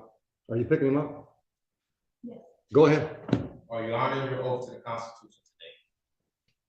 Pardon me? Are you honoring your oath to the Constitution? You have an oath to the I didn't swear an oath to the Constitution. You have I took an oath that said I would follow the Constitution. to not uphold the Constitution? Yes, follow the Constitution. So you are upholding your oath to the Constitution? Yes. Thank you. I accept your oath. Thank you. Okay. Now I have. Sir, get your ass in the chair or leave and I'll issue a bench warrant. You're not running the courtroom. I am. If you want to have an exam today, get your ass in the chair. That's the way it works. I reserve all my rights. I would have nothing less. I reserve all rights. Now, are you representing yourself today? I'm presenting myself. That's not what I asked you. Are you representing yourself, or is this gentleman going to be your lawyer for today's proceeding? I will be presenting myself today. All right, so that's a no. You don't want him to represent you? No, he's, for the record, he's not my lawyer. I don't have an attorney. I present myself. Okay. Judge, what I recommended to Mr. Michaud is that he has a jurisdictional argument that he wants to make. And that, you know, pending Your Honor's ruling on that jurisdictional issue, I have prepared for to conduct a preliminary exam. Okay. And could be, you know, available if he wanted to ask me to do that at the correct time. So you want to represent yourself for that jurisdictional argument, and if I rule against you, then perhaps you want him to represent you? Is that what I'm hearing? No, that's not what you're hearing. All right, so you don't want him at all under any circumstance? No, I don't need an attorney for the record. I'm fine. Okay. So with that being said. Well, hold on. You can stick around if you want to, but I'm not going to obligate you to stay. I understand, Judge. I'm definitely going to stay. That's fine. All right. So today. You have a jurisdictional argument you want to make? Well, I've served notice. Sir, it's a yes or no. Do you have a jurisdictional argument you'd like to make today? I have a yes or no. Why are you forcing me to say answer? Because I'm running the courtroom and it's the way I want to do it. Do you have a jurisdictional argument you'd like to make today? I do, yes. Then make it. What's your jurisdictional argument? I'm presenting myself. So I need to know, Article 6 of the Constitution grants me the right to know what jurisdiction is this court operating up under? State of Michigan. Judge Oakley is about to teach the sovereign citizen a lesson as he attempts to use a flawed jurisdiction argument to wiggle out of his charges, but the judge isn't tolerating any of his foolishness in the courtroom. No, what jurisdiction? State of Michigan. Okay, what jurisdiction is the state of District Michigan? courts are legislative courts. That means they're created by statute. The state of Michigan gives me my jurisdiction. So, okay, is that I work under the authority of the state of Michigan. What is it under what jurisdiction? There's two different jurisdictions under the Constitution. You have admiralty and common law. So I'll need to know. This is not admiralty. What is and it? It's not common law. It's one? Statutory. Okay, so it's statutory. That is what, civil? No. So what is it? My jurisdiction is both civil. I can't defend myself unless I have it on the record. Is it? My jurisdiction. It's only two. Sure. Shut up. If you ask me a question, I can't answer while you're talking. Okay, cool. My jurisdiction is both civil and criminal as provided by the statutes of the state of Michigan. Okay, so today, under which one is? This is a criminal case. Okay, right. So is that common law or admiralty? It's statute. It's neither common law or admiralty. It's one or the other. It don't say statute. All right, then you can appeal my ruling. My ruling is it's neither admiralty or common law. So this is you say it's criminal for the record. Yes, Okay, and if it's criminal, in order for a crime to exist, there must be an injured party for the record, right? there must be what? An injured party. Yeah, it's the A people of the corpus state of delicti. Michigan. All right, so if the people of the state of Michigan, right? Where's the sworn statement? Where's what? A sworn statement. I have a right to see a sworn statement saying I injured someone. There's a complaint in the file. Sworn complaint, signed, all, You want to see it? affidavit, sworn affidavit? No, it's not. I don't think it's an affidavit. Well, okay, so You said you wanted a sworn complaint. from an injured party, who have I injured for the record? The state of Michigan How can I are injure the bringing the state? charges. How can I injure the Sir, state? sit down. Sit I prefer to stand. down. I'm not. Sit down, or I will hold you in contempt. Another threat, wow. You're probably going to hear more than one. I see. All right. I am ruling that I have jurisdiction. You are free to appeal that to the circuit court. Proceed. Do the people have a witness they'd like to call in the exam? Yes, Judge, the people are prepared to move forward. Just as a quick preliminary matter, would request a mutual order of sequestration with an exception for the So- OIC. All right. So again, I'm not asking you to talk. Ma'am, are you a possible witness in this case? Okay. All right. And would you mind putting your name on the record, please? Counsel, I want to look at the lady. Would you mind putting your name on the record? she's a witness.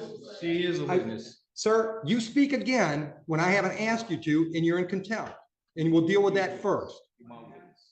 The reason I need your name is because if you appear somewhere down the road and want to testify, we have to know that today you were in the courtroom. And I can't do that by taking a picture of you, so I'm asking you to state your name. Your witness, yes. Sir, you are in contempt of court. That's a $100 fine. Speak again when it's not your turn, and I'll continue to up the ante. Clear? You can speak now. I've asked you a I question. object. I don't give a shit if you object. Is it clear what I said? I'm waiting for an answer. I said I object. What am I supposed to say?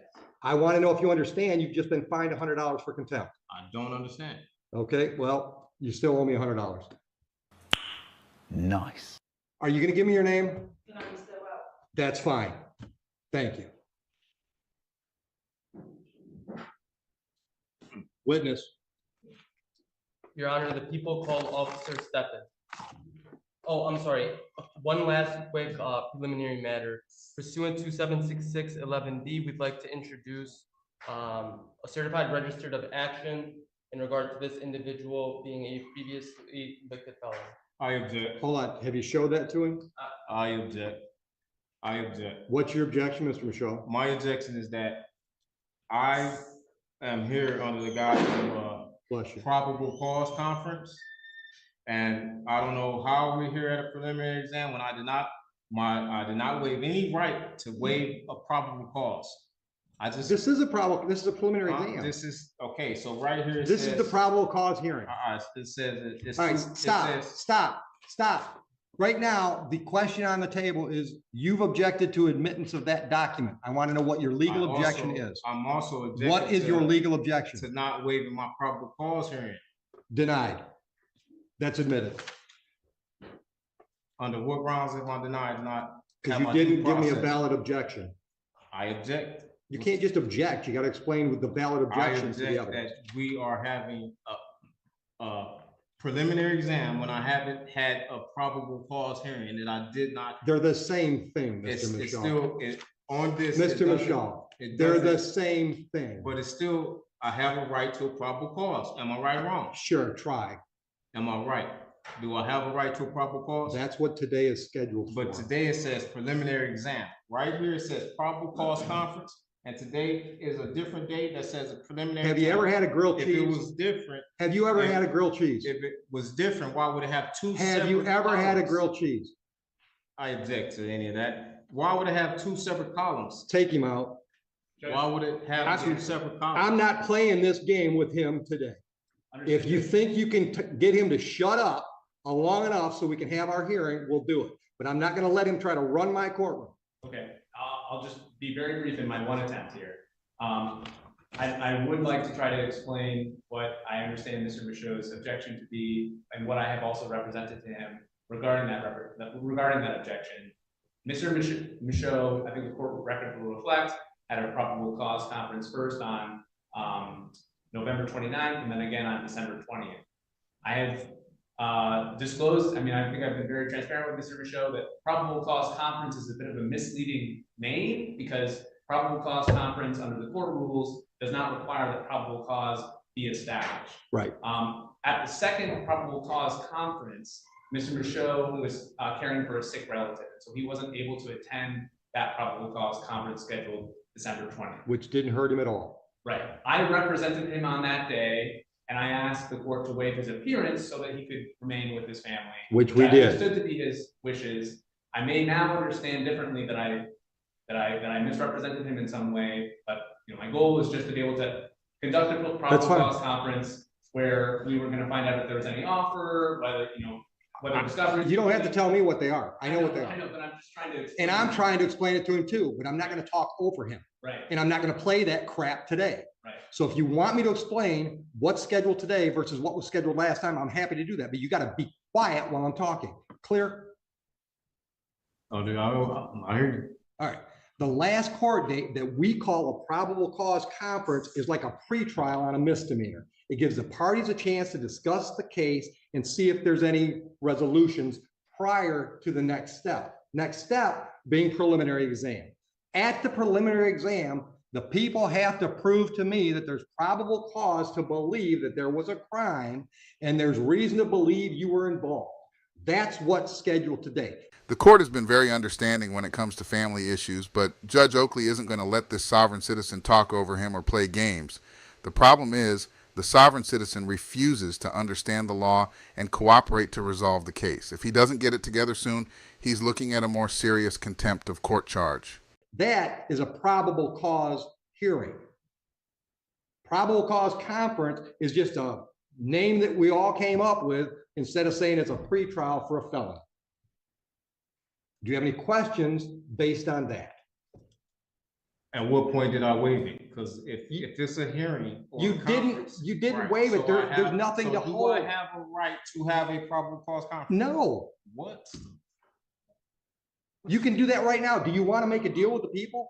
I want to be able to prepare myself for the probable cause conference. There's no preparing for a probable cause It's- conference. it's- It's a conversation. It still takes preparation. You want a PCC? Go out in the hallway, have a PCC with the unrepresented defendant. Judge, just for the record, there will be no offer at this stage.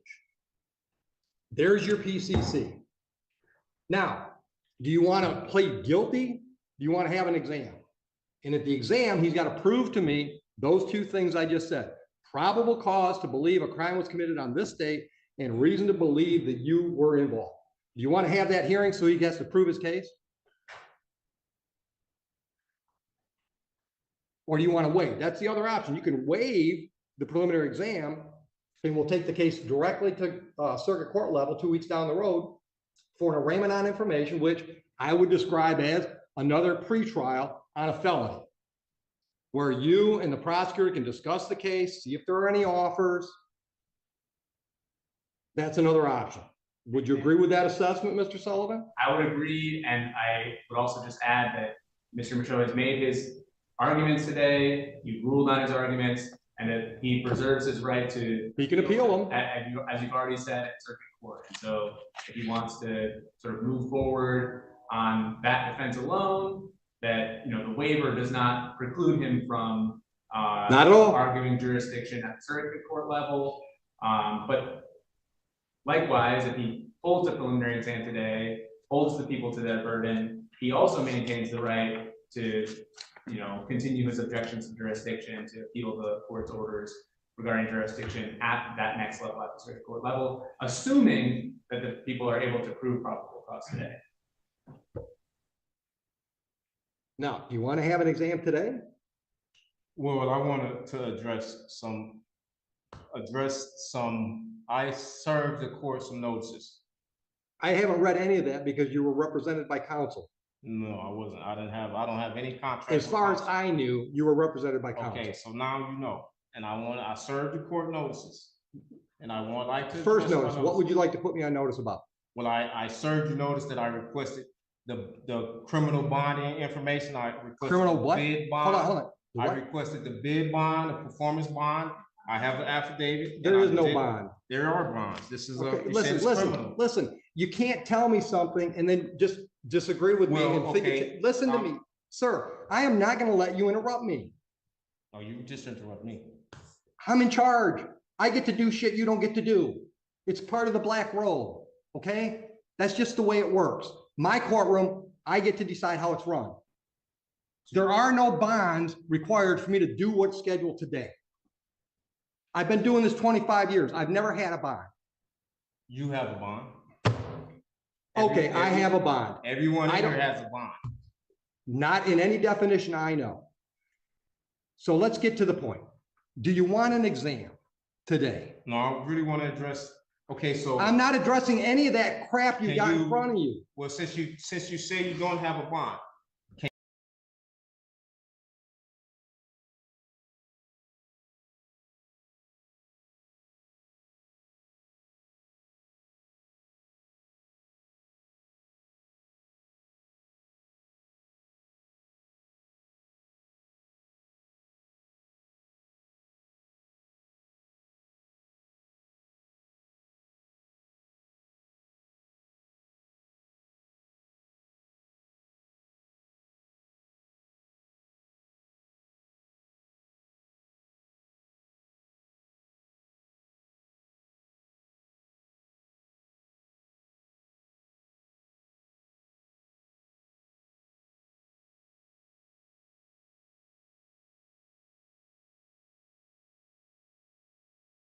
can you express that in a via affidavit so I can have It's on the record. Order a transcript. I'm not signing anything for you.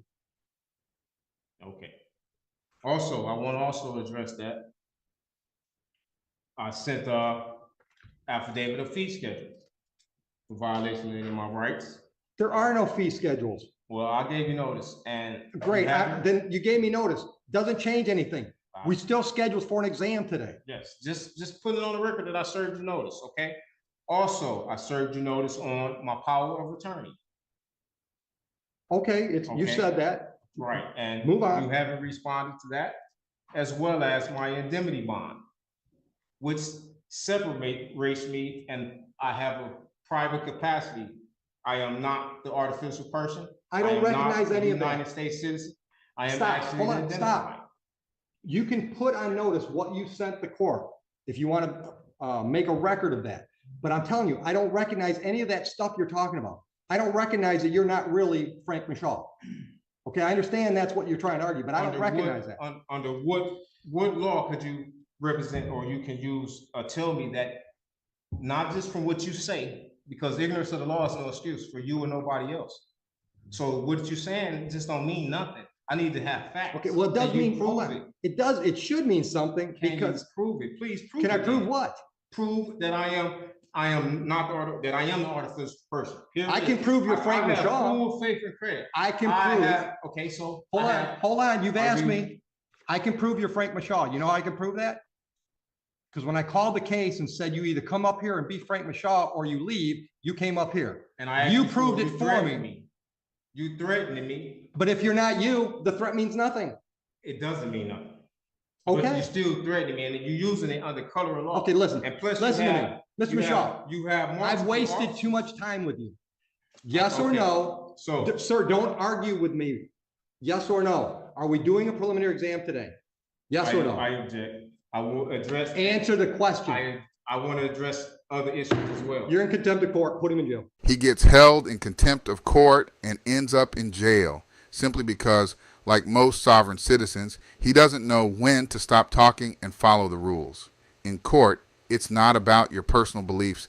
This is the legal system, and you're not getting it your way like you're at Burger King. For what? For contempt of court. I'm having. You can appeal that too. Sentence is 30 days. See you in 30 days. I object to that. That's. I'm happy to hear your objection. Due process. Appeal me. That's why circuit court judges have jobs. Definitely. private Take him out of here. Under color of law. I can give you more than 30 days. John, ask the wife to come in so he can see his property go to his wife. Ma'am, would you accept some personal property from your husband, please? That was an extreme amount of patience. Good try. I appreciate you, giving him as much latitude as you did. I just can't let him run things. I'll let him engage me and, I don't mind that, but I just can't let him try to run things. Yeah. no. Especially when I got 3 or 4 more exams to do. Right. The internet is the worst thing in the world for these guys. I tried to tell him. It don't play here. The court is going to deny your objection. Let's allow this to move forward. He might have been able to win this. And that's the case. worst part about all these cases, right? Yeah. Because sometimes they've got a chance if they just, We had a good Ron White, argument. right? Yeah. Got a constitutional right to remain silent, just can't do it. You can't fix stupid. The judge gives the sovereign citizen 30 days, cutting through the nonsense. Judge Oakley doesn't entertain the soft approach sovereign citizens try to use, refusing to let them take control of the courtroom. He's firm, and he runs things by the book, not letting them derail the proceedings. Australian Karen calls the police on the police sovereign citizen chaos down under.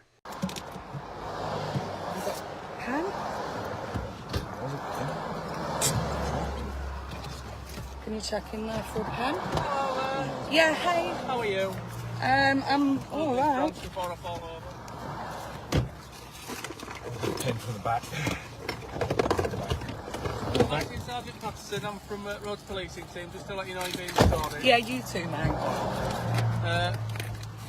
I've got a pen, darling. All right, before we begin, I'm just going to need to take your details. Yeah, Acting Sergeant Patterson. What's your first name? Hey? What's your first name? It's Neil, but you don't really need that. 15830 is my number. Hello, doggy. One T. Okay. And I'm from the Roads Policing Team, And are you alright? sergeant? Acting Sergeant. Acting sergeant. So, are you a constable normally? Senior, yeah. And which station are you from today, The please? Roads Policing Team. Which one? Based out of Forestdale. I'm a satellite station from Mandurah. Forestdale. And can you tell me what the emergency is, please? There's not an emergency, no. So why were your lights on? You've So just that was indicating you've you'd just stop. signalled to me that there was an emergency. I haven't said there's an emergency. Well, your lights are on, so the public are aware that if your flashing lights are on, that signals that there is an emergency. So I have just pulled over now because you have signalled to me that there's some kind of an emergency. I have signalled to you to stop. Okay? Okay, so your lights are on, you're being recorded. That's fine. Okay, this is signalling to How me do- and how the do- rest of the public How that do there's an police- emergency. All right, how do police normally pull vehicles up? Has got nothing to do with you. Has it not? No. Okay. Well, it doesn't look like it's a WA one, so I'm It ascertaining might- who might be driving and is the Okay, well, vehicle I'll give. registered Well, next I'm going to give you this, and I'd like you to read this Okay. out loud Yeah, on camera. okay, fair enough. You think you're a sovereign citizen? Is that There's correct? no such thing. It's an Oh, that's oxymoron. fair. Oh, absolutely. You're definitely a sovereign citizen. Fair enough. So, have you read this? Yeah, I just haven't reached now. Rebecca Thank White. you. Do you have a driving licence at all? or any ID? This is my ID. Are you okay? Am I okay? You're No, I'm shaking. with. Yeah, because I'm with my client. I'm a support worker. okay, all right. Okay. We're going to an appointment. You're disturbing my day for absolutely no reason. Well, it I've looks like given. it looks like you're driving a vehicle with false plates on. It's all not right? false plates. They're not false plates. That's what we stopped you to ascertain. Okay, so I'll I'm let not saying you know. you're in trouble or you've done anything wrong. No, but The road I have been policing team- abused by police, and All right, this is well, why I'm I've got shaking. No intention of abusing Because you today. guys just can't. Hold on, can I just quickly get a note of that, please? Yeah, can you take a thanks. picture of it, So, actually? yes, thank you. So, as you said to my colleague, we're recording and we're recording as well. Excellent, Yeah. thank you. All right, can I just grab your details as one? Yeah, One Tom three- Lawson, 13631. 13631. And what was And your I'm name? at state traffic as well. Are you from Forestdale? Sorry, yeah, Forestdale. All right, and what's your rank? Sorry? What's your rank? Sergeant. And just let me grab your name again because I didn't Sorry, quite I can't catch hear it. Your name? Tom Lawson. Tom Lawson. And what's your superintendent's name? Mike Peters. And mine's the same.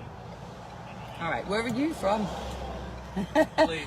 Yeah, I'm from Bolton. Are you? Yeah. Not far off. Yeah. Wrong coloured rose though. All right, so look, I have spoken to the department. I've spoken to the Department of Transport. I'd prefer you didn't. Thank you. I have served notice to the Department of Transport. Department of Transport are aware of this. You guys have already been served notice. I know that it doesn't get passed down to you guys, which is fine. Right now, I'm not committed a crime. Okay, there's no suspicions of a crime, and I would like to get on with my.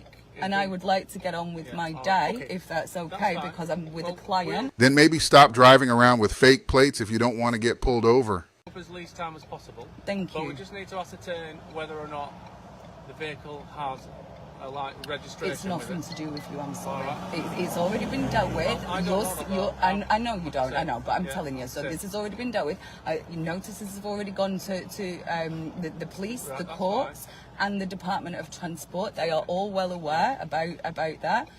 By law, I'm not required to be forced into legal fraud or legal entrapment.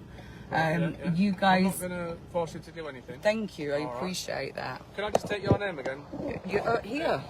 Is it Richardson? Whitehead. That was way off. Richardson. Rebecca. I actually appreciate you speaking to me politely today, because you can see that I'm shaking from the previous abuse that I've had from police, because... Oh, we're not going to abuse you. Oh, God. Thanks, Tom. Well, I always speak to people the same. Okay. Is it your date of birth 2786? Rebecca? Just 1 second.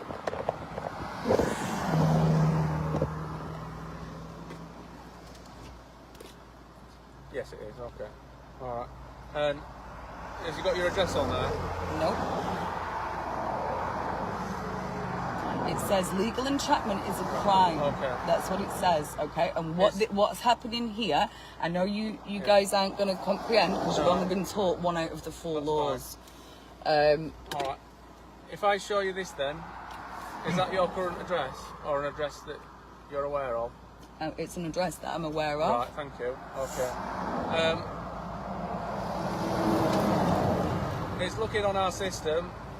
Your license. It's got nothing to do with you guys. Okay. It's subject to a fine suspension, all right?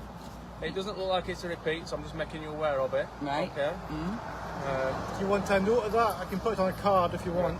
Got a card No, here. thank you. We're live streaming on Facebook, so that's fine. all right. No, I'm Because good, thank what you. I'm saying is, obviously, I You're hinting at appreciate your beliefs. It's not a belief, it's Right, the okay. law. But what I'm All right, going to do well- is I've actually got an information pack that I'm going to give to you guys. Okay. Oh no, she didn't just pull out the Sovereign Citizen Bible. Okay, now this is the receipt of my vehicle. Okay, this I'm going to let you keep that, because you can take that with you to your bosses.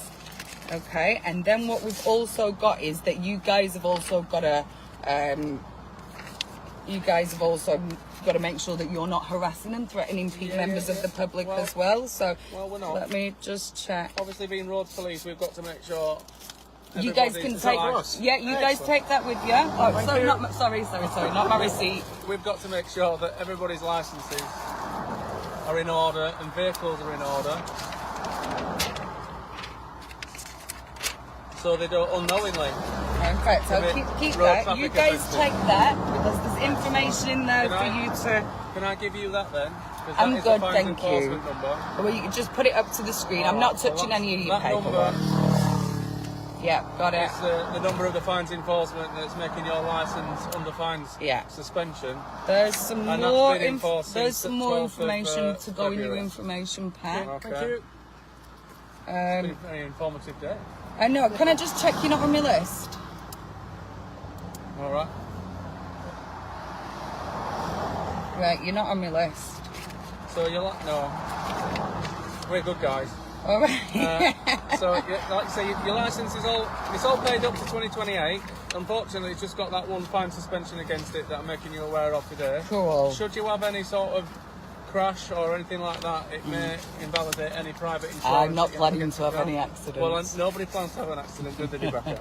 Well, debatable. So, I've made you aware of that. You okay, darling? Your Ford Ranger. You can have a cigarette if you want. No, cigarette. You can just sit there. You can have a cigarette in the car, darling. Okay. And your Regio is out, all right? and it went out on the 13th of October 2023, and it should be displaying 1HYJ 723. Okay, you, like I say, I know where you're coming from. I understand what you're saying to me. However, Thank you for admitting that on camera. we have laws and legislations, and there's a Road Traffic Act in force that every vehicle is registered. It needs to be road legal under WA statute. Okay. Okay, You're so displaying in fact, whilst a we're false where, flag. where are the published public rules of statutory jurisdiction that you're trying to enforce? They're all. Do you have a copy at the station? I don't know if there is. Is there a copy at the library? Where are the public's published rules the of Road Traffic statutory Act jurisdiction? you can Google the Road Traffic Act. Yeah, that everywhere. falls under All right. statutory jurisdiction. Yeah. So I'm asking Well, you it's where all the been passed where are the public's published copies of statutory I'm jurisdiction? guessing libraries. Okay. Hazard a guess. All right. If you're enforcing statutes, acts, and legislations, then that falls under statutory jurisdiction, correct? Yeah. Yeah. So I'm asking, where are the public's published rules of those statutory? I'll be honest, I don't know. Okay. Do you?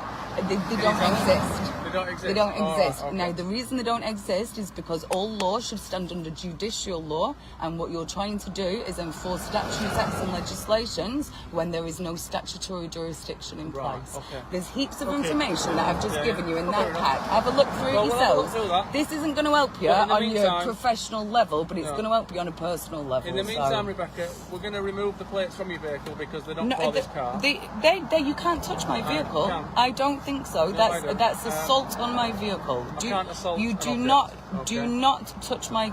I will ring the police and I will make a complaint if you touch you my can do that. property. That's your I have had police smash through my I'm not gonna home. smash I anything. have had the police just gonna damage remove my them. I'm just property. going to remove them. You do not have permission or authority I to don't need touch it. my I vehicle. don't need it.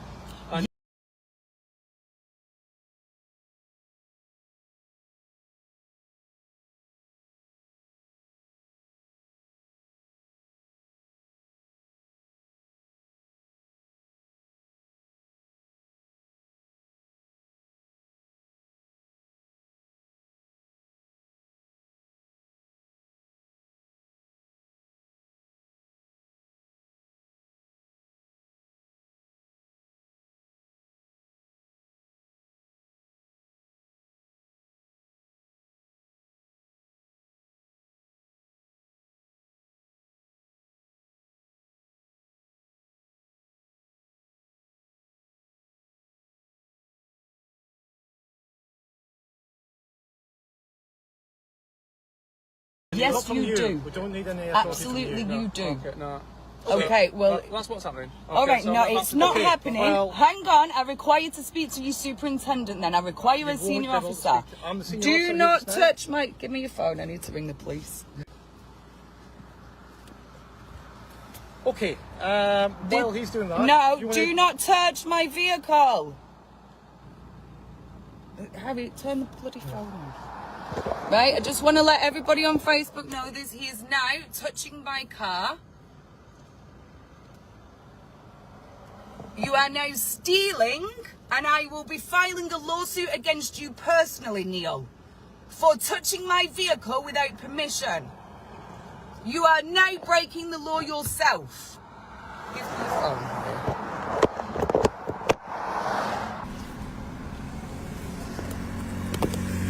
Harry. Get him on.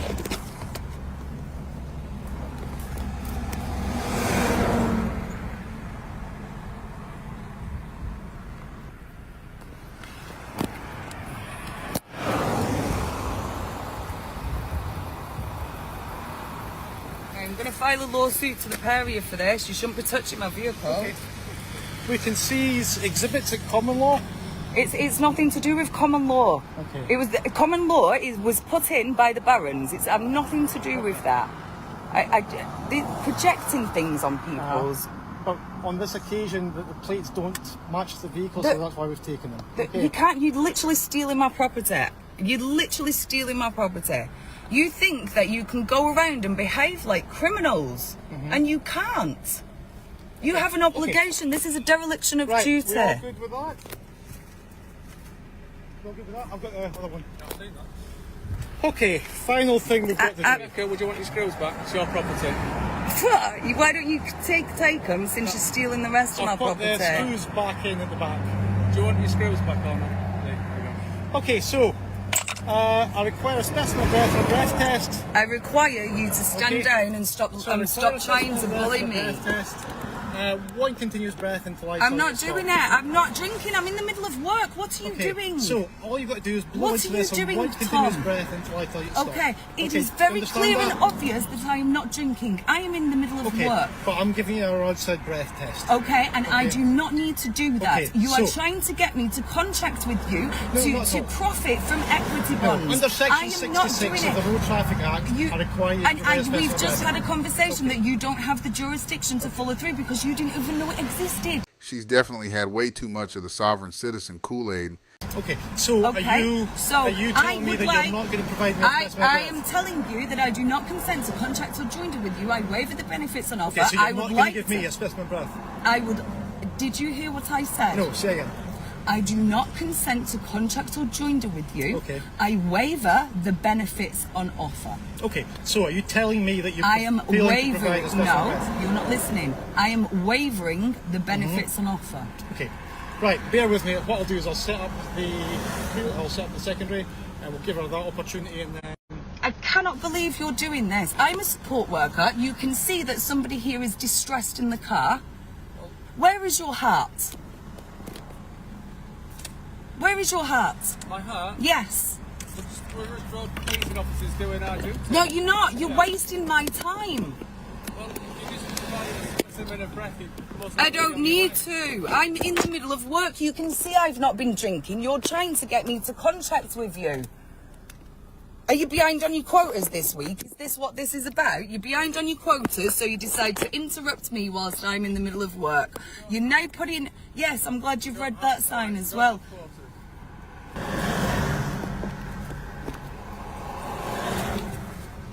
Hey, Leanne, am I okay? Yeah, at the moment. It just depends what these guys are going to do.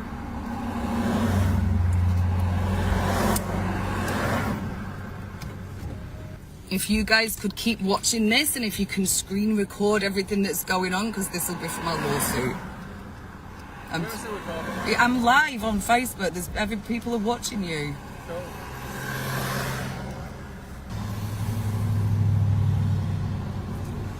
Where's your phone?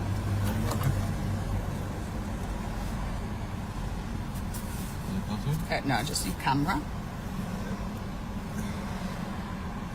Now, these guys might assault me in a minute, so if they do hurry, you need to get out the car and stay away from them because they hurt. Listen, darling, if they take me, then I need you to be really brave, and I need you to take the chief with you, okay? I will give you my bank card, and we will get you an Uber back to you, and you take the dog with you, and then we'll organise something else, okay? I'm gonna have to get me out the car first. Shut you under it. I'm gonna lock us in. Okay? If they grab me, it's okay. You don't need to do anything. I know I've not done anything, but I won't resist. Alright? But if they take me, you don't need to do anything. Okay, Rebecca, I'm back.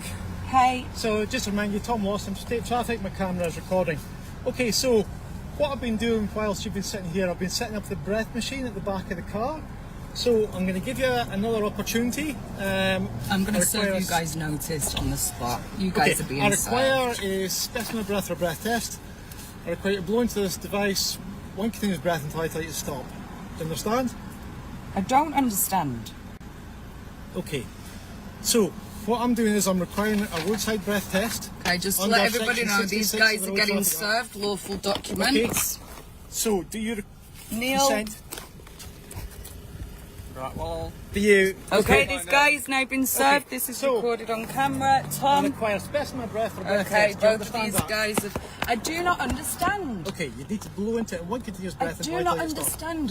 Why are you doing this? Do I look Because drunk to you? it's a roadside breath test. It's a you're random trying to breath make test. money. Stop leaning on my vehicle, please. Excuse me. Get off my vehicle. Okay, so You're not Tom, telling me that Tom, you're going to accept I've this. wavered. I haven't refused. Okay, so I I've not now require refused. you to accompany me to that vehicle while I'm we do not a getting out second because you're going vehicle. to assault me. We're not going to assault you. We're on camera.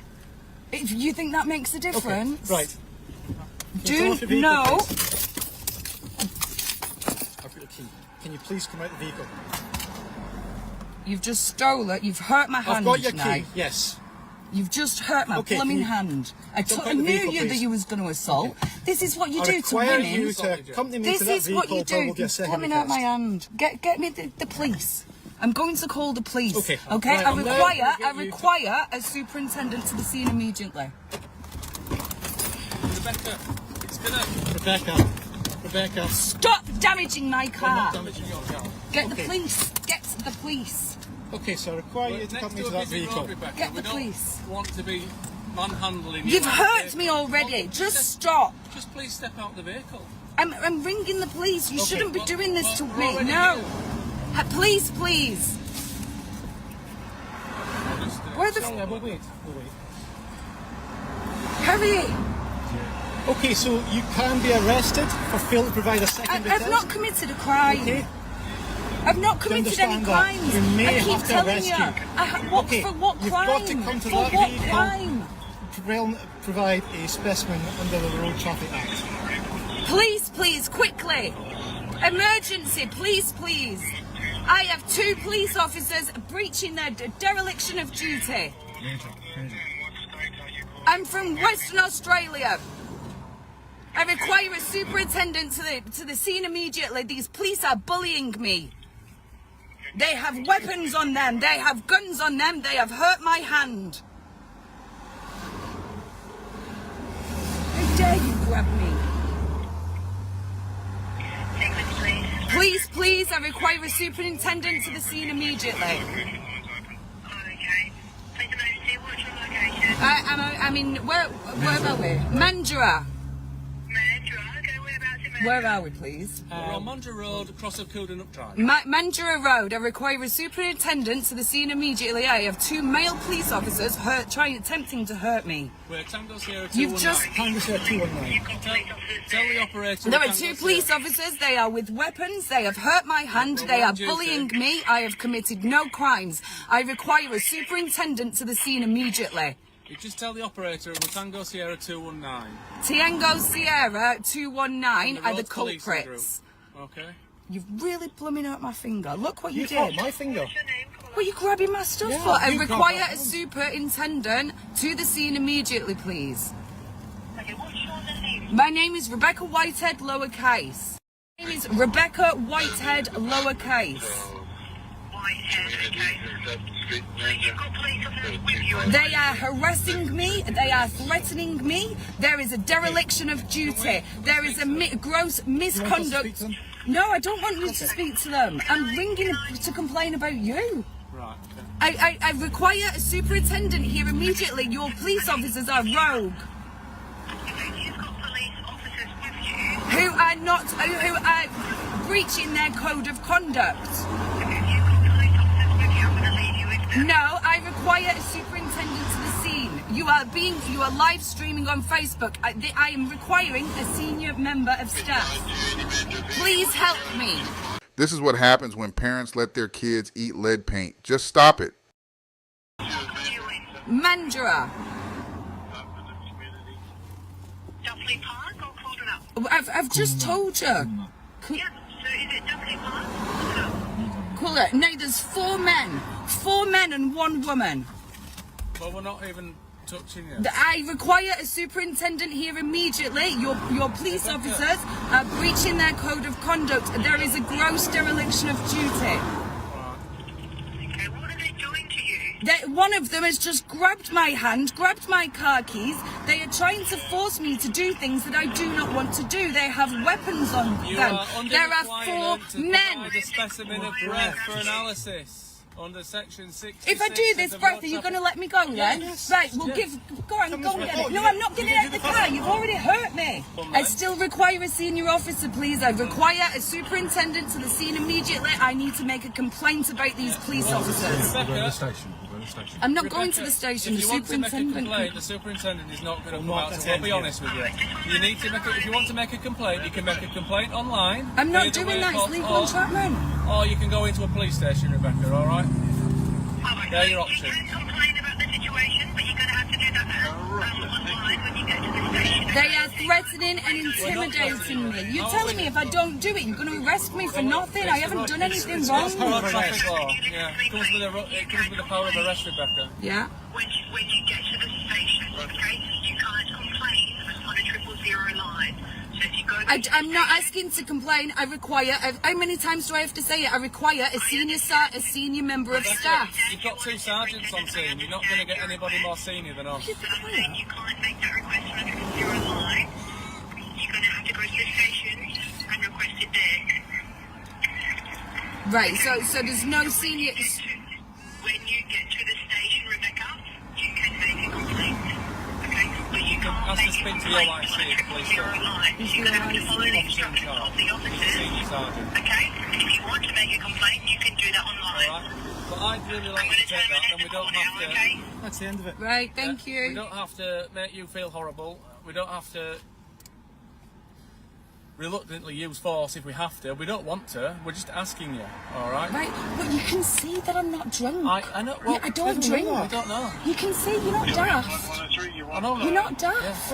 Okay, so Everybody we require stop has a preliminary breath test. Right, so Okay, I so want require you to you- say on camera that if I do this, you are going to let me go and you are not going to hurt me. Yeah, I'll show that's on it. absolutely I can't touch her. okay. Right. So require a That's because specimen of breath for your breath test. Okay, blow into the machine 1 continuous breath until I tell you to stop. Don't consent to this. Keep going, and stop. That's it. Thank you. Simple as. Can I have my car keys back? You really 000. Thank you. Yeah, Why thank do you you. need that as proof? I told you. You should have believed don't know me. that. Hey guys, just want to let everybody know that I'm safe. The cops are gone, and they stole my plates, hurt my finger, broke my car keys, and then left.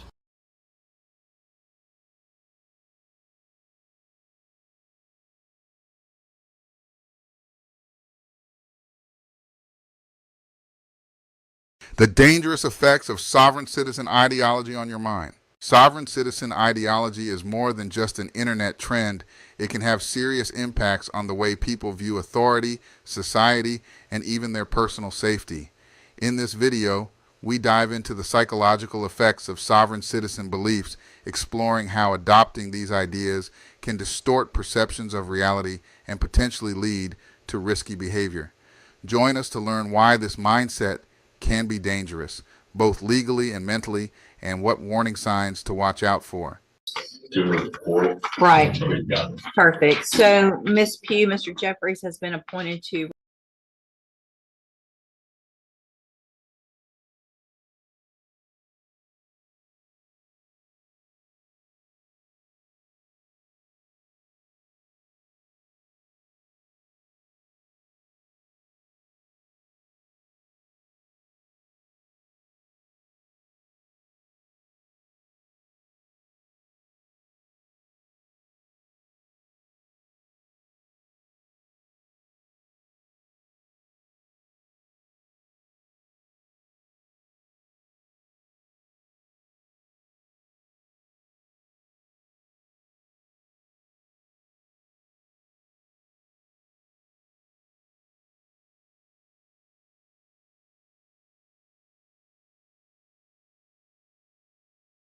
represent you. He's just been given, he's trying to get caught up real quickly on all the information and the discovery in your case. I'm going to reset your case so that he can get all of that. Once he gets it, he'll be out there to go over it with you, and we'll see if we can get an announcement at the next court date. Respectfully, Your Honor, I do not agree to comply with any of the appointed court agents, considering that their first duty is to the state. I understand. We've had this conversation before. And for your record, I'll be representing myself. So if you want to represent yourself, there's some things. Ms. Pugh, stop talking over me. If you want to stop talking over me. If you want to represent yourself, then there is a process that we have to go through, and we'll do that today. If that's what you want to do, we'll get your case set for trial and we'll go forward that way. It is highly inadvisable for you to represent yourself. Lawyers have many, many years of training. They understand the law. They understand how a trial works, because here's what happens. When you're in a trial and you represent yourself, you're expected to know and follow all of the rules of evidence, all the rules of procedure. And so you're really at a disadvantage if you don't know those things. And so you have to do everything just like the assistant district attorney would. And if you don't, you're going to be in front of a jury and it's going to show, and it's just not going to be, it usually does not work out in your benefit. But I have to go through with you some questions first before we do that. And then if you still want to do that, then there's a couple of things couple of options, and we'll go over those as well. Okay. So I am supposed to ask you, I'm going to go through these questions. I need you to answer them if you want to represent yourself, because this is required. All right. So have you ever studied the law? Okay. Have you ever represented yourself before in any kind of criminal matter? Okay. Do you understand the charges against you? Okay. And so do you know, and we've gone over before, I think, what the range of punishment is if you're found guilty on a jury? Do you know what that is? Let's see. Hold on a second. Let me pull you up here. We'll go over that again as well. The date of that allegations from June 22nd of 2021. And what that means is if you're found guilty, that the range of punishment that the jury could give you is between 2 years as a minimum punishment up to 10 years in prison, anywhere in between. Do you understand? And you answer out loud just for the record. Do I understand? No, I don't understand. What do you not understand about that? I don't understand, Your Honor. So here's the thing. If you want to represent yourself by law, you have to be able to understand these things. Otherwise, I've got to appoint an attorney for you. So you can't just say, I want to represent myself because I don't like the attorney or I don't like the process. This is the process that you're in. You live in Texas, you live in the United States. This is the law that applies to your case. So what do you not understand about the range of punishment if you're found guilty? And I'd be glad to explain it. I don't understand because I have no idea anything wrong. That's what a jury's for, right? And so if you say you're not guilty, then you go in front of a jury and they determine, after they listen to the evidence, if you're guilty or not. That doesn't have anything to do with if they find you guilty, you understanding that they could send you to prison for between 2 years and up to 10 years. Do you understand that part?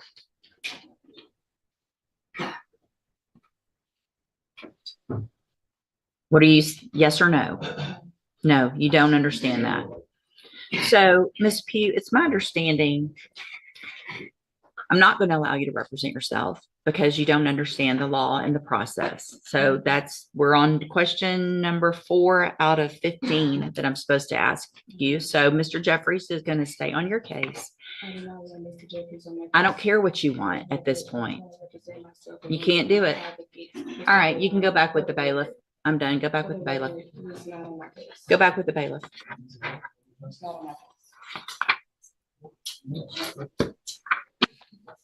Welcome to the criminal appointment list. Yeah, fun, Judge. This was not meant to be any kind of punishment, I promise. So Mr. Jeffries, just, get ready like you would. Probably it's going to go straight onto a jury. And we'll just get it figured out that way. All right. In conclusion, this young woman is completely out of her depth. She wants to represent herself but doesn't fully understand her charges or the law. The judge, recognizing this, is doing his best to protect her rights by assigning her a lawyer to guide her through the process.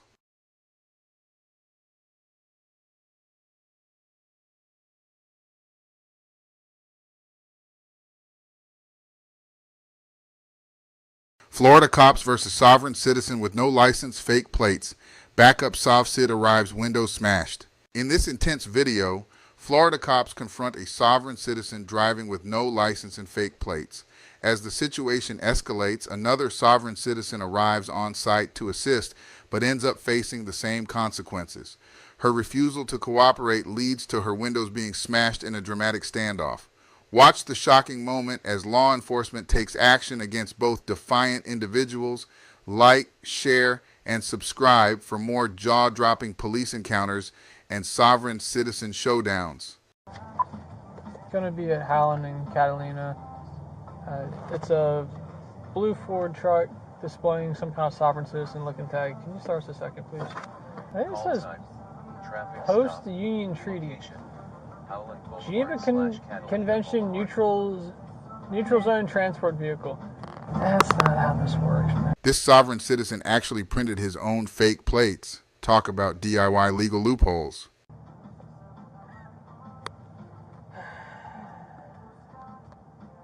You know what the flag upside down means? No. It's a sign of distress. Hey boss, how you doing? Not too bad. Deputy of the Sheriff's Office. I just got pulled over. Hey, so the reason why I'm stopping you, boss, I didn't recognize the tag that was on your vehicle. Yeah. Okay, do you have your driver's license registration with you? Here you go. I got the paperwork right here. Where's the paperwork at, Michelle? Here. All right. It's where? Down my seat. Okay. Here. She wants to talk. It's on speaker. Yeah, good.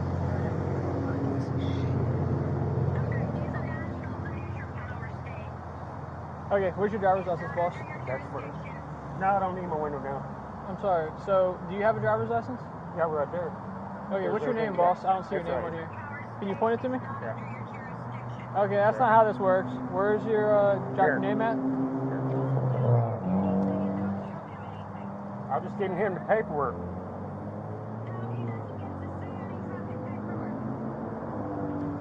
Okay. Here, you talk to him then. Ma'am, if he refuses to identify himself in this traffic stop, it's going to be an issue. Sir? Uh-huh. He is identifying as a national of the Union Power State. As you know, that removes him from your jurisdiction. It doesn't matter who he identifies as. He's operating a motor vehicle in the state of Florida, ma'am.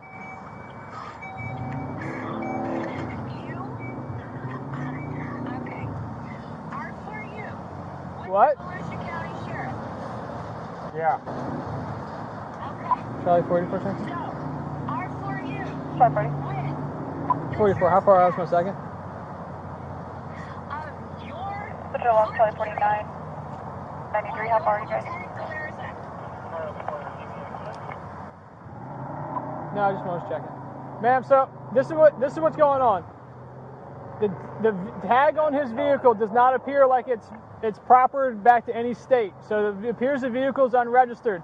Then on top of that, I come up here, I'm asking for his identification documents, and he's handing me a stack of the papers instead of a driver's license. So I'm concerned he might be driving without a driver's license, and his vehicle might be unregistered. On his phone right now because he signed a heart treaty, and you are in violation of it right now. What? Yeah. Okay, what's your name, boss? Sir, what's your name? Everything, right here. Can I see your name, please? Right here. Where? Right there. Please point to it. Right there. Where's your name, sir? I'm not Right seeing there. it. Are you the postmaster? That's what Yep, it says. Postmaster? I am the postman. So is your first name Mark or your last name Mark? No. So nothing on here has Right your name. there. Right there. Is your Destiny First name. Mark? Destry? Is Yep. that how am I saying Yep. it? And what's your last name, boss? I can't see it. Right there. Walgerman. Walgerman? What's your date of birth, sir? It's all right there. It's not I'm on not there. telling him anything. All right. Well, this is the thing. If we cannot properly identify you, then there could be a potential issue for us coming up. I'm telling you that you cannot talk to us. Well, that's fine. He doesn't necessarily have to talk to me, but he does have to obey my lawful commands. Sir, as you know, the terms of the Geneva Convention clearly state that you are required to have knowledge of every term. Hey, Murphy. Why is he looking at my truck for? This is part of his job. Hey, Murphy, can you just switch with me real fast? Lieutenant Galerza Who? signed a Lieutenant who? treaty. What? Lieutenant who? Port Authority. Lieutenant who? Lieutenant Galerza. I think you mean trying to say Galarza. Yeah. All right. Just hold on right here. I just gotta look at something real fast. Yes, This sovereign citizen is a complete clown. He either can't pronounce his own name or doesn't even know it, while the other one on the phone is just rambling nonsense. 10-4, that's going to be negative. Comes back on a blue 2012 Ford, registered to a Llewellyn Dabombi out of Lake Helen, expired back in 2022. All right, sir. This is kind of where we're at. So I checked the. Hang on, Michelle. Hang on. Michelle, hang on. So this is kind of where we're at. So I checked the VIN. The car is currently looks like it's unregistered.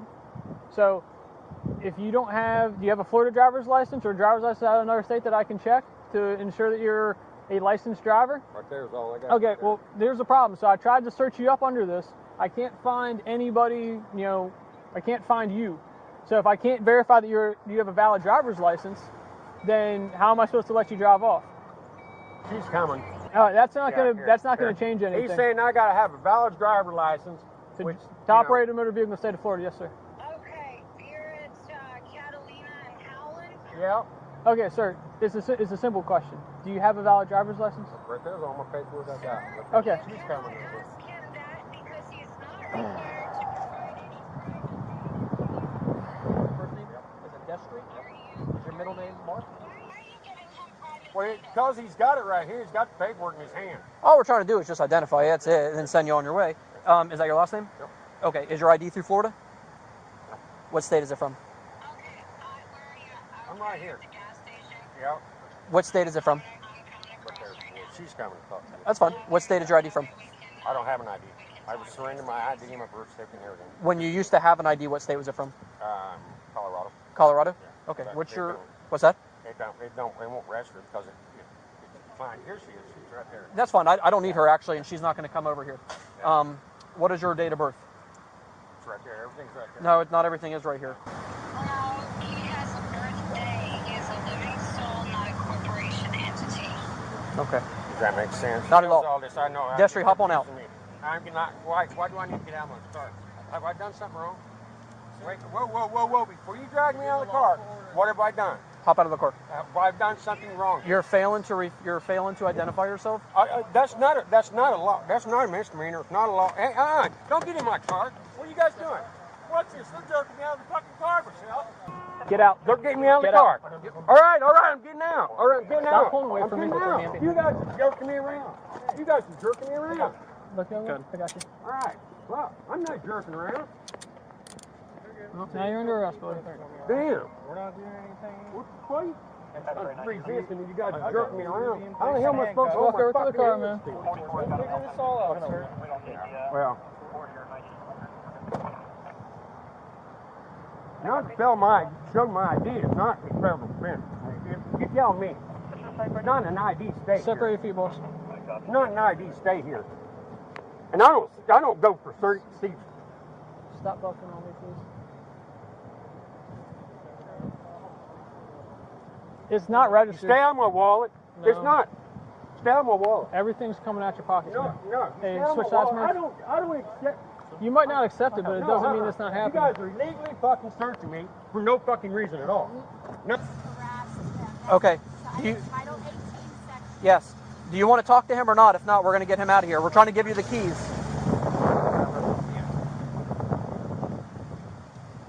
Hey, what? Hey, watch your back. Because I have a phone number for him. Unlock this door now. No, I'm not going to unlock.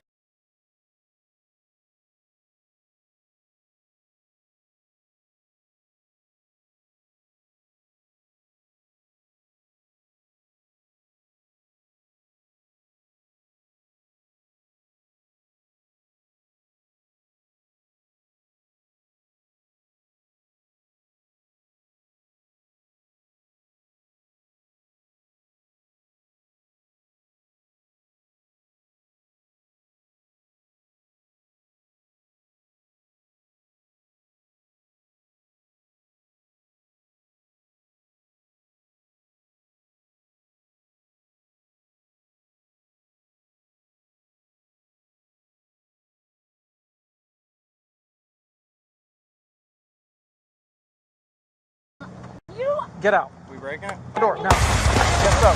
Now get out. Get out. Get out. Oh, shit, stop it.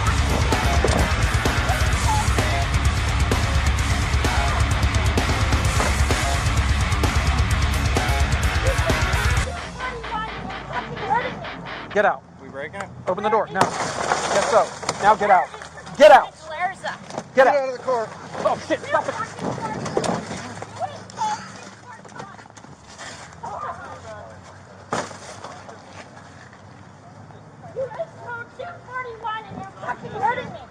Give us your hands. Give us your hands. No! I'm not looking into your.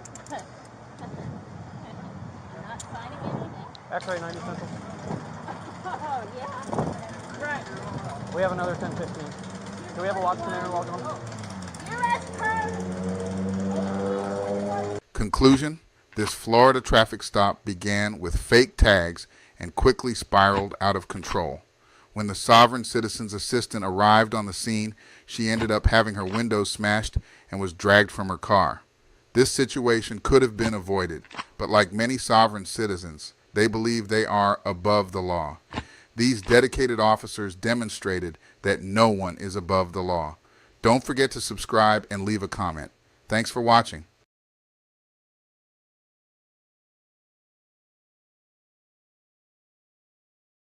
Sovereign citizen tries to dodge repo by claiming judge is his trustee.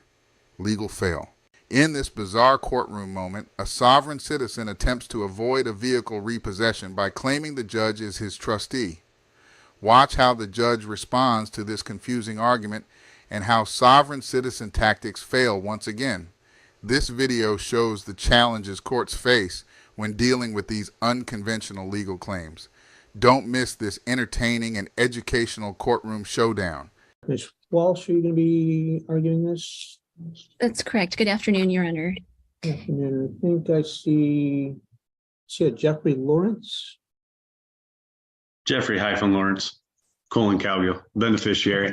Case involves a defaulted vehicle loan for a recreational travel trailer. Defendants executed and entered into a retail installment contract with the dealer. The last payment made on the loan account was on or about December 28th of 2021. The balance owing to plaintiff is the principal sum of $35,928.21 plus late fees in the amount of $53.88 plus accrued interest in the amount of $1,325.37, while they have submitted many pages of inadmissible hearsay, including excerpts from several books and alleged excerpts of statutes and constitutional provisions and postal tracking information and other materials, documents that appear to have been drafted by defendants themselves that have names like conditional acceptance or a bill of exchange or a declaration of the Naturalization Act of July 1779 for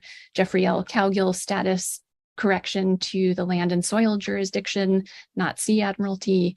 They elaborate on the allegations that the credit union rejected payment that basically the sovereign citizen is attempting to justify why they don't owe the credit union any money, relying on more of their typical sovereign citizen rhetoric and misguided legal theories. Note, but those forms of alleged payment are not legal tender, and the credit union was not obligated to accept them as forms of payment.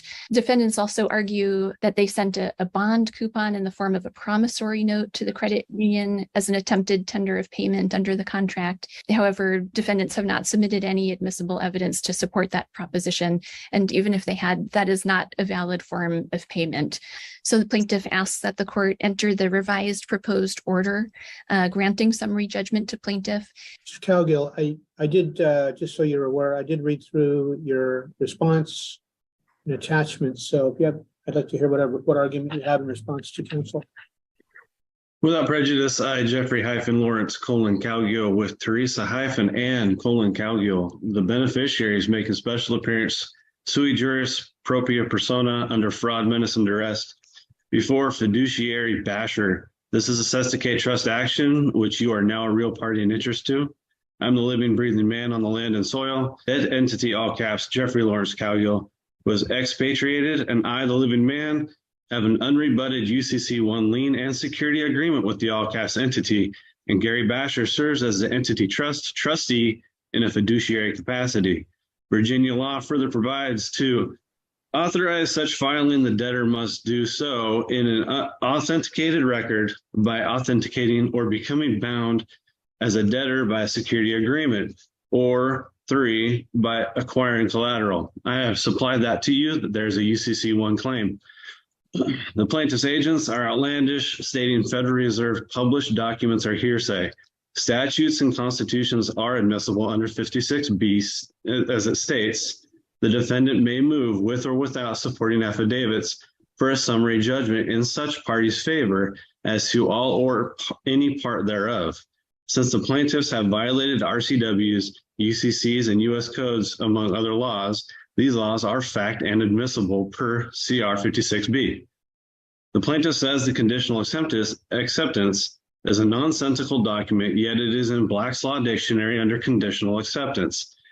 The definition is an engagement to pay the draft or accept the offer on the happening of a condition. A conditional acceptance is in effect a statement that the offeree is willing to enter into a bargain differing from some respects from the proposed or the original offer. The conditional acceptance is therefore in and of itself a counteroffer.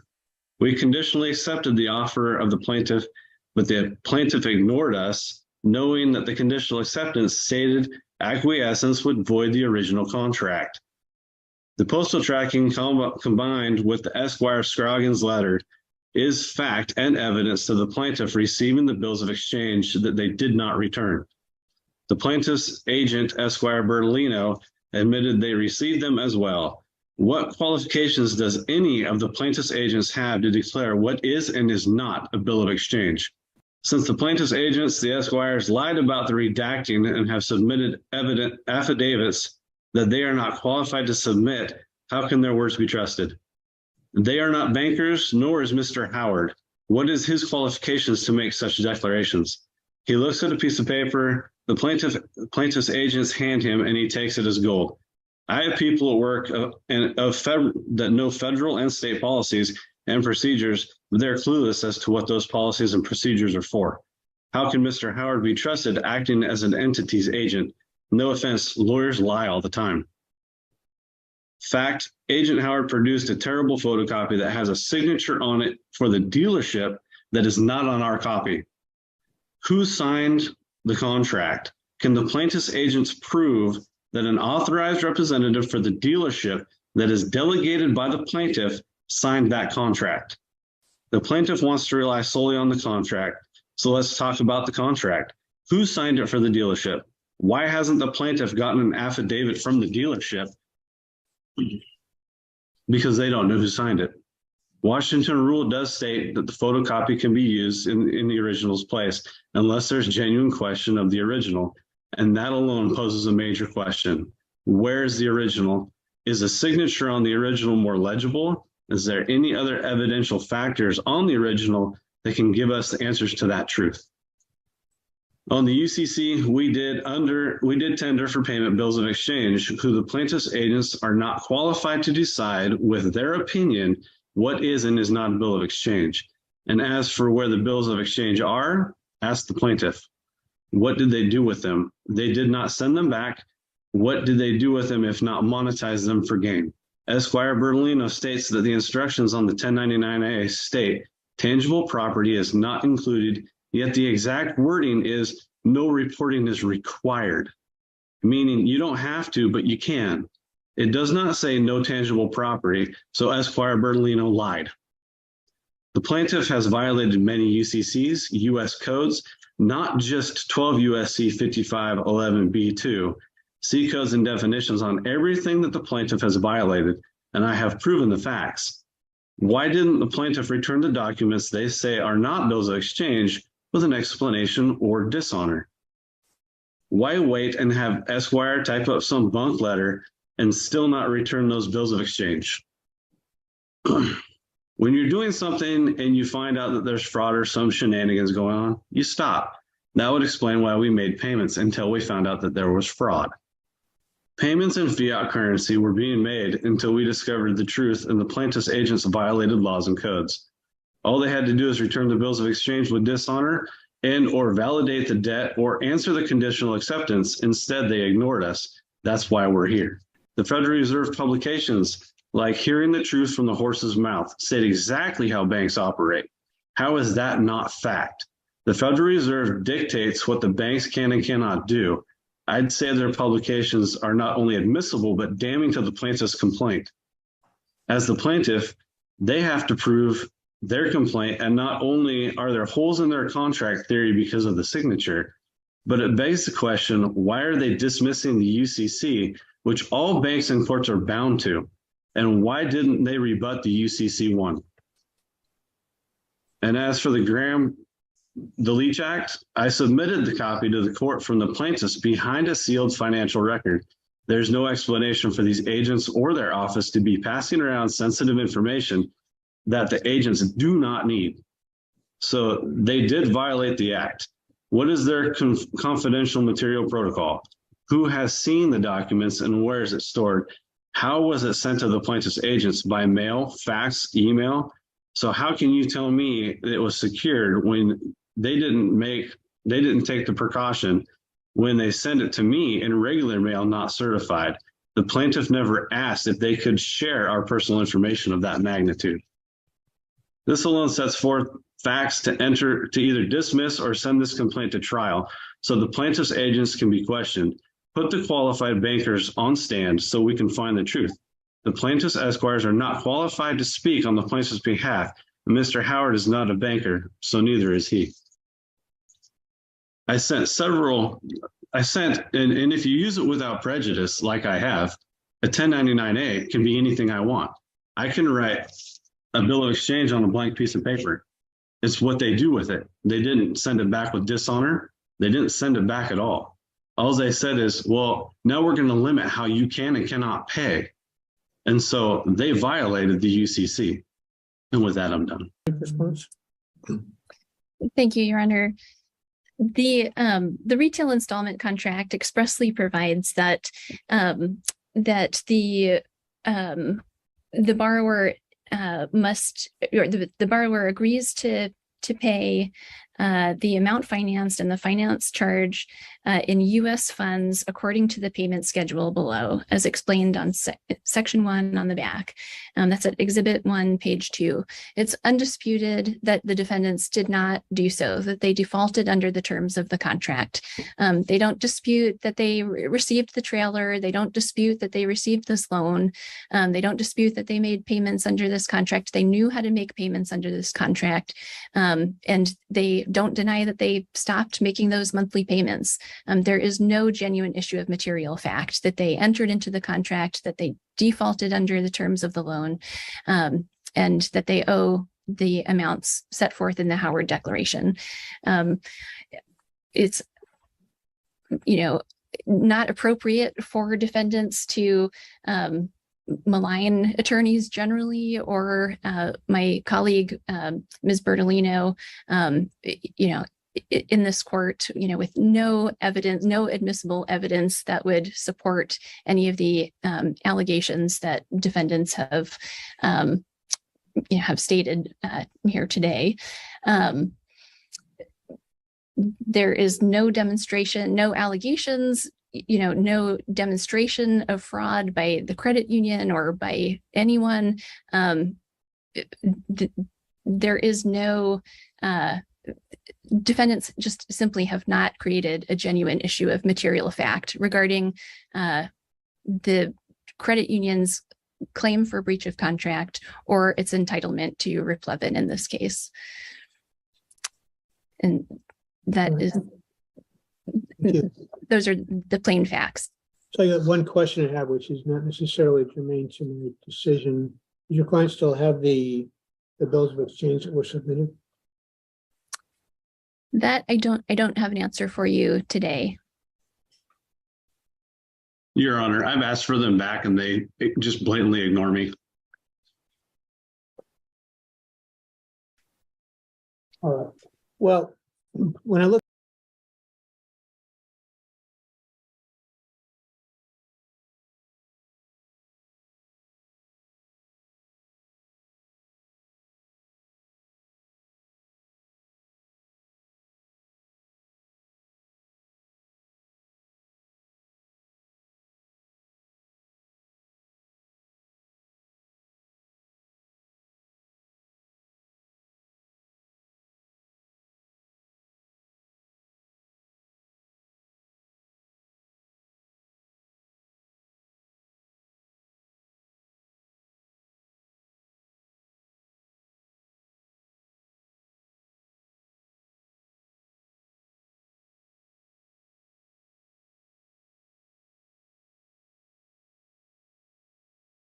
through this, I mean, there's a lot of interesting interesting theories that are kind of flowing all through this. What it boils down to, from what I gather, and it seems to be undisputed, is you folks went in, you bought a trailer on time, agreeing to make payments of some amount, pay it off. Over at some point in time, there was an issue arose where you decided to do something different, and then no more payments were made. There were some submissions of bills of exchange as an attempt to make a payment, as well as a 1099 as an attempt to make a payment.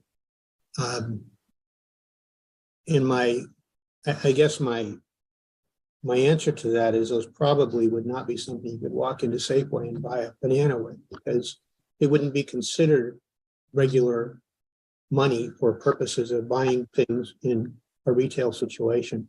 They may work in a UCC type thing or something. That this is simply a consumer contract to buy a trailer and make payments on it. And when you're all done, you get the title. The credit union, it appears without any objection, has a security interest, which is indicated in the title as the legal owner.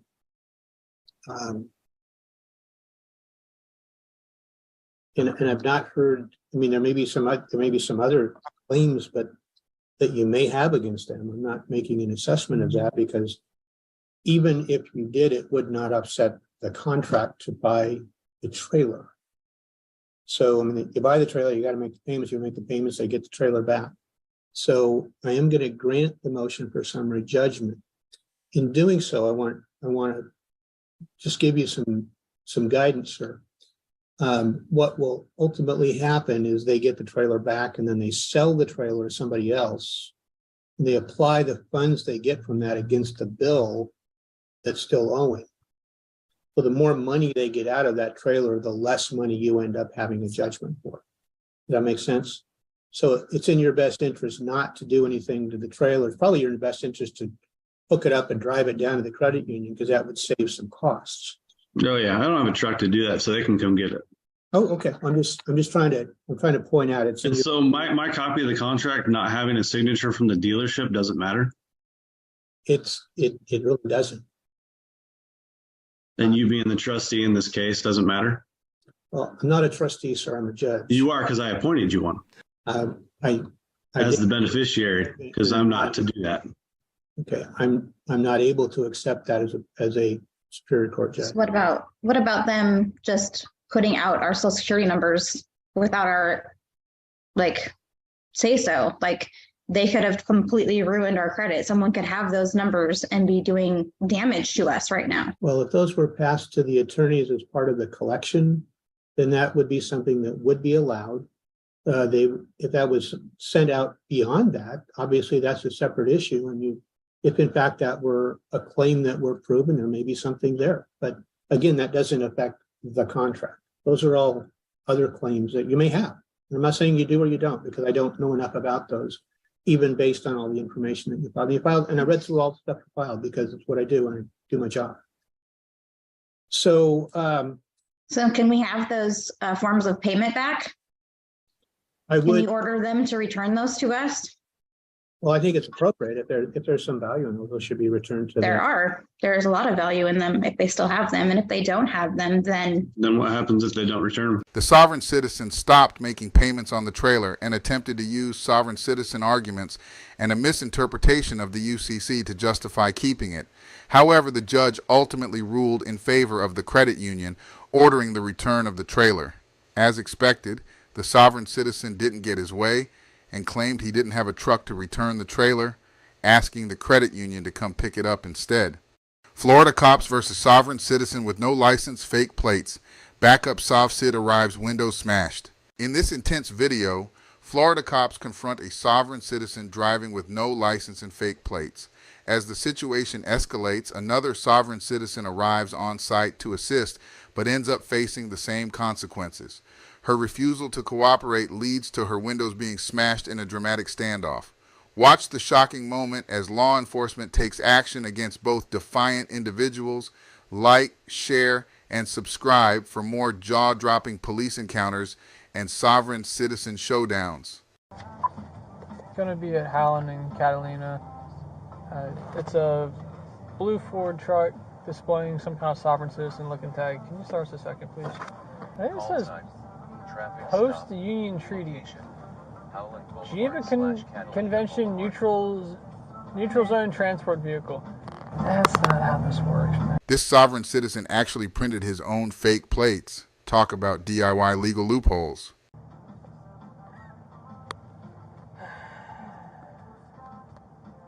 You know what the flag upside down means? No. It's a sign of distress. Hey boss, how you doing? Not too bad. Deputy of the Sheriff's Office. I just got pulled over. Hey, so the reason why I'm stopping you, boss, I didn't recognize the tag that was on your vehicle. Yeah. Okay, do you have your driver's license registration with you? Here you go. I got the paperwork right here.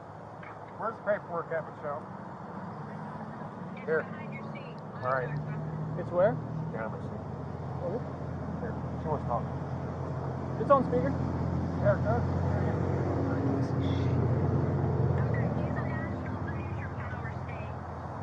Okay, where's your driver's license, boss? That's first. No, I don't need my window down. I'm sorry. So, do you have a driver's license? Yeah, right there. Okay, what's your name, boss? I don't see your name on here. Can you point it to me? Yeah. Okay, that's not how this works. Where's your name at? I was just getting him the paperwork.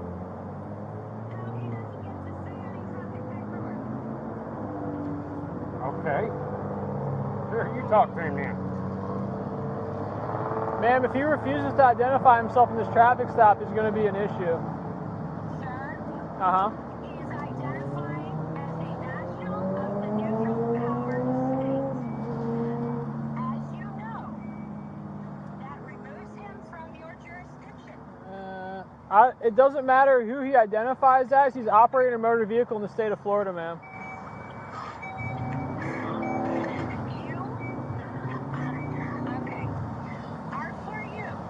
What? Volusia County Sheriff. Yeah.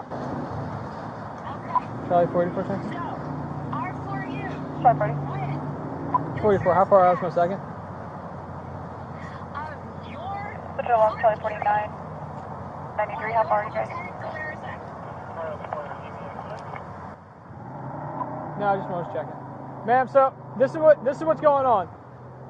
The tag on his vehicle does not appear like it's proper back to any state. So it appears the vehicle is unregistered.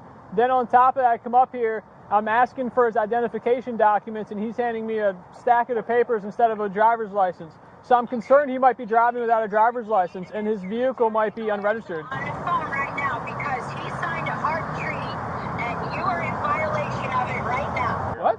Yeah. Okay, what's your name, boss? Sir, what's your name? Everything, right here. Can I see your name, please? Right here. Where? Right there. Please point to it. Right there. Where's your name, sir? I'm not Right seeing there. it. Are you the postmaster? That's what Yep, it says. Postmaster. Yes, I am the postman. So is your first name Mark or your last name Mark? No. So nothing on here has Right your there. name. Right there. Is your Destiny First name. Mark? Destry? Is Yep. that how am I saying Yep. it? And what's your last name, boss? I can't see it. Right there. Walkerman. Walgerman? What's your date of birth, sir? It's all right there. It's not I'm on not there. telling him anything. All right. Well, this is the thing. If we cannot properly identify you, then there could be a potential issue for us coming up. I'm telling you that you cannot talk to us. Well, that's fine. He doesn't necessarily have to talk to me, but he does have to obey my lawful commands. Sir, as you know, the terms of the Geneva Convention clearly state that you are required to have knowledge of every term. Hey, Murphy. Why is he looking at my truck for? This is part of his job. Hey, Murphy, can you just switch with me real fast? Lieutenant Galarza Who? signed a Lieutenant who? no-contact treaty. What, Lieutenant who? Port Authority. Lieutenant who? Lieutenant Galarza. I think you mean trying to say Galarza. Yeah. All right, just hold on right here. I just gotta look at something real fast. Yes, This sovereign citizen is a complete clown. He either can't pronounce his own name or doesn't even know it, while the other one on the phone is just rambling nonsense. 10-4, that's going to be negative, comes back on a blue 2012 Ford, registered to a lower wind, the Bonzi, out of Lake Helen, expired back in 2022. All right, sir. This is kind of where we're at. So I checked the. Hang on, Michelle. Hang on. Michelle, hang on. So this is kind of where we're at. So I checked the VIN. The car is currently looks like it's unregistered. So if you don't have, do you have a Florida driver's license or a driver's license out of another state that I can check to ensure that you're a licensed driver? Right there's all I got. Okay, well, there's a problem. So I tried to search you up under this. I can't find anybody, I can't find you. So if I can't verify that you have a valid driver's license, then how am I supposed to let you drive off? She's coming. That's not gonna change anything. He's saying I gotta have a valid driver license. To operate a motor vehicle in the state of Florida, yes, sir. Okay, you're at Catalina and Howland? Yeah. Okay, sir, it's a simple question. Do you have a valid driver's license? Right there's all my paperwork I got. Okay. She's coming. Ask him that because he's not required to provide any First name is it Destry? Is your middle name Mark? Well, because he's got it right here. He's got the paperwork in his hand. All we're trying to do is just identify you, that's it, and then send you on your way. Is that your last name? Yep. Okay, is your ID through Florida? What state is it from? I'm right here. Yeah. What state is it from? Right there. She's coming to talk to you. That's fine. What state is your ID from? I don't have an ID. I was surrendering my ID and my birth certificate and everything. When you used to have an ID, what state was it from? Colorado. Colorado? Yeah. Okay, But what's they your, don't- what's that? It won't register because it's fine. Here she is. She's right there. That's fine. I don't need her actually, and she's not going to come over here. What is your date of birth? It's right there. Everything's right there. No, not everything is right here. Well, he has a birthday. He is a living soul, not a corporation entity. Okay. Does that make sense? Not at He knows all. this. I know. Destry, hop on out. I'm not. Why do I need to get out of my car? Have I done something wrong? Wait. Whoa. Before you drag me out of the car, what have I done? Hop out of the car. Have I done something wrong? You're failing to identify yourself.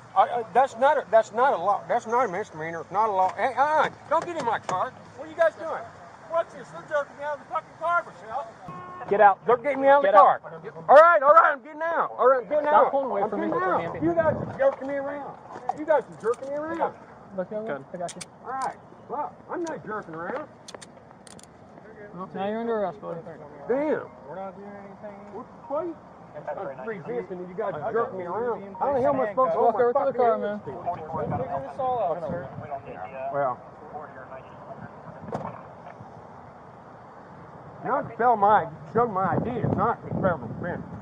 You tell me. Not an ID state. Separate your feet, boss. Not an ID stay here. And I don't go for certain seats. Stop bucking on me, please. It's not registered. Stay on my wallet. No. It's not. Stay on my wallet. Everything's coming out your pockets No. Hey, Stay on switch my sides, wallet. Murph. I don't accept. You might not accept it, but it doesn't mean it's not happening. You guys are illegally fucking searching me for no fucking reason at all. No. Okay. Yes. Do you want to talk to him or not? If not, we're going to get him out of here. We're trying to give you the keys.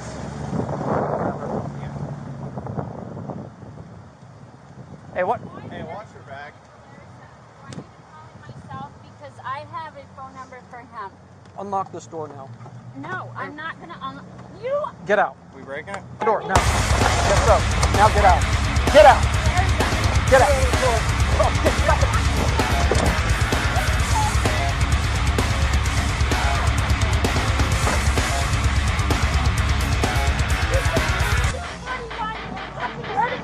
Get out. We breaking it? Open the door, no. Yes, so. Now get out. Get out. Get out. Out of the car. Oh, shit, stop it.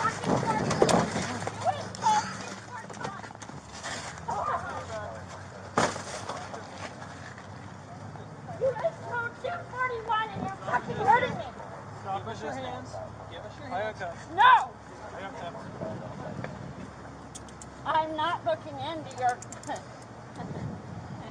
You're not signing anything? X-ray 90 Central. Oh, yeah. Right. We have another 1015. Do we have a watchman there log on? U.S. code. Conclusion: this Florida traffic stop began with fake tags and quickly spiraled out of control. When the sovereign citizen's assistant arrived on the scene, she ended up having her window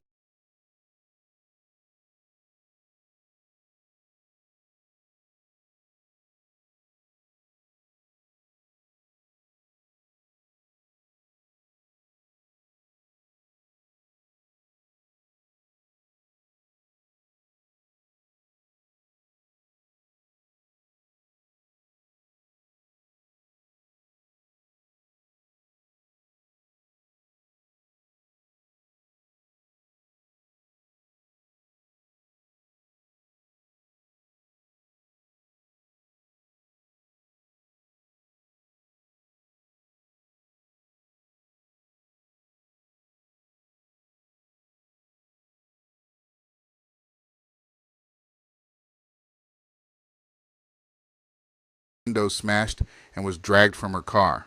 This situation could have been avoided, but like many sovereign citizens, they believe they are above the law. These dedicated officers demonstrated that no one is above the law. Don't forget to subscribe and leave a comment. Thanks for watching.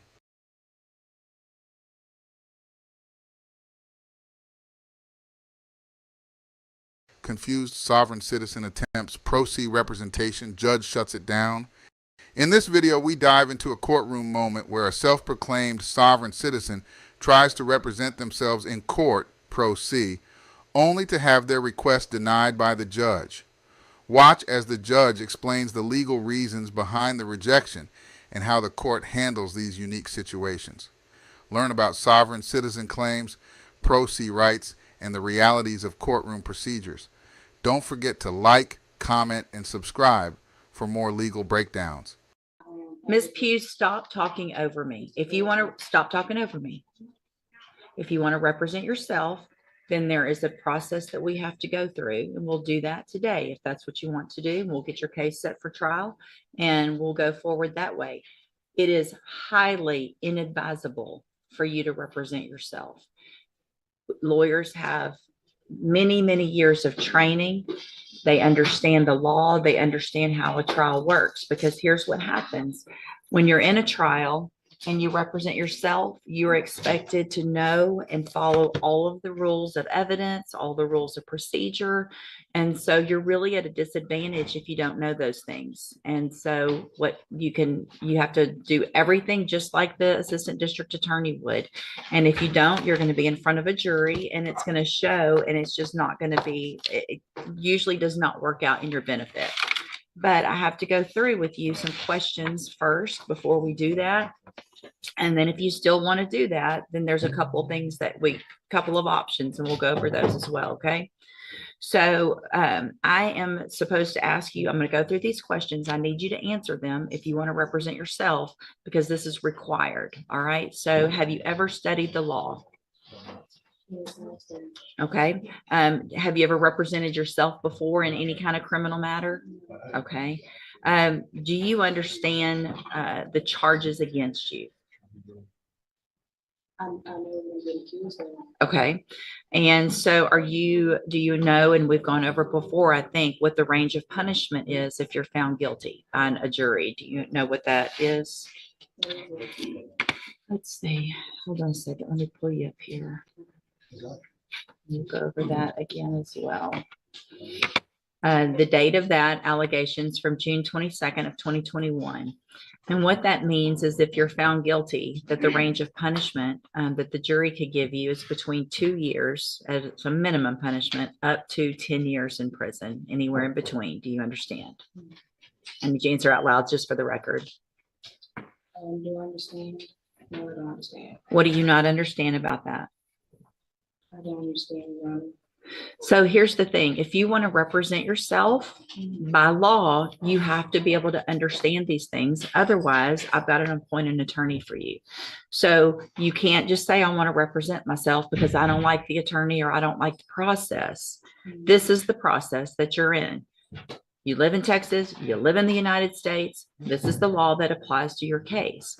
So what do you not understand about the range of punishment if you're found guilty? And I'd be glad to explain it. I don't understand because I have no idea what they want.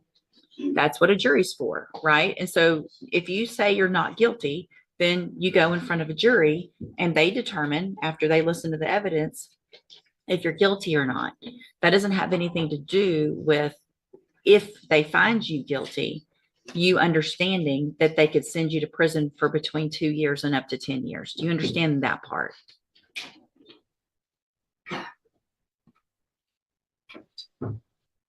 What are you, yes or no? No, you don't understand that. So, Ms. Pugh, it's my understanding, I'm not going to allow you to represent yourself because you don't understand the law and the process. So we're on question number 4 out of 15 that I'm supposed to ask you. So Mr. Jeffries is going to stay on your case. I don't care what you want at this point. You can't do it. All right, you can go back with the bailiff. I'm done. Go back with the bailiff. Go back with the bailiff.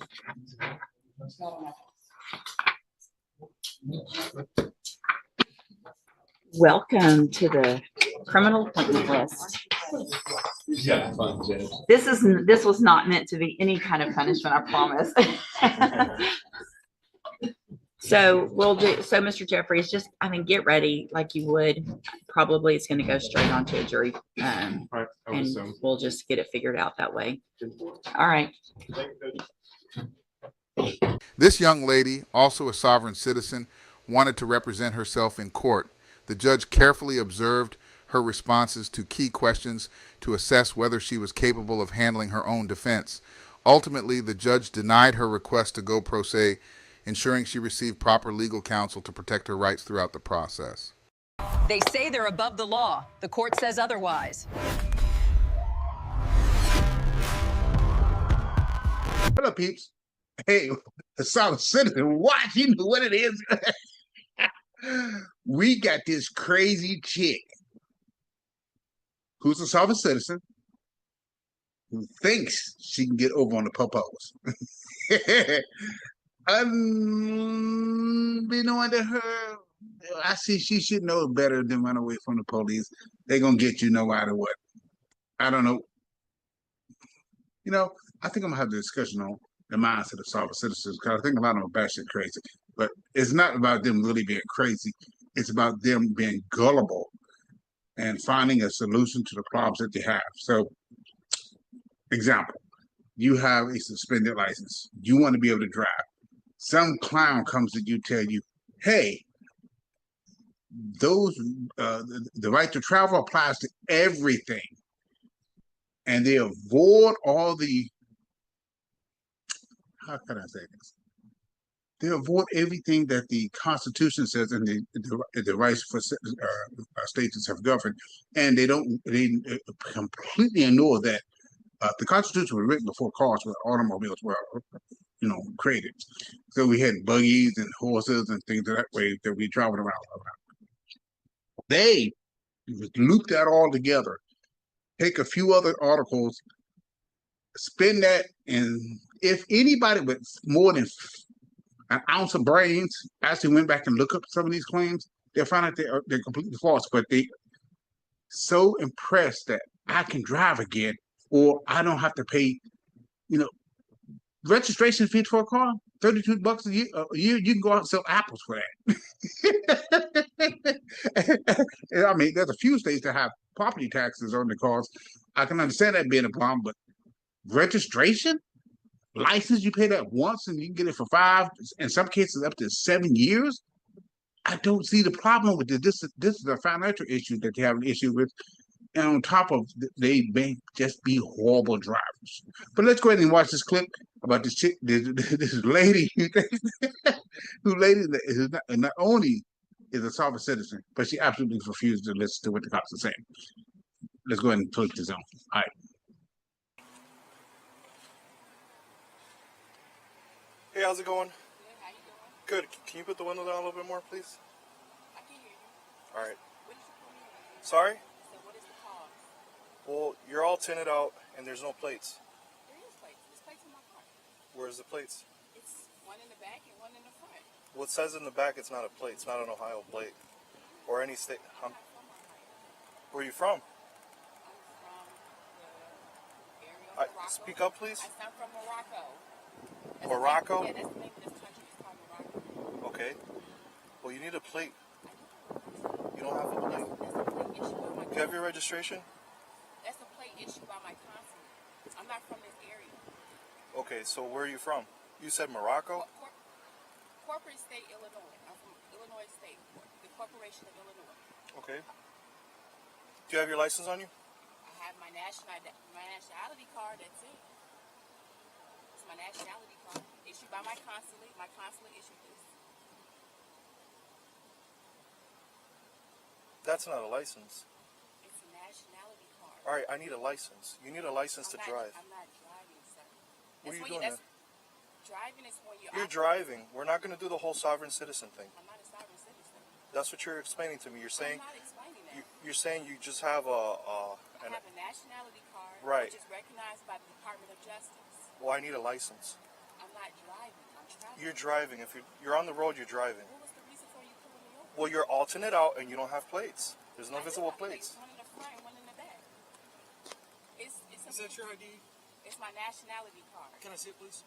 You're looking at it. I can't give it to you. My consulate said I can't give you my ID. Okay, so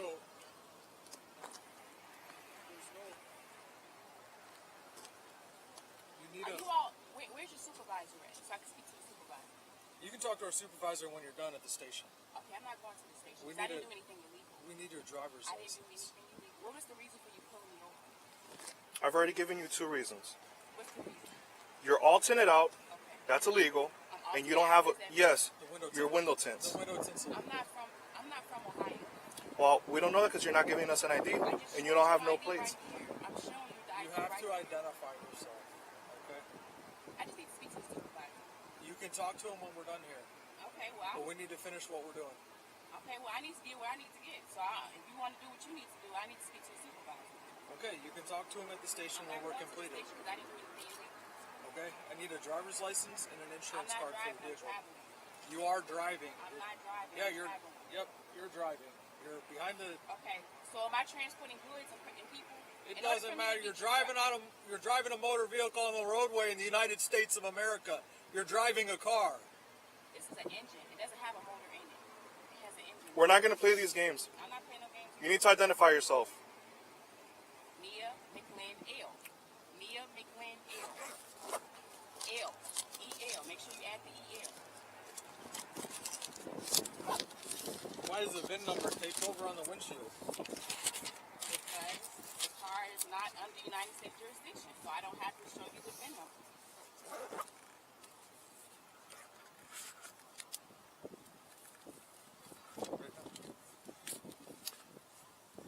What was that first name? N-I-A. All right. Last name M-C-L-I-N hyphen E-L. Date of birth? You don't need that. What'd you say? So you don't need that. I need your date of birth. You need to identify yourself. All right. I gave you my first and last name. That's all you need. That's all I'm giving you. You have to identify yourself, I or just else you go to identify jail. myself. Nia McLean hyphen L. I just identify myself.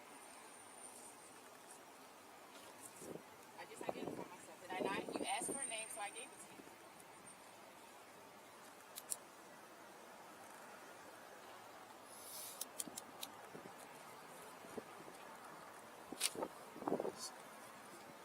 Give us your driver's license. Do you have an Ohio ID? I'm not from this area. Where are you from? I'm from Corporate State, Illinois. Okay, do you have an Illinois ID? I have a nationality card, sir. You asked me for identification. The nationality card takes the place of a driver's We need license.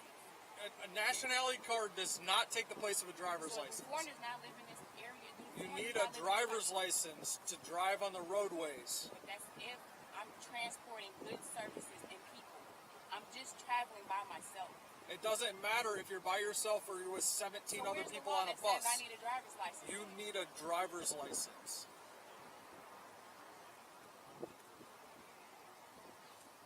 Sir, You need to provide identification. I just gave you identification. If you don't provide identification, you're going to be taken to jail. You want me to speak to the supervisor? Because I can explain myself to the supervisor.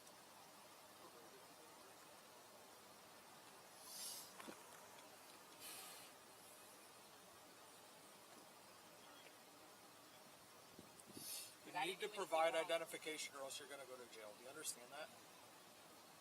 I need to get back to Illinois, and I didn't do anything. And we need to get back to our jobs too. I get it. You can get back to Illinois. All you have to do is identify yourself. I just did. And then we'll be done here in 5 minutes. I just did. But you want to play these stupid, petty games saying you're traveling and you're a citizen of wherever, okay? We just need identification from you, bottom line. Mia McLean L. What's your date of birth? 1/1994. Thank you. Start with that, please. Just go run it. Get a DMV photo.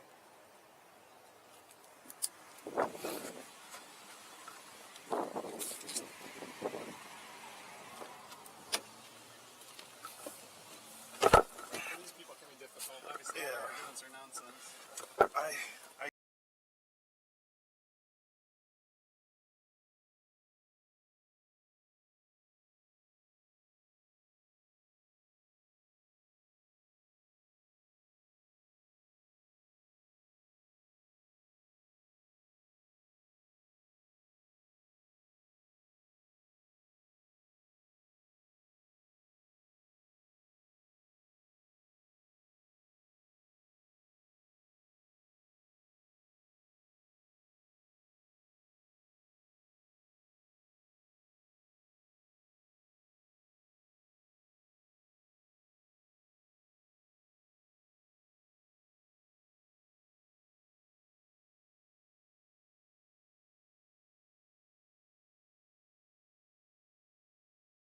I usually try to avoid them but it's actually the first time I've seen one of these. So Does he have a real license plate in the car? nah, it's a female. She's just being completely uncooperative. She has the VIN is taped up as well. I definitely wouldn't let her drive away with that. No. If she can't provide a good license plate, she'll probably get towed. Oh yeah. Is she saying she has an Ohio driver's license? Nope. She's playing the whole sovereign citizen thing.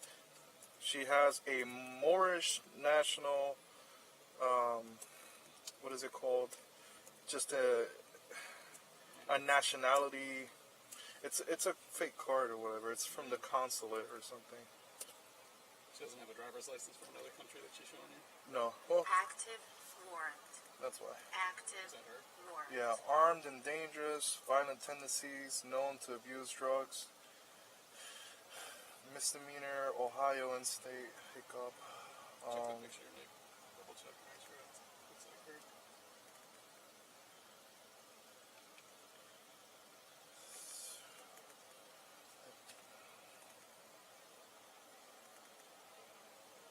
What's the warrant for? Let me try to. I'm gonna try to run her. This is a different name.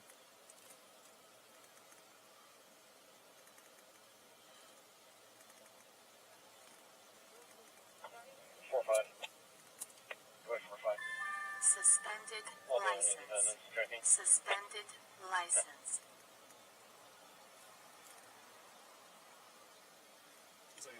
I'm checking the photo. Looks like her. Looks like her. Is that the person with the warrant? It says here, license suspended. She gave me the wrong name. It does say she's from. So, I got it. This is what I put in. And her name is actually N-I-N. N-I-M-A-H-E-L. Out of Shaker. I'm not seeing that warrant pop up anymore. It was probably. Is this your writing or is that hers? That's my writing. I was gonna get her to do it, but she doesn't even want to put the window down. She's being impossible. So. Is the warrant for? No, so the warrant.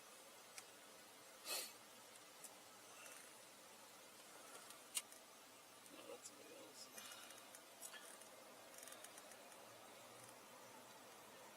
Yeah, that name's got a little bit of Franklin McLean, so that's for somebody else. For someone else, yeah. Okay. So this is what popped up for her now. So, and then you ran that? Yeah, because I ran Naya, Macklin, L, and this came back. L, Nin, Nima. Which, checking the photo, looks like her. What I would do, if you don't mind, I'm going to have her write down her name and date of birth. Tell her we can't find anything by this. I'm going to see if she write it down and see if she still gives us a fake name. Yeah, that way we can charge her with that.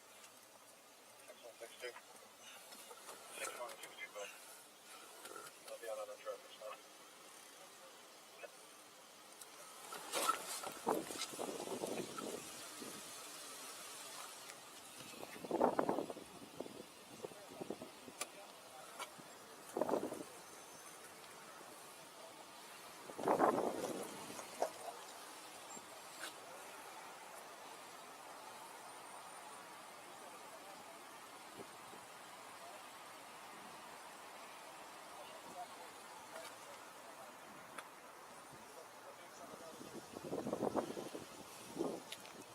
So I pulled her over, obviously no plate. When I get up close, I realize she's trying to be the sovereign citizen. Trying to get her to identify herself. She refused. We try to get the VIN's taped up. Windows are completely tinted, doesn't want to roll them down. I did ask for her name. Okay. She spelled it out for me. It was wrong. I wanted her to write it, but she's, like I said, being difficult, so Rossman's trying to get her to write it down. I got sort of a match for the name that I put in there. She said no. She won't write anything. I read this all back to her and she said this is her name and it's the only name she's ever used. She doesn't have any other name and has never had an Ohio driver's license. Okay. So I spelled it for her and everything, so I think we definitely have enough for the falsification if that's not really her. Well, the picture looks like her. But that's not the name That's not the name, no, yeah. So running this name, it came back to another name. He found something kind of close, but it's not even that close. Yeah. But you have a picture that matches up to her. It looks like her. It is an African-American woman. She's only got her window down that far, so it's a little hard to see. Can't really see her. She's got a hat on as well. So the windows are completely black. She wants to speak to a supervisor. You can have her get out of the car too.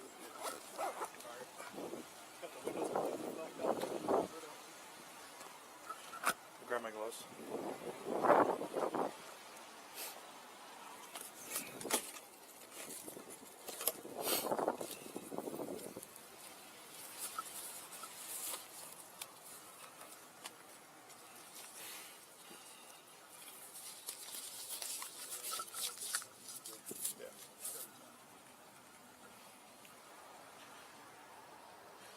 All right, we're gonna have you step out the car.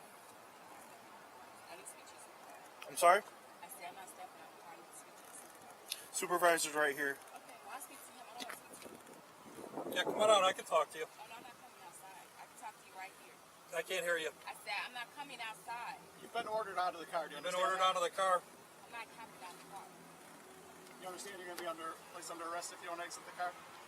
I didn't do anything wrong. You're being ordered out of the car right now, so step on out. I'm not stepping out of the car. Are you refusing to get out of the car? What did you pull me over for? Well, I can see a few things. I'm not sure what the other officer pulled you over for. Right now, we're going to have you step on out. This is your final opportunity. Where's the supervisor? I'm right here.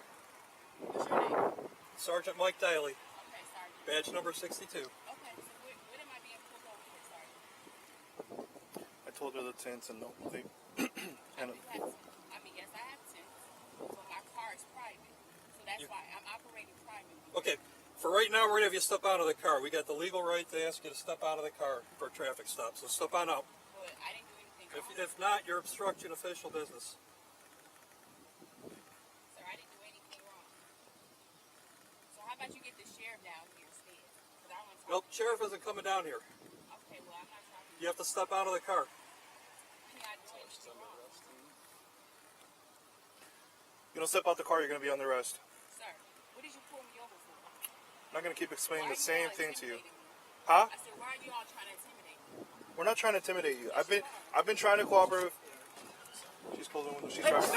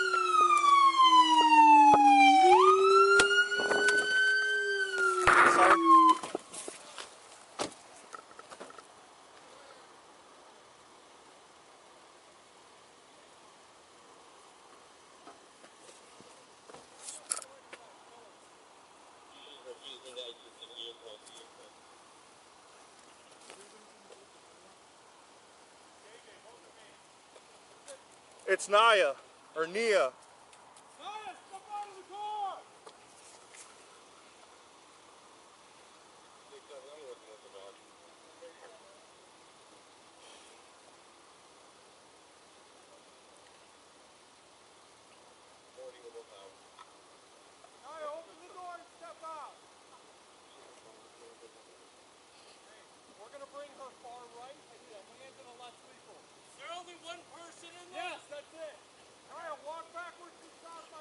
At least one. All right. I got hands. Hey, back up here, back up here. Walk her back to JJ. Keep walking back. JJ, you got hands? I got hands. Get up on the sidewalk. Back up. Keep coming back. All right, walk backwards towards my voice. Keep going, come back. Trace, you got commands? Yeah, come back, keep coming back. Right back on the sidewalk. Keep walking back, walk back. Keep coming, keep coming, keep coming, keep coming. Keep coming, keep coming, keep coming, keep coming. Step to your right, step to your right. Get down on your knees. Lay down on your stomach and put your hands behind your back. Lay down on your stomach. Put your hands behind your back. You are under arrest, understand that? Lock his ass up. You're going to jail. You're going to jail. Lock his ass up. You're going to jail. You're going to jail.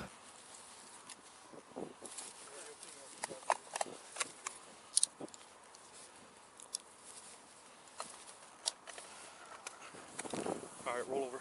On your side. Sit up. You're gonna stand on 3. 1, 2, 3.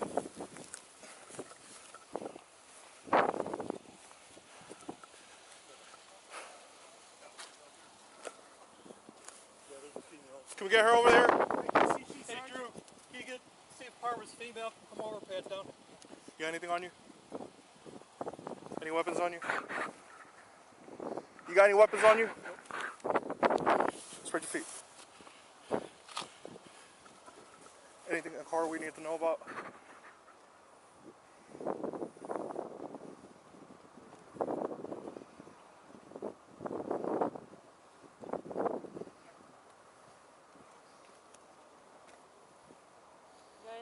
Poke me. Stab me.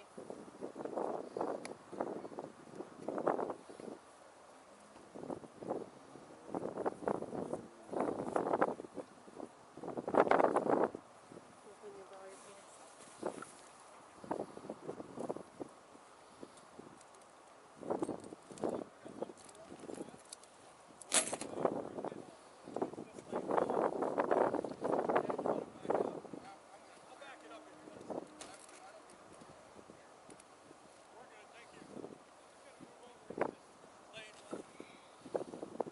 Something in there?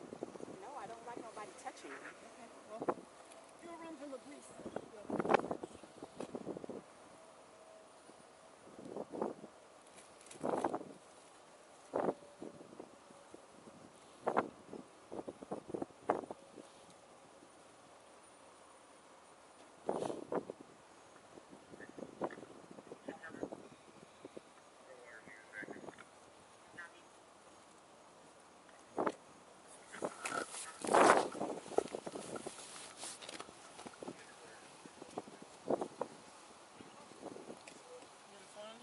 Anything else? Answer the questions. You got anything else on you?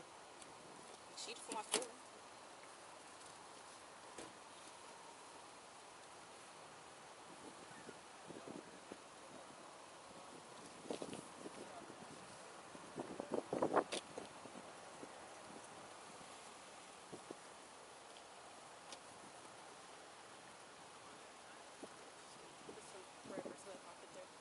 All right. Take a seat. You got it? That's not.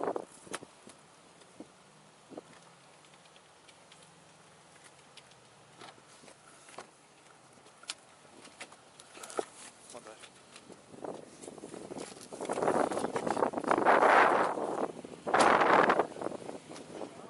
Thank you. You want me to look through that stuff or you got it? Yeah. I mean.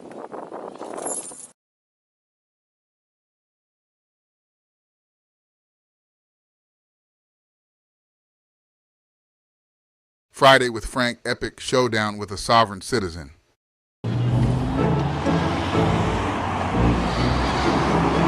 See your driver's license, please. Yes, sir. Can I ask what you pull over for? Absolutely. As soon as I see your driver's license, I will be very happy to tell you. That's not how it works. Can you tell, first of all, what's your name and your badge number? I'm sorry. I do this for a living. You don't. I tell you how this works. Let me see your driver's license or I'm going to pull you out of your car and arrest you for failing to provide ID. This sovereign citizen has no clue who he's dealing with. This Arizona cop isn't here for any silly games.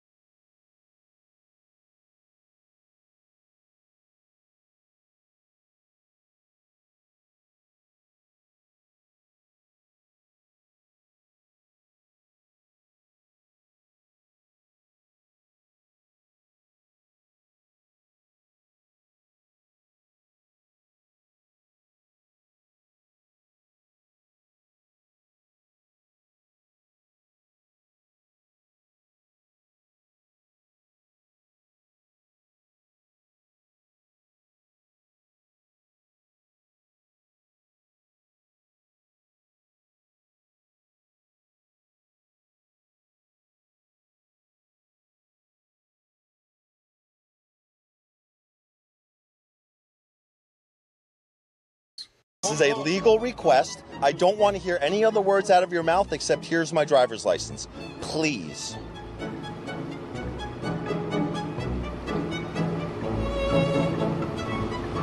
Can you say it again? Absolutely. I need your driver's license so I know who you are. I am not asking you. I am telling you. Give me your driver's license. My name is... I don't want your name. I want a physical ID as required by Arizona law. I am asking you when I'm getting pulled over. I will tell you as soon as I see your driver's license. Okay. I will gladly give you my license. Your radius 10124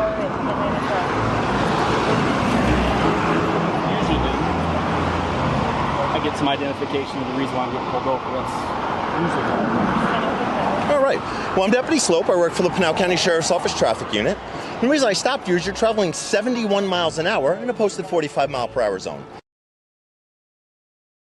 We also see registration and current proof insurance, please. Can I do some more? Unless it's going to magically appear in your hands, you would have to, right?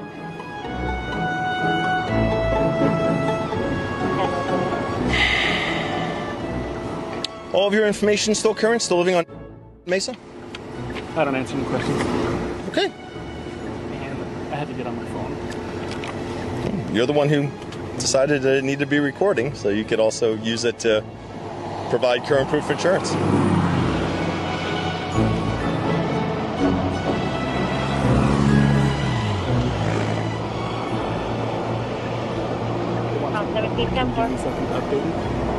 He wants me to update. Well, you're required to provide it in a amount of time that would be... Right, it's coming up right now. Okay. Let's give me 15 seconds.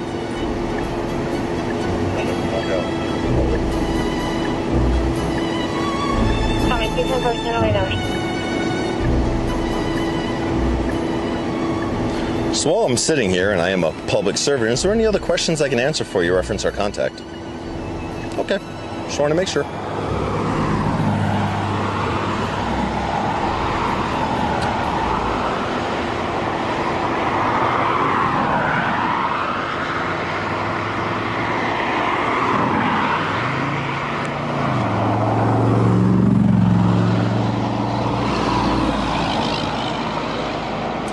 You keep working on that. There's no reason to be confrontational like that. There was no part of my contact with him was confrontational. Super simple and cordial, and he just, for some reason, just can't seem to understand that there's a sequence of events that transpires here in Pinal County. And if he doesn't like that, maybe he needs to move back to Mesa. As soon as he recorded me, and I asked him, hey, I need your driver's license. He's like, I'd be happy to give it to you. But before that, when he wasn't recording me, he absolutely wouldn't.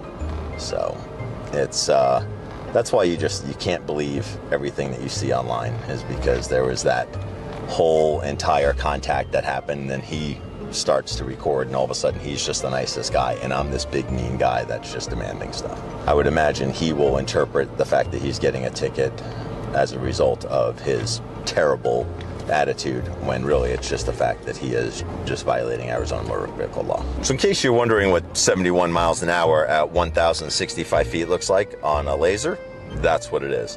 And that was his speed. So after I locked him in on this, I watched him drive past me, never lost sight of him, pulled in right behind him. So I'm sure this is the type of guy that wants to find some sort of, I don't know, but something to fight in this. All right, kind sir. Have a contact phone number for you with an area code first, please. Sure, absolutely. Okay. Well, all the supervisor. No. No. You can contact one by phone. Supervisor, you denying? You can. I can give you the contact phone number for the sheriff's office. Absolutely. It's area code 520-866-5912. 5912. Yep. Do you normally, just a couple questions for you, do you normally threaten to pull people out of the car just for them asking why they got pulled over? 100% when they refuse to provide identification like you did. But isn't that a secondary offense? Arizona's not a stop and ID state. Like, I asked you why I was being pulled over. That's correct. And you didn't want to tell me until I use it as a predecessor. That's correct, because I need to know who I'm talking to first. Well, hold on a second. Go ahead. Per civil rights and laws. Okay. And unless I am being arrested, or unless I'm being... Well, failing to provide evidence of identity is a criminal No, offense. it's a secondary offense. Doesn't matter. It is. It's an offense. It doesn't. Officer Stroop, if you will let me speak, and then I'll let you speak. Is that all right? No. You don't want to let me speak? No. Okay. No, I'm not here for a back and forth. Well, this why isn't not? I If talk it's and a you civil talk. conversation, you can't, It is, absolutely it is. Normally, per the civil rights, per Fourth This has Amendment, nothing to do with civil definitely does. rights. Per the Fourth Amendment of the Constitution of the United States, which you hold an oath to uphold, I know it's very, very disappointing because I like to follow the rules too. Obviously, I got caught breaking something. However, well, you like to follow rules except for speed limits that you don't like to follow. It's objective or subjective. That's the cursor. Okay, so if So we're if we want to play word games, we can play word games here. We can play word games as long as you want. Absolutely. That per the Fourth Amendment of the Constitution of the United States, being secure in my own rights to hold my identity, unless, especially in a state that's not a stop and ID state, aren't you supposed to tell me why you're pulling me over? Absolutely. There is absolutely no requirement for me to tell you. I told you as a common courtesy because it's what I normally do during traffic stops. I know, but it's what you normally do. That's not what the law says you do. It is not a law. It is. It's not a stop and ID. It is. It's not a law. Okay. We have So, we have a difference. We can agree that you are certainly going to get one. So, all the information up the top is yours. Vehicle's information's here. It says today at 10:05, you're 71 and a posted 45. Now, RMP stands for reasonable and prudent, and that's what the speed limit is. And you're 71 miles an hour and a posted 45. Got you on laser, the most accurate of all speed detection devices. I'm sorry? Do you have a printout or a screenshot? No. I have a screenshot, yes. Can I have that? You cannot. Okay. Because I have no way to print it out in my car. So, the direction you're facing right now is eastbound in the number 1 lane. State Route 24 at Meridian was the closest intersection. Your citation is for speed greater than reasonable and prudent. You're cited into the Santan Justice Court, which is located up in Chandler. You have a court date only if you wish to appear on the first day of November at 9 o'clock in the morning. If not, your phone number right here leads you to the court. Knowledgeable court staff there will be able to answer any questions you have, including giving you any sort of information on traffic school. This right here is the driver's license, the registration to which you provided, and an exact carbon copy of the citation. All right. Any further questions I can answer for you today, sir? All right. And just so you know, my sergeant is Sergeant Erickson. He's the person that you're going to... Thanks for putting your window up. Nice.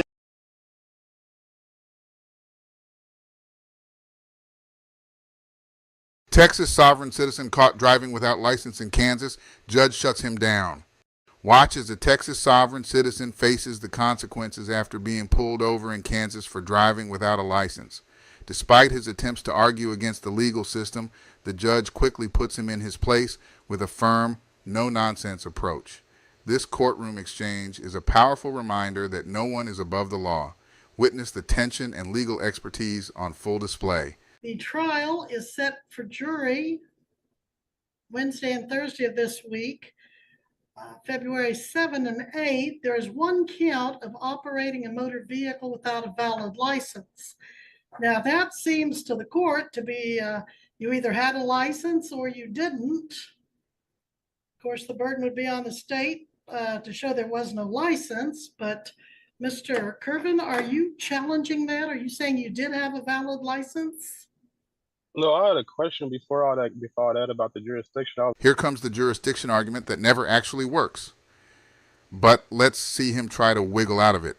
He has been charged with driving without a valid license and currently seems to be sitting in some type of vehicle. The people of Kansas, as you probably know, get together ever so often and have elections to elect people to represent them in Topeka, the state capital, and those legislators pass laws that are for the good of all of us in theory, maybe in practice. And then we are to follow those laws.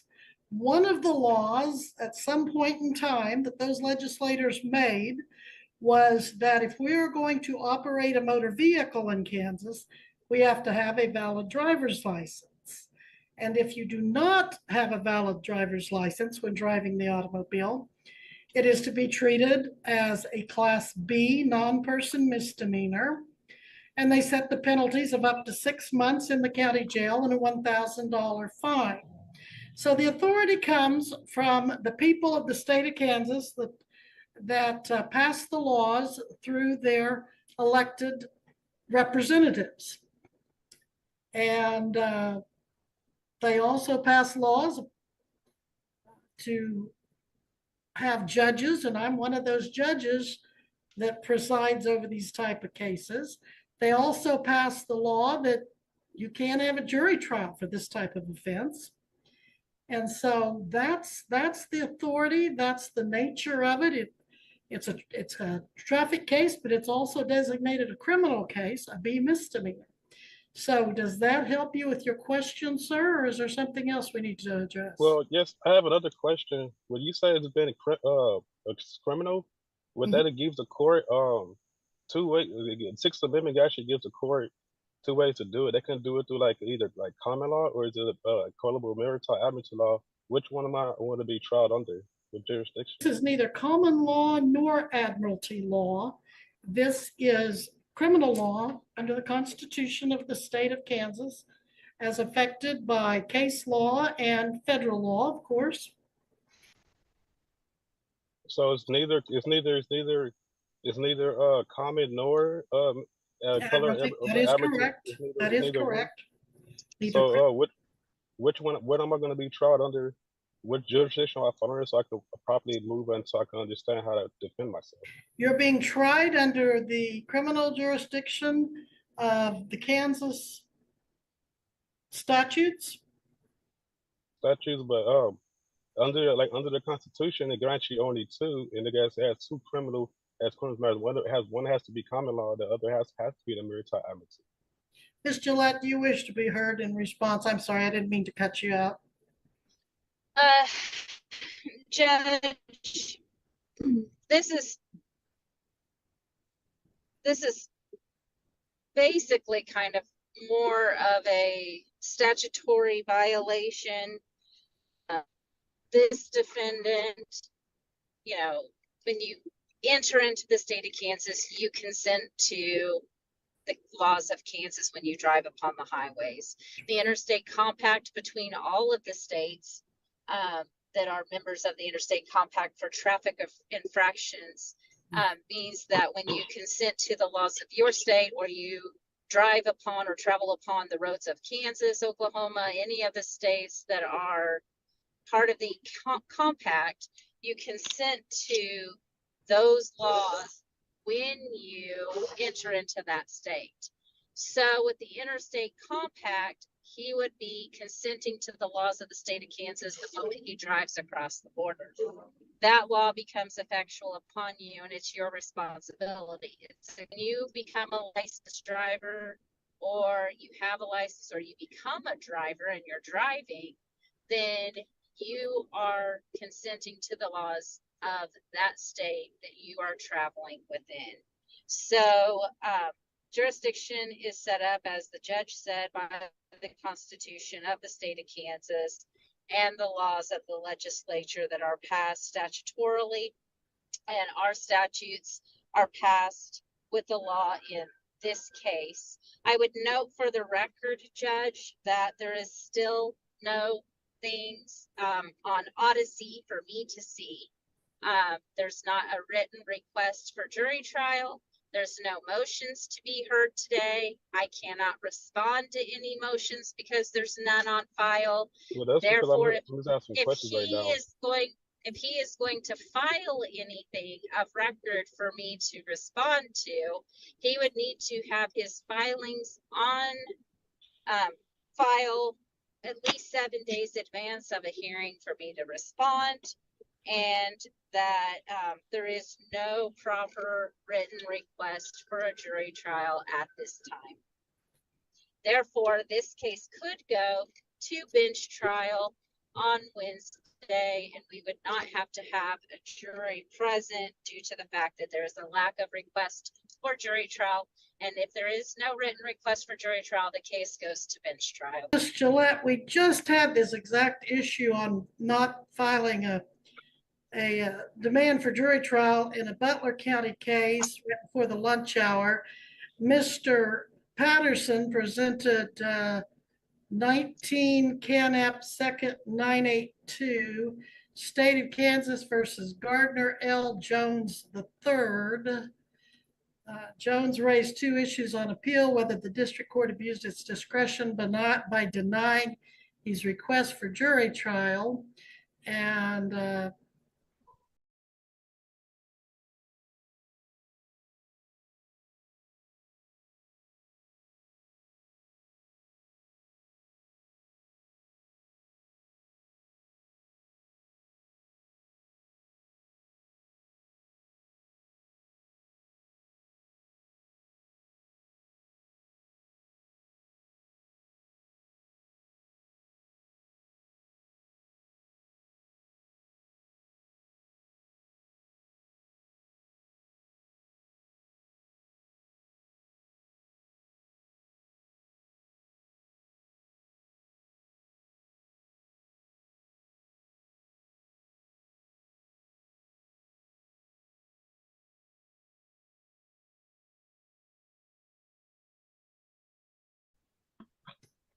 whether the district court erred in denying his motion for setting an appeal bond. Well, I have not had time to read that case over the lunch hour, which began at 1 o'clock today because we ran so late this morning.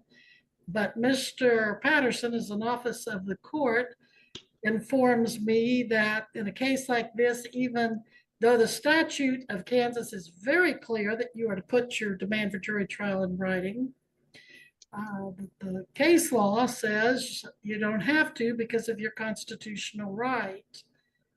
I haven't had time to research it or read it, Judge. I don't have any kind of written request or motions, and I would have to take time to also read the case. Sure.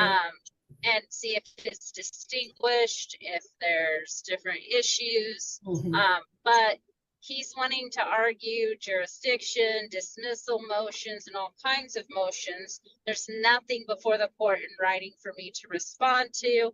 I don't know what he's going to say. So one of our other pro se individuals had written several motions. Most were very lacking, but at least I had something to respond to.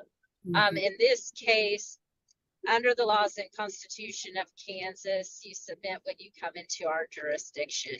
Therefore, when he traveled into Kansas and operated a motor vehicle, he consented to the laws and jurisdiction of Kansas. And I would say that we have jurisdiction, and that lack of venue and jurisdiction is denied, should be denied.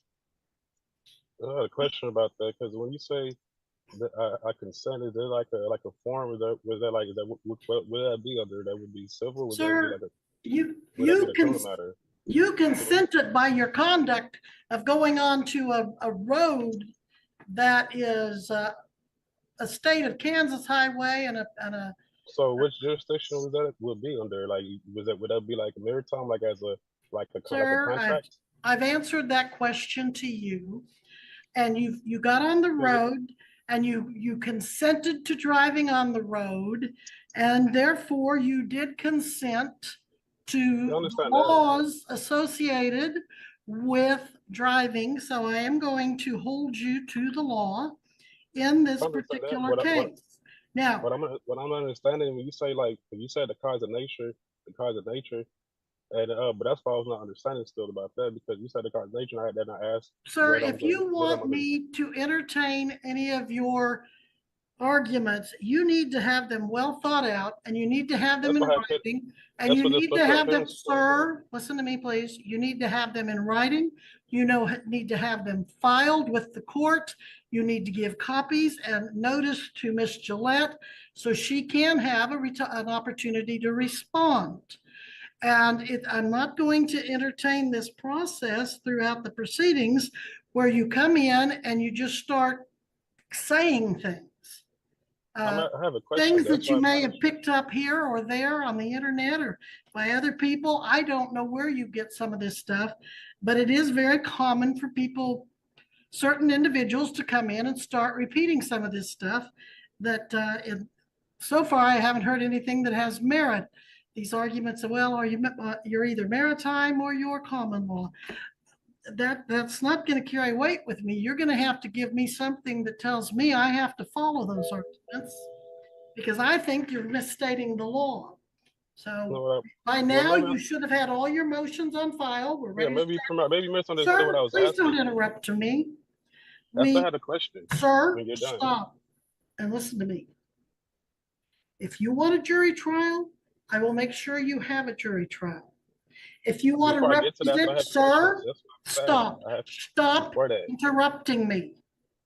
If you want a jury trial, I will make sure you have a jury trial. If you want an attorney, I'll make sure you have an attorney to help you. But if you're going to do this on your own, you need to know what you're doing, and you need to follow the law just as an attorney would be expected to. But you're not going to come in here and just start saying things, and I'll answer questions as long as they're legitimate questions. So at this point, I'll ask you once again, are you sure you don't want an attorney to help you, someone who is trained in the law? Because this, sir, is a court of law. And if you don't have the benefit of knowing the law, you're going to be disadvantaged. Well, before I move forward, I had questions before I move forward. That's why I was asking to understand it. Cause I was trying to understand this. Well, I can't aid you in the unauthorized practice of law. I cannot. No, I'm not asking. I'm not asking for legal advice. I'm asking for your legal intent. What am I going to? What do you intend to be trying me with jurisdiction? That's why I'm asking if it's under which one. And you said it's a criminal matter. If it's criminal, then there's someone's been hurt. So if there's someone's been hurt, I have the right to cross-examine. I have answered your question legally, and you keep trying to give me limited illegal choices, and I'm not going to do that. Under the Sixth Amendment, I have the right to know. Under the Sixth Amendment, I have the right to know what jury I'm going to be tried against, and you have the duty to tell me. I don't think you're going to be violating your oath to office if you did that. I've answered those questions, sir. We need to move on. I've made it clear to you, it's a couple of hearings now that you're being tried in the District Court of Greenwood County, Kansas, under the laws of the state of Kansas. And we're not going to keep running in circles on this. That is not. You know this, and I know this, and I feel like you're just kind of. No, what I'm asking, so the court the Constitution only grants the court under when it comes to criminal under two matters, and that's why I asked you: is it civil? Is it civil or is it criminal? What you said is criminal. You said it's not civil, right? Sir, you can reserve your right for appeal, but I have ruled. Now, what's your next question or your next point of view? And I need to have you back here. Bring your camera back so I can see you. Your phone froze. I didn't hear what you said. Your phone froze. You froze. I don't know if my phone froze or your deal. Oh, my phone froze. You cut out for a second. Okay, so do you want an attorney? I'll ask you that again.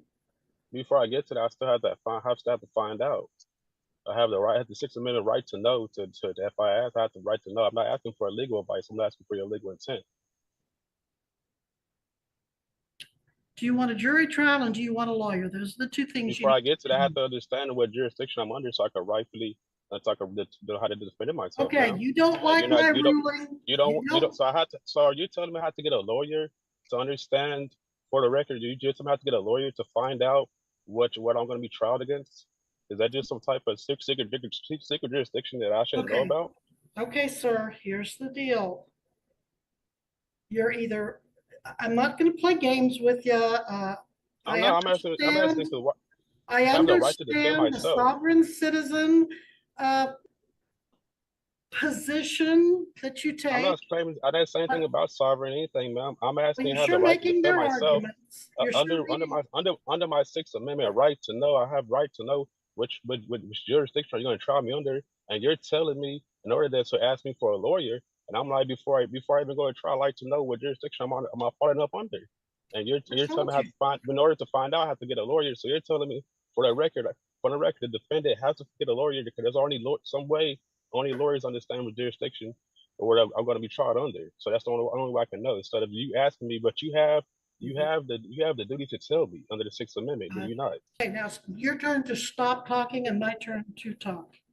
I have answered your questions. I've told you the jurisdiction. You don't like my answers, so you voice your objection for appeal and we move on.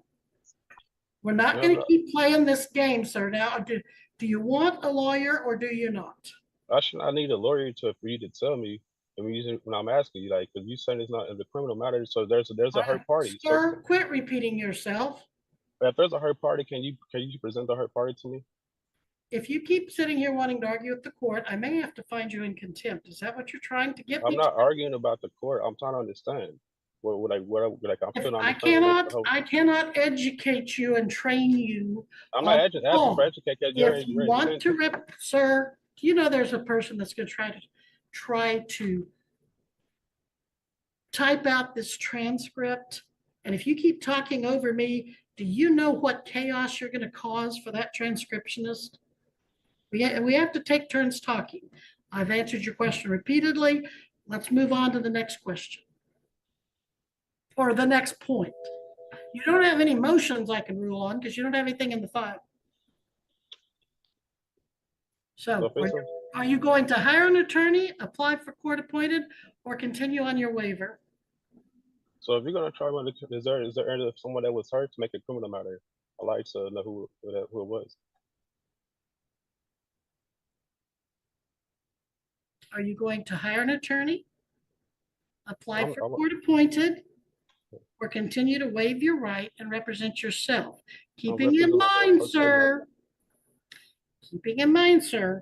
if you waive your right to an attorney, you will be held to the same standards as a defendant with an attorney. You will be held to the same standards as the attorney.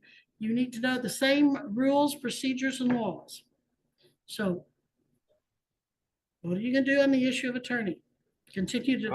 I'm just simply asking you to identify which the code of the written law that you're asking to do. I'm just asking you to which code is that you're bringing against me as constitutional law. Because if that's a civil law, Taking up time. Can you not understand what I'm saying? you're asking me if I want a lawyer. If I want a lawyer, I'm not moving forward because I'm not understanding where we're still going under here. Where you're telling me like it's on the criminal matter. If it's on the criminal, if it makes a criminal matter, that means it has to be like some injured party. Where is injured party at? I'm going to order that you appear at the courthouse. Where are you parked right now? I'm in Texas. You do know your trial is Wednesday and you have to physically be present in the courthouse. It is not a Before Zoom. we get to trial, I'm trying to figure out the jurisdiction. You just haven't went over to me what the jurisdiction is. Well, if you don't want to submit to the Kansas jurisdiction for your live trial on Wednesday, I can get you a warrant and you can be brought before the court. I'm appearing in person right now. I'm doing my duty to appear, but you're not telling me. We're not having a Zoom jury trial. They're not telling me. You're not telling me which. You're not even telling me what the nature of the cause. You're not telling me. You're not even telling me if it's common law. If it's common law, then you telling me that it's a criminal. If it's criminal, then there should be an injured party. I'm asking, where's the injured party? Can you bring the injured party forward? Mr. Kervin, you are set for jury trial. But before we even get to trial, man, you still haven't answered my questions. I still want to know the cause of nature of the matter. Sir, I'm going to find you in contempt if you keep talking over me and being disrespectful. Ma'am, you keep not even answering my question before we get to jury trial. You're just setting it. You are now found in contempt. We will deal with your consequences Wednesday at the jury trial. This is set for jury trial. It's going to cost the taxpayers some money, so you better make sure you're ready to go to jury trial come Wednesday. You better make sure you're not in Texas. You better make sure you're sitting in the courtroom in Greenwood County, Kansas. That's Eureka, Kansas. Do you understand, sir? Any questions about? I still have questions that was never answered. I'm not your attorney, sir. I'm your judge. Yeah, I know you're not returning. I'm asking you, Judge. I'm asking for legal advice. I asked you what was your legal intent. You still haven't told me what your legal intent. I asked you what was the nature and cause of this. My legal intent is to conduct a jury trial on you Wednesday with the jury. And what was the nature and cause of this whole before all that? The nature of this charge is that you were allegedly operating a motor vehicle without a license in Greenwood County, Kansas, November 9th, 2023. That's the nature. Now, and you said it's and I asked. We're not doing this. I said a question. So when I asked you what jurisdiction, the Constitution grants the courts the two jurisdictions. Which one is common law, and the other one is maritime admiralty law. You said it's neither one of them. Sir, you better go back to law school because I don't think you got the education you need to represent yourself. You either need to go back to law school or go to law school or get an attorney, sir, because you don't understand that which you're speaking of. So be ready to go. And if you're not here and ready to go, Wednesday, I will issue a warrant for your arrest. Your Honor, I still have a question. You still haven't answered my question before you dismiss. I asked you which law. Sir, I am not under the Sixth Amendment, right? Under the Sixth Amendment, you have the okay, I'm gonna fine you. I'm only gonna fine you $50 for that first contempt. $50 for what? For continuing to ask the same questions over and over after. I'm asking it. You never answered it. You never told me. I'm going to object. It's been asked and answered. It's been ruled on, Judge. We need to proceed to the next step. The state has taken the opportunity to glance through the case, Mr.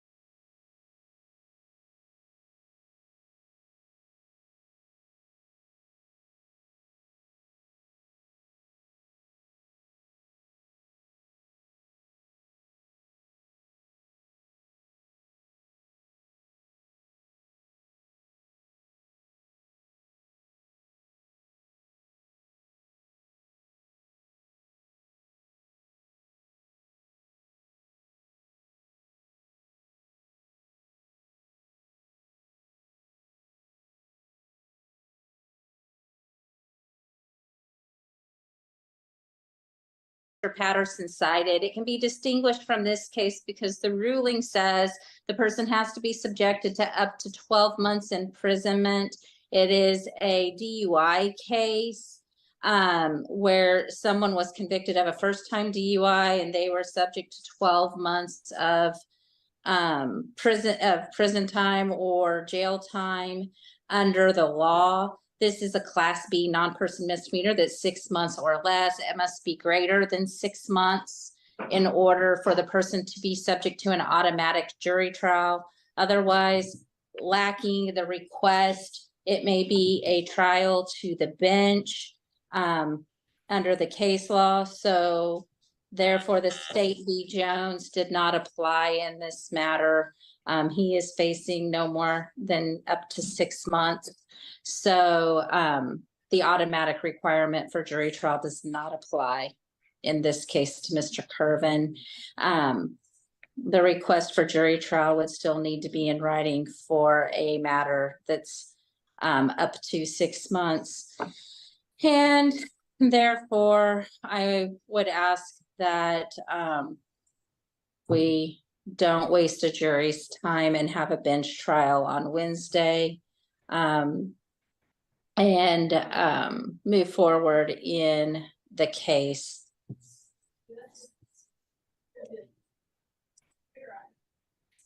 Mr. Curvin, do you want a jury trial or a bench trial? I want a jury trial. Missy, do we have tomorrow open? Let's see, we've got a 9 o'clock docket. What do we have going on tomorrow afternoon, Missy? We have first appearances and I haven't looked at them yet. And then. Okay, and then we have 3:30. Yeah, we have a couple at 3:30 and then we have a 4 o'clock case. Ms. Gillette, can I continue this for further pretrial hearing with the live hearing, defendant present tomorrow at, what do you have? Can you fit me in at what, 2:30, Missy? Do you have time then? Pick me a time. Give me about a half an hour tomorrow that you can fit me in. I think our 11 o'clock went off. Let me. I was going to say 11 o'clock is the perfect time for the state judge. Well, but I've got to give Mr. Curvin. I've got to give, sir, please quit interrupting. This is not a free for all. Miss Gillette, we've got to give him time to drive up from Texas. Yeah. Well, if he doesn't have a license, he can't drive. We have to give him time to find someone who can drive him up here or give him time for a plane ticket or however he wants to get here. 1 o'clock p.m. from 1 to 1:30. Then we can start the first appearance docket at 1:30. Sounds good. Okay. Sir, this is going to be a live pretrial hearing tomorrow at 1 p.m. You must be I cannot make it tomorrow, ma'am. I'm in Texas. That's what I was trying to tell you from before. Well, you told me you said Wednesday at first, and now you're saying tomorrow.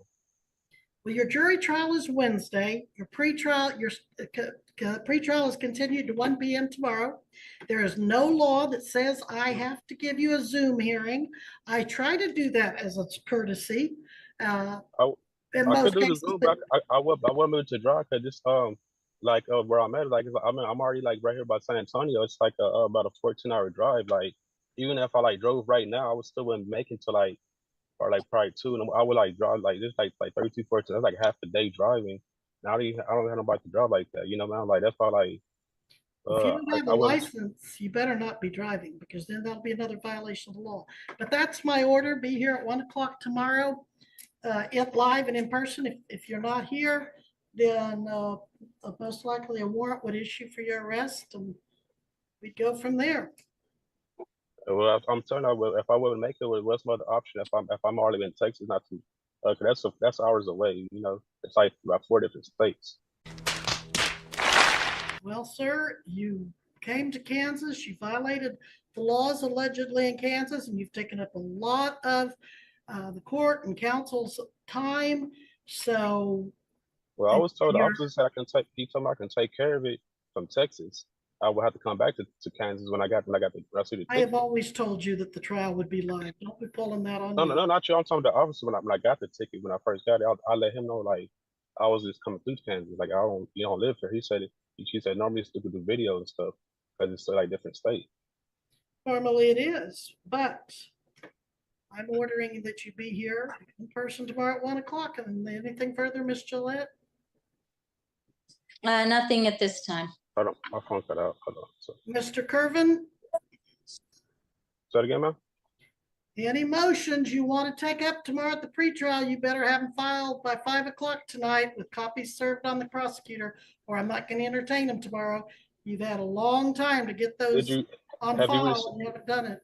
And I'm through with repeating myself over and over. So at this time, you owe the court $50 for contempt. We'll address that tomorrow as well. Okay, we'll begin recess. Thank you, Judge. Before we go, when you said like how to file the motions and everything, did you receive my special appearance motion or anything like that? Nope. No, sir. You hadn't received it from last time? Nope. I filed that before. No, sir. I don't know what you're doing with them, but we're not getting them here. I was told that you had received them through email, or I sent the email Okay, to I sent it a few sir. times. Not like that was the only way. If you can't figure out how to do it on your own, then you need an attorney. And I have told you repeatedly that if you cannot afford an attorney, you can No, they appoint told me. one, and I will appoint one.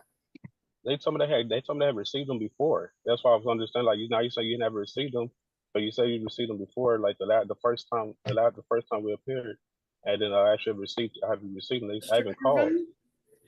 Just because you keep repeating something doesn't mean you're going to get a different result.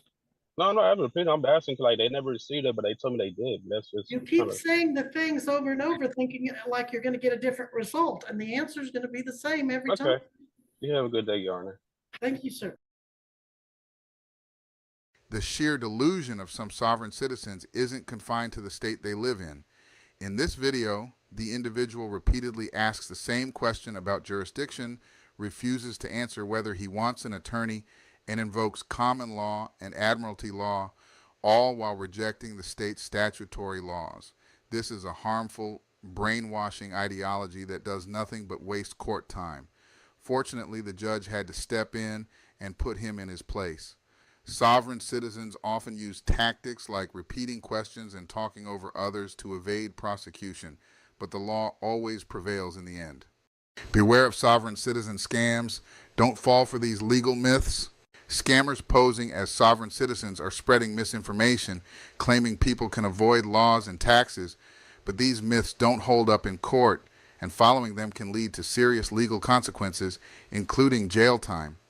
In this video, we dive into the myths and lies, why they don't work, and how you can avoid falling victim to these scams. Don't let someone's bad advice ruin your life. What's up, family? How y'all doing? Now look, lately I've been looking around, right? Because I've been going on YouTube and I've been looking at these videos, and the car industry is crazy. Like, the banks is treating like the debtors like pawns. So I'm looking on YouTube, right? And it's something called a bank auto auction, a bank repossession auction. So all the cars that banks snatch from like the debtor, they auction it off to dealers. And what the dealers do is, after they purchase the vehicles, the banks finance it, for another debtor. And the cycle continues. It's like the banks nowadays, their whole entire agenda is this, right? Say, for instance, if you had a car note, $40,000. And now you had the car for 4 years and you paid $11,000 towards the vehicle. Now, say if you couldn't pay, within that 3-month span, they would take your car and say if you couldn't pay the money to reimburse or put the loan back to a current standard, they would put your car in the auction after 15 days of non-payment and sell it off. And I'd be looking at people like, damn, the banks is cold, because it's like, people are very hard working and they pledge their everything for this vehicle, and the banks will take the vehicle back from you. And after they take the vehicle back from you, it's like you put $11,000 in for nothing. And that same dealer or bank, after they sell it at the auction, once they finance it again, that whole thing start over. So that $40,000 car, say if it's a $30,000 car now, right? They're going to use that pledger as well And once that person can't pay, they go, it's like the cycles just keep repeating itself. And I feel bad for a lot of people, because a lot of people nowadays, they look at money, cars, assets as if this is real money. It's not real money, y'all. The US dollar is not real money. It's all credit. And y'all using y'all real livelihoods to put up as collateral, you know, to secure this loan. Y'all putting up y'all real social security numbers, not CPN numbers. Y'all not putting up EIN numbers. Y'all putting up y'all social security numbers. So this loan follow you everywhere you go. So that's why I try to teach people the method where I use an EIN number so I can operate in the private. I'm going on 4 months, no payment. But you want me to tell you what I did strategically? What I did strategically was I never gave them an address. And also, the vehicle that I have, since I purchased it all the way out, is no track on this. No track on my vehicle. And also, it's something called a skip tracing. Skip tracing is when the death are trying to locate you through public records. But since you no longer use that number, which would be the EIN number, I switched over, got a whole new EIN number, and it got another auto loan under that. Now, some people look at it like, that sounds kind of crazy. It don't sound kind of crazy. You got to understand what world you live in. A lot of people show and promote, oh, you don't have to pay your bills, and people just jump head first, but they not, you know, they not understanding the whole thing. Look, me not paying the car note saves a lot of money. Me not paying the mortgage saves a lot of money. So I can keep the money I was going to pay for the car note and keep it in my pocket. I don't have to worry about the banks no more. So that's why I'm trying to get people to understand that this shit is a game, and I want to play it. I want to play. I want to jump around in the balloons or jump around whatever, and I want to play the game that they are playing. Because this is a commercial game. It's a game. They look at y'all lives like games. Like when people get a mortgage and you default on a mortgage after 10 years, they take the whole house. You just you just paid 10 years for nothing. That's why I try to teach everybody, since we're dealing with a credit-based system, you want to find the legal loopholes, the legal ramifications where you can find a way to take the property and offset the debt, or you can have security on the debt. Like, say, for instance, when I first got this car, right, this around 22, right, around 2022, what I did was I filed a title bond on the vehicle before before they issued the title, and put the bank as the lien holder. So I already filed a bond on this car way before a lien holder was even recorded, right? That's what I did, number one. The second thing I done was make sure that when I bank with the banking institution, that I never put my real address. So a lot of you guys who have physical addresses, a lot of you guys who have like your P.O. box, put that as your address, not the P.O. box. You have to get the address of the actual post office. And instead of putting P.O. box, you have to put unit and put the number of your P.O. box. And you have to say, this is where you live. So as long as that is taken care of, you will be all the way in the private. So when the dealer's trying to find you, they're like, damn, where does man go? But you got this on the one number. You got to understand, it's the EIN that got this. Just like your social security number got it. Your social security number got it. But this the problem. They can take that social to court, right? When they take it to court, it's on public records. You can't put the EIN on public records. Even if you do, everywhere I apply for a loan, the auto loan for this one doesn't pops up because I put this under the EIN number. I never use the social security number at all. That's how you want to remain private at all times. And also, you don't want to be 100% liable for debt. So you always want to put this on a straw man number. And you can create another straw man number. So check this out. In the United States, it is legal for me to have as many numbers as I want. I can have as many EIN numbers as I want. I can have as many CPN numbers as I want. And also, I can have many bank accounts as I like. That's the name of the game, y'all. We got to learn how to play the credit game. Just play it. It's a game. Just play it, the game. Play the game for what it is, not what you want it to be. I have people call me, man, how can I discharge the car note? The banks got your real address. The banks have your real social security number. And you sign a promissory note stating that you will pay it. So even if they want to make a claim in court, they can make the claim. So you can have the vehicle, but the vehicle will run in your garage. And not only that, it's going to go on public records under that social security number. So wherever you go to apply for a house mortgage, it's always going to pop up. People got to think. You always got to think. You always got to think. You got to be ahead of the game. So me, this one EIN, I got a whole nother EIN number with a 700 credit score, and this old EIN number shot. And not for to take this off my credit and start all the way back over again. It's a game. That's why I want everybody to understand.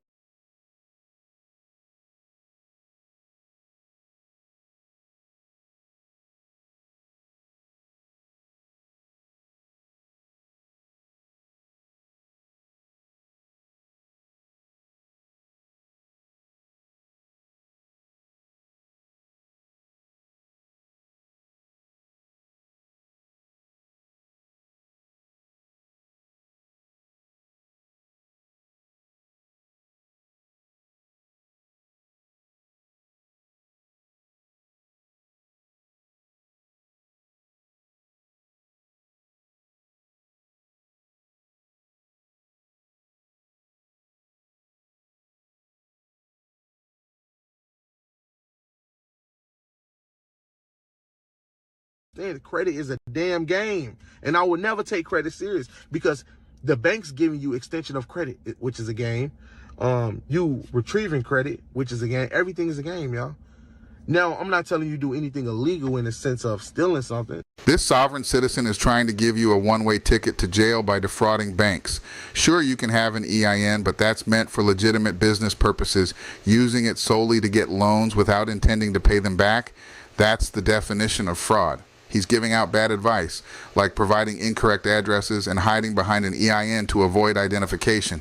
He even claims you can do this with home loans, but banks will always know where the property is, no matter what secondary address you list. Plus, you're still going to need a substantial down payment to secure a mortgage. If you follow this guy's advice, don't be surprised if you end up sharing a jail cell with him. It's beyond reckless to advertise this nonsense. You can extend, the banks will extend credit to you based upon what's on your credit profile. So you have a lengthy credit profile.